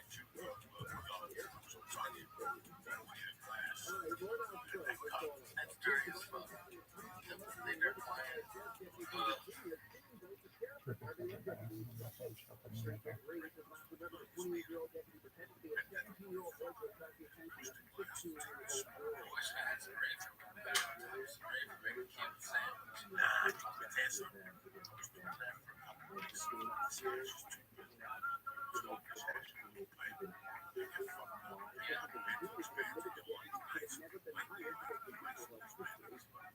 I had dabs this way. Apparently the music is saying it gets cooked off, so there's nothing in it. Yeah, it burns so high. So, yeah, I actually. Yo, look at that. Look at that. I just think that shit's dangerous. Yeah, I can't have it. I would burn my house. No, dude, that's what I'm afraid of. People gonna burn their fucking houses down to that shit, man. What is that? Let's see if she gets back to you. They had one that was battery operated, and it was apparently even stronger. So there's ways to do it. That's just yeah, man. I mean, you gotta have a torch. If I pass out, legitimately have $1 billion and they still have not came up with a viable product that you can go out and play, Yeah. And you look at companies like Illuvium's got their game finally deployed correctly 5 years later. $1 billion. $1 billion. Well, they're over $1 billion, but they've done $1 billion in sales. That's not including cosmetic NFTs. Then you go and you look at like TCG, just under $1 billion, and it's a mid-poly game that they had to recently switch off of Unity because of bottlenecking, which I already explained was going to be the situation like 8 months before that to them, but they didn't want to listen. they have different issues that are going on, but guess what? 5 years later, and they're still not to market yet. But users can go in and have their website land availability and see that it's there. And they did deploy out the little island, which is a 100-kilometer by 100-kilometer, where they put a couple boats, and they took the studio sound system and placed it down in the middle of the beach for everybody to go gather at. I'm very proud of that. You know, the store-bought asset drop that they then said, here you go. This is your island for you guys to go play on. And that was supposed to tide everybody over for 2 years. Well, exactly. And what does it look like? Because it seems like you're, exchanging abundance over here. What does it look like from the community side? When the community... This is great. Like we said, these fucking saps. I get $50 just to tell people they get high. And I had a drink one night. Once I had the alcohol, my sister took over hit me. I was like, oh, I get it now. I have to go back and get this one.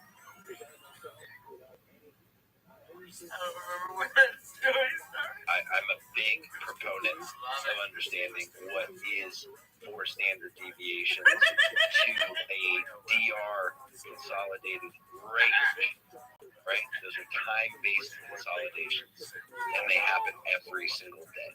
So nothing that a lot of you guys don't know, but there's a lot of folks in the room, and again, I've got black belt ninjas like Savaflab that can trade his ass off and talk with the best of them about any of these advanced ICT concepts, and they're going to go over a lot of your heads, just quite frankly. Sabian doesn't realize how smart he is or how much he knows, and Flowing Key was dropping some sauce too, Monk's dropping some sauce, and Ills talking about specific plantings that he's found in his lab and understanding. I'm just here to tell you, you don't have to know any of that shit. Put a 3 indicator on your chart with standard deviations, and you get back tested yourself. You don't even have to listen to me. I'm just trying to break it down, make it simple for you to understand, and measuring the IDR or the DR range and measuring these standard deviations. ICT's standard deviation fib is technically 5 standards, right? It's 5. Yeah, it's 5. So usually it's the range plus 4, where it's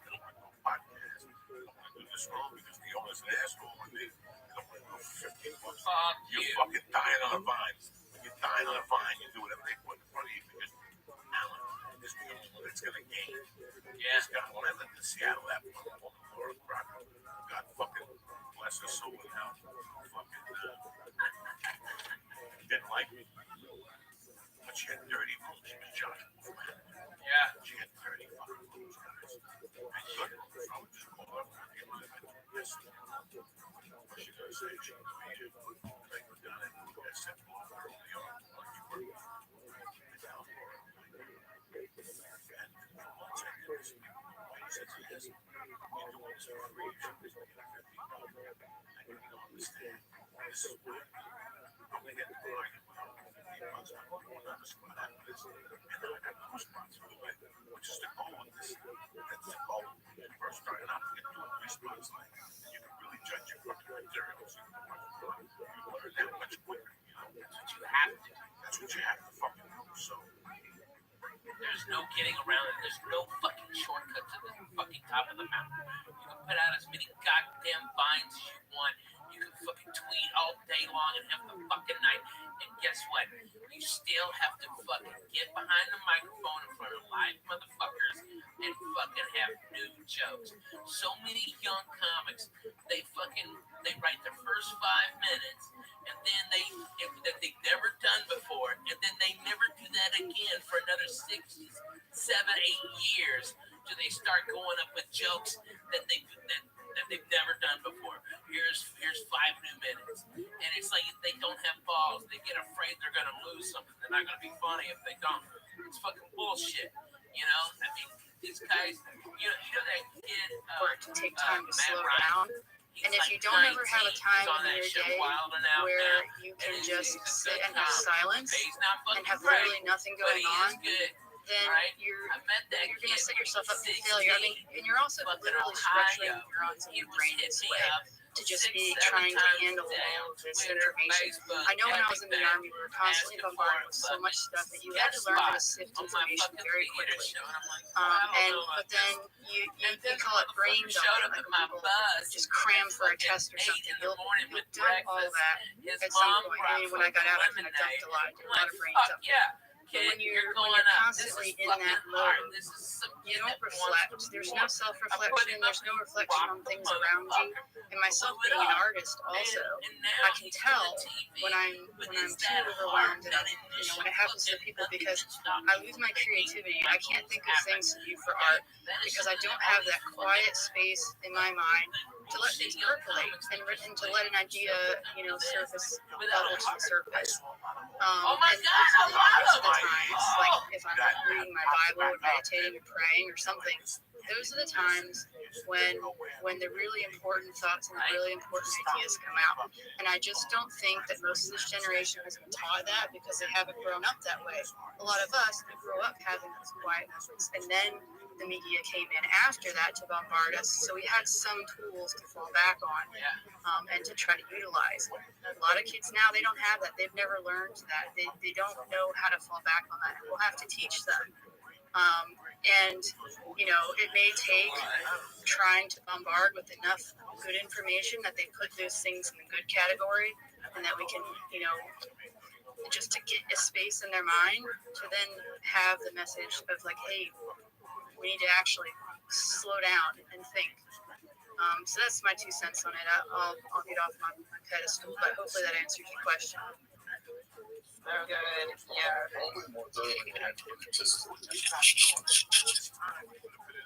Okay, so this is going to be a horribly ridiculous analogy, but it's analogous for me personally. And Sphinx is going to laugh. And probably Stealth, too. Although Stealth is like an Orthodox Jew woman who's like super holy, so she's never been this, but maybe Sphinx is like. So this reminds me of doing like online dating, and why I had to find a lot of things. Because I got to a point where I was like, if I need one deals, you know what it is to sit with somebody leave that you were broken down. I'm literally like, I cannot. Give you particles, bro. They still give you $75 upfront. You're still fucking eating fucking cheese grills, whatever. Grilled cheese, I'm sorry. Cheese grill, it's just that. Dude, feel bad. How about the story of fucking chicken? All right, this kid goes up in Montreal, blows the fucking place apart, gets $750K. Okay, all right, and his management, 3 yards, say he had a bunch of more shows. They're like, and they have just get out of amazing here. technology in them now. Right? And they flew him back on a private jet to LA and said you can't leave the spot. Because they wanted the deal fucking made official. Because they were afraid the motherfucker was on Hollywood. Which he was. Go fucking crazy. Google it. Alright, fucking show up chicken. Alright? And then the guy, like 3 or 4 months later, committed suicide. And is that AI that they had no reason. Where the problem comes from? Every block has, as soon as it's generated, a new algorithmic problem needs to be solved for the next block. I think I could probably answer that. That's vet. Vet could come up with. He got plenty of stage time in Black Hawk Down. I don't know. Yeah, Vet would know, absolutely. I didn't even see him in here. It was one row under my screen. We're all like guessing. So, guys, when you code a binary, it literally runs the same code over and over again, right? Bitcoin's code, every coin, right? Think of it as just one-off coins. You can't buy a percentage of a coin, but every Bitcoin is the same. Leading man material buff. Not real buff with that model body. Guy was getting laughs at the improv, laugh factory, film laughs. Then they set up a show. And the man on the comedy store, Dice decided to bump the guy in front. So the Dice went up and ripped that room apart. died the death of many deaths, and I still remember his man walking out first, and that kid was on the Tonight Show and shit like that. I never saw him again. Never saw him again. There was a kid when I got here that was hot that he had done the Tonight Show and something fucking crazy. I mean, I'm James, you know, your friend. He was never posted him. I was spotting him. Oh my God, that's the guy. I was like in awe. I saw that bitch maybe 5 years before I was okay. Next! Right on the show.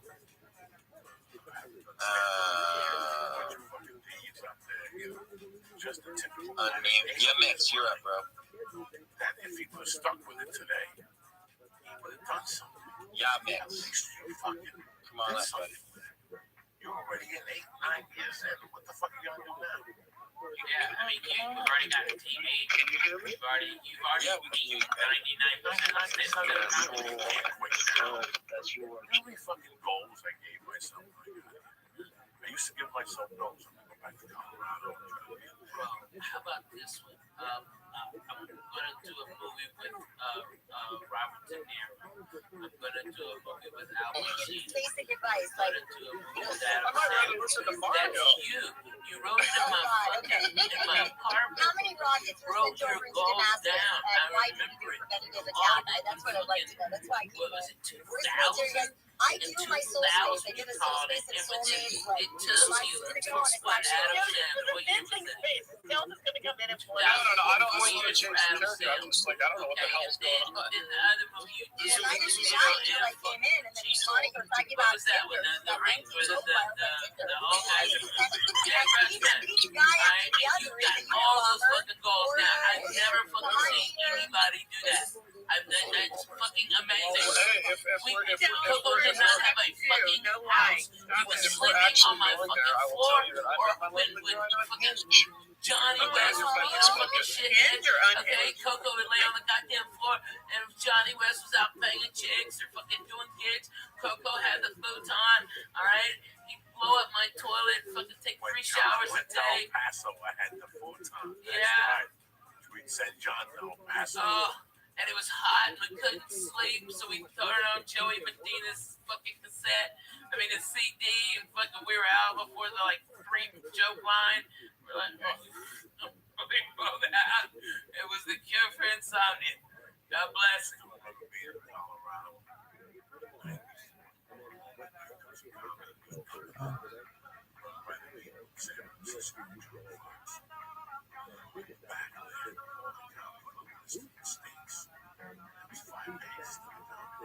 Yeah, man. It was a magazine called Just for Laughs, right? Yeah. We wake up. I'm up. Highlight all the clubs.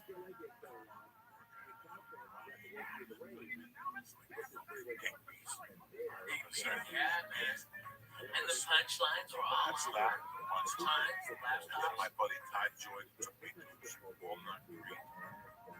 10 minutes from him, I hated that shows. I'll never forget, I had doubts that fucking plane ride home. That was not for me. We stuck it out. So you're in San Jose this week? Yes, sir. So starting Thursday? Yes, sir. Friday, Saturday, Sunday? No Sunday. Thursday, Friday, Saturday. I'm gonna be back here and how to be a Sunday spy. morning. That's what I want. I wanted. You're gonna do a training class. That would be so fun. Like kind of jokey, but really. You know what I mean? Like it'd be so much fun. We go have brunch up there, and then I'll have barbecue ready for us. Like we know. Hello. I want to get that baby with Hey guys, that's just a what I want to quick do on note. Sunday. Coleman, I see that you dropped because you had your hand up forever. Coleman, if you're still here, put up a request. We'll just pull you up again. Can we just do a little bit, just rapid fire? Because I feel so bad, like for Sean and Babu. Because I want to hear what Stealth's saying, but like I don't want you guys to get forgotten because you were waiting for a while. You're here, and then Sean and Babu and Well, Truth doesn't want to become what she hates, so we're not. I don't know, but I think I might have been before some of these people. Anastasia and Tom. You know, I hate to change the subject. I think we're having fun, but I just wanted to talk about Anastasia. I'm sorry. Listen, I have to go, but I just How many times have you seen Mark on Tinder? Tell us. I'm not on Tinder. She's on I'm on Hinge, and I don't look at women. That's how I got married on Hinge, babe. How does she now come out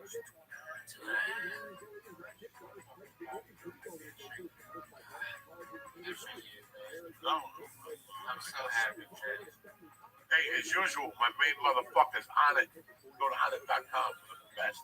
I mean, the best. I read an article the other day that had on it in there, like macro nutrients. I mean, that's how fucking I have it blown away. It's such testosterone cream. Hey, the fact that Wait, how quickly guarantee engagement though? Like ring on the flow finger tropics. before. We ain't fucking around. I don't want to check out a stage time, but I won't do that in October. November 2022. Are you going to go on a land tour? Back your money. So 2 years getting engaged?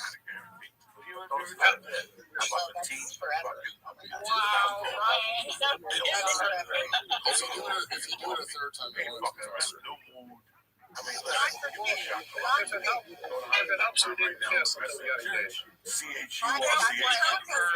That is what I like to hear. That is fine, but that's a long time to not kiss for 2 years. That is insane. But that's beautiful. Oh, I can't deal with that nonsense. It's a tremendous. Monica, we should do a space on dating. I'm writing a book based on my citations. It's called The Four Connections: emotional, heart, spiritual, My dad ordered like 20 Yes, chemistry. he did. You know why? Because they're like $10 a piece. So you get 5 for $50 right now. Go to hitty6.com and press in. Sure, the IP replies. They get 5 for 50. It's cheap where you get 5 for 6 in a cigar. Get the 0, 8, 16, and 24. You get one off your fucking cigarette. Number 3, my main motherfuckers, nailed.life.com. Always there for you. Fucking whether you want to dab, blow yourself up, whether you want the goobies or mono, whether you want the best baby kind of business. That's what they Like do. Michael Yon, have you seen the shit Don't fuck that around he's with posting? I don't like to talk badly about people. He's doing an amazing job at the border. But he's posting stuff about Israel that is so horrible. I am just shocked. Can you send me a sample? Because I really like him. I know, I feel terrible. Like, this is one of the things he wrote. He wrote, Israel is not Jewish. Israel nor ADL represent Jews. Mind dump. Israel and ADL are shells. These shells are from profit organizations that latch upon the good nature and sentiments of millions of Jews and Christians. Only is, it's awful. It's awful. Sorry, No, but the rest of it, there's other things he's saying. I'll put this up in the nest, but I'm just saying. Oh, wait, you just damn it. You don't have to go with this. But what was the most about this again? It's bad. And then the other thing is, you know, he's great on the border, and I love him. And then all of a sudden, I see this stuff. And the other one is like Josh Reed. I mean, What did he say? what he's calling Zionists, talking about Zionists. She's really hot. just, She ain't that shit. You know, I can't. It's hard to know who to trust at this point. When there's so many people I admire who, you know, are talking like this. It's, you know, we talked about the split in the Trump supporters and some Trump supporters, you know, and just different people. Anyway, I just wanted to know if anybody wanted to talk about this, if they've had a similar experience. All of us. All of us. Yeah, Anastasia, you may not have heard me, but I touched on that. ROTHSCHILD.com and follow me guys on Twitter at Rabbi_Mag. Rough, especially with colleagues. If people, I've we've hosted Bible studies together. You know, that you don't know. When we were fucking high and you're living with me, you're like, Robbie, mate, you're going to be the fucking deacon of the church. What's happening now? So I feel like it's always good to come back to the church. You know what I'm saying? All right. No, man, I love you. I love that you're back here on Monday night fucking around. Hi, and that's it. That's how we do it. No editing, just straight up. We love you guys. Go to ROTHSCHILD or church to get 10% off all the great optimization. ROTHSCHILD or church 10% off all the great optimization programs. Go to hidden86.com and use code Joey's Church to get 5 hidden E6 for $50. Hidden E6 better tasting, longer lasting. And go to nowtheylive.com. You can use code Joey Diaz to get 20% off.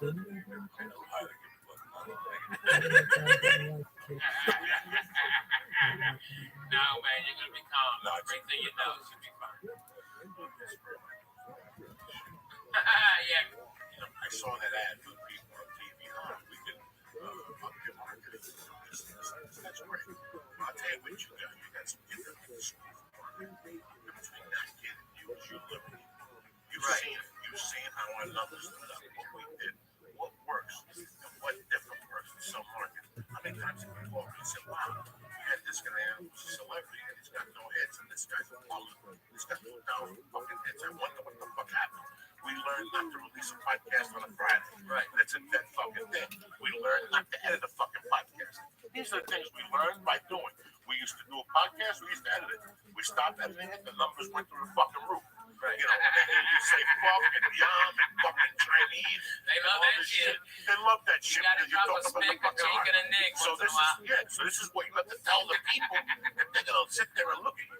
If I had any type of business today, flooring fucking tiles, if I was a snappy guy, I'd have somebody in there, but I'd have to push the envelope.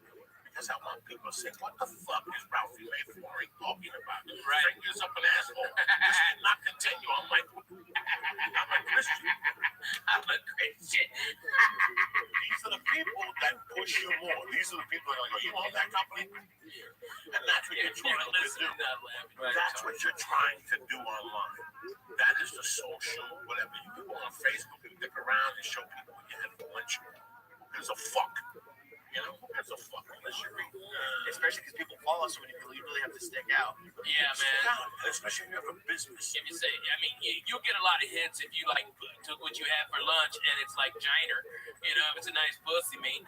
All right, that'll get a lot of hits. All right, but that's only it, man. If you're taking a picture of your fucking sandwich, go fuck yourself. Why don't you take your work? It's not like going to females. You know, they take my work. It drives me crazy. Whatever. I don't do it for me. I fucking hate that shit. Why is I this? hate that shit. I go to the gym and periscope myself. It's like, well, on the periscope, I do what I do best. That's what 3 for 5 minutes. I want something over there for 5 minutes. Right or wrong? If you're smoking good weed, you smoked the joint, you had your soda, you had your donut. Is there anything else I can do for you? No. All right. See you later. Bye. That's the Dina. Get the fuck out of here. I'm putting the stereo on. I'm getting fucking That's right, man. I'm fucking YouTube music. I want to see you smoke dope. Look at you, scratch your feet. Yeah, right. Go to your own house and scratch your feet. You sit here and meditate on this fucking ass I just smoked. I'm hearing fucking sirens and shit. That's the point. That's the fucking point of this whole thing is to get away. I love getting high, but I love getting high. I don't trust it anymore. My favorite thing in life is to get high. Just go for a fucking walk. So you can't do it. Yeah. Somebody's gonna come up behind you, shoot you in the head. You don't hear explosions. Fucking, ISIS is running through the park. While listening to fucking Prince. Man, fucking speaking of ISIS, I was down in Irvine. Holy shit. That is the most Arabs I've seen since fucking Kuwait. All right? Holy shit.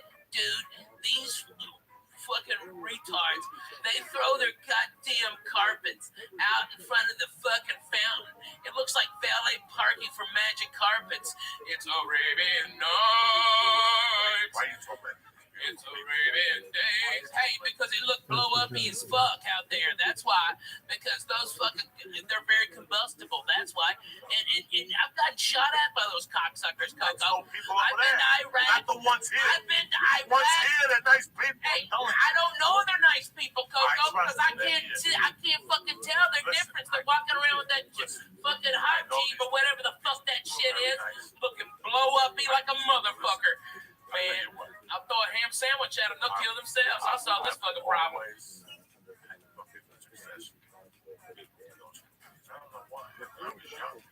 I like some of them. You know who I really dig, and it's fucking crazy? Iranians. I fucking like Iranians more than I do the Arabs. I fucking way more. Oh, I like the Armenians too. They're fucking crazy, and it's like, hey, comb your shoulder, bro. At this point in my life, I mean, everybody. Yeah, right. Listen, I hate Russians. I'll tell you that. I like fuck Russians. Fuck Russians. Keep it up. They're gonna drop a grenade. Good. Russians and fucking Arabs. I hate fucking Russians. I've hated Russians since goddamn '84. They killed Swayze and Red Dawn, make me suck my dick. And you know what? They killed Apollo Creed too, nigger. Don't forget, you slipping. Hey, go fuck that stuff. All right, those cocksucking Russians. They put baby in the corner. Fuck them motherfuckers. I hate those cocksuckers. Eat his dick, Russians. Yeah, the Russians here. They're the ones who are seeking the great American dream and taking over white people, punching them in the face. I'm talking about the cocksucker Russians. Okay, that in Russia. Okay, I mean, Lee's probably fucking Russian Jew. Yeah, he's Ashkenazi like a Nick, man. I love that guy. But that's what it is. That's what it is. Lee's down. Okay, I like Lee. Yeah, right. For real, because look at you, Lee. You ain't wearing no sweater in the fucking summer. Okay, you ain't smoking shit, crazy cigarettes. You don't smell like smoked fish. All right, those Jews always smell like fucking fish. Those fucking crazy Russian Jews over there in West Hollywood. That's all they got. That's all they got, bro. Where are they? On Fairfax. Oh man, I wish they were on Fairfax. They're on Sunset. That's a big place. That club by that urban ramen place. That used to be that. I mean, it's been like 1,000 places. It was right across the Green Tea House where we used to go. You remember we used to go over there for fucking? It's right across. That's a big Russian hangout, dude. They're all Russian gangsters. All right. One of their girls hit one of our cars, and they came out and said it was our fault. And the car was parked, and nobody was in the car. And they started fucking saying something. And you know me, Coco. I carry a pistol a lot. Okay, I've got a class 3 weapons license. Okay, and I've got distinction from the FBI. All right, I can carry the fucking thing anywhere. Okay, and I'll just fucking pull my gun. I just pull the gun, and the guys back the fuck off. We got to exchange information and fucking no drama. All right, but they were fucking surrounding my wife. What the fuck am I supposed to do?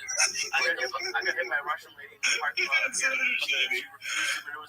Yeah, exactly. She was like 90 years old, so I Googled that.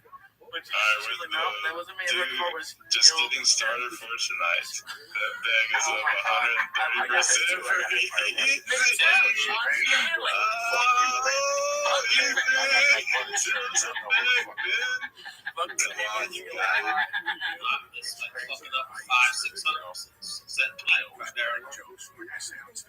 There you go. I see it. That's your most recent tweet. Oh yeah, you see the most recent. No. You treat that shit, send them the bag. Oh man, if I'm not around, I don't think we're talking about Mexicans. I'm not even fucking send them. Come I on. hear people talking about Mexicans. People want easy. Just get $100,000 out of this, and easy makes his money. For the people, then he gets back some way somehow. We'll figure it out. He's a godfather.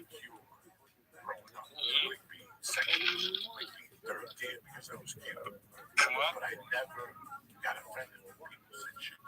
dude, I was white trash. I was fucking white trash, and now I'm fat white trash. You know? Right, exactly. Fuck it. I learned early on. They say that type of shit just being oh, they're just I never had a beef with one time I had a beef with him. And I had it. I was mad anyway. So he just what's up, Lee? Look at you. You back to Goma. Fucking hell yeah. Mama waiting for you tonight. Yep. Oh shit. What you making over there? What's she making for dinner? I don't know what for dinner. Yeah, I guess. Probably like a sandwich or a turkey. Oh yeah. You know how to make my kids for lunch? I don't know. It's like 11 o'clock at night. You know, Lee, you gotta come to my house for a turkey sandwich. I get Jewish rye, all right, and I put a little Russian dressing on there. I know I hate the Russians, so it's ironic that I like the dressing. All right, and then good ass turkey right there, a little sauerkraut, make a Reuben right there, pan fried and cheese. What? You'd love it, Lee. You'd love it. You'd love it. Man, you are the shittiest Jew of all time. You know that all the time. Yeah. He's so removed from the rules of yeah. I being love a Jew your guidelines for and the what food rules I'm eating. Right. and the rules of being from Boston. He fell Did you right even out. get bar mitzvah? Yeah. Okay. Our portion was Noah. Yeah, what name is Noah? No, you have a portion like every week it's a different story. Yeah, he read part of the scroll. Yep. Noah. Mexican chick. No, he's the one that had the ark.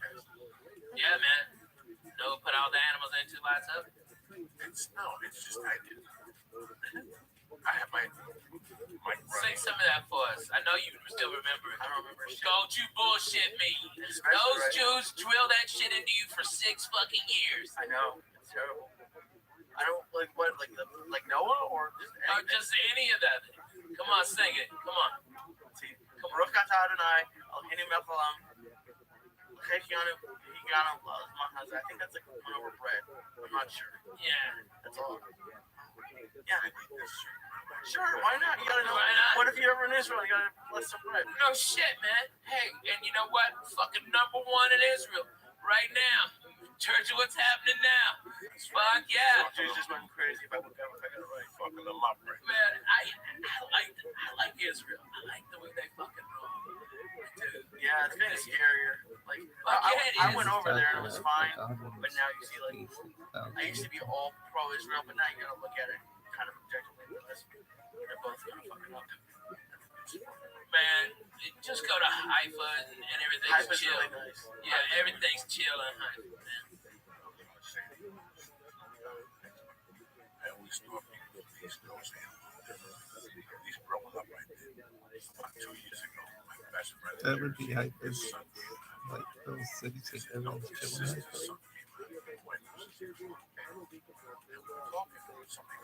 Really? Yeah, why not?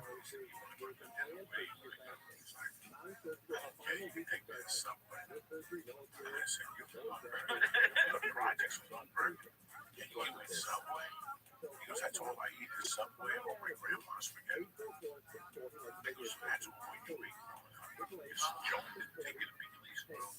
Joan didn't take it What's that? Chance Dragon in. You get one of them fucking tiki drinks. So I didn't know that. You've been there? Yeah. It's so good, man. The fucking egg rolls. Oh, man, the spare ribs. But it's so weird. I thought people fried rice.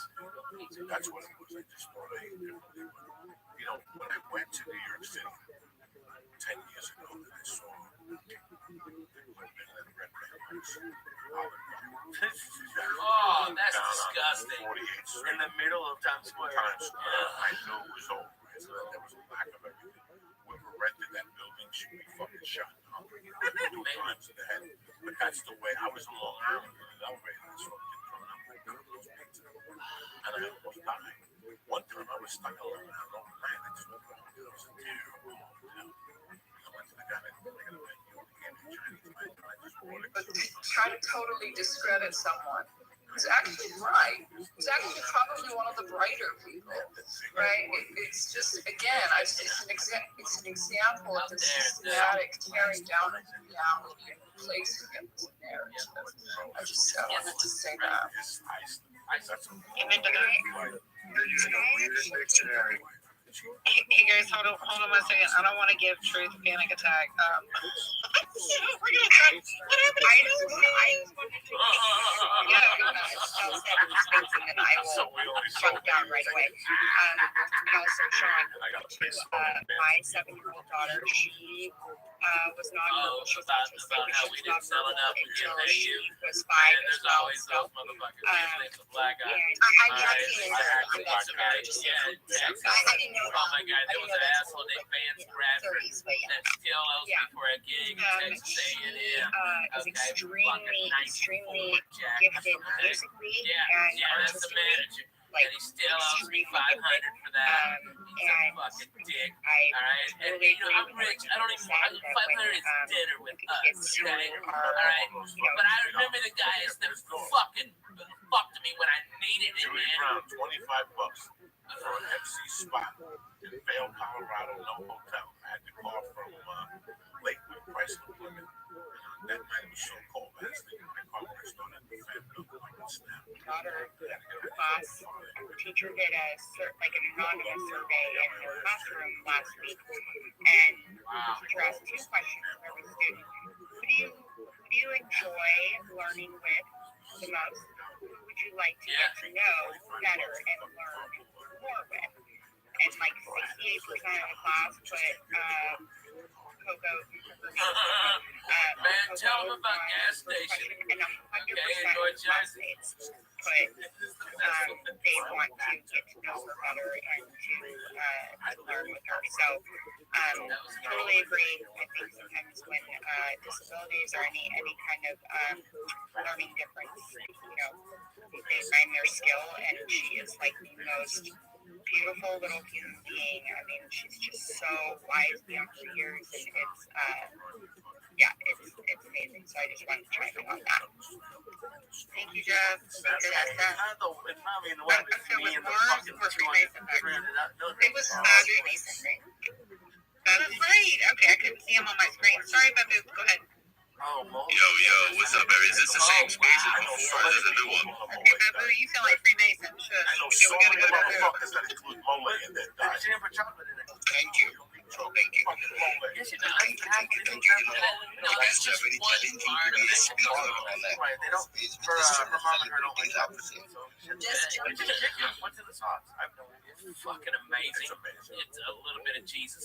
But yeah, but wasn't I'm getting used to spicy. You know, it's not spicy at all. It can be, depending on I didn't, but now I do. It's just flavorful. That's what, you know, all these white people are afraid of Mexican spice. If you watch Mexican spice food, they just put a little bit of salsa, like a little bit of, you dumb white people are used to fucking ketchup on their goddamn tacos. They're retarded. I was in Washington, and my fucking buddy goes, let's go to Taco Time. Okay, it's a chain, a shit chain up there. And the fucking lady said, do you want mild salsa or ketchup on your tacos? And I fucking laughed. I go, bro, if you eat that, I'm going to fucking fire you because I can't stand to look at your face. And we just left it there. We paid for it and left it. Fuck anybody wants it. Time ain't no Taco Cabana. You fuck no, man. Some potato tacos for breakfast. Oh, stop. They just stop at the motherfucking Kalachi fucking factory. They don't know, man. They don't know. We used to fuck it up. What's been going on? Man, the summer was a little crazy for me. You know, my PTSD I thought was being handled with antidepressants, but it's not. It wasn't. And now it is. And now it's antidepressants and mood stabilizers. And man, I feel fucking like I haven't felt in 5 years, bro. I don't hurt. I am up at 7, throwing sidekicks for Jesus. I'm fucking the wife real good. I'm putting her legs up.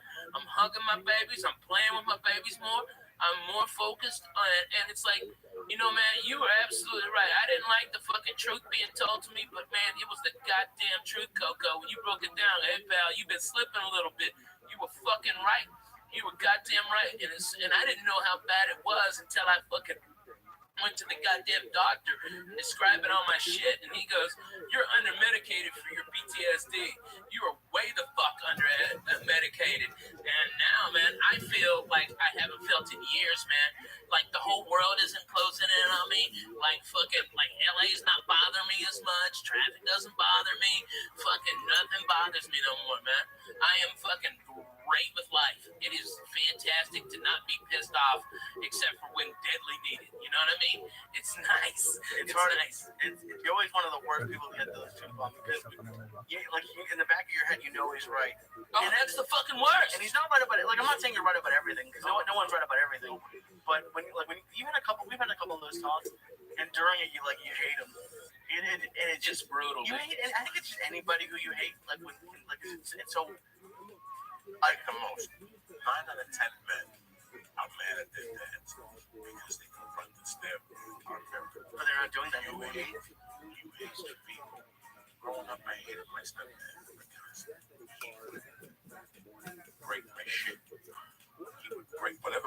made, he was 2 steps ahead of me. You always don't like that. I grew up around people, and in all those years I was fucking up. I didn't get in the way. I'm just now with that girl. They said, listen, we got 3 friends. This guy, bring this up, and they put it on your life. That's good. Sleep on the couch. Don't go chasing waterfalls. Just stick to the. They're not telling me what to do. They're not asking me what to do. They kind of hinted to me what the right thing to do. And I get pissed. One of the worst conversations I ever had with them.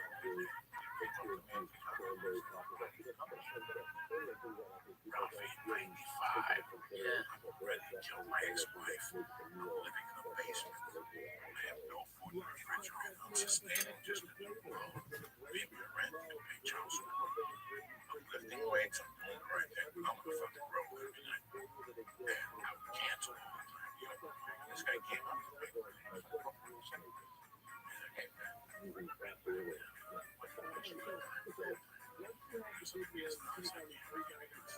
Just being you. You're the funniest of all these open minds. God forbid you wrote a joke and God forbid you show up. Look at your t-shirt.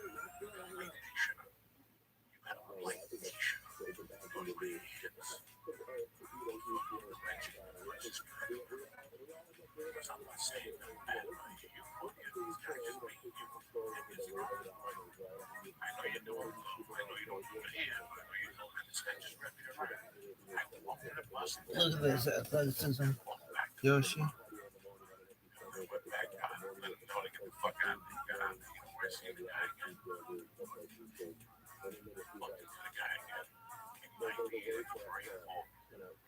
Wow. And I followed the guy that used to give up with the hat and go, I want to like my wife, I want to like my kids with brown coffee because I was a detective. Yeah. White something in the 80s. Yeah, Dwight Slade. No, Dwight Slade, the guy's from Portland. Yeah. This is a different guy. Dwight something. And I followed him and ripped him apart. And he was back to the Brian Dawson. Oh. They had just moved to LA together. Man. And he came up to me. Dos pesos done up and I pulled him aside. And that was he was really proud of you. Yeah, it took me outside. I was down, I was scared. But you had it here. You was being taught what you got to talk about it and talk to them. To all other issues, that's the lens. He said that, you may be anti-Israel and not anti-Semitic. But for Ben Shapiro, that doesn't matter. He will fight you on that because that's the crux of his worldview. And so it's like, the more that it's really about on a dialectical level, forcing that issue, forcing the dialectic on identity. That's why it's got to be identitarian in nature and not ideological in nature, because Jews can be conservative, Jews can be nationalist.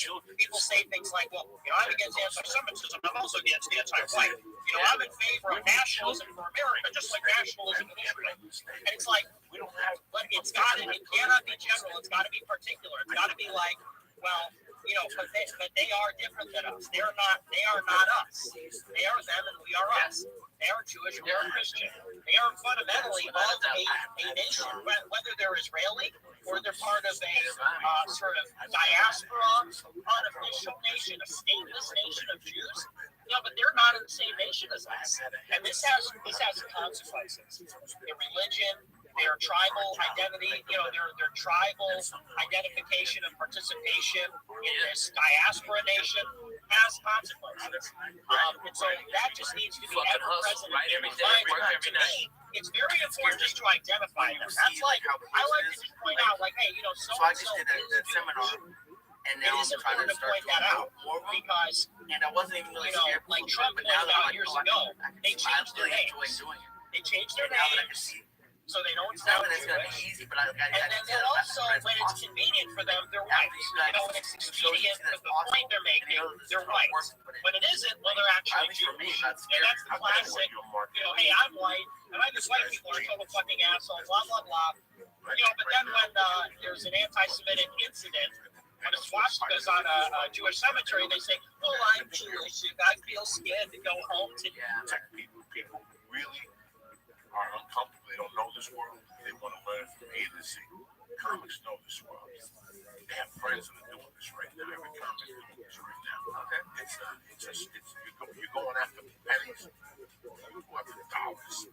It's just on a day you go work, but when you strike one of those companies, you're going to hit. But expert, when the time comes, it's actually really helpful to people to already have the connection to know who to look to, or they're in, they follow you, so it's automatically in your feed, right? Like there was this Iceland volcano thing, and I saw, I apologize, I can't remember the name of the account off the top of my head, but it was like volcanologist, and I think it got like 25,000 followers in a day. And that's also the sort of thing where some accounts, if they catch a radio intercept or they find some really interesting bit of news, if their area is suddenly breaking, they might blow up. And so account size now doesn't necessarily correspond with how much interest people have in what they do. A cold could. But if they would have a podcast, they could explain it and tell me, hey, the air conditioning broke. Maybe I don't know the full context. Maybe the full context is not being reported. Those fucking news agencies is always a fucking by the way. I'd like to hear the other guys fucking side of this shit. Right? And that's exactly what they need. I mean, you can fucking kill that shit. Jumping around and not being able to speak Ukrainian maybe makes it difficult for us to get an appreciation of sort of what's going on in country in terms of like the weather, what are the conditions. So the service that he provides is certainly something that's often quite useful, even if perhaps on a daily basis you might not have the greatest need for it, but it's even just for having an archive of what things have been like in the past, he does good work. So that's another good account to mention. And I'd be remiss if I didn't mention Nukes, who's up on stage as well, who has more followers than I do, but it's well deserved and he's providing a lot of valuable information. And another example of somebody who has their own area of focus and is putting out good content and my logic behind naming people with terror followers. And yeah, it was just almost 2 hours. Your thing is a workshop. There's 2 parts to yours. They got to go eat lunch and come back. I think they should just do like rent a room in a hotel. That's what I've been thinking about. Yeah, and do it off days. You can save a lot of money if you do it off days, bro. And if you could and look into it, then you can adjust the size of the room. All right, so if you have a big turnout, they can open it up. If not, it's a small bow like bananas. It goes against their explicit policy on the fly. It goes against their explicit policy for promoting terrorism. Well, there it goes. The drill tweet, the whole drill tweet that I mentioned before on previous space comes to life where, after careful consideration, deleting the previous tweet because you do not actually have to hand it to ISIS. So if you don't murder Osama bin Laden, you don't have to hand it to them. They deserve no credit. So all the videos are now gone. You had there, I mean, you could do.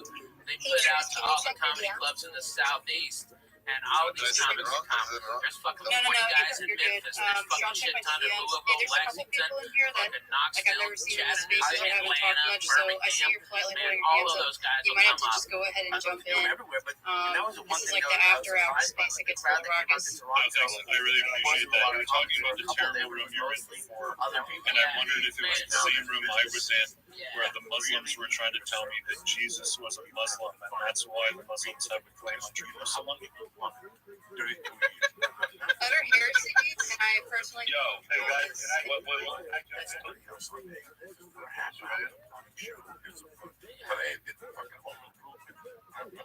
Oh yeah, man.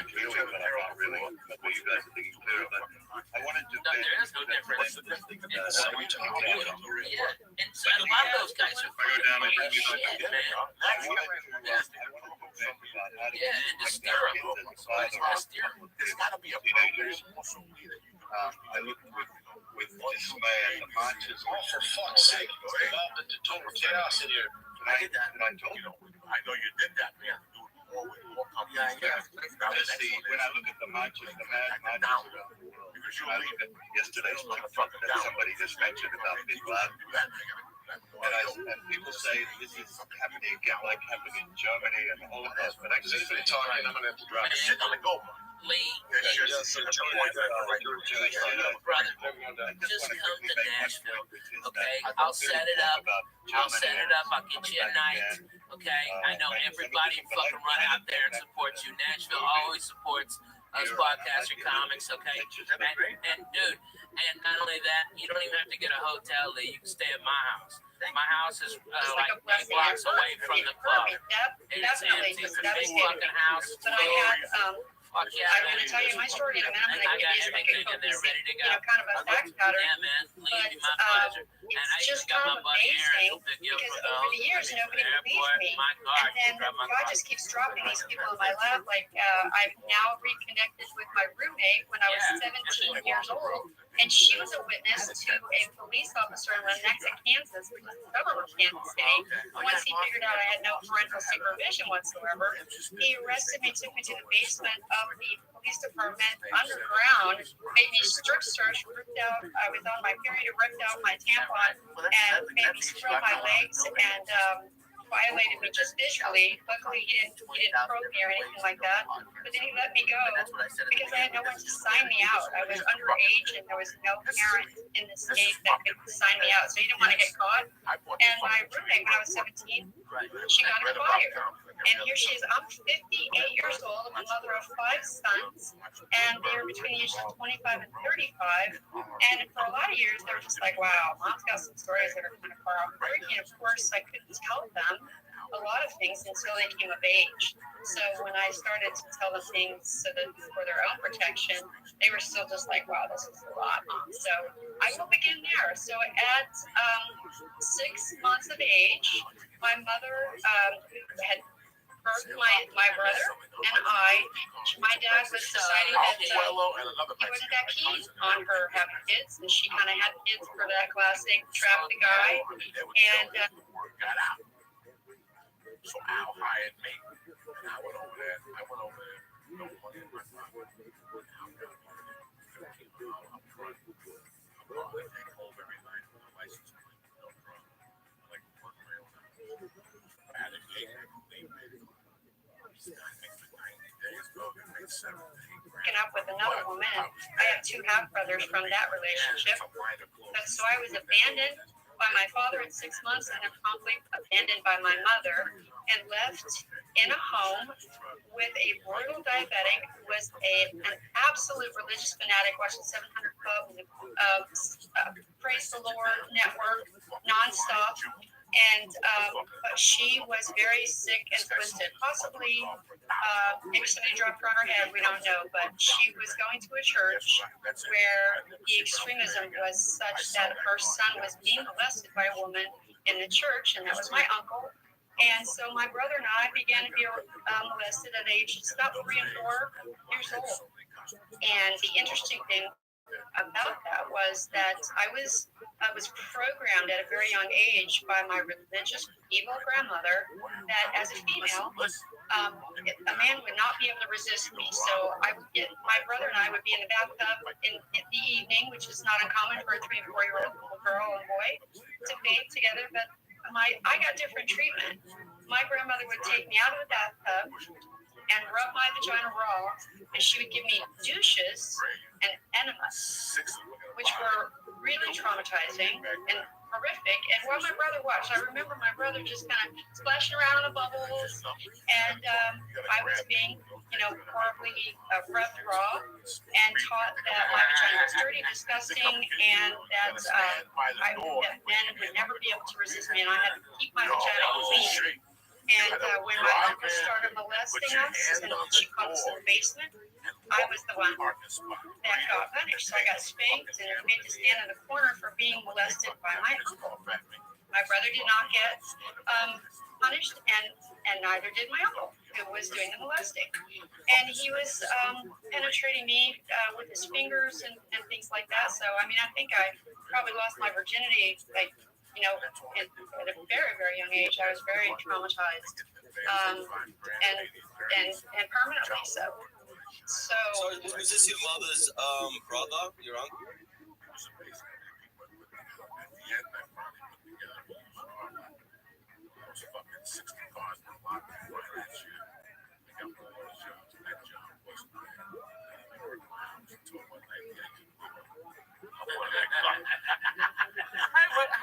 And Italian restaurants, just just glitz and glamour, which was very noticeable to me because I grew up, in a very simple home. My grandfather worked for the Union Pacific, so lower middle income.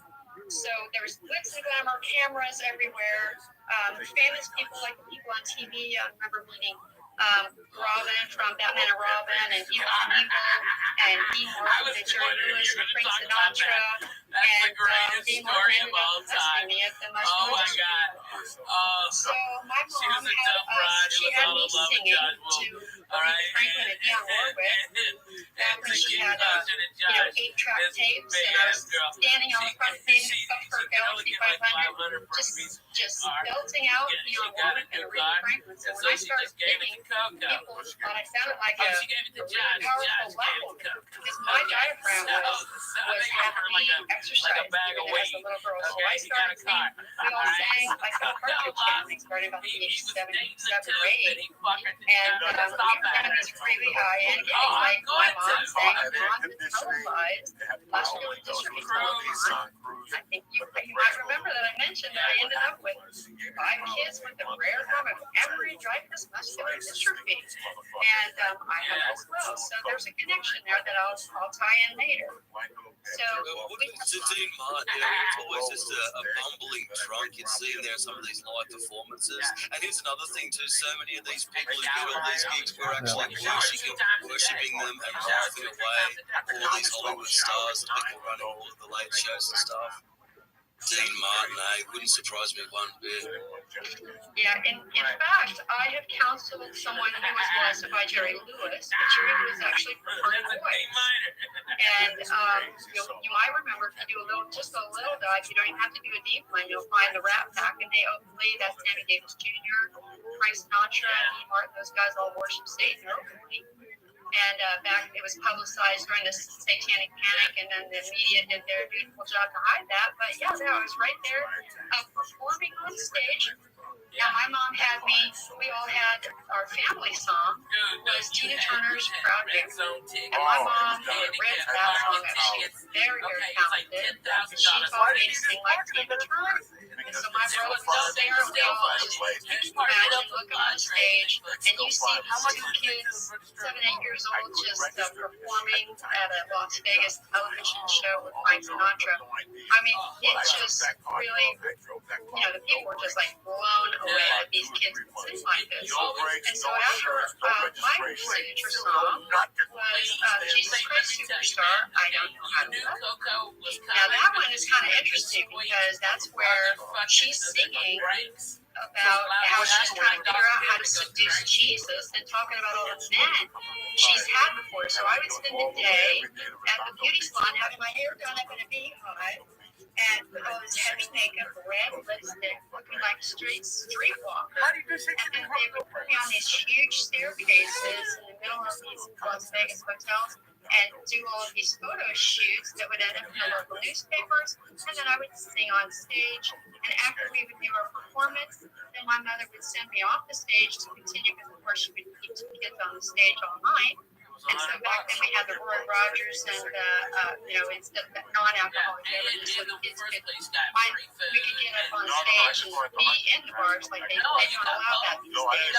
But my job after I performed was to go from table to table.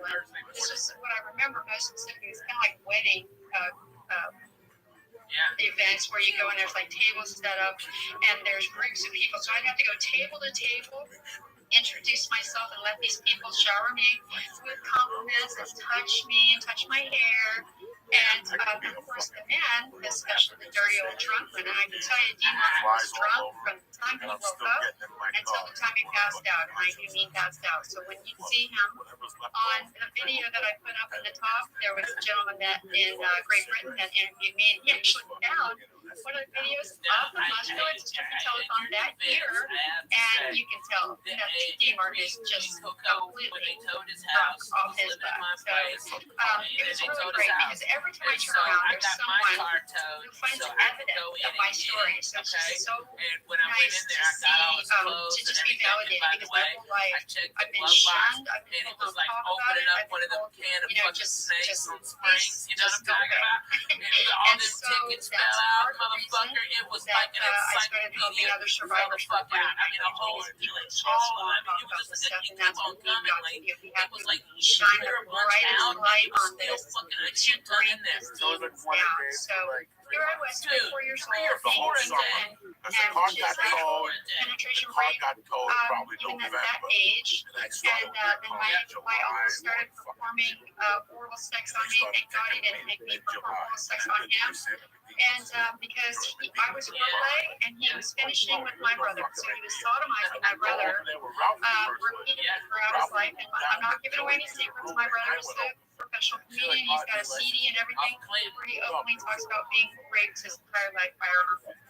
So I'm not telling any secrets on anyone when I say that. And Bro, what do you think you did with all those other comedians and stuff, with all the vulgar, crazy information? Yeah, I'm gonna cover that in the subsection. Yeah, sorry. Go on for it. My brother has a CD and it's called Emery, Purveyor of Filth. Notice I slow down so you don't miss the word. Purveyor of Filth. And it's subtitled Psychotic Ramblings of a Chronic Masturbator. So I think it's safe to say that my brother probably absorbed a lot more than I did and owned it. I should have known when he named his cat Lucifer that was no longer a joke. And I will just say as a side note, I was when Friends first came on the scene in the first couple of years, we got backstage pass the first with my brother. We were back in the green room, so that was studio audience, so we all got to see them perform. But then we got the privilege of going back in the green room when they would go powwow and talk about their next segment.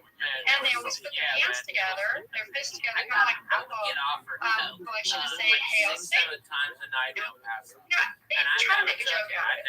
But when people are so shocked that, Matthew Perry just died and that Jennifer Aniston might be a male and might be a Satanist or stuff like that, I've known this for 20 years, or more. So I just want to drop that little bomb there, just in case anybody's wondering. I've seen a lot of things up close and personal. So, and I can prove a lot of this stuff. So that's why I come out here to spread awareness. So yeah, what Reptile Hybrid was talking about is my brother back in 2005. I had moved to Florida and I was having my babies, which my brother did not agree with. When I got pregnant with my first son, he was like, "You should abort that baby. It's going to destroy your life." So he was kind of that persuasion. Now I came in up in the top. I came in with central heterochromia. Now, if you do any research at all, you can find that it's 1% of the population have these eyes. So they're up top. There's pictures that are kind of like cartoonish pictures next to there's one that's just the eyes kind of look like an actual picture, but those are my actual eyes there. They took like 80 pictures of my eyes to get those 4 because they wanted to make sure that whatever the light was coming, that those 4 colors were present regardless of the light and the angle of where my eye was looking. And they had to use a couple of mirrors to get the picture. So those eyes are the reason the mafia decided they wanted me as their godfather. They believe in Hindu. I found out recently, just this year, I found out that in Hindu cultures, they seek out people with central hyperchromia, and they consider that we have such high discernment that we are prophets and spiritually gifted to such a degree that if I want to move to a Hindu nation, I could probably, become their Dalai Lama or something. So ever since I was a little girl, I've been able to see demons. I've been able to see souls that are not connected to themselves. I've been able to see people that their souls go astray, might be able to retrieve it. I've been able to understand what I just said in a way that most people would go like, what the hell are you talking about? So now my brother, on the other hand, he had my mom's chemistry. They were best friends, by the way, as well. And he went on to be really good friends with George Carlin, and he edited a film called The Aristocrats. And if you don't know what that is, I encourage you to look it up. It went all the way to Sundance. It was lauded by Sundance as the most hilarious, laugh till it hurts, obscene, disgusting, vulgar, and vile, the funniest movie film by Paul Provenza, Angeletta Penateller, edited by Emery, filthy, furiously funny. So George Carlin had a bit in it. By the way, it was like shooting, explosions. Bob Saget, Dead fucking silence. It was the greatest fart timing of all time. One of these comedians was my brother. Everybody's looking at me. Really enjoyed George And Carlin. then Coco Like a goes, good human. Jerry Seinfeld. Really loving, shy human being. But other than that, the rest of them were very suspect. So if you want to know about I was going to ask you this, George Carlin, so a huge fan, was he good friends with your brother, was he?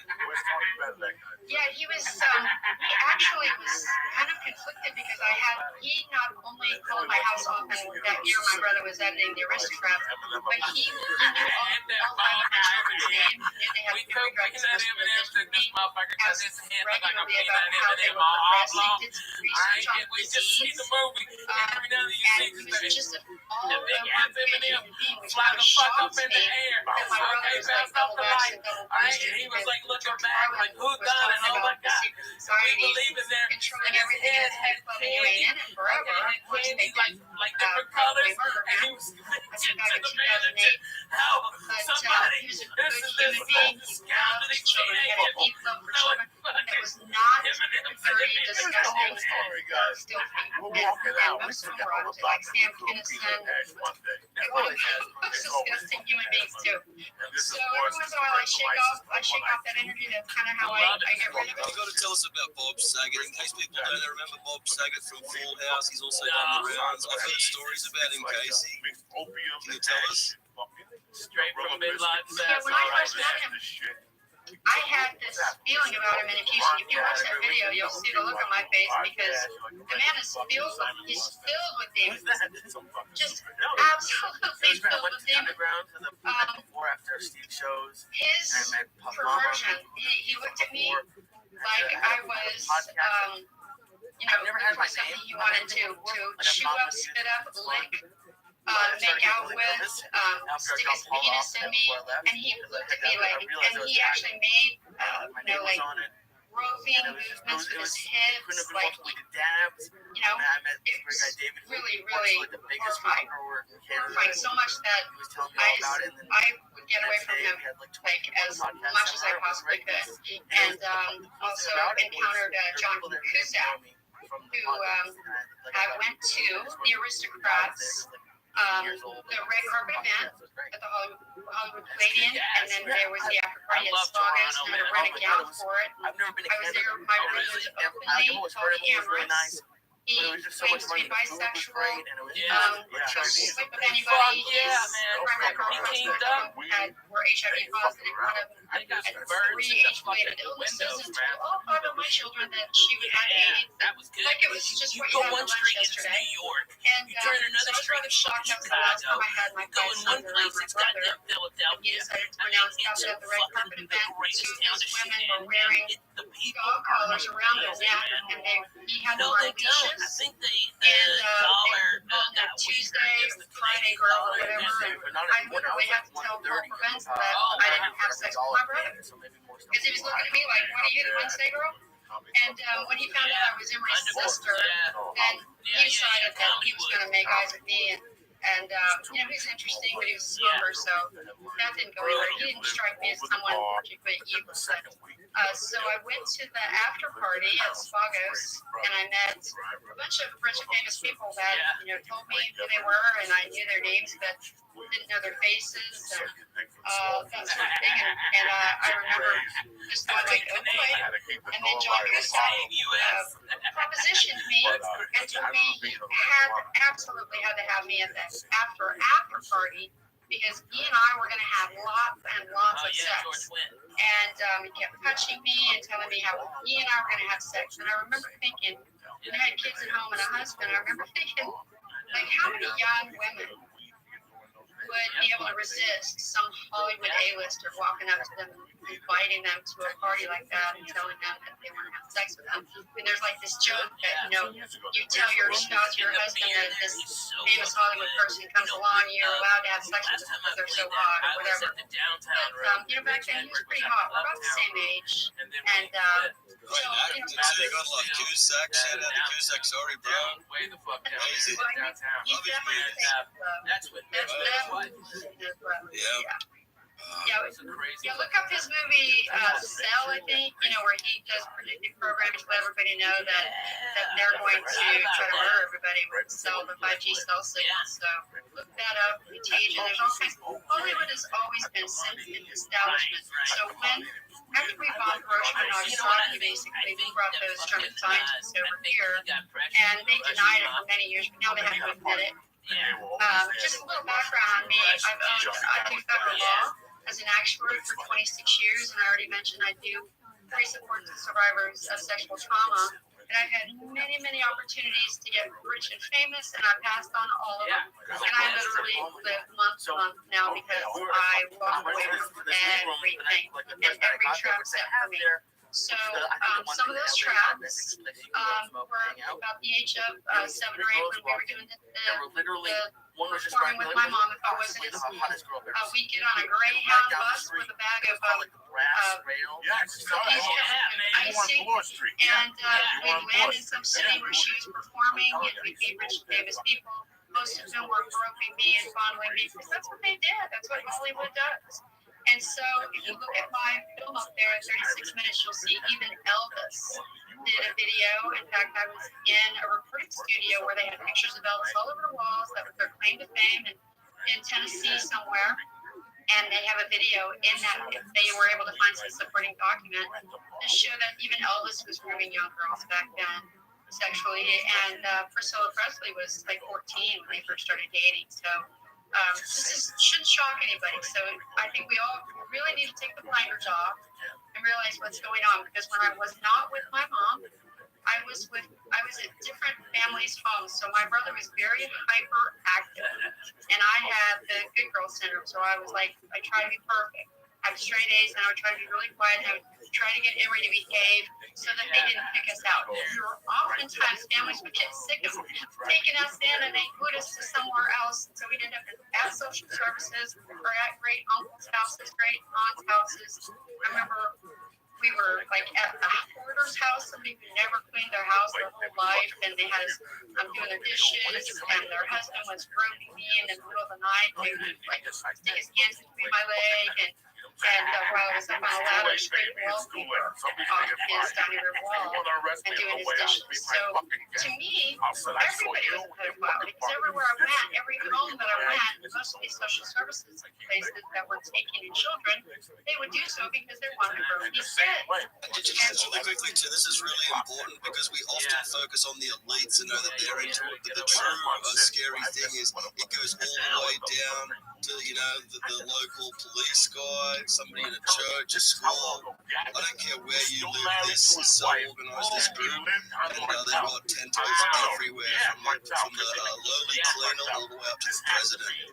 And can you believe it too, Casey? If it was just a few rich guys wanting to take over the world, I'd be like, you know what, that's expected. But when you do go down the path of the conspiracy to discover that it's a pedophile sex cult, like, this is unacceptable, this is crazy. And it's not easy, it's not as easy for them to hide anymore, and the truth's already out. It's just a matter of time. So we're in such a precarious situation right now, Casey. Yeah, people say to me, I had it said to me as recently as last week, like, oh, Casey, you're just all talking about Hollywood and Satanists and stuff like that, but, we have a bunch of other subjects, but I'm here to tell you, they're all connected. They are all connected. So, I was trained, I was followed, and so by the age of 11, I had been molested, and were raped by 5 different males before the age of 11. And so when my mom got married and she came to Kansas City, she came off the road, and the mafia had enough that they had arrested Nick Sevilla, who was the head of the Kansas City Mafia family, and he pretty much their family owned all of the River Key, which is all the hotels and the nightclubs on the river in Kansas City. So by arresting the Kansas City crime family, they collapsed the Kansas City economy. And so that's kind of when I became aware that I remember thinking it was cool, that my family worked for the mafia. They're the only ones that could get a good job. And so, and I also want to say that my mafia family took really good care of me, and I'll tell you why. They had an idea for me. I had the syndrome of hernia eyes. They knew I had spiritual gifts. They knew that I had discernment that was off the charts. I was highly intelligent, very aware. My conversations, even as a child, were that of an adult. It's and just so fucking awesome, I played, like a grand piano. I sang at enormous range. They taught me to sing, and they had me sing in a way that was just very like a power singer. They had me dancing, very sexy. I even taught my little 13-year-old girlfriend into doing a dance skit with me, and she ended up getting gang raped at a really ritzy party as a result of that. So they were grooming me to lure other women in. So they were very nice to me. So I'll say that 4.5 years ago, my mother as a mafia goddaughter in the family, protected by the family, is the only time of my childhood when I was not being allowed to procreate. So let that sink in. Every Doesn't that say a lot? Even the mafia, or they probably want to make money out of it. It's this true evil cabal. God damn, you don't believe in Satanism or evil? There's nothing more evil than child abuse. Nothing that I can think of anyway. Oh my God. I burned my fucking head. Hold on, X, mute your mic. Okay, there's a few people who want to speak. We're going to keep it on topic. Respect, and you can ask a question or a comment, but let's keep it short and sweet as we go to unvaccinated. Go, brother. So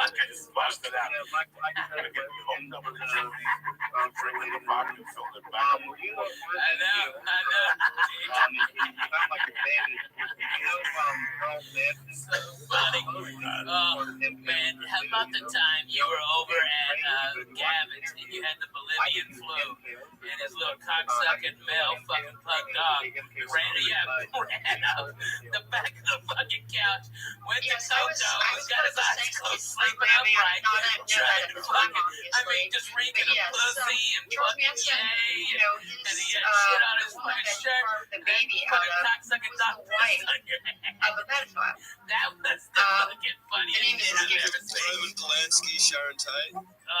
Yeah, and Roman Polanski, he's like in all of office, came in behind him and said, poor Roman, he's just raping a 13-year-old girl. I was regularly at the age of 13, I was expected to put on a push-up bra for the sexiest outfit and entertain people and allow them to touch me.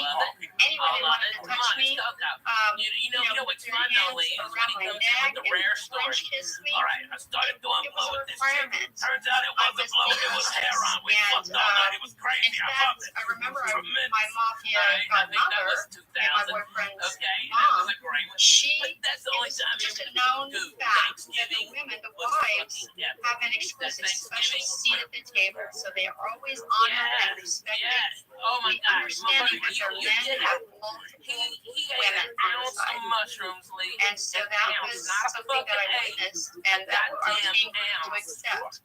And I'm happy to entertain stories, and I'll just move. I love to just kind of move through my story. But yes, I was sex getting programmed, and that is sort of one of the flags of that is to the animal prints. I've never seen anybody been able to do that many drugs in the day. Coco not only stood I can't bring myself for anything but red, just nail polish on my toes, and I'm like, I think that's left over, but God protected me from the rest of it because I have this discernment. I have this contract with God, and they just laid out opportunity after opportunity for me, and I would sit back and I'd let them do it, and I got to the point where I was completely numb to being touched.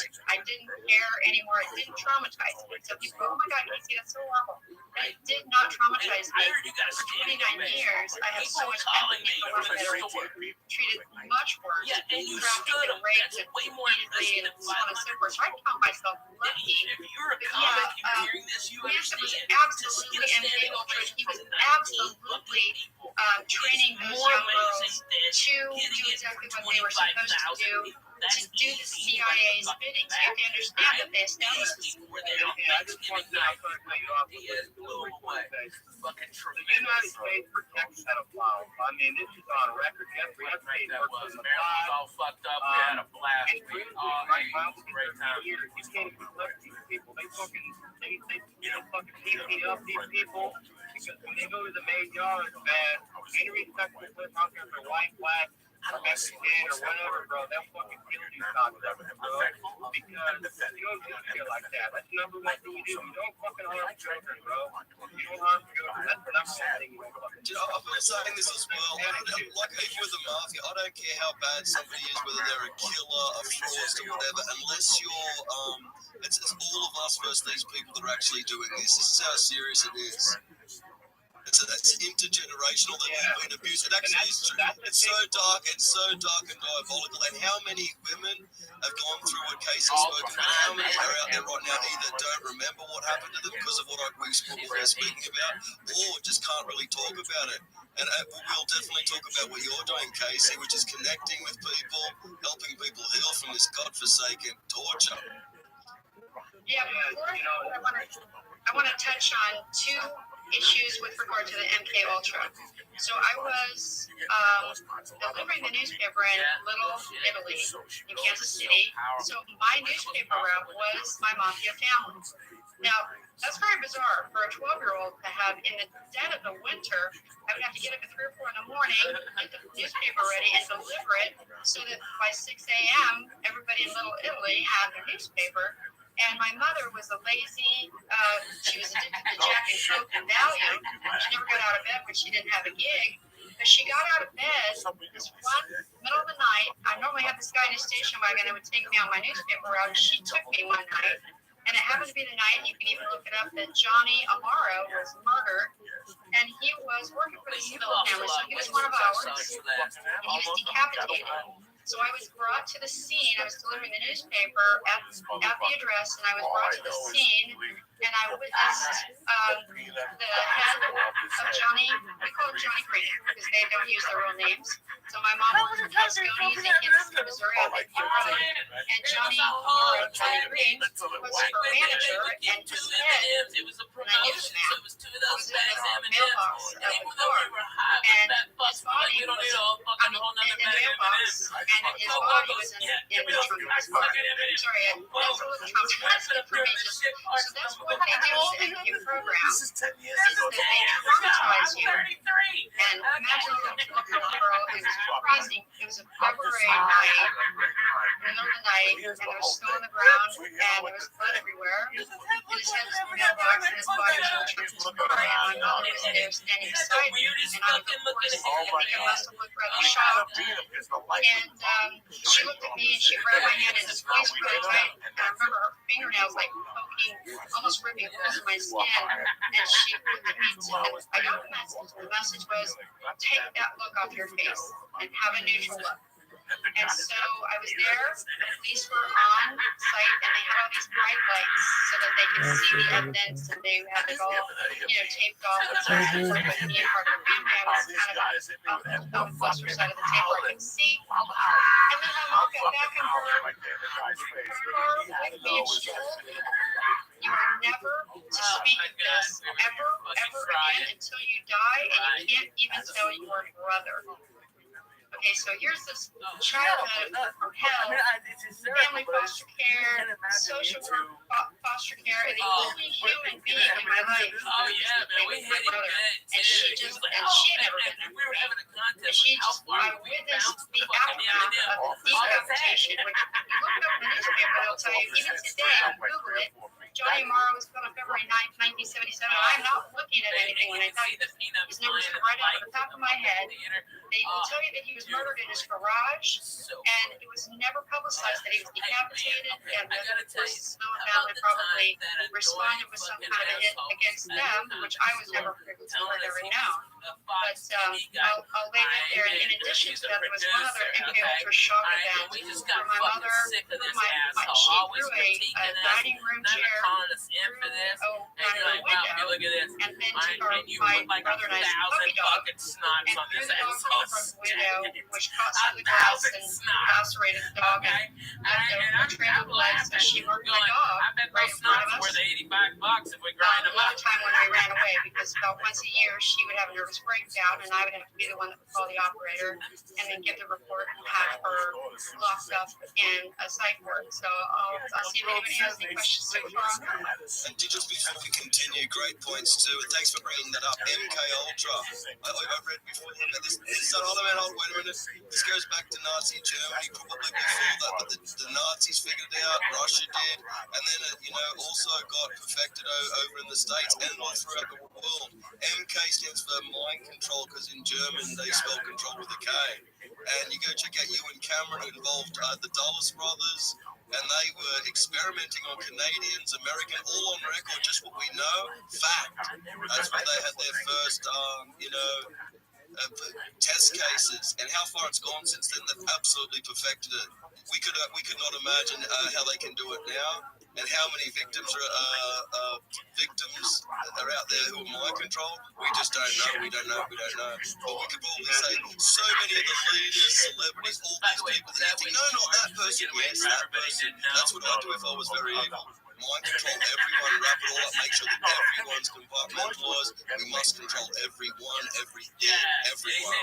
Entering Canada. And let me tell you, with the tech, with the 5G and the shots of what they can do now, the brainwave entrainment, Fritz Springmeier used to warn about it. There will come a time, it might have already been happening, where all of us will be unable to resist the mind control. That's how advanced it's getting to. Because what they're doing on a singular level to these people, they eventually want that all around the world. And let's face it. Sorry, mate. No. We're going to go around. People want to speak. Let's go to Jamie. Are you there, Jamie? Yes, thank you. Thank you for the space. Thank you, Casey Sunshine, for sharing your story somewhere. We are acquainted from other spaces, but wow. It's like, for me, a little bit, I'll just say this briefly. Earlier today, I saw a man in the store, and he had tattoos of satanic, well, at least one of them was a satanic symbol. Like, he had this music playing. It was like this creepy little kid music. And I'm just like, holy cow, wait a second. Okay, so I'm putting together, okay, the drink from me thing is real. Thing is real. Obviously, the Epstein thing is real. It's huge, and like, wow, I'm really glad people are paying attention. Human trafficking is real too. I already know that, but it's just. It was a totally different time back then. Men could basically do whatever they want. It was nothing for them to smack a woman on the ass and say what's up to it, stuff like that. But what KC's talking about is not that. We're going way beyond that. To these people that is just, it's disgusting and it's totally unacceptable. How the hell are we going to be ruled by filth like that? And I'm thinking about so many good people. Corey Feldman coming out, talking about it. So many people put their lives on the line and lost their lives. It's just a big open secret now. We know it. We've got their six. Wow, I don't know how it's going to all work out, but it's interesting times. And the truth is on the march as we go to Al, my brother. Go for it. This is going to be kind of crazy. I'm trying to figure out the mob down there. During the 90s, I met a guy, a very small little man, but he was the head of the Kansas City mob. I met him at a party where my brother played football for the Kansas City Chiefs. And he was just the smallest little man. Are you talking about that guy, or just a different deal, or? Yeah, the little guy that was Corky, that was Butch's brother, and my best friend was a chiefette, and I was a babysitter for, back then it was the Kansas City Kings, a basketball player. And I will tell you that part of the MK Ultra and the Mafia is all connected. You guys have to understand that Mafia is the CIA, Hollywood is the CIA, politicians are CIA, and they are all, it's one big brotherhood. I can't stress that enough. So my godfather, Butch, what he did is, after I witnessed Johnny Morrow's death, and then every time I'd go to Cascones, I was just like so traumatized because Johnny's not there. And he loves me, and I loved him, and I used to run in and just like against the little girl, and you know, I'd give him Shirley Temple, with a little cherry in it, maraschino. And my mother would not allow me to have an emotional response to the death and decapitation of this man. But when I saw Butch, whose real name was Herman, Corky was the little guy, that was his brother. When I saw Butch, he didn't say a word to me, but Dean went upstairs to his bedroom, and he had this foosball table, and he was upstairs with my brother playing foosball, and Butch locked eyes with me. And they used to always call my essential hyperchromic eyes, they call them angel eyes. We know you're an angel from another world. That's why you're one of us. And he locked eyes with me, and he said, he just like sighed, and then he grabbed me by the back of my head, and he pulled my head to his shoulder, and held me so tight, and I started to weep, and he held me while I wept. And then when I was done crying, he pulled my face back, he put his hands on my face, and he said, okay, that's a good cry, and we're not going to do that anymore, okay? Have you cried enough? Do you need to cry some more? And I was like, no. And he said, okay, we're not going to cry anymore. And so that's part of the training. They teach you to zip it up and put it away. It's over, done with, gone. And they put that in the movie. In fact, I think it was a girl from Kansas City. It was the mom in the E.T. movie. She says, over, done with, gone, right? Over, done with, gone. And I'm like, holy shit, that's part of the programming there, baby. Everything. Nowadays, I watch Hollywood movies just to find all of the messages. And so it's like my head's exploding all the time because they didn't get me. I escaped. And I'll tell you in a little bit how I escaped. But what about extra things you see? People got massive pain thresholds, photographic memories, and stuff like that from the abuse. That's another thing too. If they used it to the positive side of what they discovered, they could have helped so many mental issues. Look what they did. They said, now we understand the brain. Let's break it up into all these different alters and control people. It's disgusting. All right, let me address that, Rabbi, because now, see, I worked with Robert David Steele for at least 15 years. And for those of you who don't know who he is, you know, he was open source CIA. He exposed all of the child trafficking. He was very deep. He was inside the CIA, went turned whistleblower, and he went open source. And the CIA booted him, and they called him Open Source. And he has a website that's still up, even though he supposedly died of COVID. I'm hoping and praying every day. He was my mentor for 15 years, and I got to meet him in 2021 finally with Scott McKay and Michael Janko out here in Corona, California, because he was always my hero.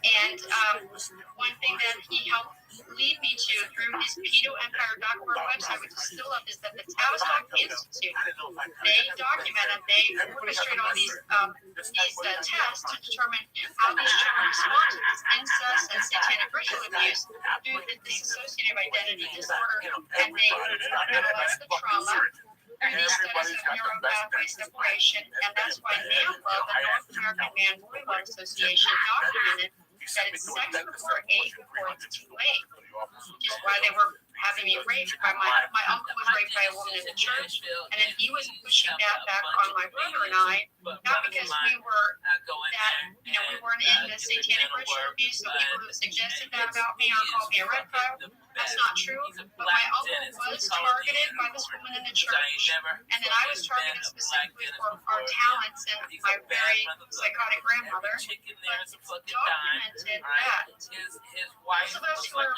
Michelle before Obama. the age of 8, All we right. have I mean, enhanced she's fine abilities. too. We All have right. He enhanced drives stamina. old hot With rods. 44 He's a times bad visual acuity motherfucker. and photographic memory. And I can tell you that I have all 4 of I'll those hook you up. in You said about a spades. dentist. It's the reason I'm an actuary. I am like a numbers geek. I am like, literally people have told me that I am numerically brilliant, spatially retarded though. So they did that to me. So the combination of the central hyperchromia with my spiritual gifts, they targeted me because what they want to do is they take someone like me who can discern past lives, future lives, and the spiritual existence in a really deep planetary way because of the central hyperchromia. It's like we've been through 4 galaxies. That's the way it's been explained to me. And we're very prophetic. We have these deep awarenesses and these spiritual gifts. And they want, the Satanists want to capture us so that they can use us for the dark arts. And I'm here to tell you that I just shared with a good friend of mine last night that I participated with a group last night of good, well-meaning people that participate in telepathy. And one thing I came away with was the dark arts are the dark arts are the dark arts. Okay, if you don't love God, you are not going to reach the level of like when I am in touch with my Savior, my God. I have goosebumps for hours, and there's no one that can shake me. I will literally die at the feet of Jesus Christ if need be, or his name is Yeshua. My God, I will never ever turn to the dark side. So I want to just lay that on the ground. And I was returned my mother. She had a major nervous breakdown. She had a hysterectomy, and the addition of the phenobarbital on top of all the drugs and stuff that she was regularly taking, she had a psychotic break. She stabbed my brother with a pair of scissors, and then she stabbed herself in her new, fresh abdomen where they had done the hysterectomy. And we ended up with like 6 ambulances and all the police in the city right in front of our house on Vivian Road. And so she embarrassed the Kansas City Mafia. And that's the reason they let me out. They let me out of my soul contract where I was betrothed to them because my mother humiliated the family by having a nervous breakdown that ended up on the news because she was literally bouncing up on the bed and trying to stab paramedics. And she had already stabbed my brother. So that saved my life. So my mom's psychotic breakdown, they put her in hospital with me for a year and saved me from the context with the mafia. I went back to just being garden variety, molested by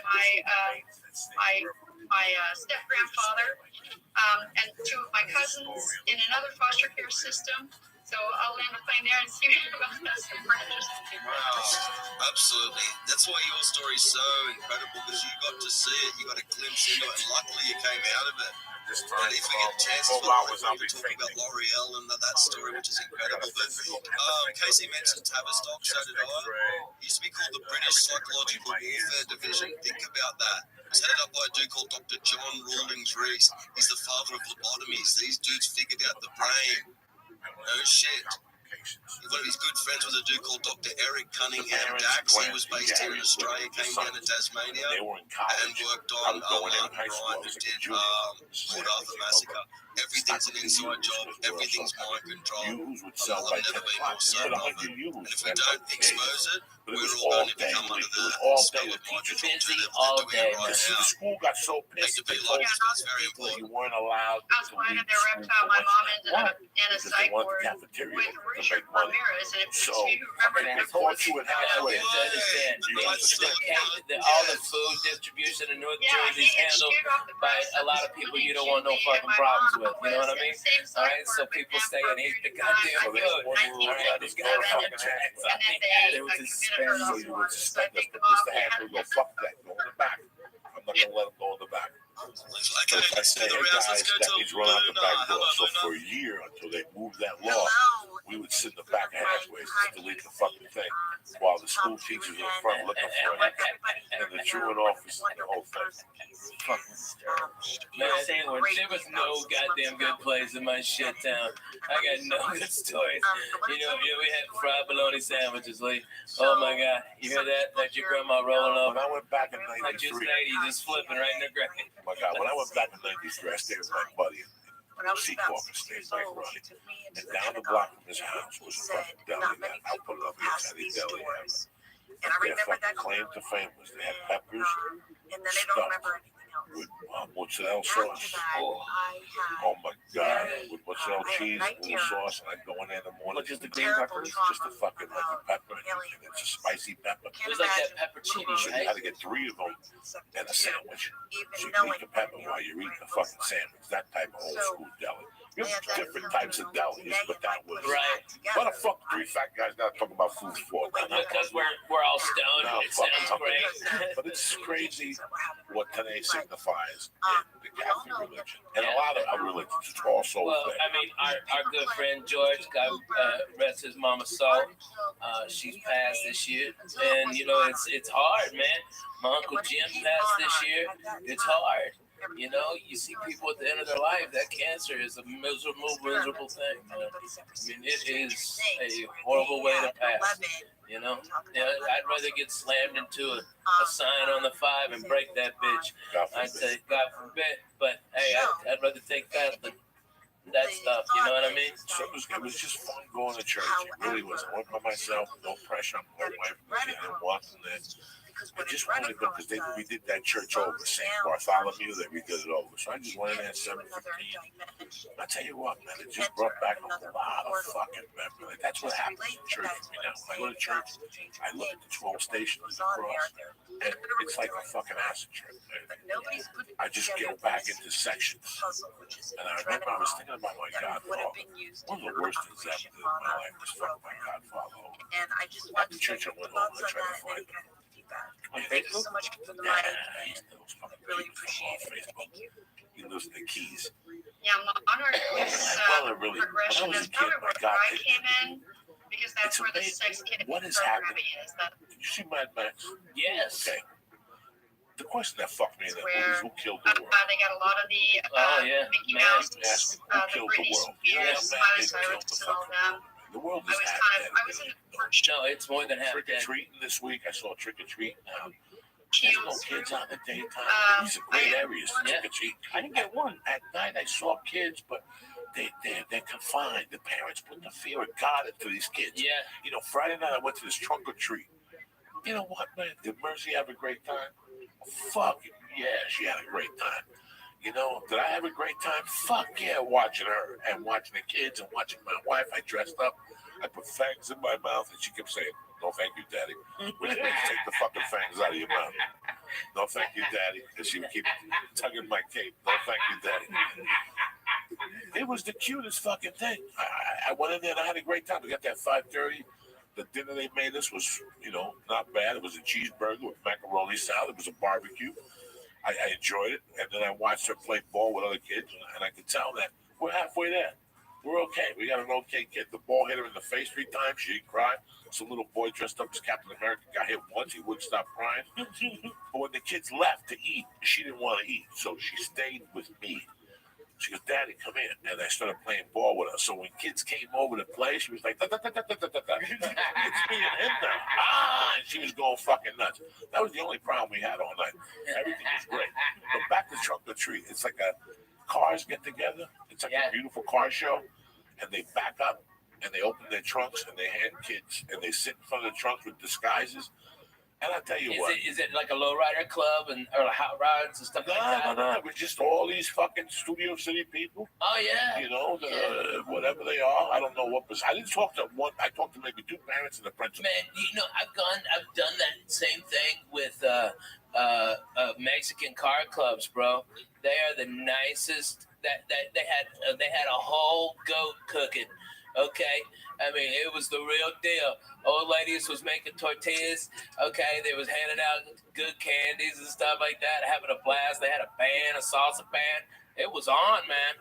I'm telling you. This was for kids. This was for fucking kids. Yeah, it was for kids too. Yeah. There's no fucking salsa band when there's kids.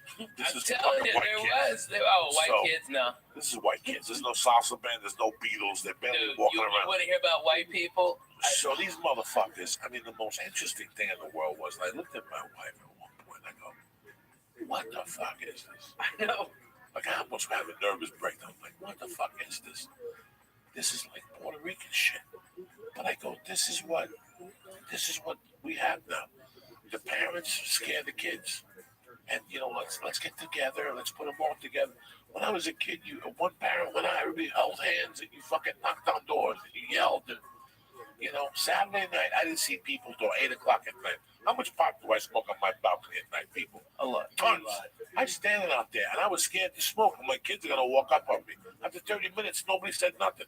Every once in a while, I'd see 3 kids and a parent. Athleticism. But the 80 kids, I used to run with 80 fucking kids on things. Yeah. You ran 80 deep on things. And you bundles of 20 people. Yeah, bundles of 20. I didn't see that. And it's just, and I know, man, they found needles and every year, some fucking dummy in Pittsburgh sticks hypodermic needles and fucking chocolate and all this shit. Man, that's why I tell all my kids, hey, Daddy has to inspect all of your candy. I need a bite out of all of this shit. That's what I did on Saturday night. Friday night, though, I got so high at the trunk or treat. I went home and she came home with a bag of candy. And I kept sitting there and it started talking to me like cocaine, like 11:30. Yeah, right. And you have one Reese's. Oh, you're fucked. Then you're fucked. The Reese's will fucking put you over the limit. If you start with the little ones, the bullshit. That's what I started with. Oh, then I ate 3 of those. I took 3 cups. Getting cups out of everywhere. And I went back and got the whole cup. Oh, I went back and got the Swedish fish. Those Swedish fish, that's my world. That's my world since I've been fucking 5. Since I came from Cuba, I discovered Swedish fish. The red ones or the multicolored ones? Listen, the red ones. They only come in one color, Swedish fish. That's it. The ones at 7-Eleven in the bag. That's the only one I eat. All those imitations and skinny worms and shit. Shove those up your mother's ass. I don't eat none of that shit. I'm a fucking Swedish fucking fish fan since day one. When I was a kid, I'd buy them by the box. And I'd get a brown bag and I'd stick my hand and put them in my pocket. That's how there was something when I was. You put them in your pocket? In a bag, in a brown bag. There's a big tray of them. No, I bought the box from the wholesaler. Oh, really? In the 6th grade, I used to know where to buy the box. Wow. There was a fucking wholesaler for candy when I was a kid. I'm telling you. And I would go down there. I wouldn't tell nobody. I wouldn't tell nobody. I go down there and I get a box of Swedish fish and I get a box of a thing called devil gum. What's that? Devil gum. Way before fucking these other gum thieves thought about Big Red. See, Big Red, who makes Big Red? Wrigley. See, Wrigley, they bumped devil gum. When I was a kid, devil gum was cinnamon, but it was hot. Like if you ate 3 slices, your asshole was gonna be on fire, though. That's what Mexicans give their kids when they're in daycare. We had atomic fireballs. That's all we had. Right, atomic fireballs. But you also swallowed gum, Joey. You're not supposed to swallow the gum. That's why your asshole's on fire. My asshole's not on fire because of that. I'm telling you, I've been swallowing gum since day one, so my body knows how to process it. I just spit out the fucking gum. See, if you start swallowing gum when you're 8, then you're fucked up. I've been swallowing gum since day one. Can some doctor please email Joey Diaz? And do what? What's he gonna say to me? I've seen to learn how to. Listen, I have pulled the gum out of my asshole. I have pulled little pieces of gum sometimes that don't get processed. Yeah, out of the hairs. Oh, God. Or sometimes you're gonna pull the shit out of you and you can hear the gum going. It's like you can hear that gum? It's like getting let me tell you what. Have Joey, when he gets one of them good ass zits above his asshole, to come and pop it like a 1.5 feet away from you so you hear it. Okay, he did that in my fucking apartment after he drank all my goddamn orange juice. All right, he drank a whole fucking thing of orange juice in 10 minutes. And then proceeded to pop a zit on his asshole? Yes, no, not on his asshole, in the crack right above it. So to get any pressure behind it, he had to take those big ass fingers in his, go one knuckle deep. I know all the stories. I was there, Nick. Back in the day, I ain't ashamed to say, I used to travel by bus to a lot of gigs. Greyhound was my sponsor for a long time. The Joey Express. The Joey Express. I would get on that fucking downtown bus to El Paso. And I'd drop you off and pick you up. The longest bus ride I did was New York City to Dallas. That was the longest because I had nothing going on. I'm going to go all the way to Kennedy and drop $200. When I'm here right here and I can pay the express for $48. I looked at just to get to Boston. It's like only like 2.5 days for like $100. So I would never. I mean, I'm just saying if I had to. Man, I travel by bus because I own one. Get a king size bed. Don't do that. I could never sit up. I could never sit like that. But you guys ought to jump on the bus sometime and we do this church at other parts of the country. Yeah. Where's the bus now? The bus will be here tonight. It'll get in tonight from Tennessee, and then we're here. We're gonna be driving. They're gonna be driving around Wednesday, and Tuesday and Wednesday, and then we go north to do some gig. I don't know where it is. To be honest with you, I don't look at my calendar. It's very avoidant. So you guys would kill each other. You guys would before you got to the first rest stop. You're retarded. We would hotbox that bus. It would be just look. Bro, yeah, but look, Lee, shut the fuck up. Okay, me and Coco lived in an apartment smaller than this fucking studio. Okay, and we laughed our asses off. And when the doors were open and the windows were open because it was so fucking hot, and we couldn't hardly go to sleep because it was noisy as shit. We put on Joy Medina. 5 minutes sleepy time. Wake up, go pics for Jesus.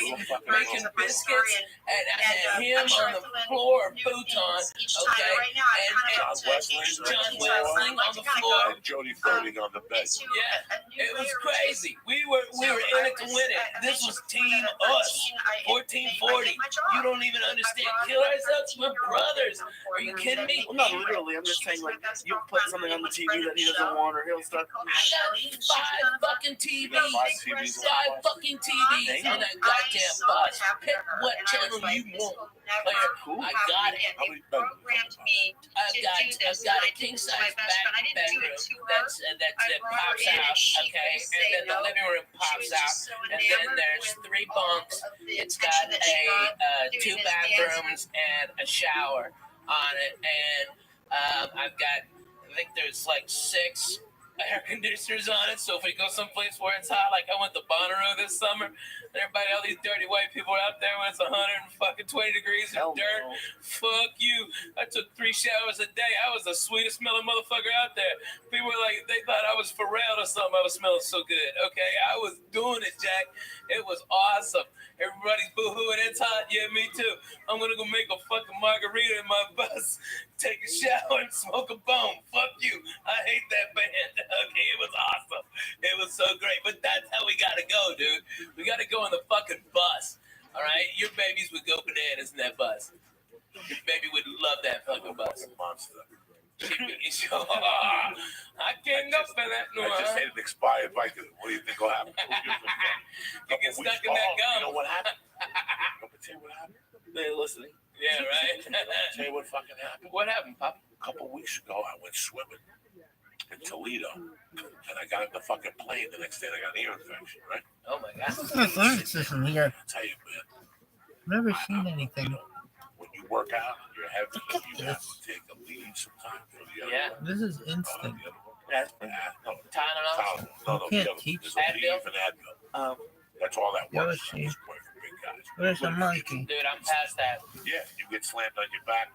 You go home and you eat your lunch. First thing you do is take an Advil, especially on the train the next day. Really? I've never Yeah, you gotta do all that shit because it lowers the inflammation. You gotta eat fucking like smoking weed.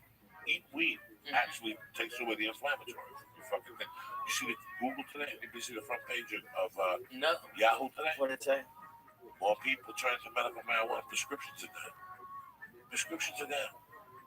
Prescriptions are going down, man. Yeah, the opiates are going down. The opiates are going down. Yeah, the because benzos people are going realize, down. Listen, I'm telling you as your brother, you fucking go and you work out with any Bravos, no savages down there at night, and you walk home, you can't move. Oh, yeah, I'm sure. I'll do an experiment with some motherfucker. I will experiment. I will give you an Aleve one night, and a week later we'll do it again, and I'll give you a chunk of real hash, and you eat that hash, and you call me tomorrow. You tell me which day makes you feel like. That's what Bruce Lee saw this. Nobody knew why he was eating marijuana 40 years ago. Danny DeSanto said it at a Hegan thing. That's why he was eating marijuana, because he knew that Aleve will kill you. Yeah. Aleve and Advil will eat your fucking liver. You gotta drink gallons of water. If you take an Aleve, you gotta drink fucking water throughout the daytime. That's why I don't take them at night. I take them when I get home from jiu-jitsu, bam, so I'm not, or kettlebells, I'm not sore an hour later, whatever the fuck I do when you're sore. Sometimes you get sore from flying. Dude, I get wiped the fuck Oh, out. shit, man. First of all, Well, 6-hour flight. Lee, you're fucking okay. sore, All right. Yeah. Okay. You fly and your connection. Dallas got bumped, so now you're in fucking Chicago, and you land at B32, and yours is next flight is H17. And you got 15 fucking minutes, and Chicago, the fucking terminals are so close together that there's no room for a fucking one of them chairs. You give $20 to a black guy with a golf cart. No, you gotta fucking hump it, dude. You gotta fucking rock. You gotta rock. And then when you're hungry, you're fucking hungry, you gotta rock. Won't eat. There's no eat. Sometimes I take out the one night with my ear infection. I go, you know what? Somebody gave me these 2 vitamins. And they told me they gave them to me. Why did they throw them away?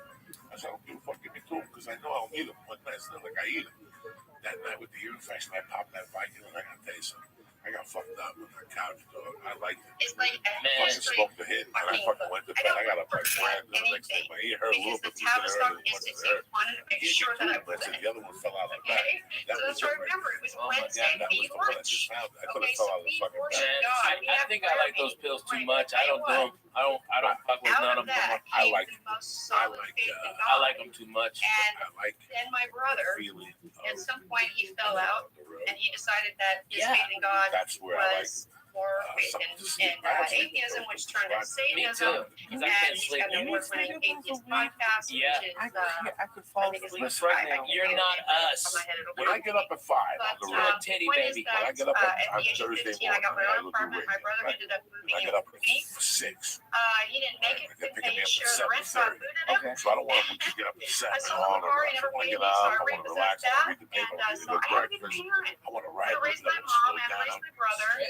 And stretch a little. around the old age of 17, I was working 3 jobs. Like you still need sleeping pills sometimes. Yeah, you fly the other side of the fucking country for 6-7 hours. Okay, you get in your fucking shit hotel at 1:30 a.m. Those dicks are coming to pick you up at 5. They didn't even call it, had to be considered and go, what kind of coffee do you need? Can I bring you some breakfast? I do all that. I do all that on my own. I do it all on my own for 7:30 when they get there. I'm prepared. When I get back to that hotel room and I get high, I'll sleep like a baby. But after 2 shows, there's too much energy. There's too much energy. So I know for a fact that I'm not going to sleep. So 4? I know for a fact. This week I'm in Portland. That's why I got to be at the airport at 5:30. I get back to Burbank at 8 a.m. So 5:30, if I got to be at the airport at 5:30, that means I'm lurking at 4:30 in the morning. So I am prepared for that 3 hours sleep. So what I do is Saturday morning, I get up, eat breakfast, I walk around, I get high, do whatever the fuck I do. I get back to about 10 o'clock job. And Ralphie does the same. Ralphie will call me on Saturdays from the road. I go, what time? That free time, that little time, that's it. Once I take that nap after that, it's over. Because I'm sleeping straight till 3. Yeah, because we're at work. And I don't sleep late. You know me, I don't sleep late. Ever. But Saturdays, I don't do lunches, I don't do nothing because I know I'm going to be working all night. I know that I have a chance to fall asleep for 3 hours. Next. And again, thank you, Seattle. Probably not even. I'm used to it now. Bro, they got a flight. What a great speaker, what a great guest. Good on you, Casey. This is an important space. I'm so glad you're actually up here on space telling a story that needs to be told. Direct, and that's Virgin. But Virgin gets me in at 8. Virgin will get me in Thursday pool at 2:30. Sunday, I ain't wait till 1 to fly back to LA. No. It gets me back here at 3:30. I can't do it. I can't do it. Hey, man, so Virgin look don't at have Southwest. They've got one way. Get 2 chairs. Listen, Southwest is good. I've got a lot of that. Yeah. After 2 hours. Your back starts to hurt. Look, there's no entertainment. There's nothing. There's no. Southwest gives you free TV. They give you free TV on the Wi-Fi. I gotta bring my own TV and I gotta lock in and all that shit. What the fuck? I gotta sit next to a Oh my God. American Airlines, I got 200,000 miles on that. Yeah, right. Versus a flight with Appreciate it. We're coming back to you as we go to X. California. Nevada, California, LAX to Austin. I'm very happy. Yeah. Houston, 2 hours, 2:10, 2:15. Anything has to do 2.5 hours of Southwest. You're asking for trouble. This whole story started with the pimple in the ass because of the bus. If you want a pimple in the ass, that's that bad. Fly fucking Southwest. So what happened was, I come back on a Monday night from fucking El Paso. I've been sitting on a bus for 12 hours. I must have fell asleep sideways. I was about 370 at the time. And the crease on the back of my ass built the pimple up 3 or 4 inches from my asshole, headed like northerly. My asshole is right here. On the cheek, on the inside, I got a pimple that stuck out an inch. And it was developing. Like it started with an inch. How did he find it so quickly? How did I find it? I couldn't sit. You couldn't Every sit. time I went to sit, I'm like, wow, something hurts. And then he pulled the hair out. So I took a fucking mirror, and this is the days when I was this in my apartment? I think it was in my apartment. And I had to look at my ass, bent over. Guys, it was a whitehead on my ass. Oh, my God. That was throbbing. It hurt so much. Oh. And I couldn't take it when I'm sitting there talking to Ralphie. And I remember that he was telling me a story about something. And I'm sitting there, I finally open up my pants from the front. I got no underwear on. You didn't even take your pants off. That's when you my pants off. That's when you had the ball pants. I stuck my hand through a hole like a fucking yoga position. I had to get to a yoga position, Lee, and I had to squeeze the pimple, but turn it. But I had to turn the skin down, so it would go pop. And Lee, you could hear it go pop. And it was just a yellow ball of pus. I had to go back in, and I had with my fingernails. I had to take the fucking, took a piece of skin out. You take stuff out of them? Yeah. You have an ingrown hair from sitting twisted on a bus before. If you sit down all day, you will have pimples on your ass dramatically. All those fat people that walk around and work in offices, look at their ass from time to time. Oh my God, it's like strippers. For some reason, strippers always got a big white head. If you look at a stripper's ass when she's dancing close, look up close. You always see a little white head on their cheek. I'm just teasing. It's just a joke. Lee's going in. It's like, really, it's just for the experience. I didn't know you had to pull stuff out of them. Well, when it's an ingrown hair like that, like that on your ass, G. Yeah, and it was a long hair too. I saw it. Made me vomit a little bit in my mouth. Totally gross. Terrible. I know. People think that comedy when you sell those buses for that long, and now it's you fly so much over the years. Man. And Southwest, I love them. I'm not saying that they're a bad airline, not at all. No, Southwest is thick, fast. Burbank, I take Southwest up for whatever that thing is, the level. A-level. I love Southwest. I used to hate the way they board, but they poured much quicker. Dude, so much quicker. So much better. It works so much better. Get the fuck on. Fuck you, get on. Fuck you, get on. 8:15, 8:30. You get a seat in the aisle. You sit there. You give people dirty looks as they walk by. I had to do the math because I forgot to check in one time and I was like B30 or something, B20. But I did the math. There's like 96 aisle and window seats. So as long as you're in the first 96, you're cool. You did the math? I got nervous, dude. I don't want to sit in the middle. That's the Jewish thing you've ever said to me. And I'm a chubby guy. I haven't sat in the middle in years. Dude, you got the flag of Israel right there, and that is the Jewish thing you've ever said. That you've counted all the fucking windows and aisles. Seats, but not really? Oh my God, dude! Here's what I do, because I'm fat. I gotta buy 2 seats, right? And I don't mind. That's no big deal. Here's how cool fucking Southwest is, though. If that plane ain't full, they give me one of those seats back for free. And so the next time, so I fly, when I live in Nashville, 2-hour flight, I'm in Boston, 2-hour flight, I'm in Chicago, 2-hour flight, I'm in Miami. 85% of my work is within 2-hour flight. So I go over there Southwest. This is how good they are in Nashville. Holy shit. I got there 10 minutes before the plane was supposed to take off. And they go, Ralphie, we've already got you checked in. The plane is now having mechanical problems, and as soon as you get on, it'll be fixed, okay? And they rushed. This was before the TSA bypass, all that bullshit. They were like, just patting down, get him on the plane. And they wheeled me on one of them go-karts, because this is how much Southwest loves you. They got me to that plane. As soon as I stepped on, hey, the problem solved. Yay, everybody clapped. I had my 2 seats right there waiting for me like a doctor. And those guys love me. They come out. They're the best. Burbank is cool. Southwest Burbank. Burbank are nice cool. People. Real That's nice Orlando people. Casino's daughter. Oh, yeah? She works there. She's the front desk manager. So sometimes I get there. What are you? Whatever. If I know she's there, you got clout. Yeah. One time she took me into the Southwest thing and I was eating food. Sandwiches from the fucking lunchroom. They had a party. I'm in the party. You got delayed. So you might as well come with me. I went to the stand. They have little sandwiches cut up with potato chips. The Southwest was back there eating this. She puts me right there. She goes, I can get you. They're really nice. I didn't say they were bad. No, but it's not that comfortable. It's not that comfortable. You know, I mean, here's the thing. It's not that people really want to hear. It takes a certain time to nod. Right. Okay, my shoulder. She's not pulling any punches Me here, too. Casey. I'm sure she's holding back plenty I of get stuff. shoulder pain. You've got to understand just what's really going on. Because again, if we can't know about it and talk about it, how the bloody hell are we going to stop it? We have to, and it's heaps worse than this. We don't believe it. We can get right into, you know, we're going to. Harvesting of adrenochrome from children, human sacrifice, even cannibalism. How far do you want to go back? And I know Casey knows. Yeah. For $75. You've got a ragtag bunch of fools who are just bringing the girls into the Hollywood parties, and then there's the so-called celebrities. But above that, Casey, the first class is is a true darkness. and then there's We're economy. going to talk about. United offers that. Yeah, I'm bringing into that realm because, you know, we all participate just a little bit. So fucking We worth it. just, You just you go buy to a it. party, you know, we've all done it, you drink a little too much, and you don't really remember exactly what happened the day before. I was upgraded to first class, and I still didn't almost make the flight.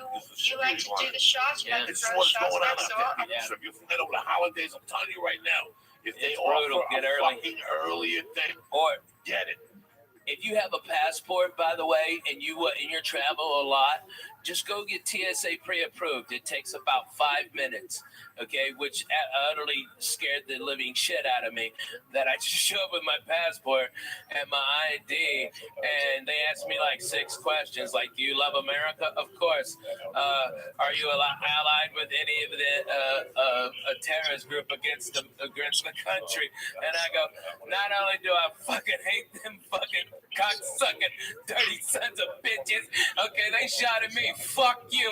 All right, I hate Russians. I'm bona fide. Jack.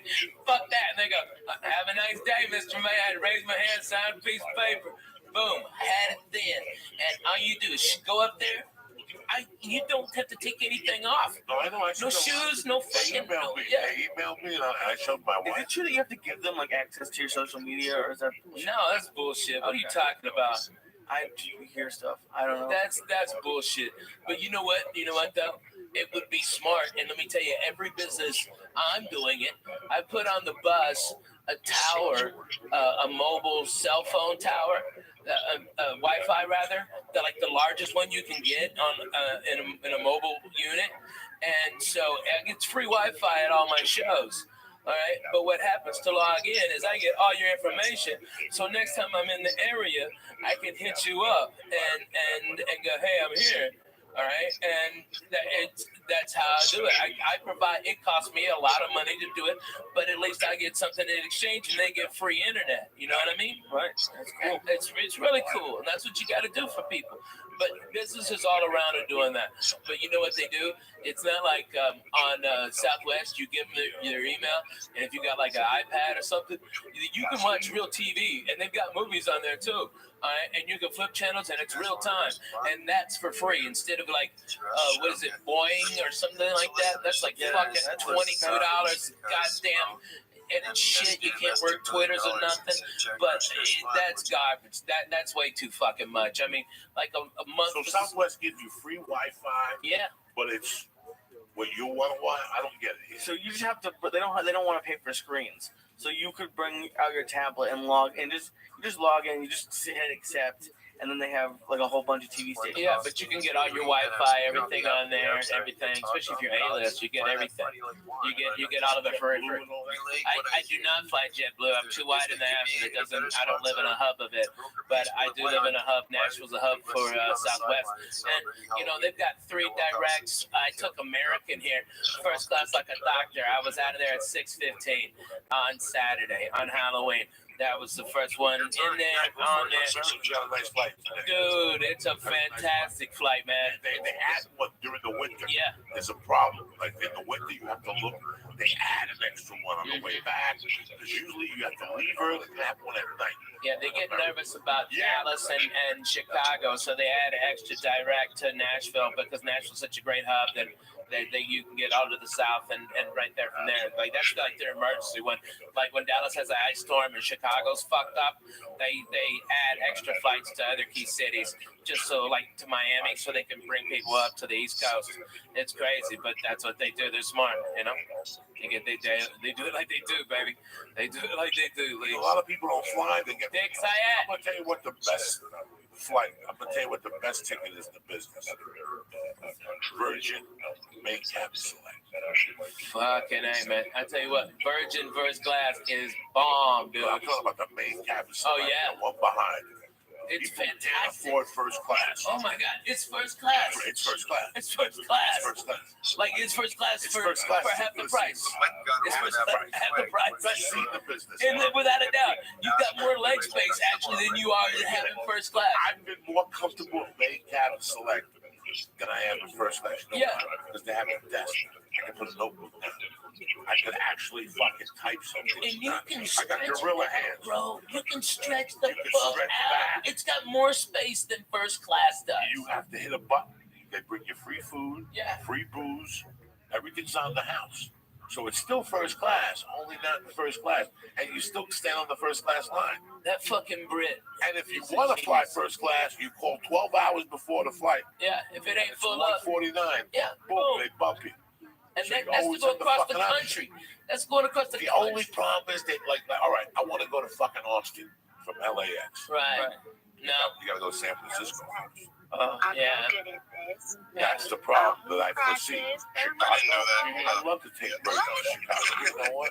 Everyone knows I'm really, try my best to that's stay all out of LAX it. at 9 is rough. That's a rough flight. So if you know what? look at American Target will get tonight, me there's like a anywhere little at 5 black square a.m. with one market, right? That's one thing about I saw American that. Airlines. That's one thing about That's American all I saw. Airlines. They So have my flights. That question is tonight why is, I fucking fly American. They are Because 24 9 hours. or 10, there. they got a vampire flight.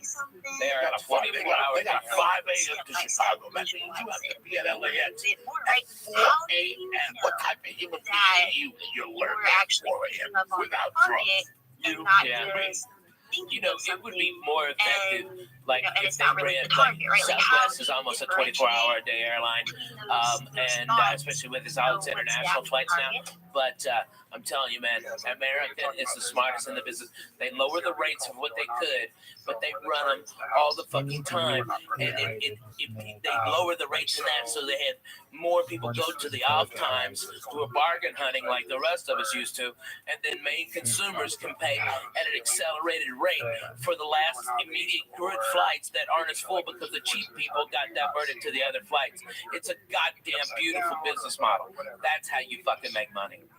It's amazing how much these companies treat the customers like crap. Like especially There's no fucking reason why I mean, all right, if you are the worst person in the fucking world, go work at the airport because no one will bitch about you because they don't have time to fill out a form. They don't have time to fucking talk to your manager. They just don't. They got a plane to catch, so they go, "Oh, that guy was a dick," and they watch your next plane. You get it. It's free. It's awesome. If you're an asshole, go work at that airport. About a year ago, I made a really bad mistake. This is the type of person I am because I know it's a corporation, I know it's a company, and I know you and I never have to know. I was having a chat today with somebody about agents, and I said, "Listen, I know people who are shit agents, but the agents are killer. Yeah, doesn't matter. Just because he's, I was looking at here's the funniest thing ever. On IMDb, they've got a rating for agencies and managements and all that shit. CAA is obviously number one. William Morris, number 2, innovative is like 8, and then the Agent Tomlin is like 200, it's like 300. You know, I mean, it's a fucking nightmare. There's some management companies I looked at, and here's what's fucked up. You look at Jeff Susser's management. Yeah. They're 4,300. A regular person will look at that and go, I wouldn't even talk to that management company. Yeah. But what do you mean 4,000? That's how much they cost. That's how, that's the rating. That was the rating. That was as far down the list. But they've got 3 clients. They've got 3 millionaires. Millionaires. So it doesn't matter. It doesn't fucking matter. It doesn't matter. You understand me? So it's all bullshit. What are the rankings based on? I guess the client's earnings, and the client's earnings. And so, like, I'm with William Morris, and I think worldwide they're number 1, but here in America, CAA is, especially in LA. All right, but William Morris is badass. Who gives a fat baby's dick?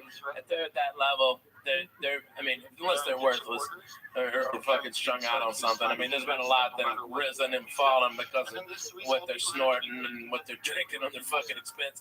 But man, if you got one client and you're that guy's manager, and that fucking guy is Kevin Hart, your rating would be, I mean, that you only have one client and you're so far down. But Kevin will work hard and make a ton of money.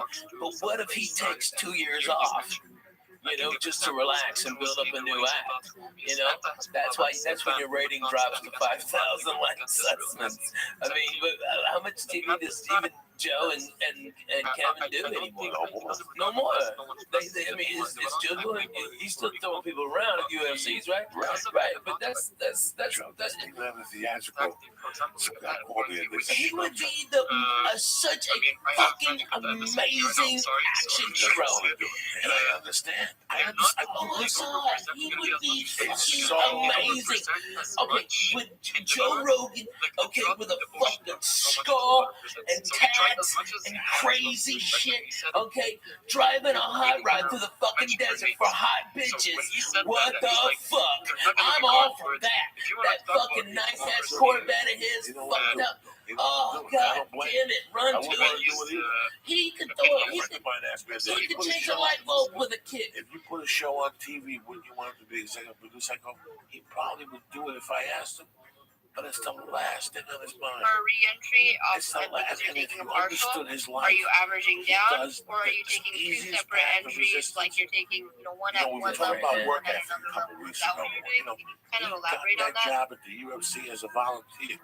He called me and said, What I'm trying to say is, you guys have an idea what the UFC pays, but he's become that channel. He's like the voice of that shit. Yes, it didn't come to him because he traveled. He went to the IDG Institute of balls. He stepped up. going in my And that's direction. what this whole thing's about. Fucking balls. So you have this job, right, guys? This is how he looks at it. And I look at it the same way. Right? You got this job that flies you into Vegas or whatever every once a month to qualify. They pay a shitload of money. He gets residuals from 2 shows, guys. Remember, he was on 2 syndicated shows. Hits. Why would you want to drive from Warner Brothers and put up with that? Yeah. Why? You know how hard it is to be the Rock? It's fucking. You know how hard it is to be the Rock? See, people in Kansas, then, because he doesn't know what the fuck he's doing. He's going to wake up one day and go, first of all, how many needles can I stick in my blood? How many needles can I stick in my neck before my kidney blows up? Because that's how the public needs to see you all the time.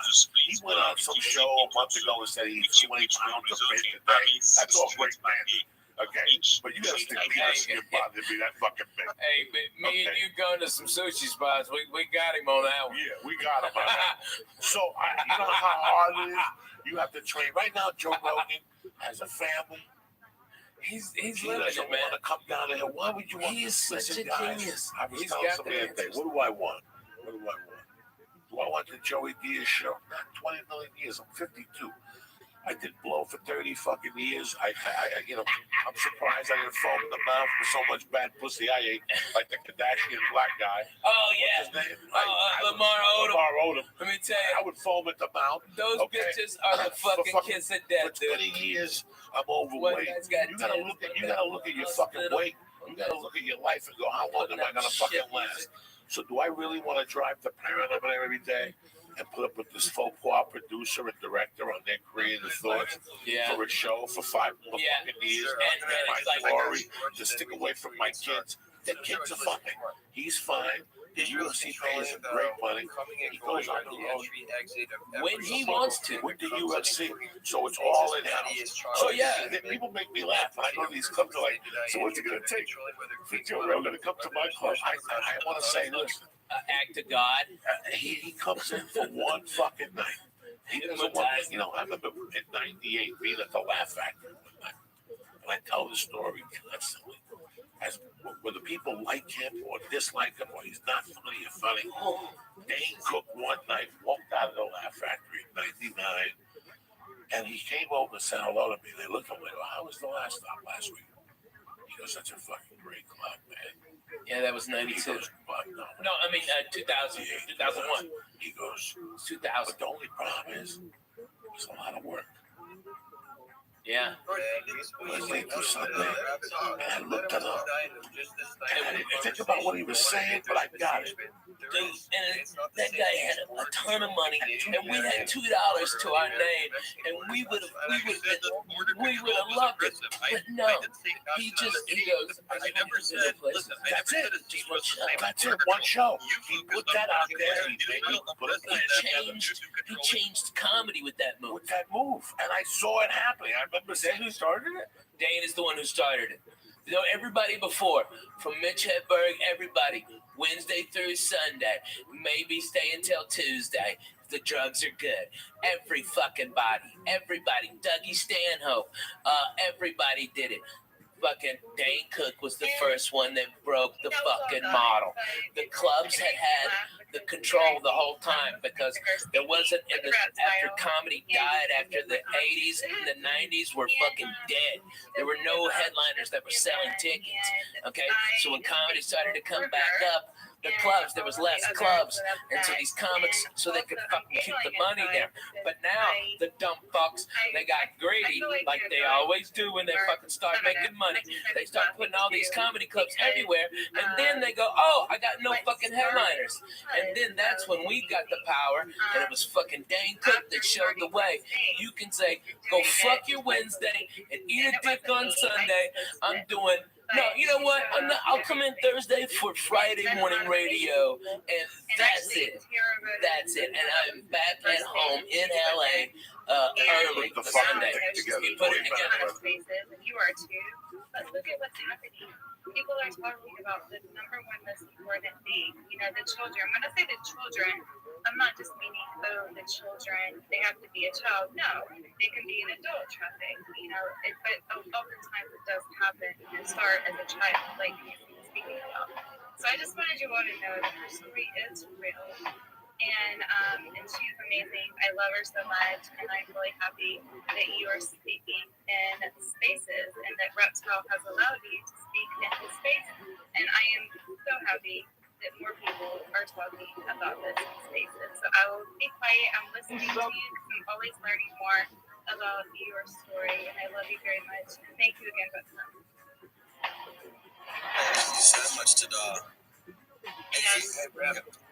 Hey, Rabbi, hold on, man. I can't see who that was. I just want to know who it was. No, man, let's get back to Casey. It was Tada, bro. Tada. Stop interrupting, man. All right, I want to tell you guys something that's really beautiful, okay? Now, pedophiles don't quit. What? If you think for 1 second that someone who has molested a child is going to stop molesting a child, think again. It doesn't happen, okay? Now, I went to my family at 26. I got into therapy at the ripe young age of 17. I drove my therapist crazy because I worked every project she gave me, every homework project she gave me, I did it. And then I finally got to the point where I was running through, and she's like, all right, Casey, look, you're obviously really bad. No. Great kid. He's got a couple of million called past masters, and they had a shed. And we were growing up. His brothers were part of this crew, and they fucking had parties. Not big drug parties. They weren't drug parties. They were about music, and they did crazy things. Like they went to class, fucking, eat a mouse's head off. So one day, this is way before. This is 70 fucking 9, my friend. So summer 79, I went over there one day for a party, and the only young kids that were invited to the party were me, Avillo, and this kid Candy. And at this party, they took a garbage can and they filled it up with everything they had. They put Hawaiian punch in it, and they took bees. Remember, he called and told the story that the brothers took bees. Try not to think about eating bees. Look at the fucking thing. So with ice, and this stuff had like 150 rum. Oh my god! It tasted terrible. So fucking, they just scoop it out. Yeah.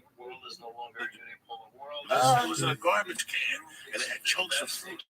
And I'm back there smoking pot. Next thing you know, I'm getting woken up in Sasulo's front yard. Anthony Sasulo. He's in Dallas, Texas. And I'm getting woken up by Ray Ernesto. Ray Ernesto was a cop in the neighborhood that would come down and play basketball on Sundays. But he always wore colored socks and drove me crazy. And at the end of the fight, at the end of the basketball game, that was the argument. Ray, you got to go home with your colored socks. How about I punch you in the mouth? Fuck you, Ray. You're going to punch me in the mouth. You're fucking 40. I'm fucking 10. But go fuck yourself, Ray. But Ray was a cool motherfucker. Ray picked me up. He was, Coco, what happened? I don't know. I blacked out. I got fucked up. He goes, come on, I'll drive you home. And he knocked on the door. My mom answered. And she's like, what's going on? I go, Mom, I got fucked up. I fell asleep on Sasulo's thing. She goes, go fucking sleep it off, you idiot. She yelled at me. This was like the end of August. This was the first time. That's when parents were fucking parents and police were goddamn police. And right? Police didn't have to be fucking parents too, he was man. from the neighborhood. Right. I'll never forget that I was fucking hungover. This is the first time I remember that I was hungover. So I got in like at 5:30. It was starting to, the light was starting to come on. 5:30, a sophomore, and I'm going to be a sophomore. This is like 2 weeks before they put me in the hospital for a lung infection. I'm fucked up. I'm not doing drugs though, guys. I didn't do drugs. I was smoking pot and I was high. I wasn't a big drinker, but I drank a little much. I'll never forget that. My mom drank early. It's a Sunday morning, so I got home like at 5. I passed out. About 10 o'clock. You want to get on the bike? I can hear like ice cube. I don't think it's fair that everybody's jumping down truth and I heard it coming out. George, Oh, yeah, well, to wake up. Breakfast for lunch. She had like a class in those days towards the end. She used to drink a Bloody Mary with a Heineken in it. Shit, right? Who the fuck makes a Bloody Mary with a Heineken? Walking around your house? She was such a spit. Like, she was such a spit. She didn't even cut the celery. She could just fucking break it, put it in a drink, and eat it while she was talking to me. You know, but you have to appreciate this. You can't write this. You can't write this. You're not supposed to cut the lettuce off the celery. Yeah. She was such a spit. She just ate it, right? Fuck it. She loved tomato juice. That's V8. Oh, fuck That's yeah. what she lived off. I still love that, dude. I drink that like twice a week, 3 So times she a week. wouldn't put Tabasco in her Bloody Mary. She Oh, I put got- Frank's red sauce. Oh, not me. So anyway, she looks at me, dog. I'm fucking got a headache that's pounding. And she goes, oh, they go see that. I cook for you. And she goes, she looked at me 45 minutes. She took a piece of the celery and she goes, now you know what I feel like. I'm morning. And she fucking walked out, dog. I'm never. And that was like a prolific thing in my world. Like I never thought about it again. Okay. So it's August of fucking. You got the best. It's August of fucking whatever. But she said it very pate patois. Now you know what I feel like in the morning, okay? This is how you want to live your life. Just walk out of the room. Okay. So that's for real. now this is the end of August. Mid-September, October, November. I love you, bro. I get invited to a Halloween party. It's a Saturday night. Fucking crazy. Was you banging chicks yet? 3 days before this fucking party, a girl pulls me aside. She's beautiful. She goes, hey, what do you think of this girl? I go, why do you ask? She goes, she wants to get together with you. You want her number? I go, sure. But she had just broken up with a kid. And even in 1979, I went up to the kid like a man. The kid was a tough kid. I went up to him and I told him he was a hero.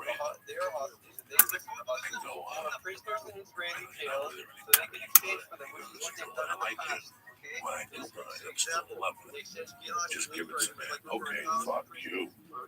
I just, but that's how deep I was in '79, guys. At 15, I already knew there's boundaries. You gotta be a man. You gotta be respectful. And then Halloween night, we all dressed up like ghosts. We took a hit of acid, went to the Gameo's garage, and it was tremendous. It was tremendous. At 11 o'clock, I went to fucking meet her, and some girl came and said, she's not coming. You have to go get her. And I was like, what? And the girl was hot. And on the way walk, in fact, Timmy Holloway is her cousin. He's listening to this podcast. Robin Thompson, it was me and her. Robin Thompson started walking. Her boyfriend, Glenn Zemnick, who was a man already. Me and Robin were 15.